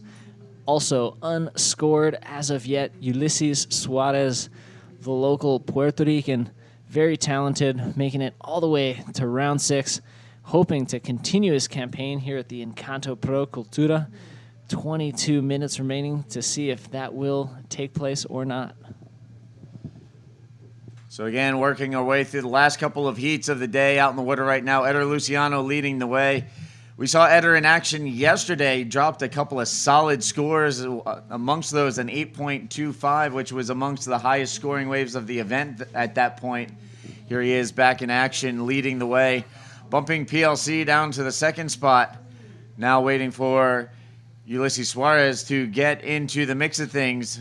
That 2nd score about to come in for PLC. It looks like it's going to be a 6.0. So while we wait for Ulysses Suarez to get on the board, we're going to take a quick interview. Take it away, Alex.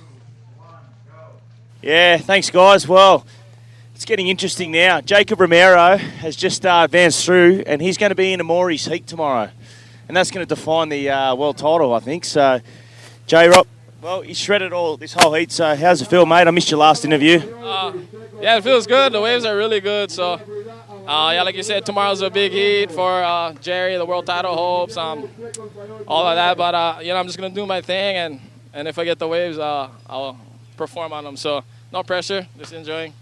Yeah, and what do you think of Puerto Rico? I mean, we seen you then just backflipping in that like a maniac, as usual. How do you compare? Do you compare this wave to off the wall or anything like that? For sure, it's like off the wall for sure. Like it breaks out on the reef and then kind of goes into the sandbank. So like off the wall into insanity. So I feel good. I love it here in Puerto Rico, and everyone's nice, and the vibes are good. So I'm sure you got the Hawaiian Island boys just cheering you on. So you want to say shout out to them? Yeah. Thanks to all you guys who support me at home. My mom, my dad, my brothers, my family, my friends, my girlfriend. Love you guys. Gee. Aloha. There you have it, Jacob Romero from Hawaii, advancing on to tomorrow. So we'll see him tomorrow. Back to you guys. All right, so there you have it. Jacob Romero will be squaring off against Amory Laverne tomorrow in round 7 man-on-man competition. World title implications in that one. And as Jacob Romero said, he's just going to go out there, do his things. If the waves come to him, he's going to do his best on the waves. No pressure for the flying Hawaiian. Yeah, and he's got one of the brightest smiles on tour, I believe. It shines so brightly under that very dark-colored beard he's wearing. And, just such a positive guy to have on tour. Great to see younger Hawaiians like him and Tanner McDaniels joining the Hubbard brothers, as well as Mike Stewart, who have been on tour for a little while, but great to have guys like him. He's also just such a great competitor and free surfer, very powerful in the water, as he showed us in that previous heat, earning himself the top spot with moves like the invert and those flips he was doing. Really cool. So Maz has his work cut out for him, and we'll see if another Hawaiian brings another title contenders hopes to an end tomorrow in round 7, man-on-man competition. Well, it'll definitely be interesting to watch. As Jacob Romero said, he's not feeling any pressure. He really has nothing to lose. He's not in a title hunt, so he can go out there and, stick to his game plan, which has been working for him thus far. Really, all the pressure will be on Amory Laverne as he tries to make it 2 in a row on the world title. We'll see how things shake out tomorrow. Again, tomorrow we're going to resume bright and early. We'll be getting into the remainder of the men's field as well as the remainder of the pro juniors. So it all goes down tomorrow. World champions, event champions, everything's on the line on Monday. Awesome order of events for tomorrow. Day 4 of competition, the Encanto Pro Cultura, but we're still on day 3, finishing out round 6. We've got Heat 7 out in the water. PLC, Eder Luciano, and Ulysses Suarez all competing for some of those final positions in round 7. To be decided are the 4 final positions, the riders that will join all the rest who have advanced thus far in round 6. We got this heat and one more to go before we close out the day. Here's Eder up and riding with a big bottom turn, huge invert, throws it out there, and he's a tall guy, so that was very powerful. Pierre right behind him, hoping for a similar situation. Unable to utilize that section and cuts out. We're going to see Eder jump into the lead. He only is going to improve on 1 point. So I think we're going to see the best score of this heat dropped. Let's check the replay, Steve. This thing was surprising. Yeah, here's a look at Eder dropping in, and as he's going along, it looked like it just jacked up a little there at the end, stood up for him, gave him that launch section, and Eder tweaking it out there. Tweaking it out and getting most of his body out of the water. Like I said, he is a tall guy, so a very impressive feat for him to be doing a nice air like that with that much projection. I said it was surprising because it didn't seem like the wave was going to allow him to do that. I think the judges are going to be stoked on that, and they are. 7 points come in for that last invert by Eder Luciano, the Brazilian, leaving Pierre-Louis Coste in second place now, wanting to replace his 3.75. If he does with a 6.26, he'll reestablish himself in first position. Ulysses Suarez, very patient. It's been about 10 minutes already into this heat, and he's being quite the patient guy, waiting, positioning himself. He's surfed this wave plenty of times before. He's hoping that local knowledge comes into play, and maybe he's just waiting for that water surface to smooth off. It looks like the rain has subsided. I don't know if it's totally gone or not, but we're seeing the conditions still a little wind blown. Here, Ulysses kind of taking a look at that wave. Not sure if he's going to maintain priority or lose it, but he's being very patient in the opening minutes of this heat. 15 minutes left on the clock as we work our way towards the half point of this heat. Again, Eder Luciano leading the way. PLC currently sitting second. And Ulysses Suarez, as you mentioned, still waiting out there. He's still looking to get on the board with his first wave ridden. He might want to consider getting busy out there sooner rather than later, as time is going to become a factor. He still needs 2 top-scoring waves to try and get back into this heat. Yeah, certainly, and I think Pierre is going to probably do well to leave the 3.75 he has in his scoreline behind, and so it's going to be a taller order for Ulysses than the 9.76. If not careful, he might find himself in combo land if he doesn't ride any of these waves coming up, but it'll be a short combination, so probably won't be too much for him unless these guys go ballistic, which we've seen some unreal action today, and I can't really say that I'm surprised, but I'm always really excited and occasionally overwhelmed by this surfing of this just incredible field of competitors we have, and this venue here at Middles in Isabela just definitely providing us with a spectacle. A spectacle, I could definitely agree with you on the use of that word to describe what we have seen today. It's been a wild one today. As we've seen some massive scores dropped, we've seen equally massive, if not bigger, upsets with the elimination of Jared Houston. And, I practically at a loss for words at this point in the day. Yeah, I mean, it's been definitely, as we were saying, kind of an emotional roller coaster, highs to lows. Certainly, it's been that way for Jared Houston and all his supporters.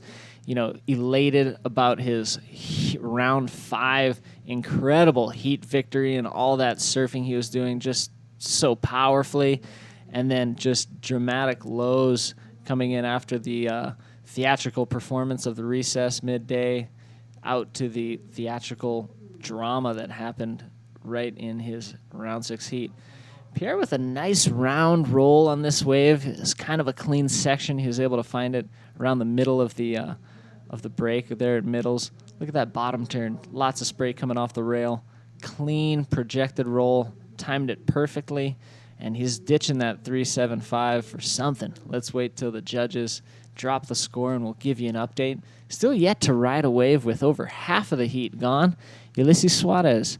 And this kind of happens with that waiting game I was mentioning earlier.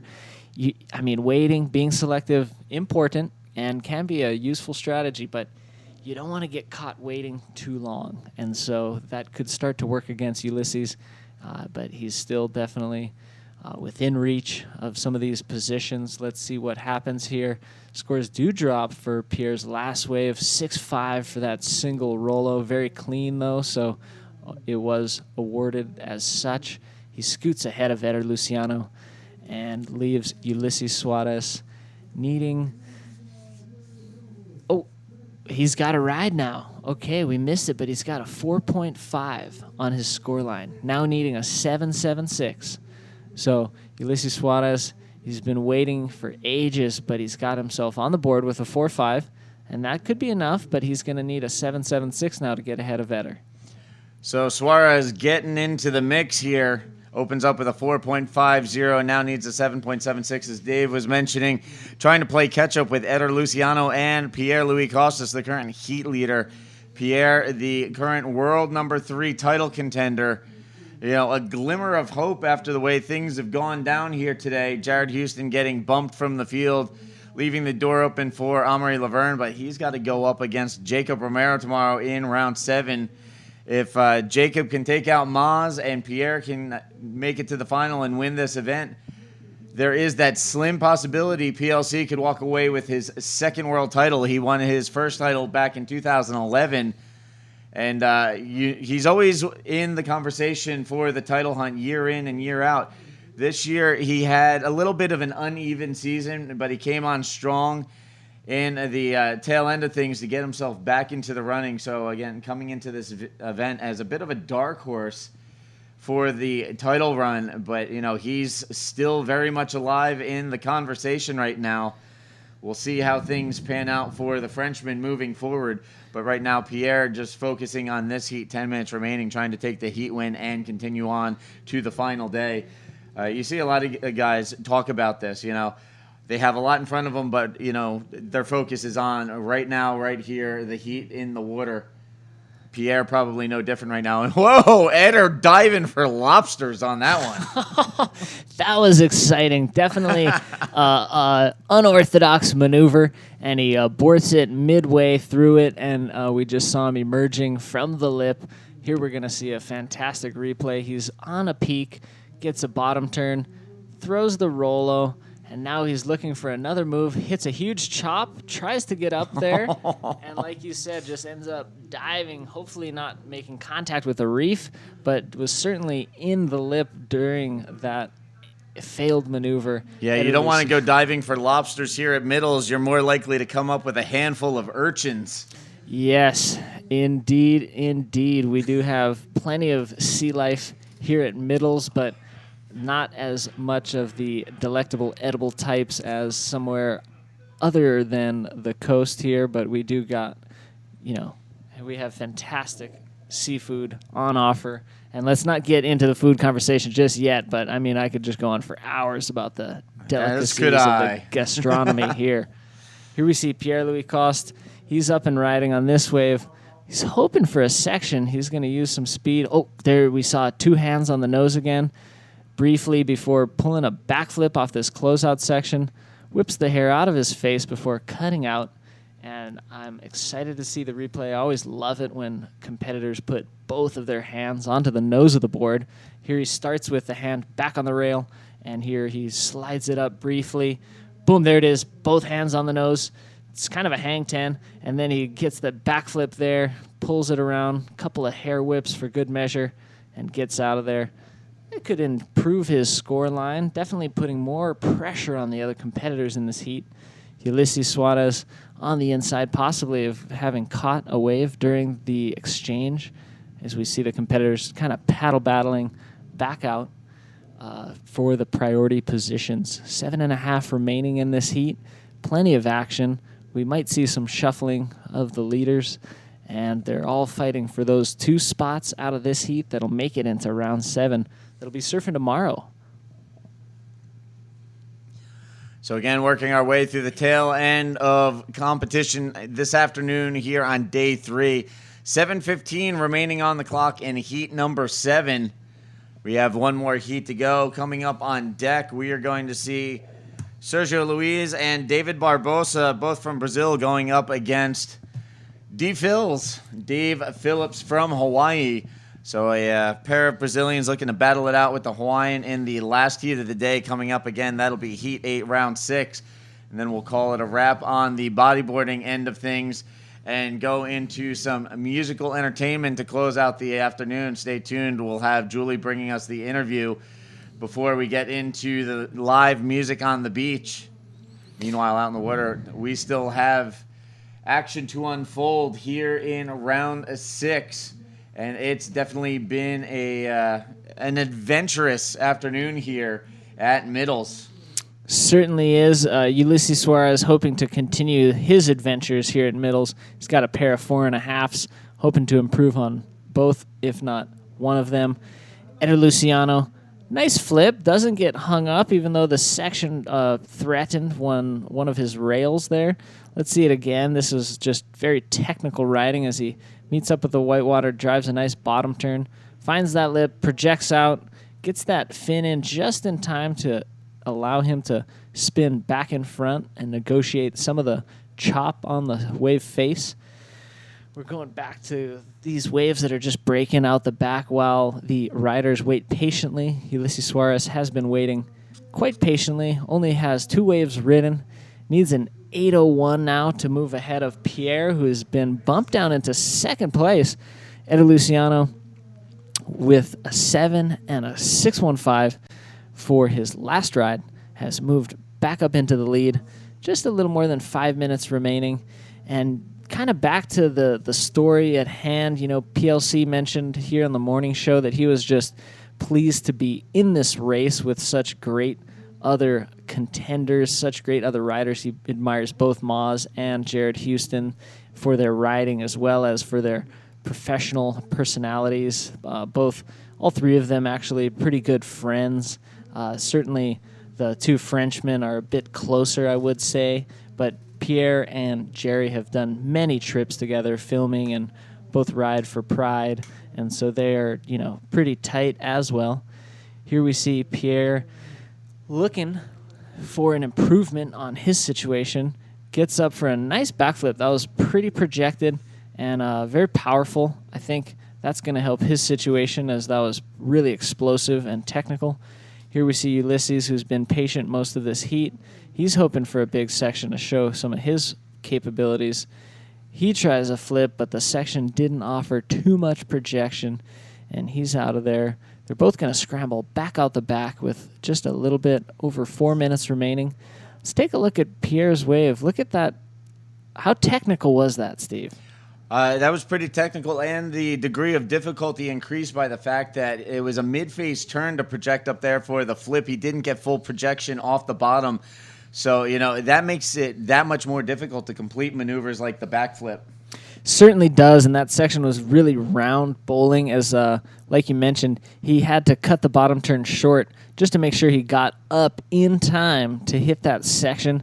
He is awarded a 7.40, and sometimes those mid-phase bottom turns can work against you. The judges really want to see a nice clean bottom turn, but like you mentioned, when they view that it was a technical approach and then you do have a successful maneuver like Pierre's backflip on that wave, they will award you some nice points as he gets the highest score of this heat, moving him back into first place above Eder Luciano, now needing a 6.91 to recapture the first place that he held briefly, and Ulysses Suarez looking for an 8.66 with 3 minutes to go.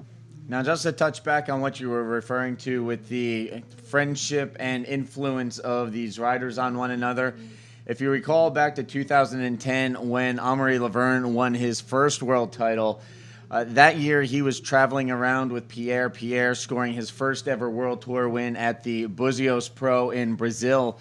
And you could see Pierre kind of looking at Moz like, I want this for myself. He went on to win the world title in 2011. So you see these guys really influencing each other and pushing each other, whether it's against each other head-on-head, like head-on out in the waters in man-on-man competition, or just, cruising around and watching the personal accomplishments, build up for the other person. And admittedly so, because both of them credit the other with having pushed them, and also they credit the other with having, brought them to the level that they're at. I think both of them, appreciate having the camaraderie of the other, ultimately to have a peer that pushes you and that you feel you really have to work against to improve upon is always a huge benefit. Meanwhile, Eder Luciano, huge ARS, nice roll to finish. This is going to change things up, shuffle it again. I think that'll be better than a 7, which he needs just shy of, and a big flip on the shore. Whoa, he was not done. Look at this replay. This is going to take us a while to talk through. Big ARS, got well above the lip, totally clean, projected out, patient, waiting now for the next section. Smooth roll. The section didn't offer too much, but he maximized it. He's not done. He knows there's not much time in the heat, so he can milk this one all the way to the beach. He sees it reforming, goes for speed, punches a throws the flip. Pretty large flip for that section. Very impressive. I think we could see it reaching towards the excellent range. Meanwhile, outside, it's Mother Nature starting to play a little more trickery on us as it's now pouring rain again out there. And we saw this yesterday, Mother Nature forcing us to shut down a little bit ahead of schedule. Now just driving rain down there. You can see it coming down in front of our cameras. You could even see it on the replay of Eder's last wave, just the rain practically blowing sideways. Yes, big, thick drops in our view right now, and hopefully it could clean up the conditions for the final heat, but those conditions didn't make too much of a difference for Eder Luciano, scoring a 7.5 on his last ride. Just a great series of maneuvers. Again, leapfrogging, kind of playing ping pong there, back and forth for the heat leading position with Pierre. Heat's over now, and it is Eder Luciano in first place. PLC second place in advancing, keep continuing his title, and Encanto hopes alive. Ulises Suarez, our Puerto Rican, unfortunately not advancing, but had a great showing here at the Encanto Pro Cultura. And before we get into Heat 8, let's go to some commercials. Stay tuned. We'll be right back.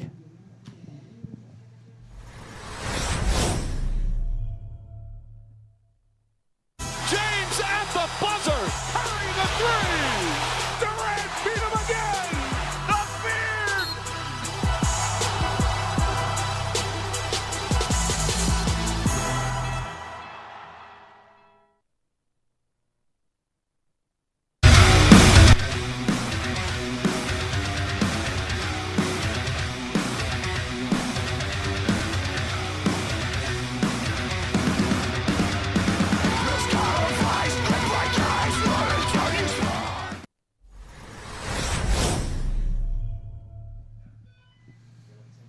Back live. David Hubbard here with Steve Action Jackson. We got Heat 8 underway, the final heat of round 6. We're just so stoked to be with you wherever you are. We really appreciate you tuning in to the Encanto Pro Cultura 2015. What a great event we have here. It's been unbelievable. We've seen some amazing performance. Today in particular, massive scores being dropped and even bigger upsets going down. Wow, we opened the day with some huge 9-point rides. Jeff Hubbard, Jacob Romero, then also PLC getting into the 9s. Zé Octavio as well. Huge maneuvers there. But the heat of the day, the infamous heat, Jared Houston's round 5 heat, one of the biggest heat totals we've seen all year long on the APB Tour. A perfect 10 and a 9.90 for a 19.90, a near-perfect heat score for Jared Houston. And then from the triumph of that huge performance to the absolute heartbreak as Jared Houston went from the biggest heat possibly of the year on the APB World Tour to being eliminated in his very next heat. He still remains alive in the title chase, but things are out of his hands at this moment. It all depends on what happens with Amaury Laverne in round 7 tomorrow on the final day of competition. Yep, and PLC also the dark horse in this event. If he can continue and claim his second Encanto Pro, he has a chance, depending, of course, on what happens with Maz in rounds 7, and if he makes it further. We will see that all coming to you live tomorrow. Meanwhile, look at this, just pouring rain.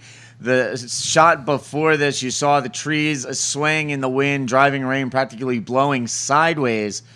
And our riders are out in the water dealing with this, just getting pelted by this rainstorm. And that does not feel good. Anybody who's ever been out in the water for a torrential downpour knows it stings like a bee out there. Almost more so from the raindrops splashing against the water surface than the raindrops themselves. Kind of makes a stinging mist that, like you said, with the strong winds, it'll just blow right into your face. Here we see Barbosa going up for a nice round rolo. Smooth reverse. He's going to continue looking for scoring potential on this ride. He works it to the inside for another reverse, then finishes the ride out. Good way to start for David Barbosa. We've just in the first couple minutes of this heat haven't seen much besides a lot of raindrops, but there was some silver lining on the horizon. We just saw it, there's some sun out there, and so this squall could pass. We could have conditions clean up. It's just a matter of time if it'll happen during the competition. Meanwhile, out in the water from what we were watching, a 4.25 fell into place for David Barbosa. He takes the early advantage with the first wave ridden in the heat. And David Barbosa is an interesting story with the APB World Tour this year. He's the dark horse contender for the Pro Junior World title, but he's also battling it out for a top 16 seed on the 2016 Men's World Tour. So this 18-year-old Brazilian young gun doing the best to secure, possibly a Pro Junior World title in his last year of eligibility, and also trying to dial in a solid ranking for next season so he can battle it out with the big boys. And he's certainly capable, as we see. He's made it all the way here into round 6, fighting for a spot in round 7. As you said, he's fighting for a top 16 position, so he's certainly capable. And like you said, it would be awesome if he's able to finish out his junior career with the title. We'll see how that plays out. Also going to be on tap tomorrow. And so we've got plenty of things to be yet decided in this Encanto Pro Cultura 2015. Here we see D-Phil swimming for his board. I'm not sure if there's a leash malfunction. He does tend to nibble on his leash while he's in the water. Not sure if that's sacrificed some of the durability of it, but if you ever see D-Phil in the water or surf with him, he's always got his leash in his mouth. He's recovered his board now, and he's paddling back out. Hopefully he solves that issue he had. He's also checking his hand, probably checking the time remaining. Just 5 minutes in, so he's still got time, and one wave ridden for D-Phil at this point. Just remember, boys and girls, your leash is a piece of equipment. It is not a chew toy, and it is not edible, consumable food. Yep, so, whether it's habitual or whether one has an oral fixation, hard to change habits once you get to these older years, as some of us know. But D-Phil, not a young gun, but not part of the old guard either, kind of right in between. He did receive the wild card for this Encanto Pro, the international wild card, and he's been here before, and he, I think that's part of the reason, he's competed here before. He was making the trip here, and he's had great results on some of the World Tour events. So here we see one of the wild cards still in it against these two Brazilians who, like David Barbosa, obviously young gun in the junior division, Super Grom. Sergio Luis, a little bit older, but still relatively young, and he's been making a name for himself, competing over the last several years, pushing for some of those top ranking spots. The Brazilian Storm has quite a few of those top 16 spots being taken up by their countrymen, and it's interesting to see, after all the dust settles after this Encanto Pro Cultura, who will be in the top 16, how many will be Brazilians, and that's got to be a real confident booster for all of the competitors from Brazil, to have all their countrymen with them and knowing that they can do so well. But ultimately, we're not going to have a Brazilian world champion this year, so they know that they're capable and they can compete well and get those points, do the events. But as far as winning the titles and winning a bunch in a series of the events, they have not been able to do that 2015, but they've done it before. We've got plenty of champions from Brazil, namely Guilherme Damaga, 6-time world champion there. He's tutoring one of the boys out in the water right now. Well, there you can see Sergio Luis taking a look. He first made his presence felt back in 2012 when he won the Itacoatiara Pro Trials, and he's been a steady fixture ever since on the World Tour. You were talking about the Brazilian contingent here in the world of bodyboarding. All of those guys really doing their best to fill the void, step up, and handle things on the World Tour now that Guilherme Damaga has officially announced his retirement from full-time competition on the world stage. So, those are some pretty big shoes to fill. We'll see if any of these next-generation Brazilians are able to step up to the challenge. Here's one of those guys hoping to fill the void. David Barbosa, the current heat leader, at 4.25 on his opening wave. Now with the backup score, throws a roll there, and he's going to combo with the reverse. Still gets some forward momentum going, a little check turn, trying to redirect and connect to the inside section, but he's going to duck out before anything forms up for him.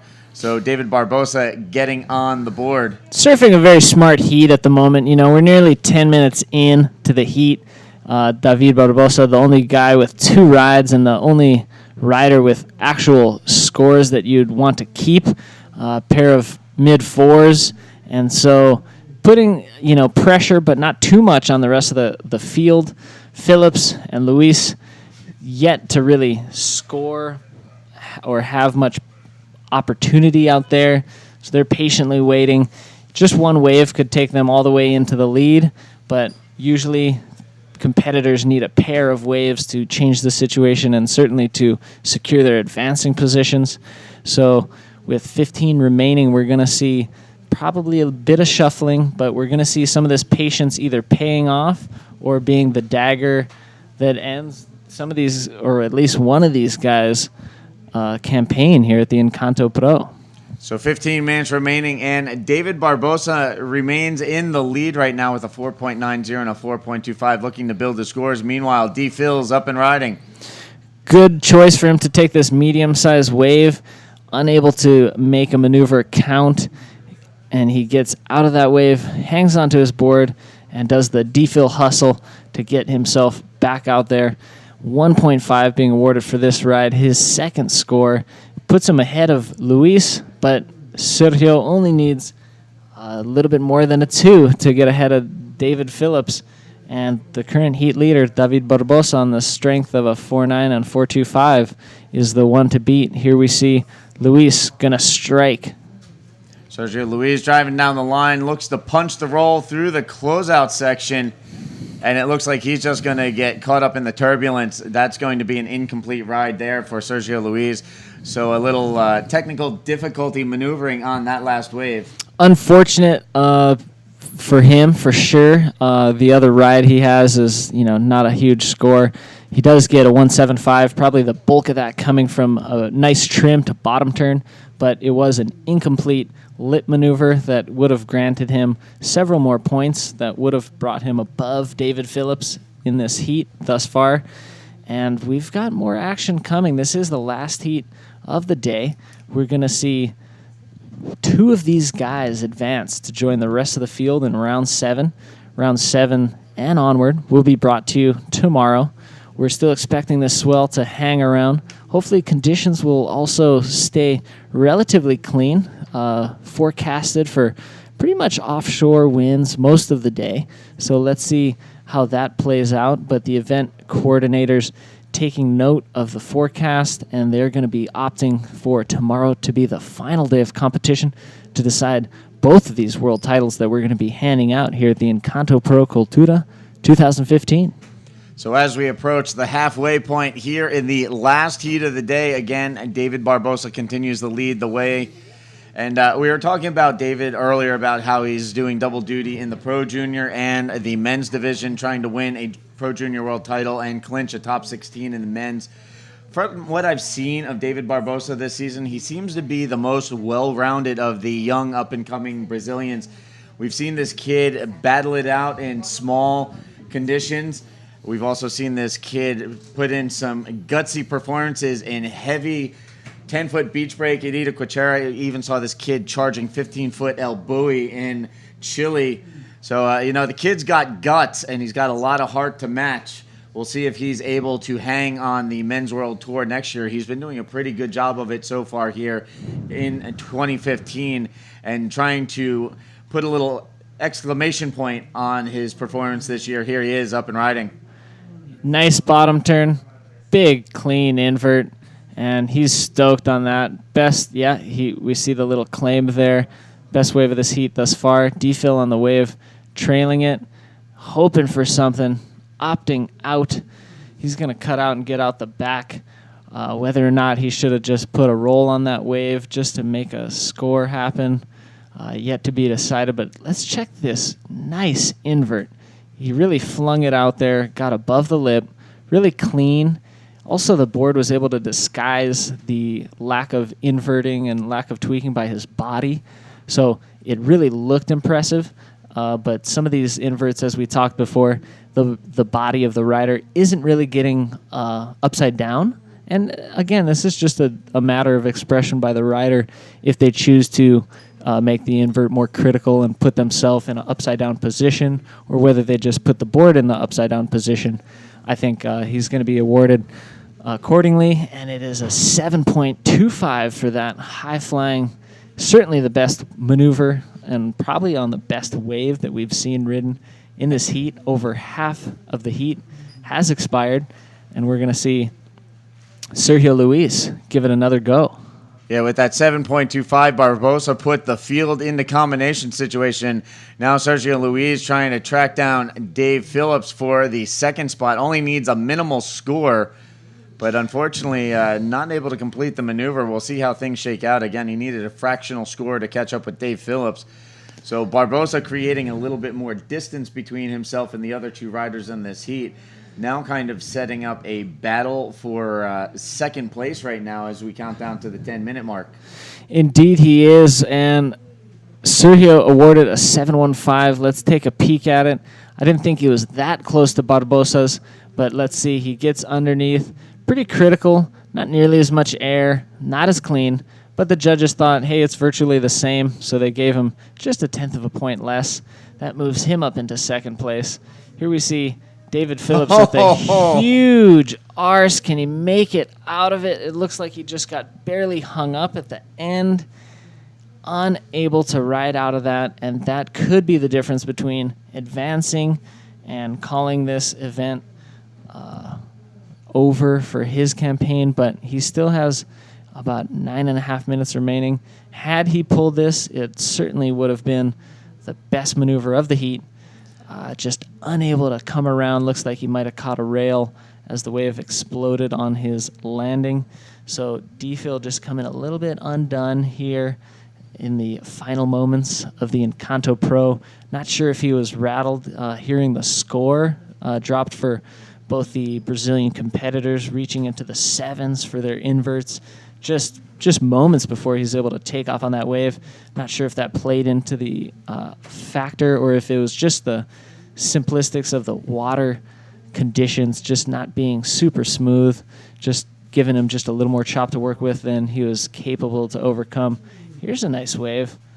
And he goes for another one. This one, I think, was probably even better. He shows some elation with another arm raise. And so invert is the move of this heat so far. Take us through this one, Steve. Here's a look. Barbosa dropping in, eyeing up the section, cranks off the bottom, and takes to the air. Big tweak on that one. Another big invert for Barbosa. And it'll be interesting to see how the judges score that. It actually looked bigger than his previous invert. Yeah, it certainly did, and I think his body even got slightly more tweaked, and so that was pretty cool. You know, again, that wave was really clean, really smooth, and the judges awarded a 7.85, just, within a point from his other one, but that helps out his situation drastically, putting a lot of pressure on Sergio Luis to overcome his current lead. 7.96 for Sergio. And now let's see the situation for David Phillips and what he will need to move into second position. He only has a 2.1 and a 1.5. He's got some time, 7.5 remaining. Let's see if he can pull out some last-minute fireworks. The rain has subsided. We're yet to see the surface of the water really smooth off too much, but those white caps have decreased, so there is the potential of some high-scoring rides later on this heat. 7 minutes left on the clock. Barbosa continues to lead the way. Sergio Luis sitting in the second spot. And here we have D. Phils trying to work his way out of third. Up and riding, projects up. He decides to flip it out, gets it around, and then gets engulfed by that oncoming section.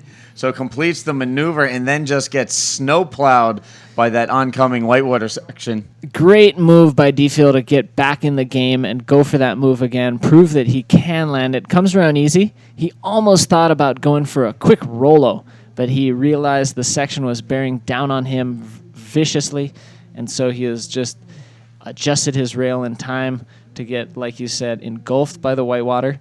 He's still going to get a nice score for that. 5.85, the judges say. And so now he's going to be in a spot that he can more logistically attack second position. A little bit more pressure now on Sergio Luis, who's also paddling back out, possibly also could have had a ride just maybe right after D-Fills. We didn't see it here in the booth, but if we get a replay, we'll be able to show you folks at home. Under 6 minutes to go, and David Barbosa holding that lead, 15.1 cumulative, and likely sitting with priority, patiently waiting, wants to improve on his mid-sevens, and we're going to wait to see these last scores dropping. Looks like Sergio Luis even improved his situation. 7.65 for his last wave. Now the pressure is really on D-Phil, needing virtually a 9-point ride to scoot ahead of the Brazilian Sergio Luis, who's solidified his place in second. David Barbosa, the young blood, the Super Grum, in the lead. Here we see a little bit of a paddle battle happening between red and black, and black using the D-Phil hustle. Just a really patented, casual approach, possibly about to give up priority to red. We'll let the priority marshal deem who was back out at the peak before who. And we won't totally know in the booth, but their behavior might give us a clue. And, you know, like it was in previous heats, it might actually work out to his benefit not to have priority at this moment. Kind of force him to fish around on the inside just a little bit more. And waiting for a bigger wave outside might not pay off. And we saw that in that heat with Jeff Hubbard and Jared Houston. And Nelson Flores, you know, under priority, Jeff was able to fish around and get a little bit more active underneath the other riders. And that was ultimately where Jeff was able to turn the tables on our world title lead holder, Jared Houston, still in the lead for the world title. Things possibly could change. We'll have to see what the other contenders do tomorrow at the Encanto Pro. Well, right now with 4 minutes remaining, Barbosa maintains the lead. One last reminder for everybody for the day. Be sure to check out ebodyboarding.com. And when you go there, be sure to use the promotional code Encanto15 to receive a 10% discount off of all of your online purchases. So thank you to ebodyboarding.com for their support of the morning show in the shop, as well as the live webcast here in the garden. We appreciate your support and the offer of 10% off of all purchases during the course of this competition window for all of our viewers at home. Also, big thank you to Hub Boards and Reflex Wetsuits. Meanwhile, out in the water, D-Phil's going into action. Quick spin, and then ducks out the back, heads back to the lineup. Yeah, that was probably a good call for him to at least check that wave out, and he was able to pretty much be back in position for another ride already. So, you know, under priority, you're able to do that without really fretting about what's happening. He, you know, put a spin on it just in case the wave walled up on the inside. It didn't, so he's using that D-Phil hustle to get right out the back. Hopefully, with under 3 remaining, he can find another scoring ride. We'll see if he is going to be able to overtake Sergio Luis in second spot, and David Barbosa with 2 strong 7s holding him in first position. So 2:30 left on the clock. You could see Sergio Luis asking for a situation update from our beach announcer as time counting down. Sergio sitting in the second spot trying to hold off David Phillips. D-Phils needs a pretty sizable 8.96 at this point. As just giving a quick rundown of the scores as we count down to the 2-minute mark, a 7.85 and a 7.25 has David Barbosa in the lead. Sergio Luis with a 7.65 and a 7.15 has the advantage over Dave Phillips for that second advancing spot. David Phillips with a 5.85 and a 2.50, trying to dial in an 8.96 in the closing moments. Just under 2 minutes left on the time clock. Yeah, so interesting battle unfolding. It's been the strength of the Brazilians thus far, reaching into the 7s. Both of them have a pair of them, and they're sitting a little bit stronger than D-Phil right now. He's only got a 5.85 for a nice flip, but he needs something bigger than that to get ahead of at least one of these riders to get into an advancing position. This is the final heat of round 6. So the final 2 riders who are going to join the field in round 7 are being decided in the next minute and 20 seconds. So we're going to see 2 of these guys moving on, and one of them unfortunately leaving the field of competition. But that's just the way things go. We saw some upsets and some, you know, just really powerful performances today, sometimes by the same rider, and, you know, that's just the way things go, under a minute remaining. So again, working our way to the conclusion of this last heat of the day. Coming up after the end of this last heat, we'll be going into the interview. Julie has our musical entertainment lined up for a quick interview in in the shop. So stay tuned for Julie's interview, and then we'll be going into the closing portion of our day's schedule. So still more to come here on day 3 at the Encanto Pro Cultura 2015, presented by the Puerto Rico Board of Tourism. Just a few seconds left. Last-minute heroics on order. Hopefully Dufil can provide them. Several Hawaiians have performed last-minute heroics in this day of competition. Dufil's going to ride this one out. Looking. It's not giving him too much, but he's patient. He's going to splat a little hand splat. Just kind of a little signal of his frustration. The heat is now over. Both these two Brazilians on screen have joined the rest of the field in round 7. A little playful banter as they kind of spray themselves. Kind of a little victory lap for these guys as they scoot in. There was the high fives coming in. Yeah, great sportsmanship. Right now, we're going to quick commercial break. We'll be back right after this. Stay tuned.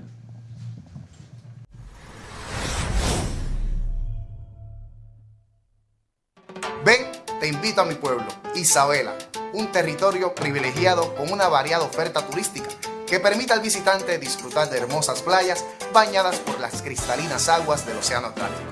El histórico túnel de Oaxaca, que le brindó paso al tren por la playa del Pastillo, las ruinas de la ermita San Antonio de la Tuna, el bosque de Oaxaca y un renovado centro urbano.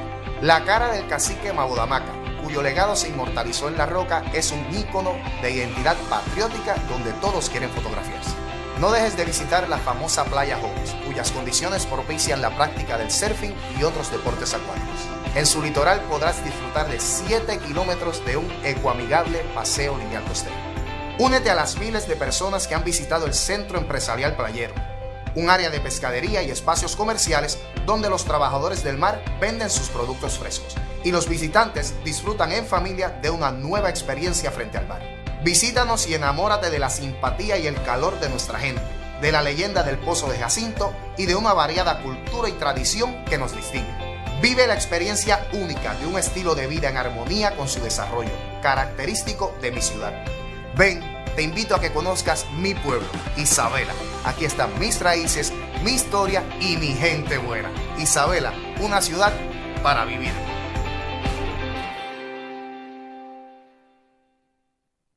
Combinando y ahorrando, tú sigues disfrutando con muchos megas. Chequea pa' que veas canales de comida, de historia o medicina en alta definición. Aprendes un montón. Dale un cola a tu tía, cuéntale de tu día, de monos y de ardillas y cómo hacer costillas. Sube todas tus fotos, cómprate una moto, reserva una estadía, vétele todo el día. No afectes tu bolsillo, combina los servicios. Hay mucha diversión y gran programación. Descubre más con Liberty.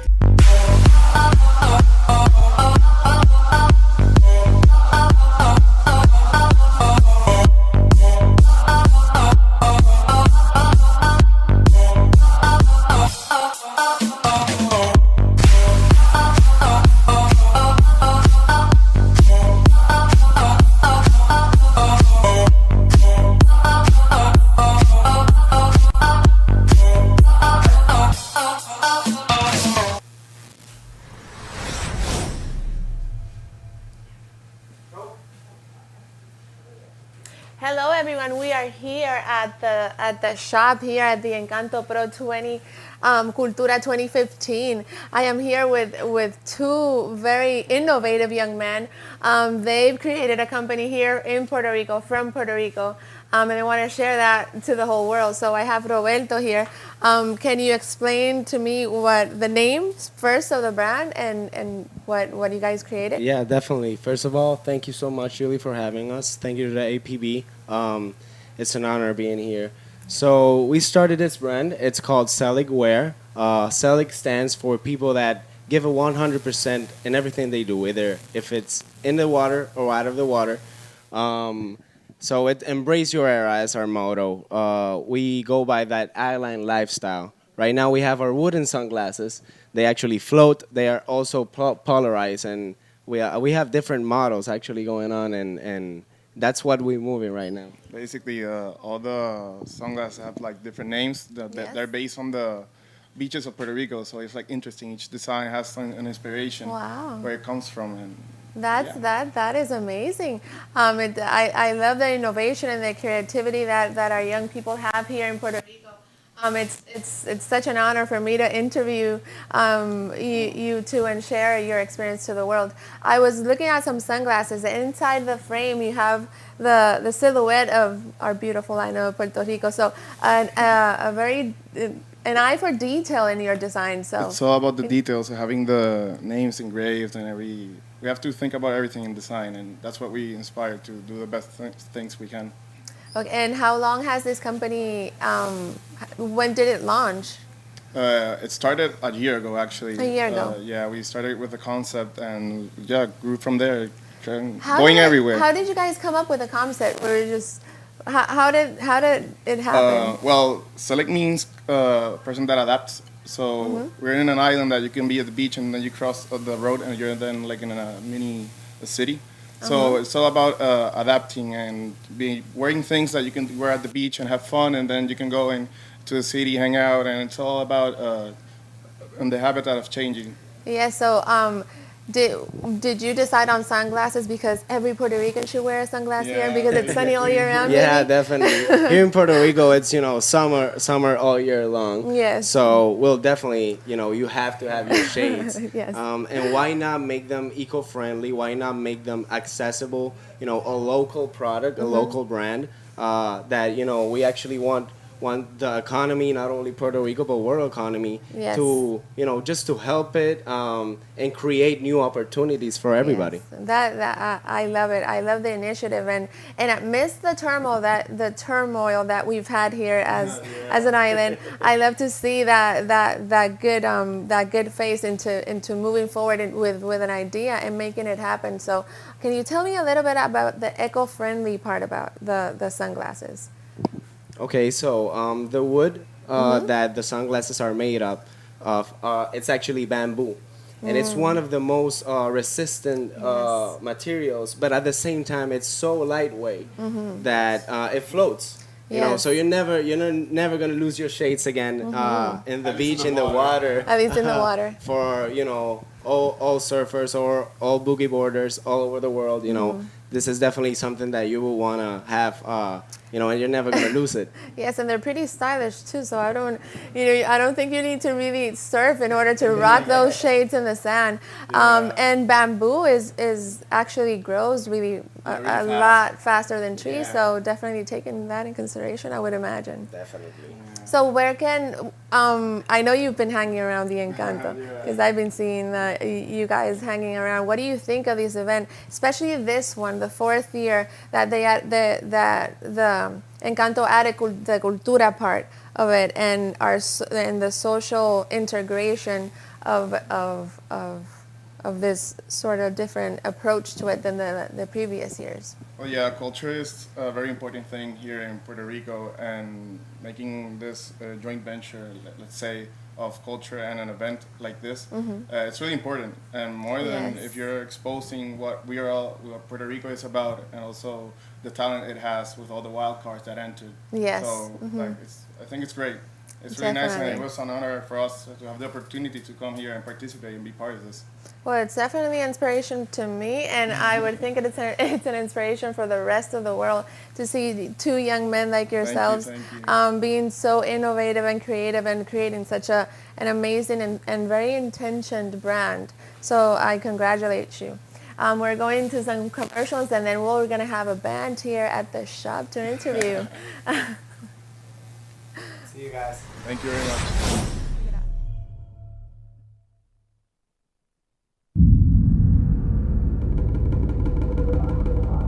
I lost my heart there. Best kept secret. The happiest place on earth. What a rush.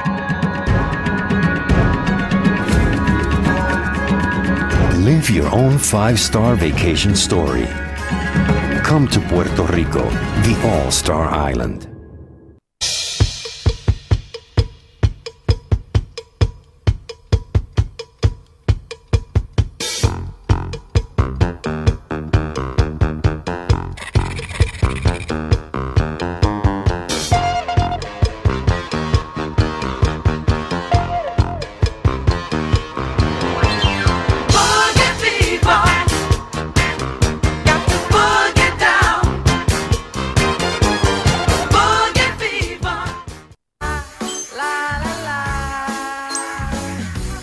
¿Alguien se ha preguntado por qué ellas nunca dicen la verdad? Se pasan contestando cosas que son contrario a lo que sienten. Ellas quisieran que te des cuenta. Pero tú no entiendes nada. Está bien. Y no acabas de aprender que nada nunca es nada. Sprite, las cosas como son.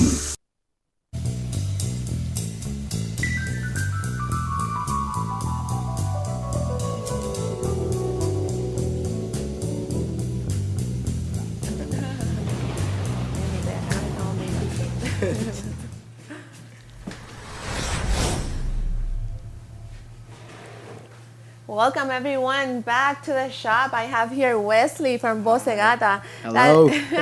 This is a band that is going to be closing today at the beach. Can you tell us a little bit about your band and what can we expect? What kind of music Hello, are you guys world. playing? How are you doing? My name is Wesley. Well, my band is called Bosegata. It's a mix of genres, musical genres like.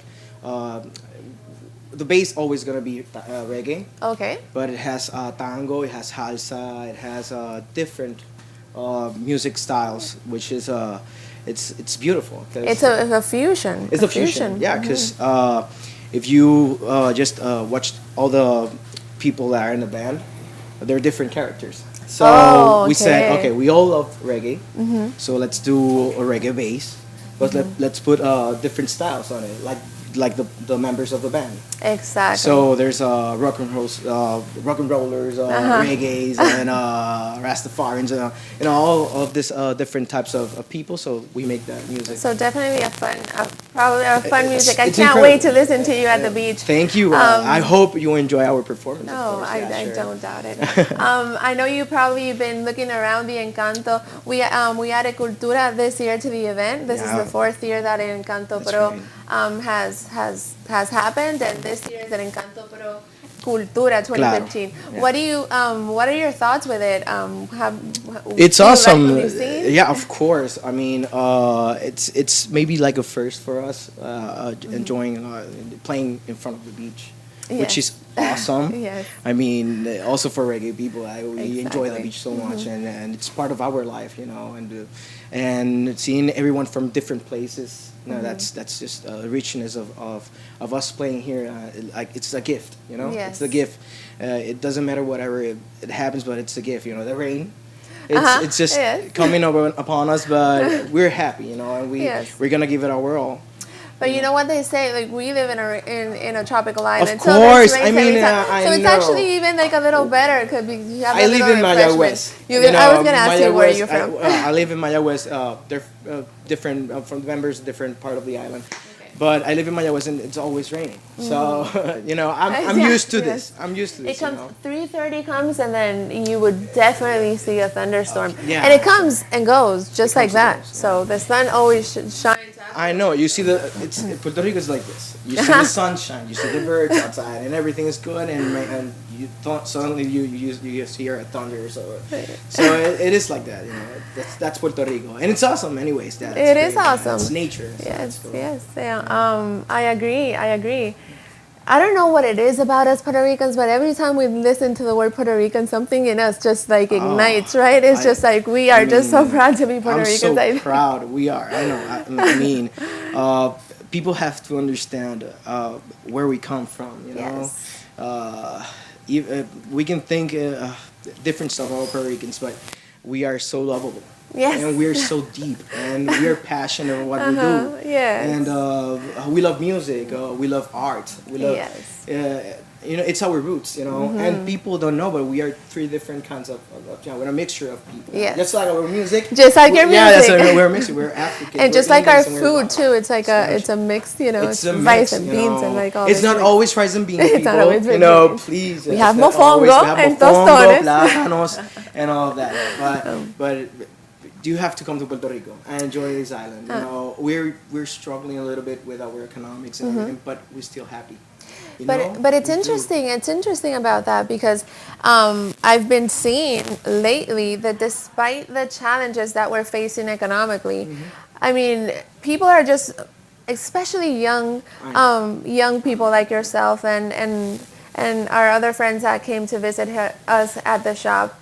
We're just focusing on innovation and being creative because Puerto Rico has so many natural resources. One, I mean, we're so blessed and we're so prosperous in many ways that I think maybe it's a change of perception that we actually need in order to get out of this. We're carrying like a different vibe. Yes. We're suddenly like the things that used to hurt us, we're given it like whatever, you know. That happened. Let's get it on. Let's move forward. Yes. Let's do different things. Let's take advantage of what we have. You know, and that's something incredible because maybe 20 years ago we didn't know that. Yes, you know, we didn't true. take advantage of those things. True. And I don't know. We're like I said, we are so. I mean, powerful, like in the sentence, you know, like in a meaning, you know. Like, we wake up every morning, we do our job, we work, 8 hours or whatever, 12 hours. We get home, we do our hobbies, or we do music, or we do anything, you know. But we're still working and working and working. Yes. It's a machine. We work and we try to make things better.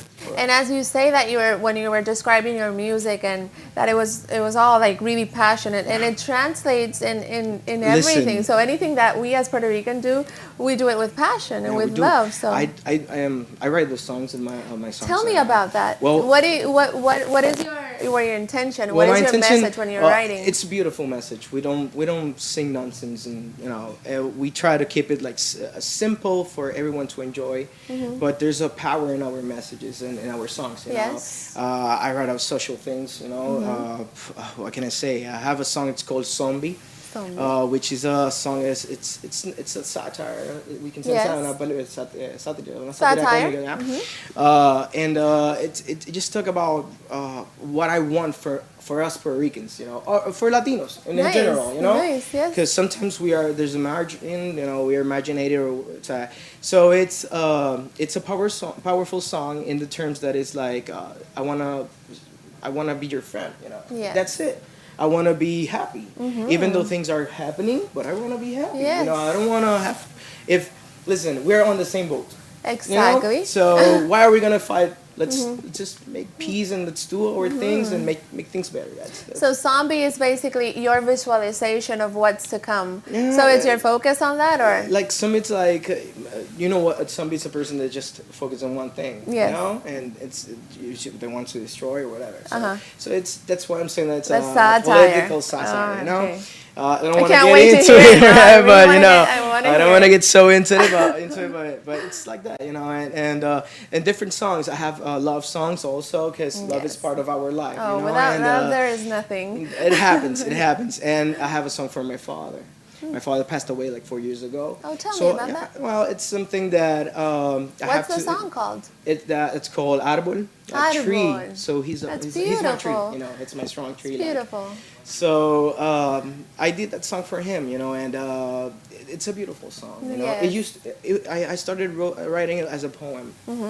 And Raul, who is the guitarist, is a composer of the band. We are owners of the band, founders, and he said, "Let's put it in a song. Like, if you're not gonna publish the poem, let's publish it in a song. Let's do a song."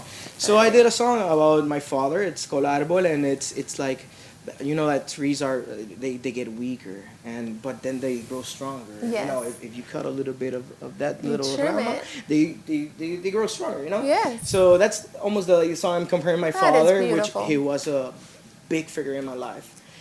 A big supporter of my music. Sometimes that happens. Mommy, papi, they don't like you to be like rocking the stage and all that, you know. But my mom and my dad, thank God that they were like awesome with the music that I did. So it's awesome, you know. I have different songs. And for my daughter too, which I'm a proud father of a 1-year-old, 6-month little girl, and I love it. Yeah. I congratulate you. I know your father is probably listening to the song that you wrote with I know his. You know, and enjoying it very much. So I thank you. I congratulate you also for your perspective and being such a great role model for the youth here in Puerto Rico. I think there's so many things to come for us in Puerto Rico. I know there is. Oh yes, I think it takes like a little dropping down in order for us to become, you know, better and lift ourselves up and be. There's a and limit. Yes.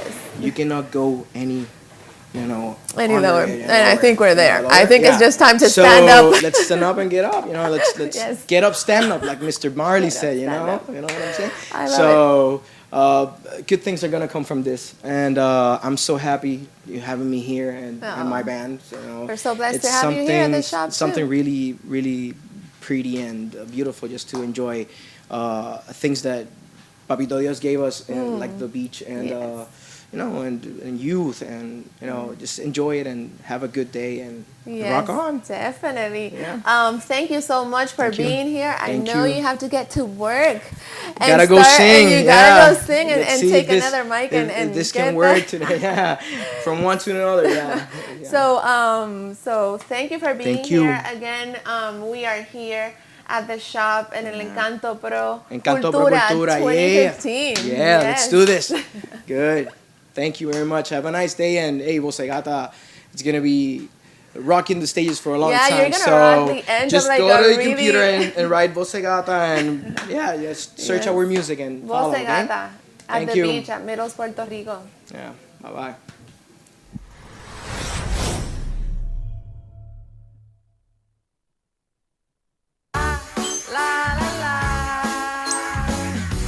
¿Alguien se ha preguntado por qué ellas nunca dicen la verdad? Se pasan contestando cosas que son contrario a lo que sienten. Ellas quisieran que te des cuenta, pero tú no entiendes nada. Está bien. Y no acabas de aprender que nada nunca es nada. Sprite, las cosas como son.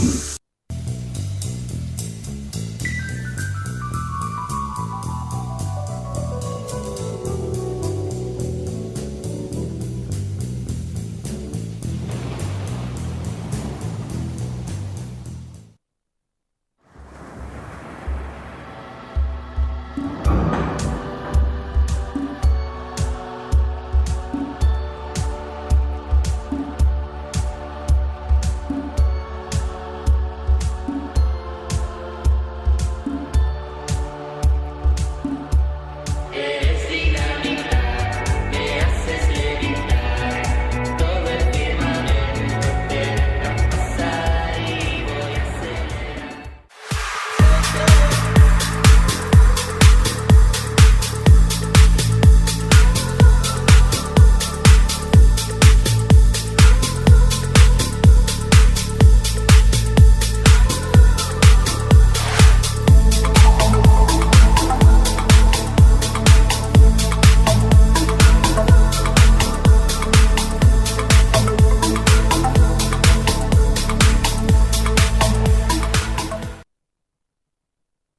Ven, te invito a mi pueblo, Isabela, un territorio privilegiado con una variada oferta turística que permite al visitante disfrutar de hermosas playas bañadas por las cristalinas aguas del Océano Atlántico. El histórico túnel de Oaxaca, que le brindó paso al tren por la playa del Pastillo, las ruinas de la ermita San Antonio de la Tuna, el bosque de Oaxaca y un renovado centro urbano. La cara del cacique Maudamaca, cuyo legado se inmortalizó en la roca, es un ícono de identidad patriótica donde todos quieren fotografiarse.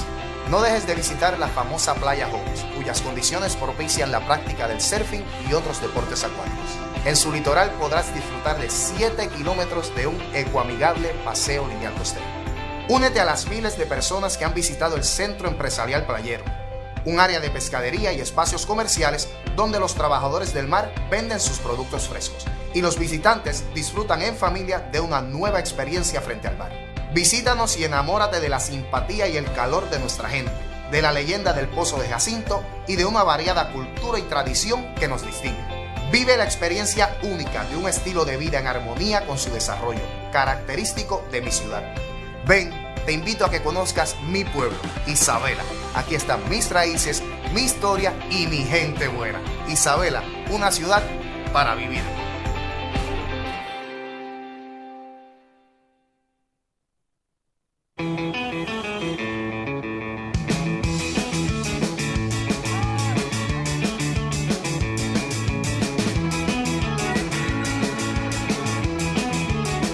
De norte a sur y de este a oeste, Índice te informa sin rodeos, sin estrés, la noticia de tu interés. Más que Metro, somos 100 por 35, resaltando lo mejor de Puerto Rico. Moderno, actual, interactivo. Índice, inspira tu vida.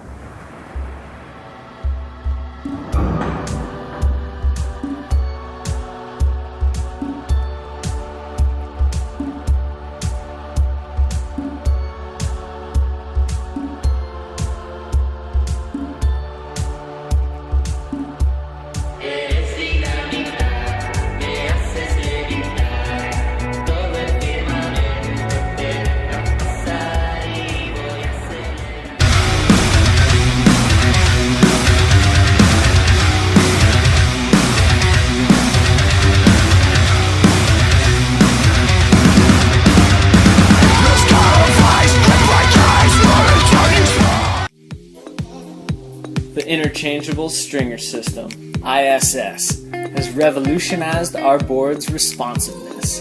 From the first time I tried ISS, I was hooked. It keeps my board with perfect flex and with a much longer lifespan.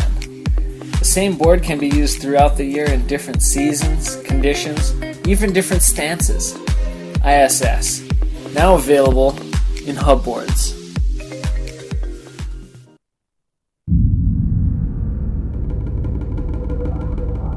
I lost my heart there. Best kept secret. The happiest place on earth. What a rush. Live your own 5-star vacation story. Come to Puerto Rico, the All-Star Island.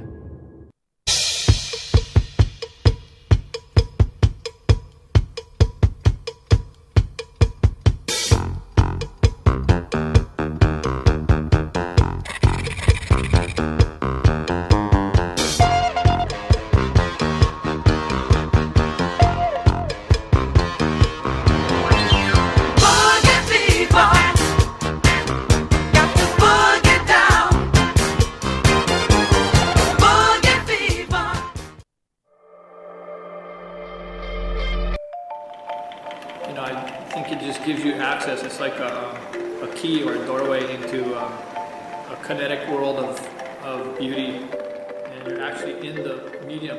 So you become part of the, you're in the water. You become part of the water, and bodyboards just give you that access to experience all those little facets and all that beauty that's out there.